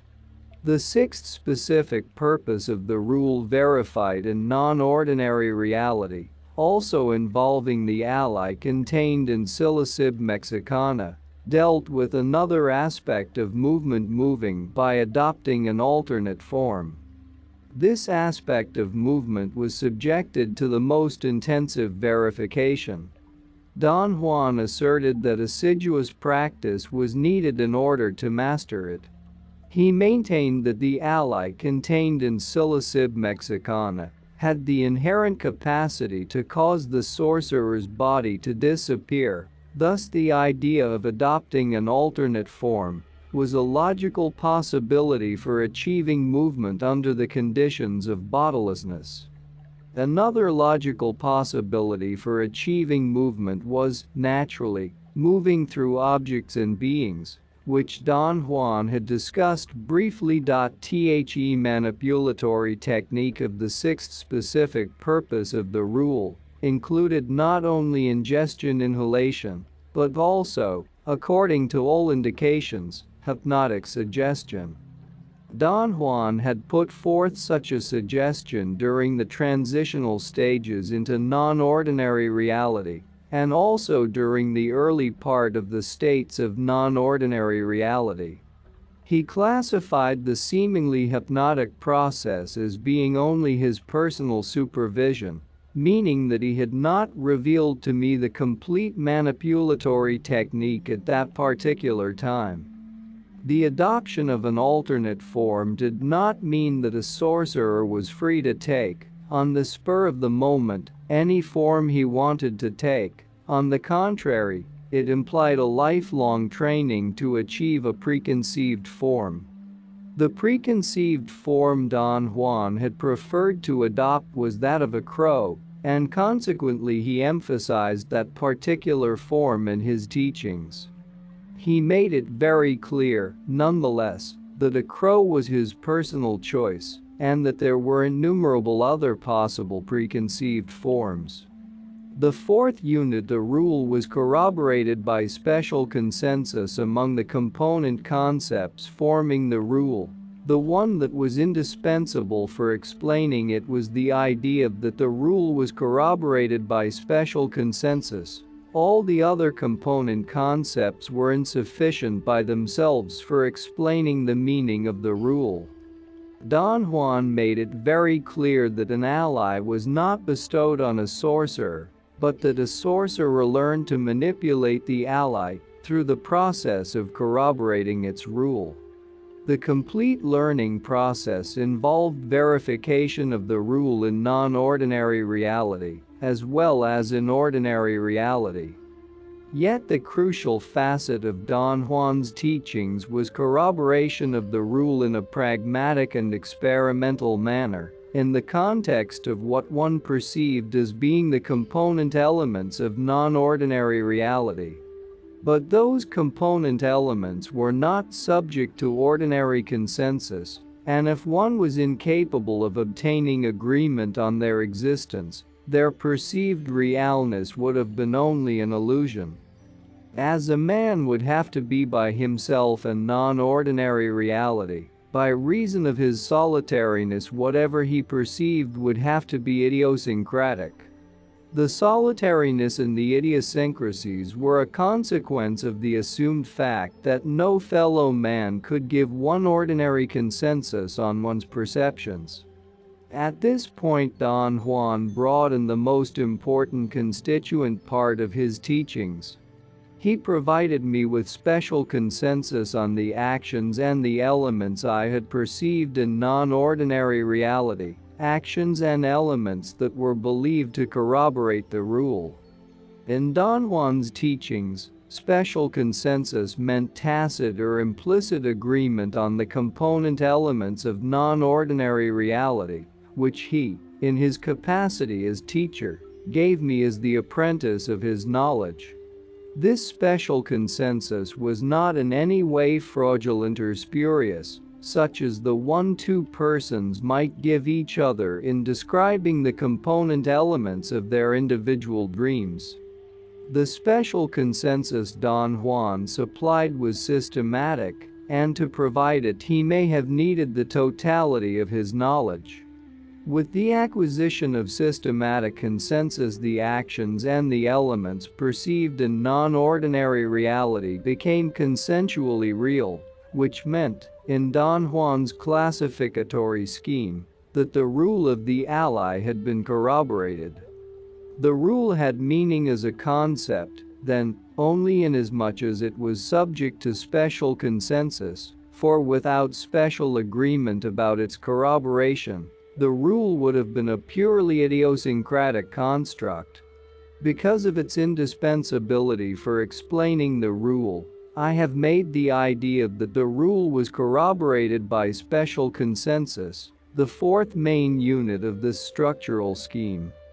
This unit, because it was basically the interplay between two individuals, was composed of the benefactor, or the guide into the knowledge being taught, the agent who supplied special consensus, the apprentice, or the subject for whom special consensus was provided. Failure or success in achieving the operational goal of the teachings rested on this unit. Thus, special consensus was the precarious culmination of the following process. A sorcerer had a distinctive feature, possession of an ally, which differentiated him from ordinary men. An ally was a power that had the special property of having a rule. And the unique characteristic of the rule was its corroboration in non-ordinary reality by means of special consensus. The benefactor was the agent without whom the corroboration of the rule would have been impossible. In order to provide special consensus, he performed the two tasks of preparing the background for special consensus on the corroboration of the rule, and guiding special consensus. Preparing special consensus, the benefactor's first task was to set the background necessary for bringing forth special consensus on corroboration of the rule. As my teacher, Don Juan made me experience other states of non-ordinary reality, which he explained as being quite apart from those elicited to corroborate the rule of the allies, participate with him in certain special states of ordinary reality, which he seemed to have produced himself, and recapitulate each experience in detail. Don Juan's task of preparing special consensus consisted of strengthening and confirming the corroboration of the rule by giving special consensus on the component elements of these new states of non-ordinary reality, and on the component elements of the special states of ordinary reality. The other states of non-ordinary reality which Don Juan made me experience were induced by the ingestion of the cactus Lophophora williamsii, commonly known as payet. Usually the top part of the cactus was cut off and stored until it had dried, and then it was chewed and ingested. But under special circumstances the top part was ingested while it was fresh. Ingestion, however, was not the only way to experience a state of non-ordinary reality with Lophophora williamsii. Don Juan suggested that spontaneous states of non-ordinary reality occurred under unique conditions, and he categorized them as gifts from or bestowals by the power contained in the plant. Non-ordinary reality induced by Lophophora williamsii had three distinctive features. It was believed to be produced by an entity called mescalito, it was utilizable, and it had component elements. Mescalito was purported to be a unique power, similar to an ally in the sense that it allowed one to transcend the boundaries of ordinary reality, but also quite different from an ally. Like an ally, mescalito was contained in a definite plant, the cactus Lophophora williamsii. But unlike an ally, which was merely contained in a plant, mescalito and this plant in which it was contained were the same. The plant was the center of overt manifestations of respect, the recipient of profound veneration. Don Juan firmly believed that under certain conditions, such as a state of profound acquiescence to mescalito, the simple act of being contiguous to the cactus would induce a state of non-ordinary reality. But mescalito did not have a rule, and for that reason it was not an ally, even though it was capable of transporting a man outside the boundaries of ordinary reality. Not having a rule not only barred mescalito from being used as an ally, for without a rule it could not conceivably be manipulated, but also made it a power remarkably different from an ally. As a direct consequence of not having a rule, mescalito was available to any man without the need of a long apprenticeship or the commitment to manipulatory techniques, as with an ally. And because it was available without any training, mescalito was said to be a protector. To be a protector meant that it was accessible to anyone. Yet mescalito as a protector was not accessible to every man, and with some individuals it was not compatible. According to Don Juan, such incompatibility was caused by the discrepancy between mescalito's unbending morality and the individual's own questionable character. Mescalito was also a teacher.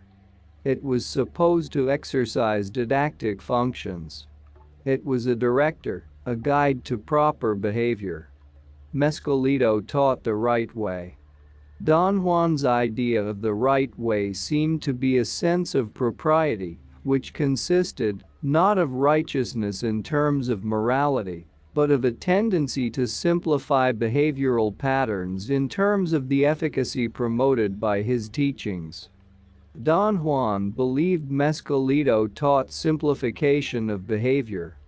Mescalito was believed to be an entity, and as such it was purported to have a definite form that was usually not constant or predictable. This quality implied that mescalito was perceived differently not only by different men, but also by the same man on different occasions. Don Juan expressed this idea in terms of mescalito's ability to adopt any conceivable form. For individuals with whom it was compatible, however, it adopted an unchanging form after they had partaken of it over a period of years. The non-ordinary reality produced by mescalito was utilizable, and in this respect was identical with that induced by an ally.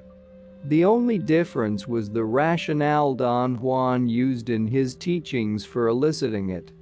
One was supposed to seek mescalito's lessons on the right way. The non-ordinary reality produced by mescalito also had component elements, and here again the states of non-ordinary reality induced by mescalito and by an ally were identical. In both, the characteristics of the component elements were stability, singularity, and lack of consensus. The other procedure Don Juan used to prepare the background for special consensus was to make me the co-participant in special states of ordinary reality. A special state of ordinary reality was a situation that could be described in terms of the properties of everyday life, except that it might have been impossible to obtain ordinary consensus on its component elements. Don Juan prepared the background for the special consensus on the corroboration of the rule by giving special consensus on the component elements of the special states of ordinary reality. These component elements were elements of everyday life whose existence could be confirmed only by Don Juan through special agreement. This was a supposition on my part, because as co-participant in the special state of ordinary reality, I believed that only Don Juan, as the other co-participant, would know which component elements made up the special state of ordinary reality. In my own personal judgment, the special states of ordinary reality were produced by Don Juan, although he never claimed to have done so. It seemed that he produced them through a skillful manipulation of hints and suggestions to guide my behavior. I have called that process the manipulation of cues. It had two aspects: cueing about the environment and cueing about behavior. During the course of the teachings, Don Juan made me experience two such states. He may have produced the first through the process of cueing about the environment.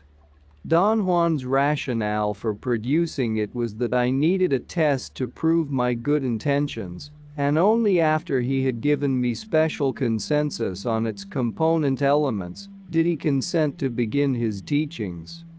By cueing about the environment, I meant that Don Juan led me into a special state of ordinary reality by isolating, through subtle suggestions, component elements of ordinary reality, which were part of the immediate physical surroundings.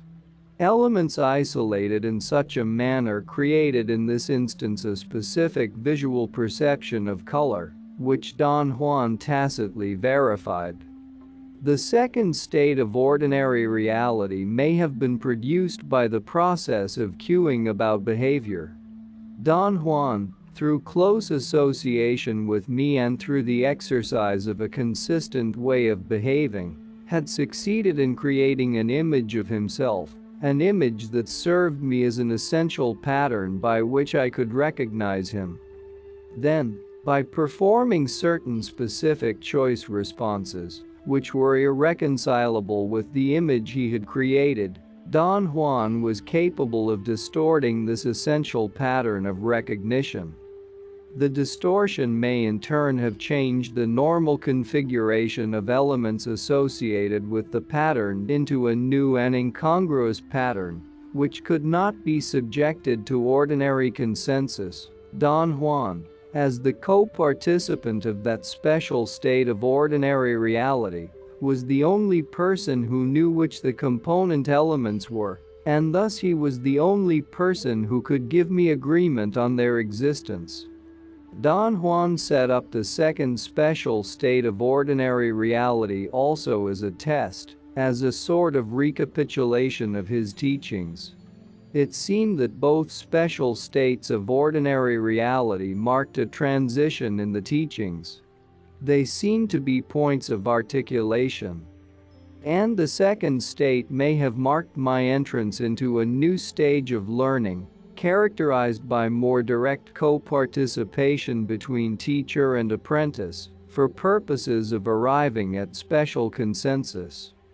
The third procedure that Don Juan employed to prepare special consensus was to make me render a detailed account of what I had experienced as an aftermath of each state of non-ordinary reality and each special state of ordinary reality, and then to stress certain choice units which he isolated from the content of my account.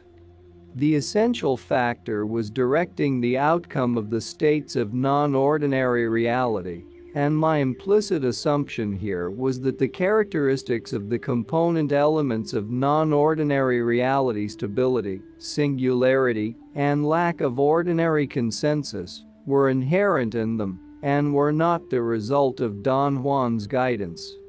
This assumption was based on the observation that the component elements of the first state of non-ordinary reality I underwent possessed the same three characteristics, and yet Don Juan had hardly begun his directing. Assuming, then, that these characteristics were inherent in the component elements of non-ordinary reality in general, Don Juan's task consisted of utilizing them as the basis for directing the outcome of each state of non-ordinary reality, elicited by Datura Anoxia, Psilocybin mexicana, and Lophophora williamsii. The detailed account that Don Juan made me render as the aftermath of each state of non-ordinary reality was a recapitulation of the experience. It entailed a meticulous verbal rendition of what I had perceived during the course of each state. A recapitulation had two facets: the recollection of events and the description of perceived component elements.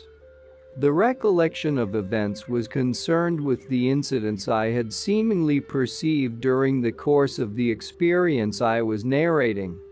That is, the events that seemed to have happened and the actions I seemed to have performed. The description of the perceived component elements was my account of the specific form and the specific detail of the component elements I seemed to have perceived. From each recapitulation of the experience, Don Juan selected certain units by means of the processes of attaching importance to certain appropriate areas of my account and denying all importance to other areas of my account. The interval between states of non-ordinary reality was the time when Don Juan expounded on the recapitulation of the experience. I have called the first process emphasis because it entailed a forceful speculation on the distinction between what Don Juan had conceived as the goals I should have accomplished in the state of non-ordinary reality and what I had perceived myself. Emphasis meant, then, that Don Juan isolated an area of my narrative by centering on it the bulk of his speculation. Emphasis was either positive or negative. Positive emphasis implied that Don Juan was satisfied with a particular item I had perceived because it conformed with the goals he had expected me to achieve in the state of non-ordinary reality. Negative emphasis meant that Don Juan was not satisfied with what I had perceived because it may not have conformed with his expectations or because he judged it insufficient. Nonetheless, he still placed the bulk of speculation on that area of my recapitulation in order to emphasize the negative value of my perception. The second selective process that Don Juan employed was to deny all importance to some areas of my account. I have called it lack of emphasis because it was the opposite and the counterbalance of emphasis. It seemed that by denying importance to the parts of my account pertaining to component elements which Don Juan judged to be completely superfluous to the goal of his teachings, he literally obliterated my perception of the same elements in the successive states of non-ordinary reality. Guiding special consensus, the second aspect of Don Juan's task as a teacher, was to guide special consensus by directing the outcome of each state of non-ordinary reality and each special state of ordinary reality. Don Juan directed that outcome through an orderly manipulation of the extrinsic and the intrinsic levels of non-ordinary reality and of the intrinsic level of the special states of ordinary reality. The extrinsic level of non-ordinary reality pertained to its operative arrangement. It involved the mechanics, the steps leading into non-ordinary reality proper. The extrinsic level had three discernible aspects: the preparatory period, the transitional stages, and the teacher's supervision. The preparatory period was the time that elapsed between one state of non-ordinary reality and the next. Don Juan used it to give me direct instructions and to develop the general course of his teachings. The preparatory period was of critical importance in setting up the states of non-ordinary reality, and because it pivoted on them, it had two distinct facets: the period prior to non-ordinary reality and the period following non-ordinary reality. The period prior to non-ordinary reality was a relatively short interval of time, 24 hours at the most. In the states of non-ordinary reality induced by datura anoxia and psilocybin mexicana, the period was characterized by Don Juan's dramatic and accelerated direct instructions on the specific purpose of the rule and on the manipulatory techniques I was supposed to corroborate in the oncoming state of non-ordinary reality. With Lafafora Williamsi, the period was essentially a time of ritual behavior, since Mescalito had no rule. The period following non-ordinary reality, on the other hand, was a long span of time, usually lasting for months. It allowed time for Don Juan's discussion and clarification of the events that had taken place during the preceding state of non-ordinary reality. This period was especially important after the use of Lafafora Williamsi. Because Mescalito did not have a rule, the goal pursued in non-ordinary reality was the verification of Mescalito's characteristics. Don Juan delineated those characteristics during the long interval following each state of non-ordinary reality. The second aspect of the extrinsic level was the transitional stages, which meant the passage from a state of ordinary reality into a state of non-ordinary reality, and vice versa. The two states of reality overlapped in these transitional stages, and the criterion I used to differentiate the latter from either state of reality was that their component elements were blurred. I was never able to perceive them or to recollect them with precision. In terms of perceived time, the transitional stages were either abrupt or slow. In the instance of datura anoxia, ordinary and non-ordinary states were almost juxtaposed, and the transition from one to the other took place abruptly. The most noticeable were the passages into non-ordinary reality. Psilocybin mexicana, on the other hand, elicited transitional stages that I perceived to be slow. The passage from ordinary into non-ordinary reality was specially long, drawn out and perceivable. I was always more aware of it, perhaps because of my apprehension about forthcoming events. The transitional stages elicited by Lafafora Williamsi seemed to combine features of the other two. For one thing, both the passages into and out of non-ordinary reality were very noticeable. The entering into non-ordinary reality was slow, and I experienced it with hardly any impairment of my faculties, but reverting back into ordinary reality was an abrupt transitional stage, which I perceived with clarity, but with less facility to assess every detail of it. The third aspect of the extrinsic level was the teacher's supervision or the actual help that I, as the apprentice, received in the course of experiencing a state of non-ordinary reality. I have set up supervision as a category by itself because it was implied that the teacher would have to enter non-ordinary reality with his apprentice at a certain point of the teachings. During the states of non-ordinary reality elicited by datura anoxia, I received minimal supervision. Don Juan placed heavy stress on fulfilling the steps of the preparatory period. But after I had complied with that requirement, he let me proceed by myself. In the non-ordinary reality induced by psilocybin mexicana, the degree of supervision was the complete opposite, for here, according to Don Juan, the apprentice needed the most extensive guidance and help. The corroboration of the rule necessitated the adoption of an alternate form, which seemed to suggest that I had to undergo a series of very specialized adjustments in perceiving the surroundings.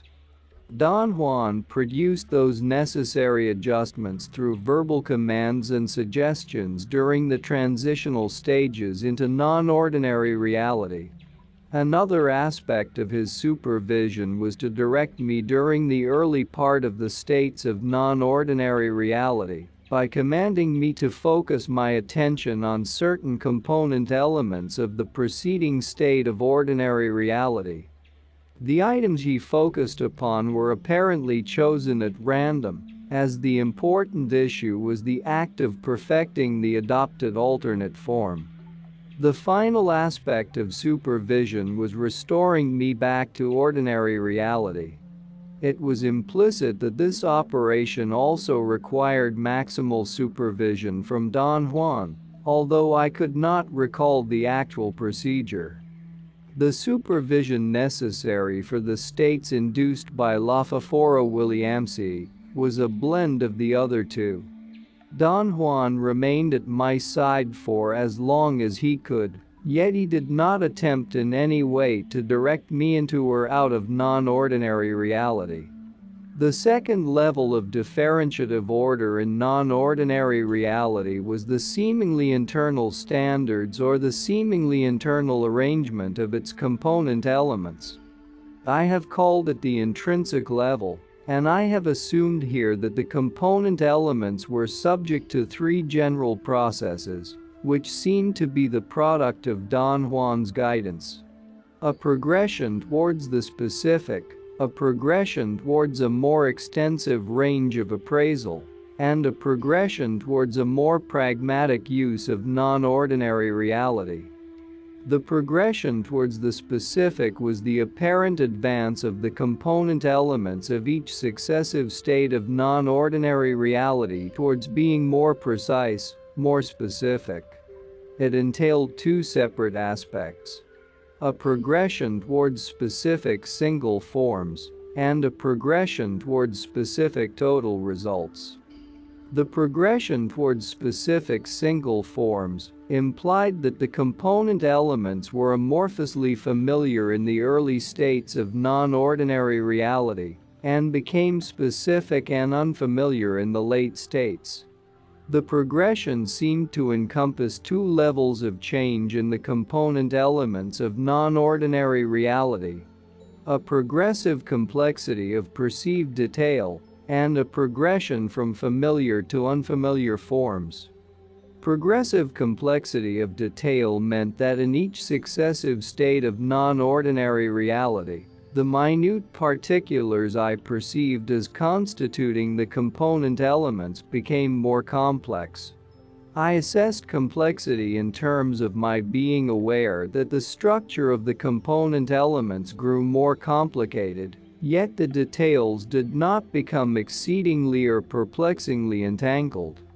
The increasing complexity referred rather to the harmonious increase of perceived detail, which ranged from my impressions of vague forms during the early states to my perception of massive, elaborate arrays of minute particulars in the late states. The progression from familiar to unfamiliar forms implied that at first the forms of the component elements either were familiar forms found in ordinary reality, or at least evoked the familiarity of everyday life. But in successive states of non-ordinary reality, the specific forms, the details making up the form, and the patterns in which the component elements were combined became progressively unfamiliar until I could not put them on a par with, nor could they even evoke, in some instances, anything I had ever perceived in ordinary reality. The progression of the component elements towards specific total results was the gradually closer approximation of the total result I accomplished in each state of non-ordinary reality to the total result Don Juan sought in matters of corroborating the rule, that is, non-ordinary reality was induced to corroborate the rule, and the corroboration grew more specific in each successive attempt. The second general process of the intrinsic level of non-ordinary reality was the progression towards a more extensive range of appraisal. In other words, it was the gain I perceived in each successive state of non-ordinary reality towards the expansion of the area over which I could have exercised my capacity to focus attention.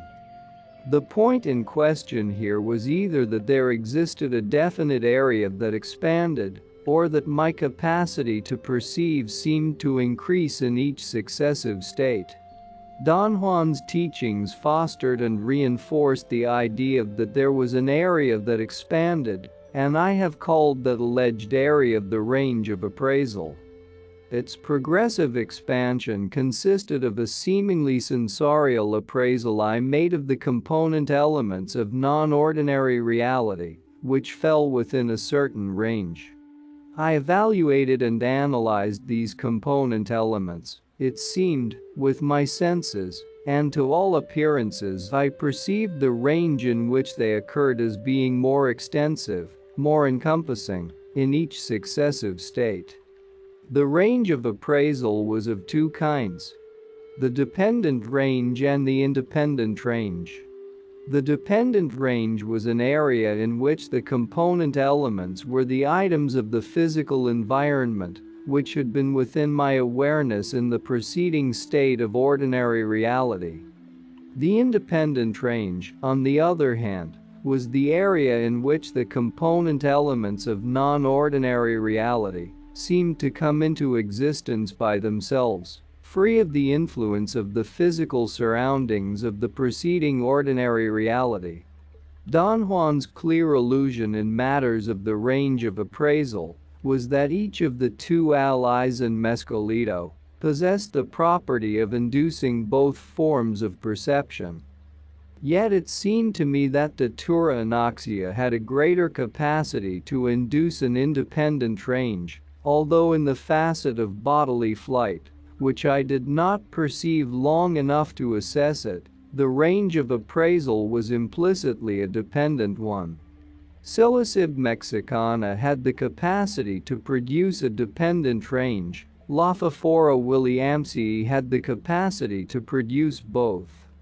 My assumption was that Don Juan used those different properties in order to prepare special consensus.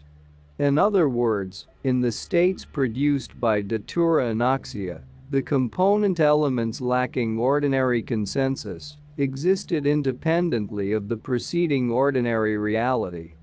With psilocybin mexicana, lack of ordinary consensus involved component elements that depended on the environment of the preceding ordinary reality. And with Lophophora williamsii, some component elements were determined by the environment, whereas others were independent of the environment. Thus, the use of the three plants together seemed to have been designed to create a broad perception of the lack of ordinary consensus on the component elements of non-ordinary reality. The last process of the intrinsic level of non-ordinary reality was the progression I perceived in each successive state towards a more pragmatic use of non-ordinary reality. This progression seemed to be correlated with the idea that each new state was a more complex stage of learning, and that the increasing complexity of each new stage required a more inclusive and pragmatic use of non-ordinary reality. The progression was most noticeable when Lophophora williamsii was used. The simultaneous existence of a dependent and an independent range of appraisal in each state made the pragmatic use of non-ordinary reality more extensive, for it covered both ranges at once. Directing the outcome of the special states of ordinary reality seemed to produce an order in the intrinsic level, an order characterized by the progression of the component elements towards the specific, that is to say, the component elements were more numerous and were isolated more easily in each successive special state of ordinary reality. In the course of his teachings, Don Juan elicited only two of them, but it was still possible for me to detect that in the second, it was easier for Don Juan to isolate a large number of component elements, and that facility for specific results affected the rapidity with which the second special state of ordinary reality was produced. The conceptual order, the apprentice. The apprentice was the last unit of the operative order. The apprentice was in his own right the unit that brought Don Juan's teachings into focus, for he had to accept the totality of the special consensus given on the component elements of all the states of non-ordinary reality and all the special states of ordinary reality before special consensus could become a meaningful concept. But special consensus, by force of being concerned with the actions and elements perceived in non-ordinary reality, entailed a peculiar order of conceptualization, an order that brought such perceived actions and elements into accordance with corroboration of the rule. Therefore, the acceptance of special consensus meant for me, as the apprentice, the adoption of a certain point of view validated by the totality of Don Juan's teachings. That is, it meant my entrance into a conceptual level, a level comprising an order of conceptualization that would render the teachings understandable in their own terms. I have called it the conceptual order because it was the order that gave meaning to the non-ordinary phenomena that formed Don Juan's knowledge. It was the matrix of meaning in which all individual concepts brought out in his teachings were embedded. For the process of validating special consensus, see Appendix A. Taking into account, then, that the apprentice's goal consisted of adopting that order of conceptualization, he had two alternatives. He could either fail in his efforts or he could succeed.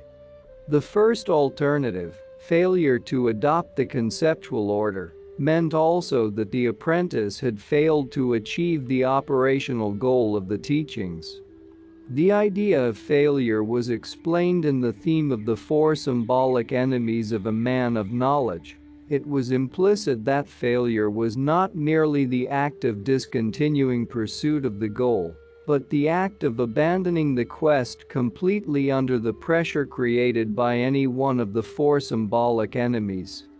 The same theme also made it clear that the first two enemies, fear and clarity, were the cause of a man's defeat at the apprentice's level. That defeat at that level signified failure to learn how to command an ally, and that as a consequence of such failure the apprentice had adopted the conceptual order in a shallow, fallacious manner.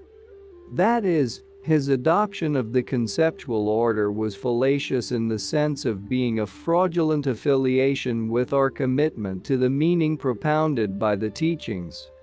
The idea was that upon being defeated, an apprentice, besides being incapable of commanding an ally, would be left with only the knowledge of certain manipulatory techniques, plus the memory of the perceived component elements of non-ordinary reality, but he would not identify with the rationale that might have made them meaningful in their own terms. Under these circumstances, any man might be forced to develop his own explanations for idiosyncratically chosen areas of the phenomena he had experienced, and that process would entail the fallacious adoption of the point of view propounded by Don Juan's teachings. Fallacious adoption of the conceptual order, however, was apparently not restricted to the apprentice alone. In the theme of the enemies of a man of knowledge, it was also implicit that a man, after having achieved the goal of learning to command an ally, could still succumb to the onslaughts of his other two enemies, power and old age. In Don Juan's categorization scheme, such a defeat implied that a man had fallen into a shallow or fallacious adoption of the conceptual order, as had the defeated apprentice. The successful adoption of the conceptual order, on the other hand, meant that the apprentice had achieved the operational goal, a bona fide adoption of the point of view propounded in the teachings. That is, his adoption of the conceptual order was bona fide, in that it was a complete affiliation with, a complete commitment to, the meaning expressed in that order of conceptualization. Don Juan never clarified the exact point at which, or the exact way in which, an apprentice ceased to be an apprentice, although the illusion was clear that once he had achieved the operational goal of the system, that is, once he knew how to command an ally, he would no longer need the teacher for guidance. The idea that the time would come when a teacher's directions would be superfluous implied that the apprentice would succeed in adopting the conceptual order, and in so doing he would acquire the capacity to draw meaningful inferences without the teacher's aid. Insofar as Don Juan's teachings were concerned, and until I discontinued my apprenticeship, the acceptance of special consensus seemed to entail the adoption of two units of the conceptual order. The idea of a reality of special consensus, the idea that the reality of ordinary, everyday life consensus, and the reality of special consensus, had an equally pragmatic value. Reality of special consensus, the main body of Don Juan's teachings, as he himself stated, concerned the use of the three hallucinogenic plants with which he induced states of non-ordinary reality. The use of these three plants seems to have been a matter of deliberate intent on his part. He seems to have employed them because each of them possessed different hallucinogenic properties, which he interpreted as the different inherent natures of the powers contained in them. By directing the extrinsic and intrinsic levels of non-ordinary reality, Don Juan exploited the different hallucinogenic properties until they created in me, as the apprentice, the perception that non-ordinary reality was a perfectly defined area, a realm separate from ordinary everyday life, whose inherent properties were revealed as I went along. Nevertheless, it was also possible that the allegedly different properties might have been merely the product of Don Juan's own process of directing the intrinsic order of non-ordinary reality, although in his teachings, he exploited the idea that the power contained in each plant induced states of non-ordinary reality, which differed from one another. If the latter was true, their differences in terms of the units of this analysis seem to have been in the range of appraisal which one could perceive in the states elicited by each of the three. Owing to the peculiarities of their range of appraisal, all three contributed to producing the perception of a perfectly definite area or realm, consisting of two compartments. The independent range, called the realm of the lizards or of Mescalito's lessons, and the dependent range, referred to as the area where one could move by one's own means. I use the term non-ordinary reality, as already noted, in the sense of extraordinary, uncommon reality. For a beginner apprentice, such a reality was by all means unordinary, but the apprenticeship of Don Juan's knowledge demanded my compulsory participation and my commitment to pragmatic and experimental practice of whatever I had learned. That meant that I, as the apprentice, had to experience a number of states of non-ordinary reality, and that first-hand knowledge would, sooner or later, make the classifications ordinary and non-ordinary meaningless for me. The bona fide adoption of the first unit of the conceptual order would have entailed, then, the idea that there was another separate, but no longer unordinary, realm of reality, the reality of special consensus. Accepting as a major premise that the reality of special consensus was a separate realm would have explained meaningfully the idea that the meetings with the allies or with Mescalito took place in a realm that was not illusory. The reality of special consensus had pragmatic value. The same process of directing the extrinsic and intrinsic levels of non-ordinary reality, which seemed to have created the recognition of the reality of special consensus as a separate realm, appeared also to have been responsible for my perception that the reality of special consensus was practical and usable.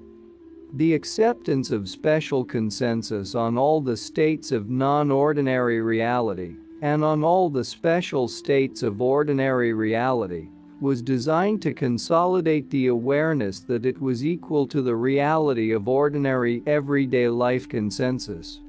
This equality was based on the impression that the reality of special consensus was not a realm that could be equated with dreams.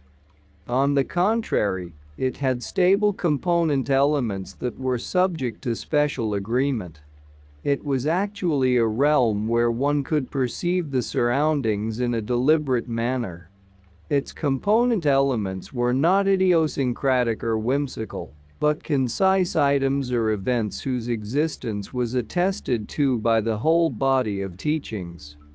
The implication of the equality was clear in the treatment Don Juan accorded to the reality of special consensus, a treatment that was utilitarian and matter of course. Not at any time did he refer to it, nor was I required to behave towards it in any but a utilitarian, matter of course way. The fact that the two areas were considered equal, however, did not mean that at any moment one could have behaved in exactly the same way in either area. On the contrary, a sorcerer's behavior had to be different, since each area of reality had qualities that rendered it utilizable in its own way. The defining factor in terms of meaning seems to have been the idea that such an equality could be measured on the grounds of practical utility. Thus, a sorcerer had to believe that it was possible to shift back and forth from one area to the other, that both were inherently utilizable, and that the only dissimilarity between the two was their different capacity for being used, that is, the different purposes they served. Yet their separateness seemed to be only an appropriate arrangement that was pertinent to my particular level of apprenticeship, which Don Juan used for making me aware that another realm of reality could exist.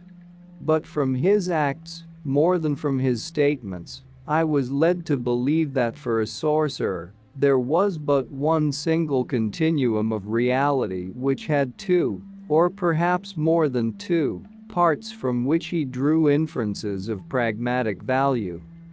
The bona fide adoption of the idea that the reality of special consensus had pragmatic value would have given a meaningful perspective to movement. If I had accepted the idea that the reality of special consensus was usable because it possessed inherently utilizable properties which were as pragmatic as those of the reality of everyday consensus, then it would have been logical for me to understand why Don Juan exploited the notion of movement in the reality of special consensus at such great length. After accepting the pragmatic existence of another reality, the only thing a sorcerer had to do would be to learn the mechanics of movement. Naturally, movement in that instance had to be specialized because it was concerned with the inherent pragmatic properties of the reality of special consensus. Summary: the issues of my analysis have been the following. 1. The fragment of Don Juan's teachings which I have presented here consisted of two aspects: the operative order or the meaningful sequence in which all the individual concepts of his teachings were linked to one another, and the conceptual order or the matrix of meaning in which all the individual concepts of his teaching were embedded.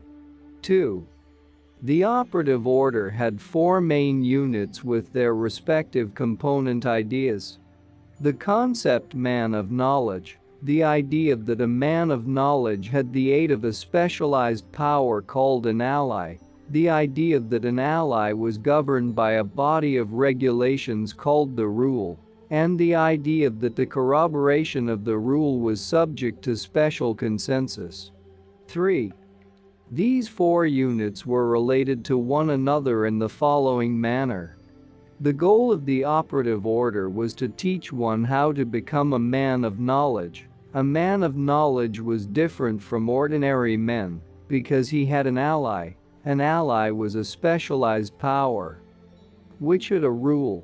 One could acquire or tame an ally through the process of verifying its rule in the realm of non-ordinary reality and through obtaining special consensus on that corroboration. 4. In the context of Don Juan's teachings, becoming a man of knowledge was not a permanent accomplishment, but rather a process. That is to say, the factor that made a man of knowledge was not solely the possession of an ally, but the man's lifelong struggle to maintain himself within the boundaries of a system of beliefs. Don Juan's teachings, however, were aimed at practical results, and his practical goal, in relation to teaching how to become a man of knowledge, was to teach how to acquire an ally through learning its rule. Thus, the goal of the operative order was to provide one with special consensus on the component elements perceived in non-ordinary reality, which were considered to be the corroboration of the ally's rule. 5. In order to provide special consensus on the corroboration of the ally's rule, Don Juan had to provide special consensus on the component elements of all the states of non-ordinary reality and the special states of ordinary reality elicited in the course of his teachings. Special consensus, therefore, dealt with unordinary phenomena, a fact that permitted me to assume that any apprentice, by accepting special consensus, was led into adopting the conceptual order of the knowledge being taught. 6. From the point of view of my personal stage of learning, I could deduce that up to the time when I withdrew from the apprenticeship, Don Juan's teachings had fostered the adoption of 2 units of the conceptual order. The idea that there was a separate realm of reality, another world, which I have called the reality of special consensus. The idea that the reality of special consensus, or that other world, was as utilizable as the world of everyday life. Nearly 6 years after I had begun the apprenticeship, Don Juan's knowledge became a coherent whole for the first time. I realized that he had aimed at providing a bona fide consensus on my personal findings. And although I did not continue because I was not, nor will I ever be, prepared to undergo the rigors of such a training, my own way to meet his standards of personal exertion was my attempt to understand his teachings. I felt it was imperative to prove, if only to myself, that they were not an oddity. After I had arranged my structural scheme, and was capable of discarding many data that were superfluous to my initial effort of uncovering the cogency of his teachings, it became clear to me that they had an internal cohesion, a logical sequence that enabled me to view the entire phenomenon in a light that dispelled the sense of bizarreness, which was the mark of all I had experienced. It was obvious to me then that my apprenticeship had been only the beginning of a very long road. And the strenuous experiences I had undergone, which were so overwhelming to me, were but a very small fragment of a system of logical thought, from which Don Juan drew meaningful inferences for his day-to-day life. A vastly complex system of beliefs in which inquiry was an experience leading to exaltation. Appendix A. The process of validating special consensus. Validating special consensus involved, at every point, the cumulation of Don Juan's teachings. For the purpose of explaining the cumulative process, I have arranged the validation of special consensus according to the sequence in which the states of non-ordinary reality and special ordinary reality occurred. Don Juan did not seem to have fixed the process of directing the intrinsic order of non-ordinary and special ordinary reality in an exact manner. He seemed to have isolated the units for direction in a rather fluid way. Don Juan began to prepare the background for special consensus by producing the first special state of ordinary reality through the process of manipulating cues about the environment. He isolated by that method certain component elements from the range of ordinary reality, and by isolating them, he directed me to perceive a progression towards the specific, in this instance the perception of colors, that seemed to emanate from two small areas on the ground. Upon being isolated, those areas of coloration became deprived of ordinary consensus. It seemed that only I was capable of seeing them, and thus they created a special state of ordinary reality. Isolating those two areas on the ground by depriving them of ordinary consensus served to establish the first link between ordinary and non-ordinary reality. Don Juan directed me to perceive a portion of ordinary reality in an unaccustomed manner, that is, he changed certain ordinary elements into items that needed special consensus. The aftermath of the first special state of ordinary reality was my recapitulation of the experience. From it, Don Juan selected the perception of different areas of coloration as the units for positive emphasis. He isolated for negative emphasis the account of my fear and fatigue, and the possibility of my lacking persistence. During the subsequent preparatory period, he placed the bulk of speculation on the units he had isolated, and he carried over the idea that it was possible to detect in the surroundings more than the usual. From the units drawn from my recapitulation, Don Juan also introduced some of the component concepts of man of knowledge. As the second step in preparing special consensus on the corroboration of the rule, Don Juan induced a state of non-ordinary reality with Lafafora Williamsi. The total content of that first state of non-ordinary reality was rather vague and disassociated, yet the component elements were very well defined. I perceived its characteristics of stability, singularity, and lack of ordinary consensus almost as clearly as in later states. These characteristics were not so obvious, perhaps because of my lack of proficiency. It was the first time I had experienced non-ordinary reality. It was impossible to ascertain the effect of Don Juan's previous directing on the actual course of the experience. However, his mastery in directing the outcome of subsequent states of non-ordinary reality was very clear from that point on. From my recapitulation of the experience, he selected the units to direct the progression towards specific single forms and specific total results. He took the account of my actions with a dog and connected it with the idea that Mescalito was a visible entity. It was capable of adopting any form. Above all, it was an entity outside oneself. The account of my actions also served Don Juan in setting the progression towards a more extensive range of appraisal. In this instance, the progression was towards a dependent range. Don Juan placed positive emphasis on the notion that I had moved and acted in non-ordinary reality, almost as I would have in everyday life. The progression towards a more pragmatic use of non-ordinary reality was set by giving negative emphasis to the account of my incapacity to pay logical attention to the perceived component elements. Don Juan hinted that it would have been possible for me to examine the elements with detachment and accuracy. This idea brought forth two general characteristics of non-ordinary reality: that it was pragmatic, and that it had component elements that could be assessed seasonally. The lack of ordinary consensus for the component elements was brought forth dramatically by an interplay of positive and negative emphasis. placed on the views of onlookers who observed my behavior during the course of that first state of non-ordinary reality.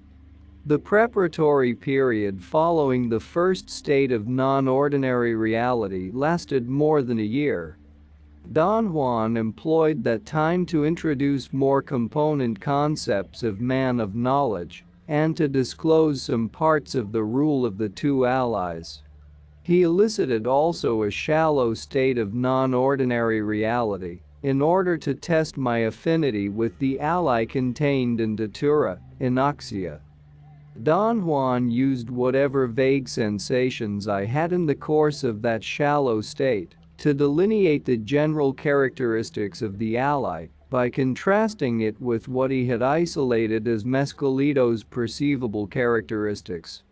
The third step in preparing the special consensus on the corroboration of the rule was to elicit another state of non-ordinary reality with Lafafora Williamsi.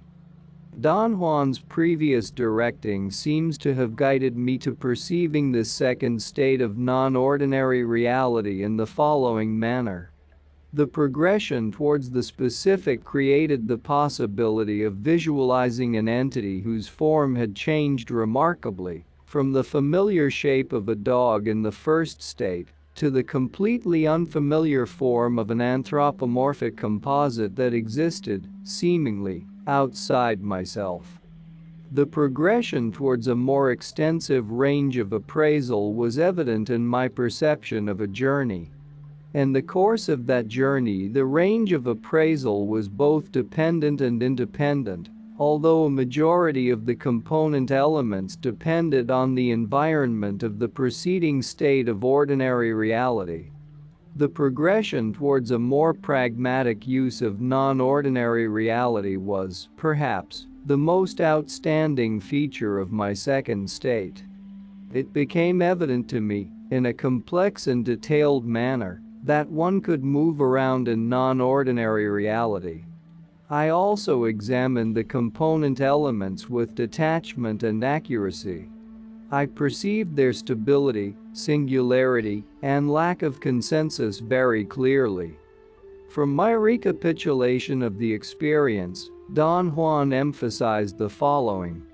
For the progression towards the specific, he gave positive emphasis to my account that I had seen Mescalito as an anthropomorphic composite.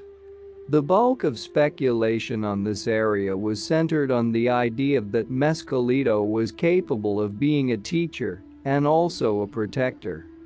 In order to direct the progression towards a more extensive range of appraisal, Don Juan placed positive emphasis on the account of my journey, which obviously had taken place in the dependent range. He also put positive emphasis on my version of the visionary scenes I viewed on the hand of Mescalito, scenes that seemed to be independent of the component elements of the preceding ordinary reality.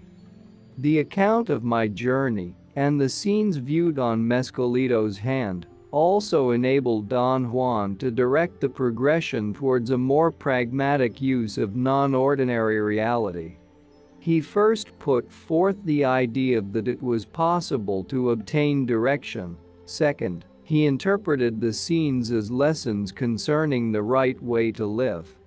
Some areas of my recapitulation which dealt with the perception of superfluous composites were not emphasized at all, because they were not useful for setting the direction of the intrinsic order.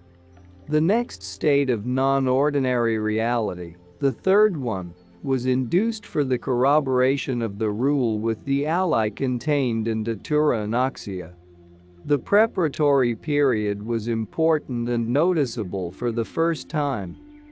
Don Juan presented the manipulatory techniques and disclosed that the specific purpose I had to corroborate was divination.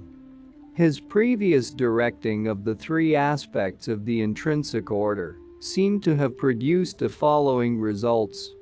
The progression towards the specific was manifested in my capacity to perceive an ally as a quality, that is, I verified the assertion that an ally was not visible at all. The progression towards the specific also produced the peculiar perception of a series of images very similar to those I had viewed on Mescalito's hand. Don Juan interpreted these scenes as divination, or the corroboration of the specific purpose of the rule. Perceiving that series of scenes entailed also a progression towards a more extensive range of appraisal. This time the range was independent of the environment of the preceding ordinary reality. The scenes did not appear to be superimposed on the component elements, as had the images I viewed on Mescalito's hand. In fact, there were no other component elements besides those that were part of the scenes. In other words, the total range of appraisal was independent. The perception of a completely independent range also exhibited progression towards a more pragmatic use of non-ordinary reality. Divining implied that one could give a utilitarian value to whatever had been seen. For the purpose of directing the progression towards the specific, Don Juan put positive emphasis on the idea that it was impossible to move by one's own means in the independent range of appraisal. He explained movement there as being indirect and as being accomplished, in this particular instance, by the lizards as instruments. In order to set the direction of the second aspect of the intrinsic level, the progression towards a more extensive range of appraisal, he centered the bulk of speculation on the idea that the scenes I had perceived, which were the answers to divination, could have been examined and extended for as long as I wanted. For guiding the progression towards a more pragmatic use of non-ordinary reality, Don Juan placed positive emphasis on the idea that the topic to be divined had to be simple and direct in order to obtain a result that could be usable. The fourth state of non-ordinary reality was elicited also for the corroboration of the rule of the ally contained in Datura Anoxia. The specific purpose of the rule to be corroborated had to do with bodily flight as another aspect of movement. A result of directing the progression towards the specific may have been the perception of soaring bodily through the air. That sensation was acute, although it lacked the depth of all the earlier perceptions of acts that I had presumably performed in non-ordinary reality. Bodily flight appeared to have taken place in a dependent range of appraisal, and it appeared to have entailed moving by one's own power, which may have been the result of a progression towards a wider range of appraisal. Two other aspects of the sensation of soaring through the air may have been the product of directing the progression towards a more pragmatic use of non-ordinary reality. They were, first, the perception of distance, a perception that created the feeling of an actual flight, and second, the possibility of acquiring direction in the course of that alleged movement. During the subsequent preparatory period, Don Juan speculated on the supposedly deleterious nature of the ally contained in Datura Anoxia. And he isolated the following areas of my account. For directing the progression towards the specific, he placed positive emphasis on my recollection of having soared through the air. Although I did not perceive the component elements of that state of non-ordinary reality with the clarity that was customary by then, my sensation of movement was very definite, and Don Juan used it to reinforce the specific result of movement. The progression towards a more pragmatic use of non-ordinary reality was established by centering the bulk of speculation on the idea that sorcerers could fly over enormous distances, a speculation that gave rise to the possibility that one could move in the dependent range of appraisal and then switch such movement over into ordinary reality. The fifth state of non-ordinary reality was produced by the ally contained in Psilocybin mexicana. It was the first time that the plant was used, and the state that ensued was more in line with a test than with an attempt to corroborate the rule. In the preparatory period, Don Juan presented only a manipulatory technique, as he did not disclose the specific purpose to be verified. I did not believe the state was elicited to corroborate the rule. Yet the direction of the intrinsic level of non-ordinary reality said earlier appeared to have terminated in the following results.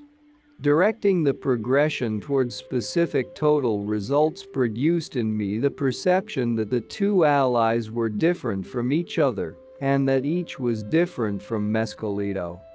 I perceived the ally contained in Psilocybin mexicana as a quality formless and invisible, and producing a sensation of bodilessness.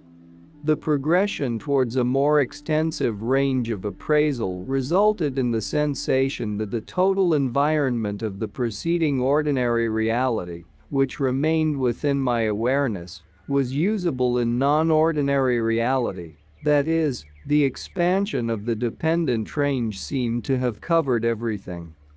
The progression towards a more pragmatic use of non-ordinary reality produced a peculiar perception that I could go through the component elements within the dependent range of appraisal, in spite of the fact that they appeared to be ordinary elements of everyday life.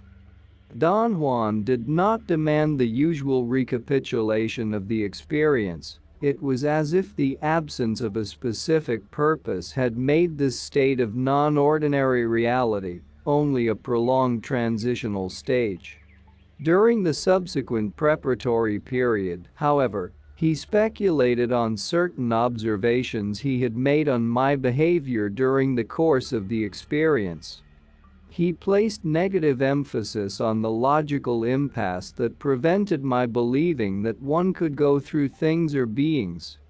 With that speculation, he directed the progression towards a specific total result of movement through the component elements of non-ordinary reality, perceived within the dependent range of appraisal.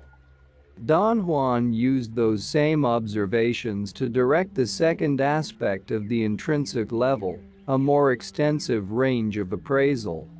If movement through things and beings was possible, then the dependent range had to expand accordingly. It had to cover the total environment of the preceding ordinary reality, which was within one's awareness at any given time, since movement entailed a constant change of surroundings. In the same speculation, it was also implicit that non-ordinary reality could have been used in a more pragmatic manner. Moving through objects and beings implied a definite point of advantage which was inaccessible to a sorcerer in ordinary reality. Don Juan next used a series of 3 states of non-ordinary reality, elicited by Lafafora Williamsi, to prepare further the special consensus on the corroboration of the rule. These 3 states have here been treated as a single unit because they took place during 4 consecutive days, and during the few hours in between them, I had no communication whatsoever with Don Juan.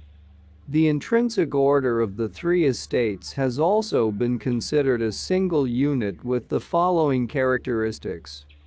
The progression towards the specific produced a perception of Mescalito as a visible anthropomorphic entity capable of teaching.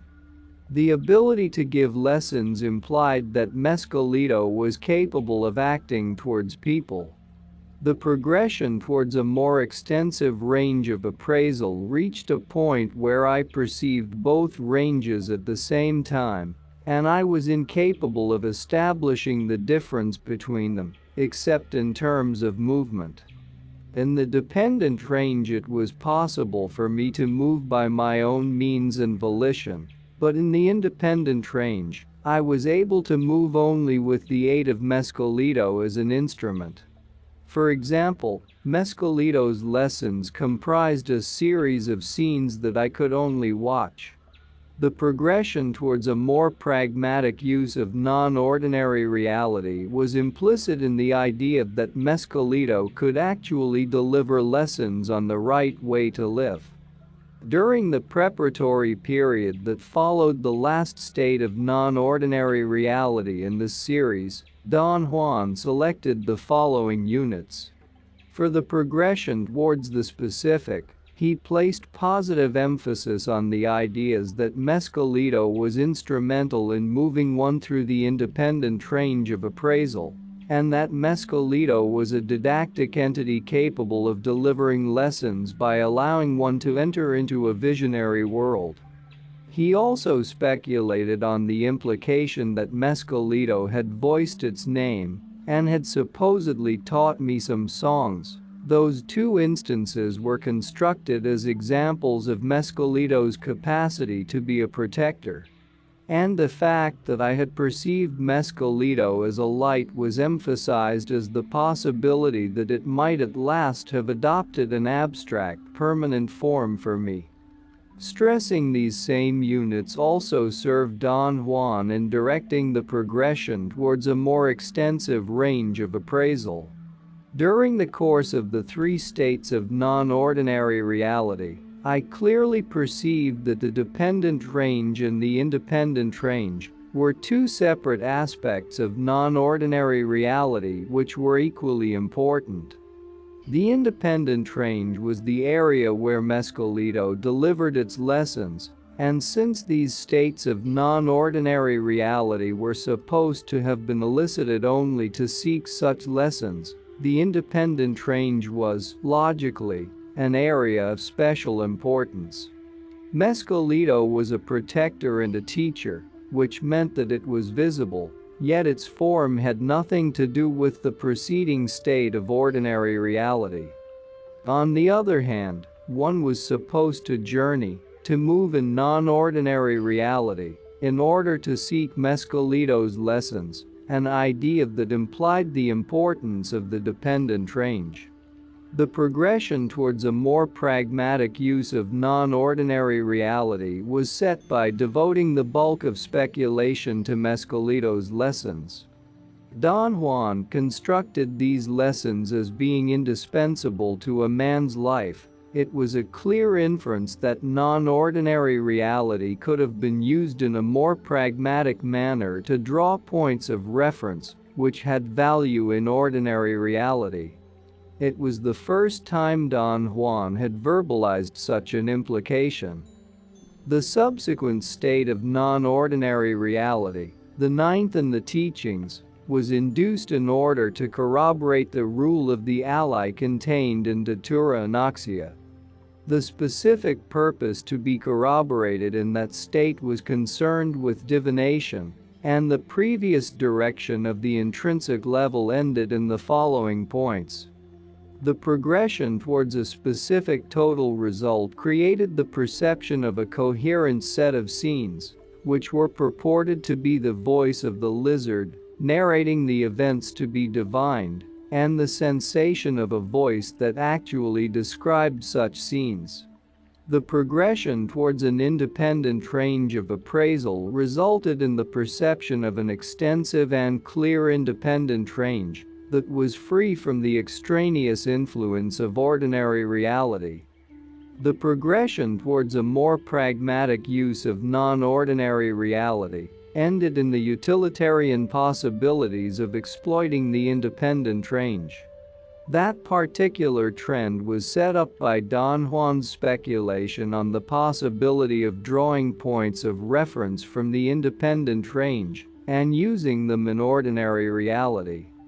Thus, the divinatory scenes had an obvious pragmatic value, for they were thought to represent a view of acts performed by others, acts to which one would have had no access by ordinary means. In the following preparatory period, Don Juan emphasized more of the component themes of man of knowledge. He seemed to be getting ready to shift to the pursuit of only one of the two allies, the ally Humito. Yet he gave positive emphasis to the idea that I had a close affinity with the ally contained in Datura Anoxia, because it had allowed me to witness an incidence of flexibility of the rule when I had made an error in performing a manipulatory technique. My assumption that Don Juan was ready to abandon teaching the rule of the ally contained in Datura Anoxia was fostered by the fact that he did not isolate any areas of my recapitulation of the experience to account for directing the intrinsic level of the subsequent states of non-ordinary reality.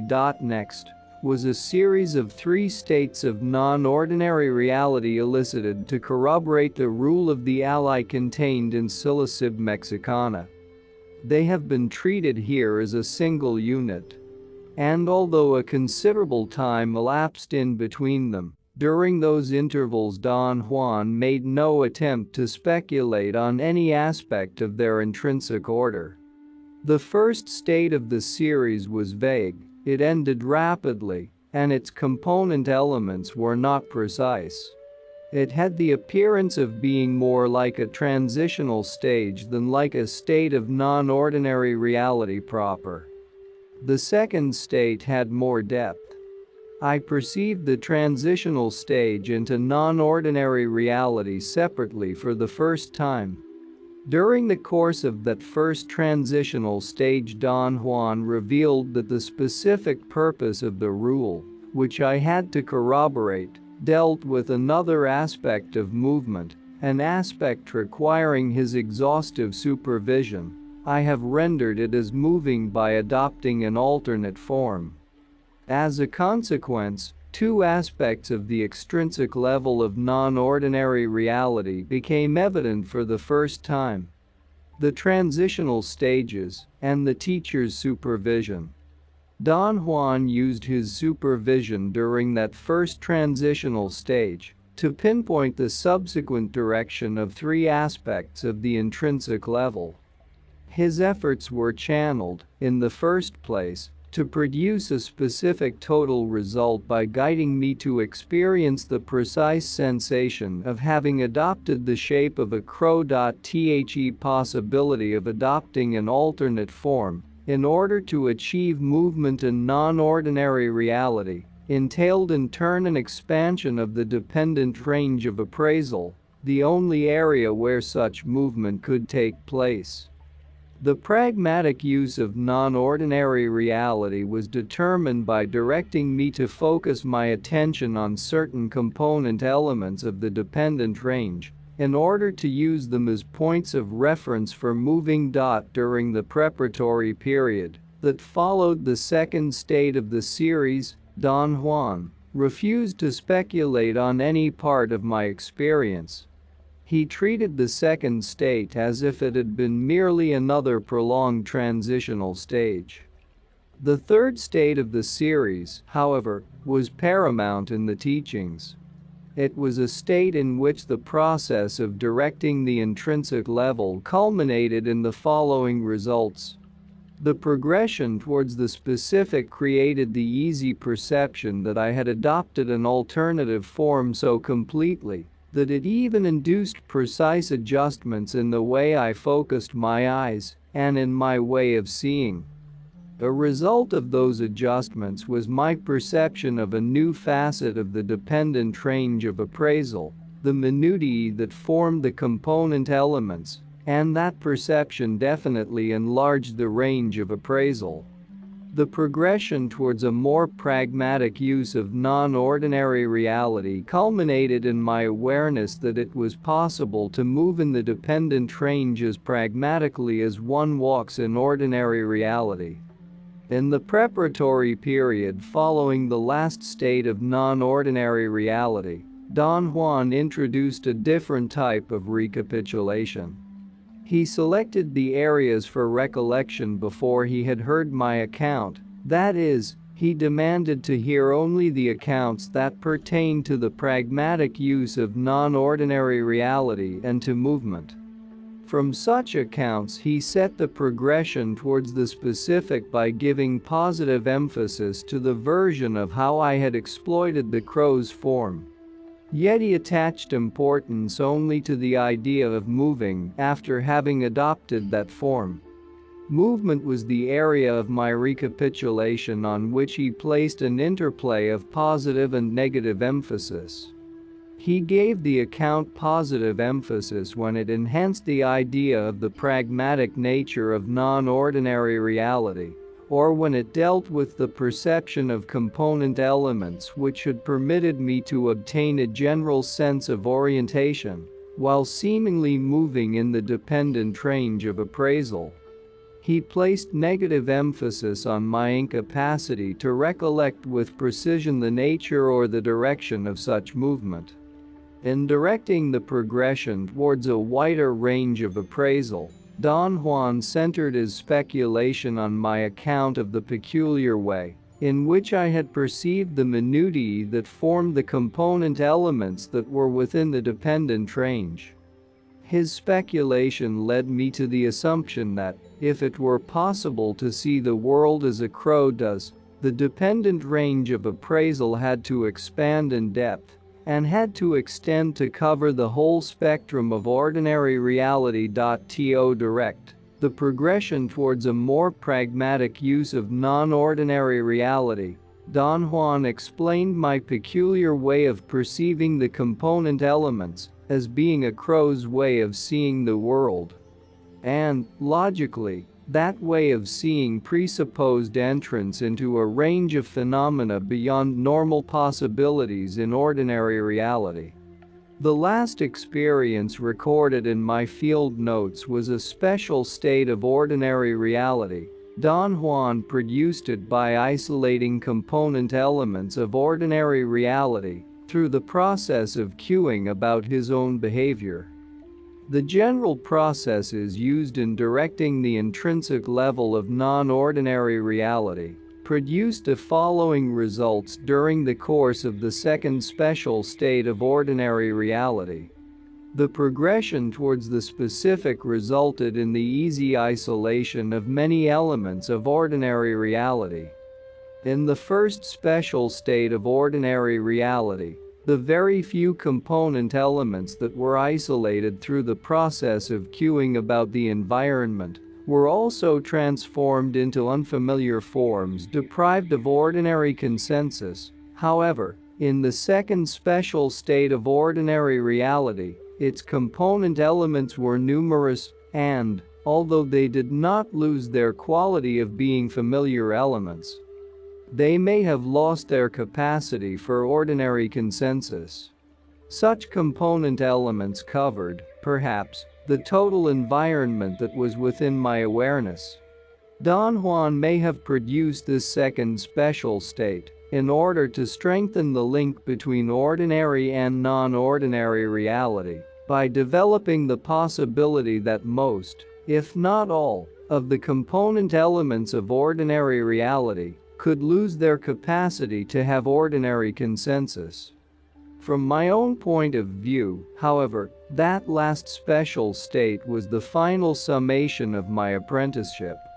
The formidable impact of terror on the level of sober consciousness had the peculiar quality of undermining the certainty that the reality of everyday life was implicitly real, the certainty that I, in matters of ordinary reality, could provide myself with consensus indefinitely.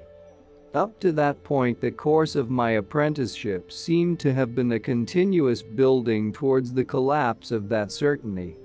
Don Juan used every facet of his dramatic exertion to accomplish the collapse during that last special state, a fact prompting me to believe that complete collapse of that certainty would have removed the last barrier that kept me from accepting the existence of a separate reality.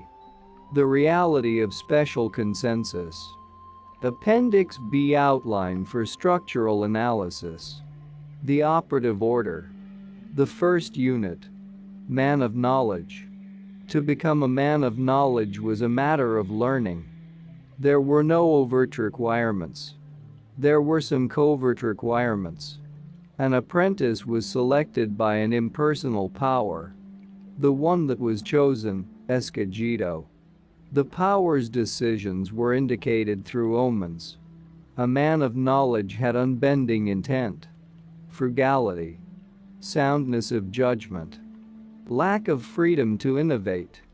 A man of knowledge had clarity of mind, freedom to seek a path, knowledge of the specific purpose, being fluid.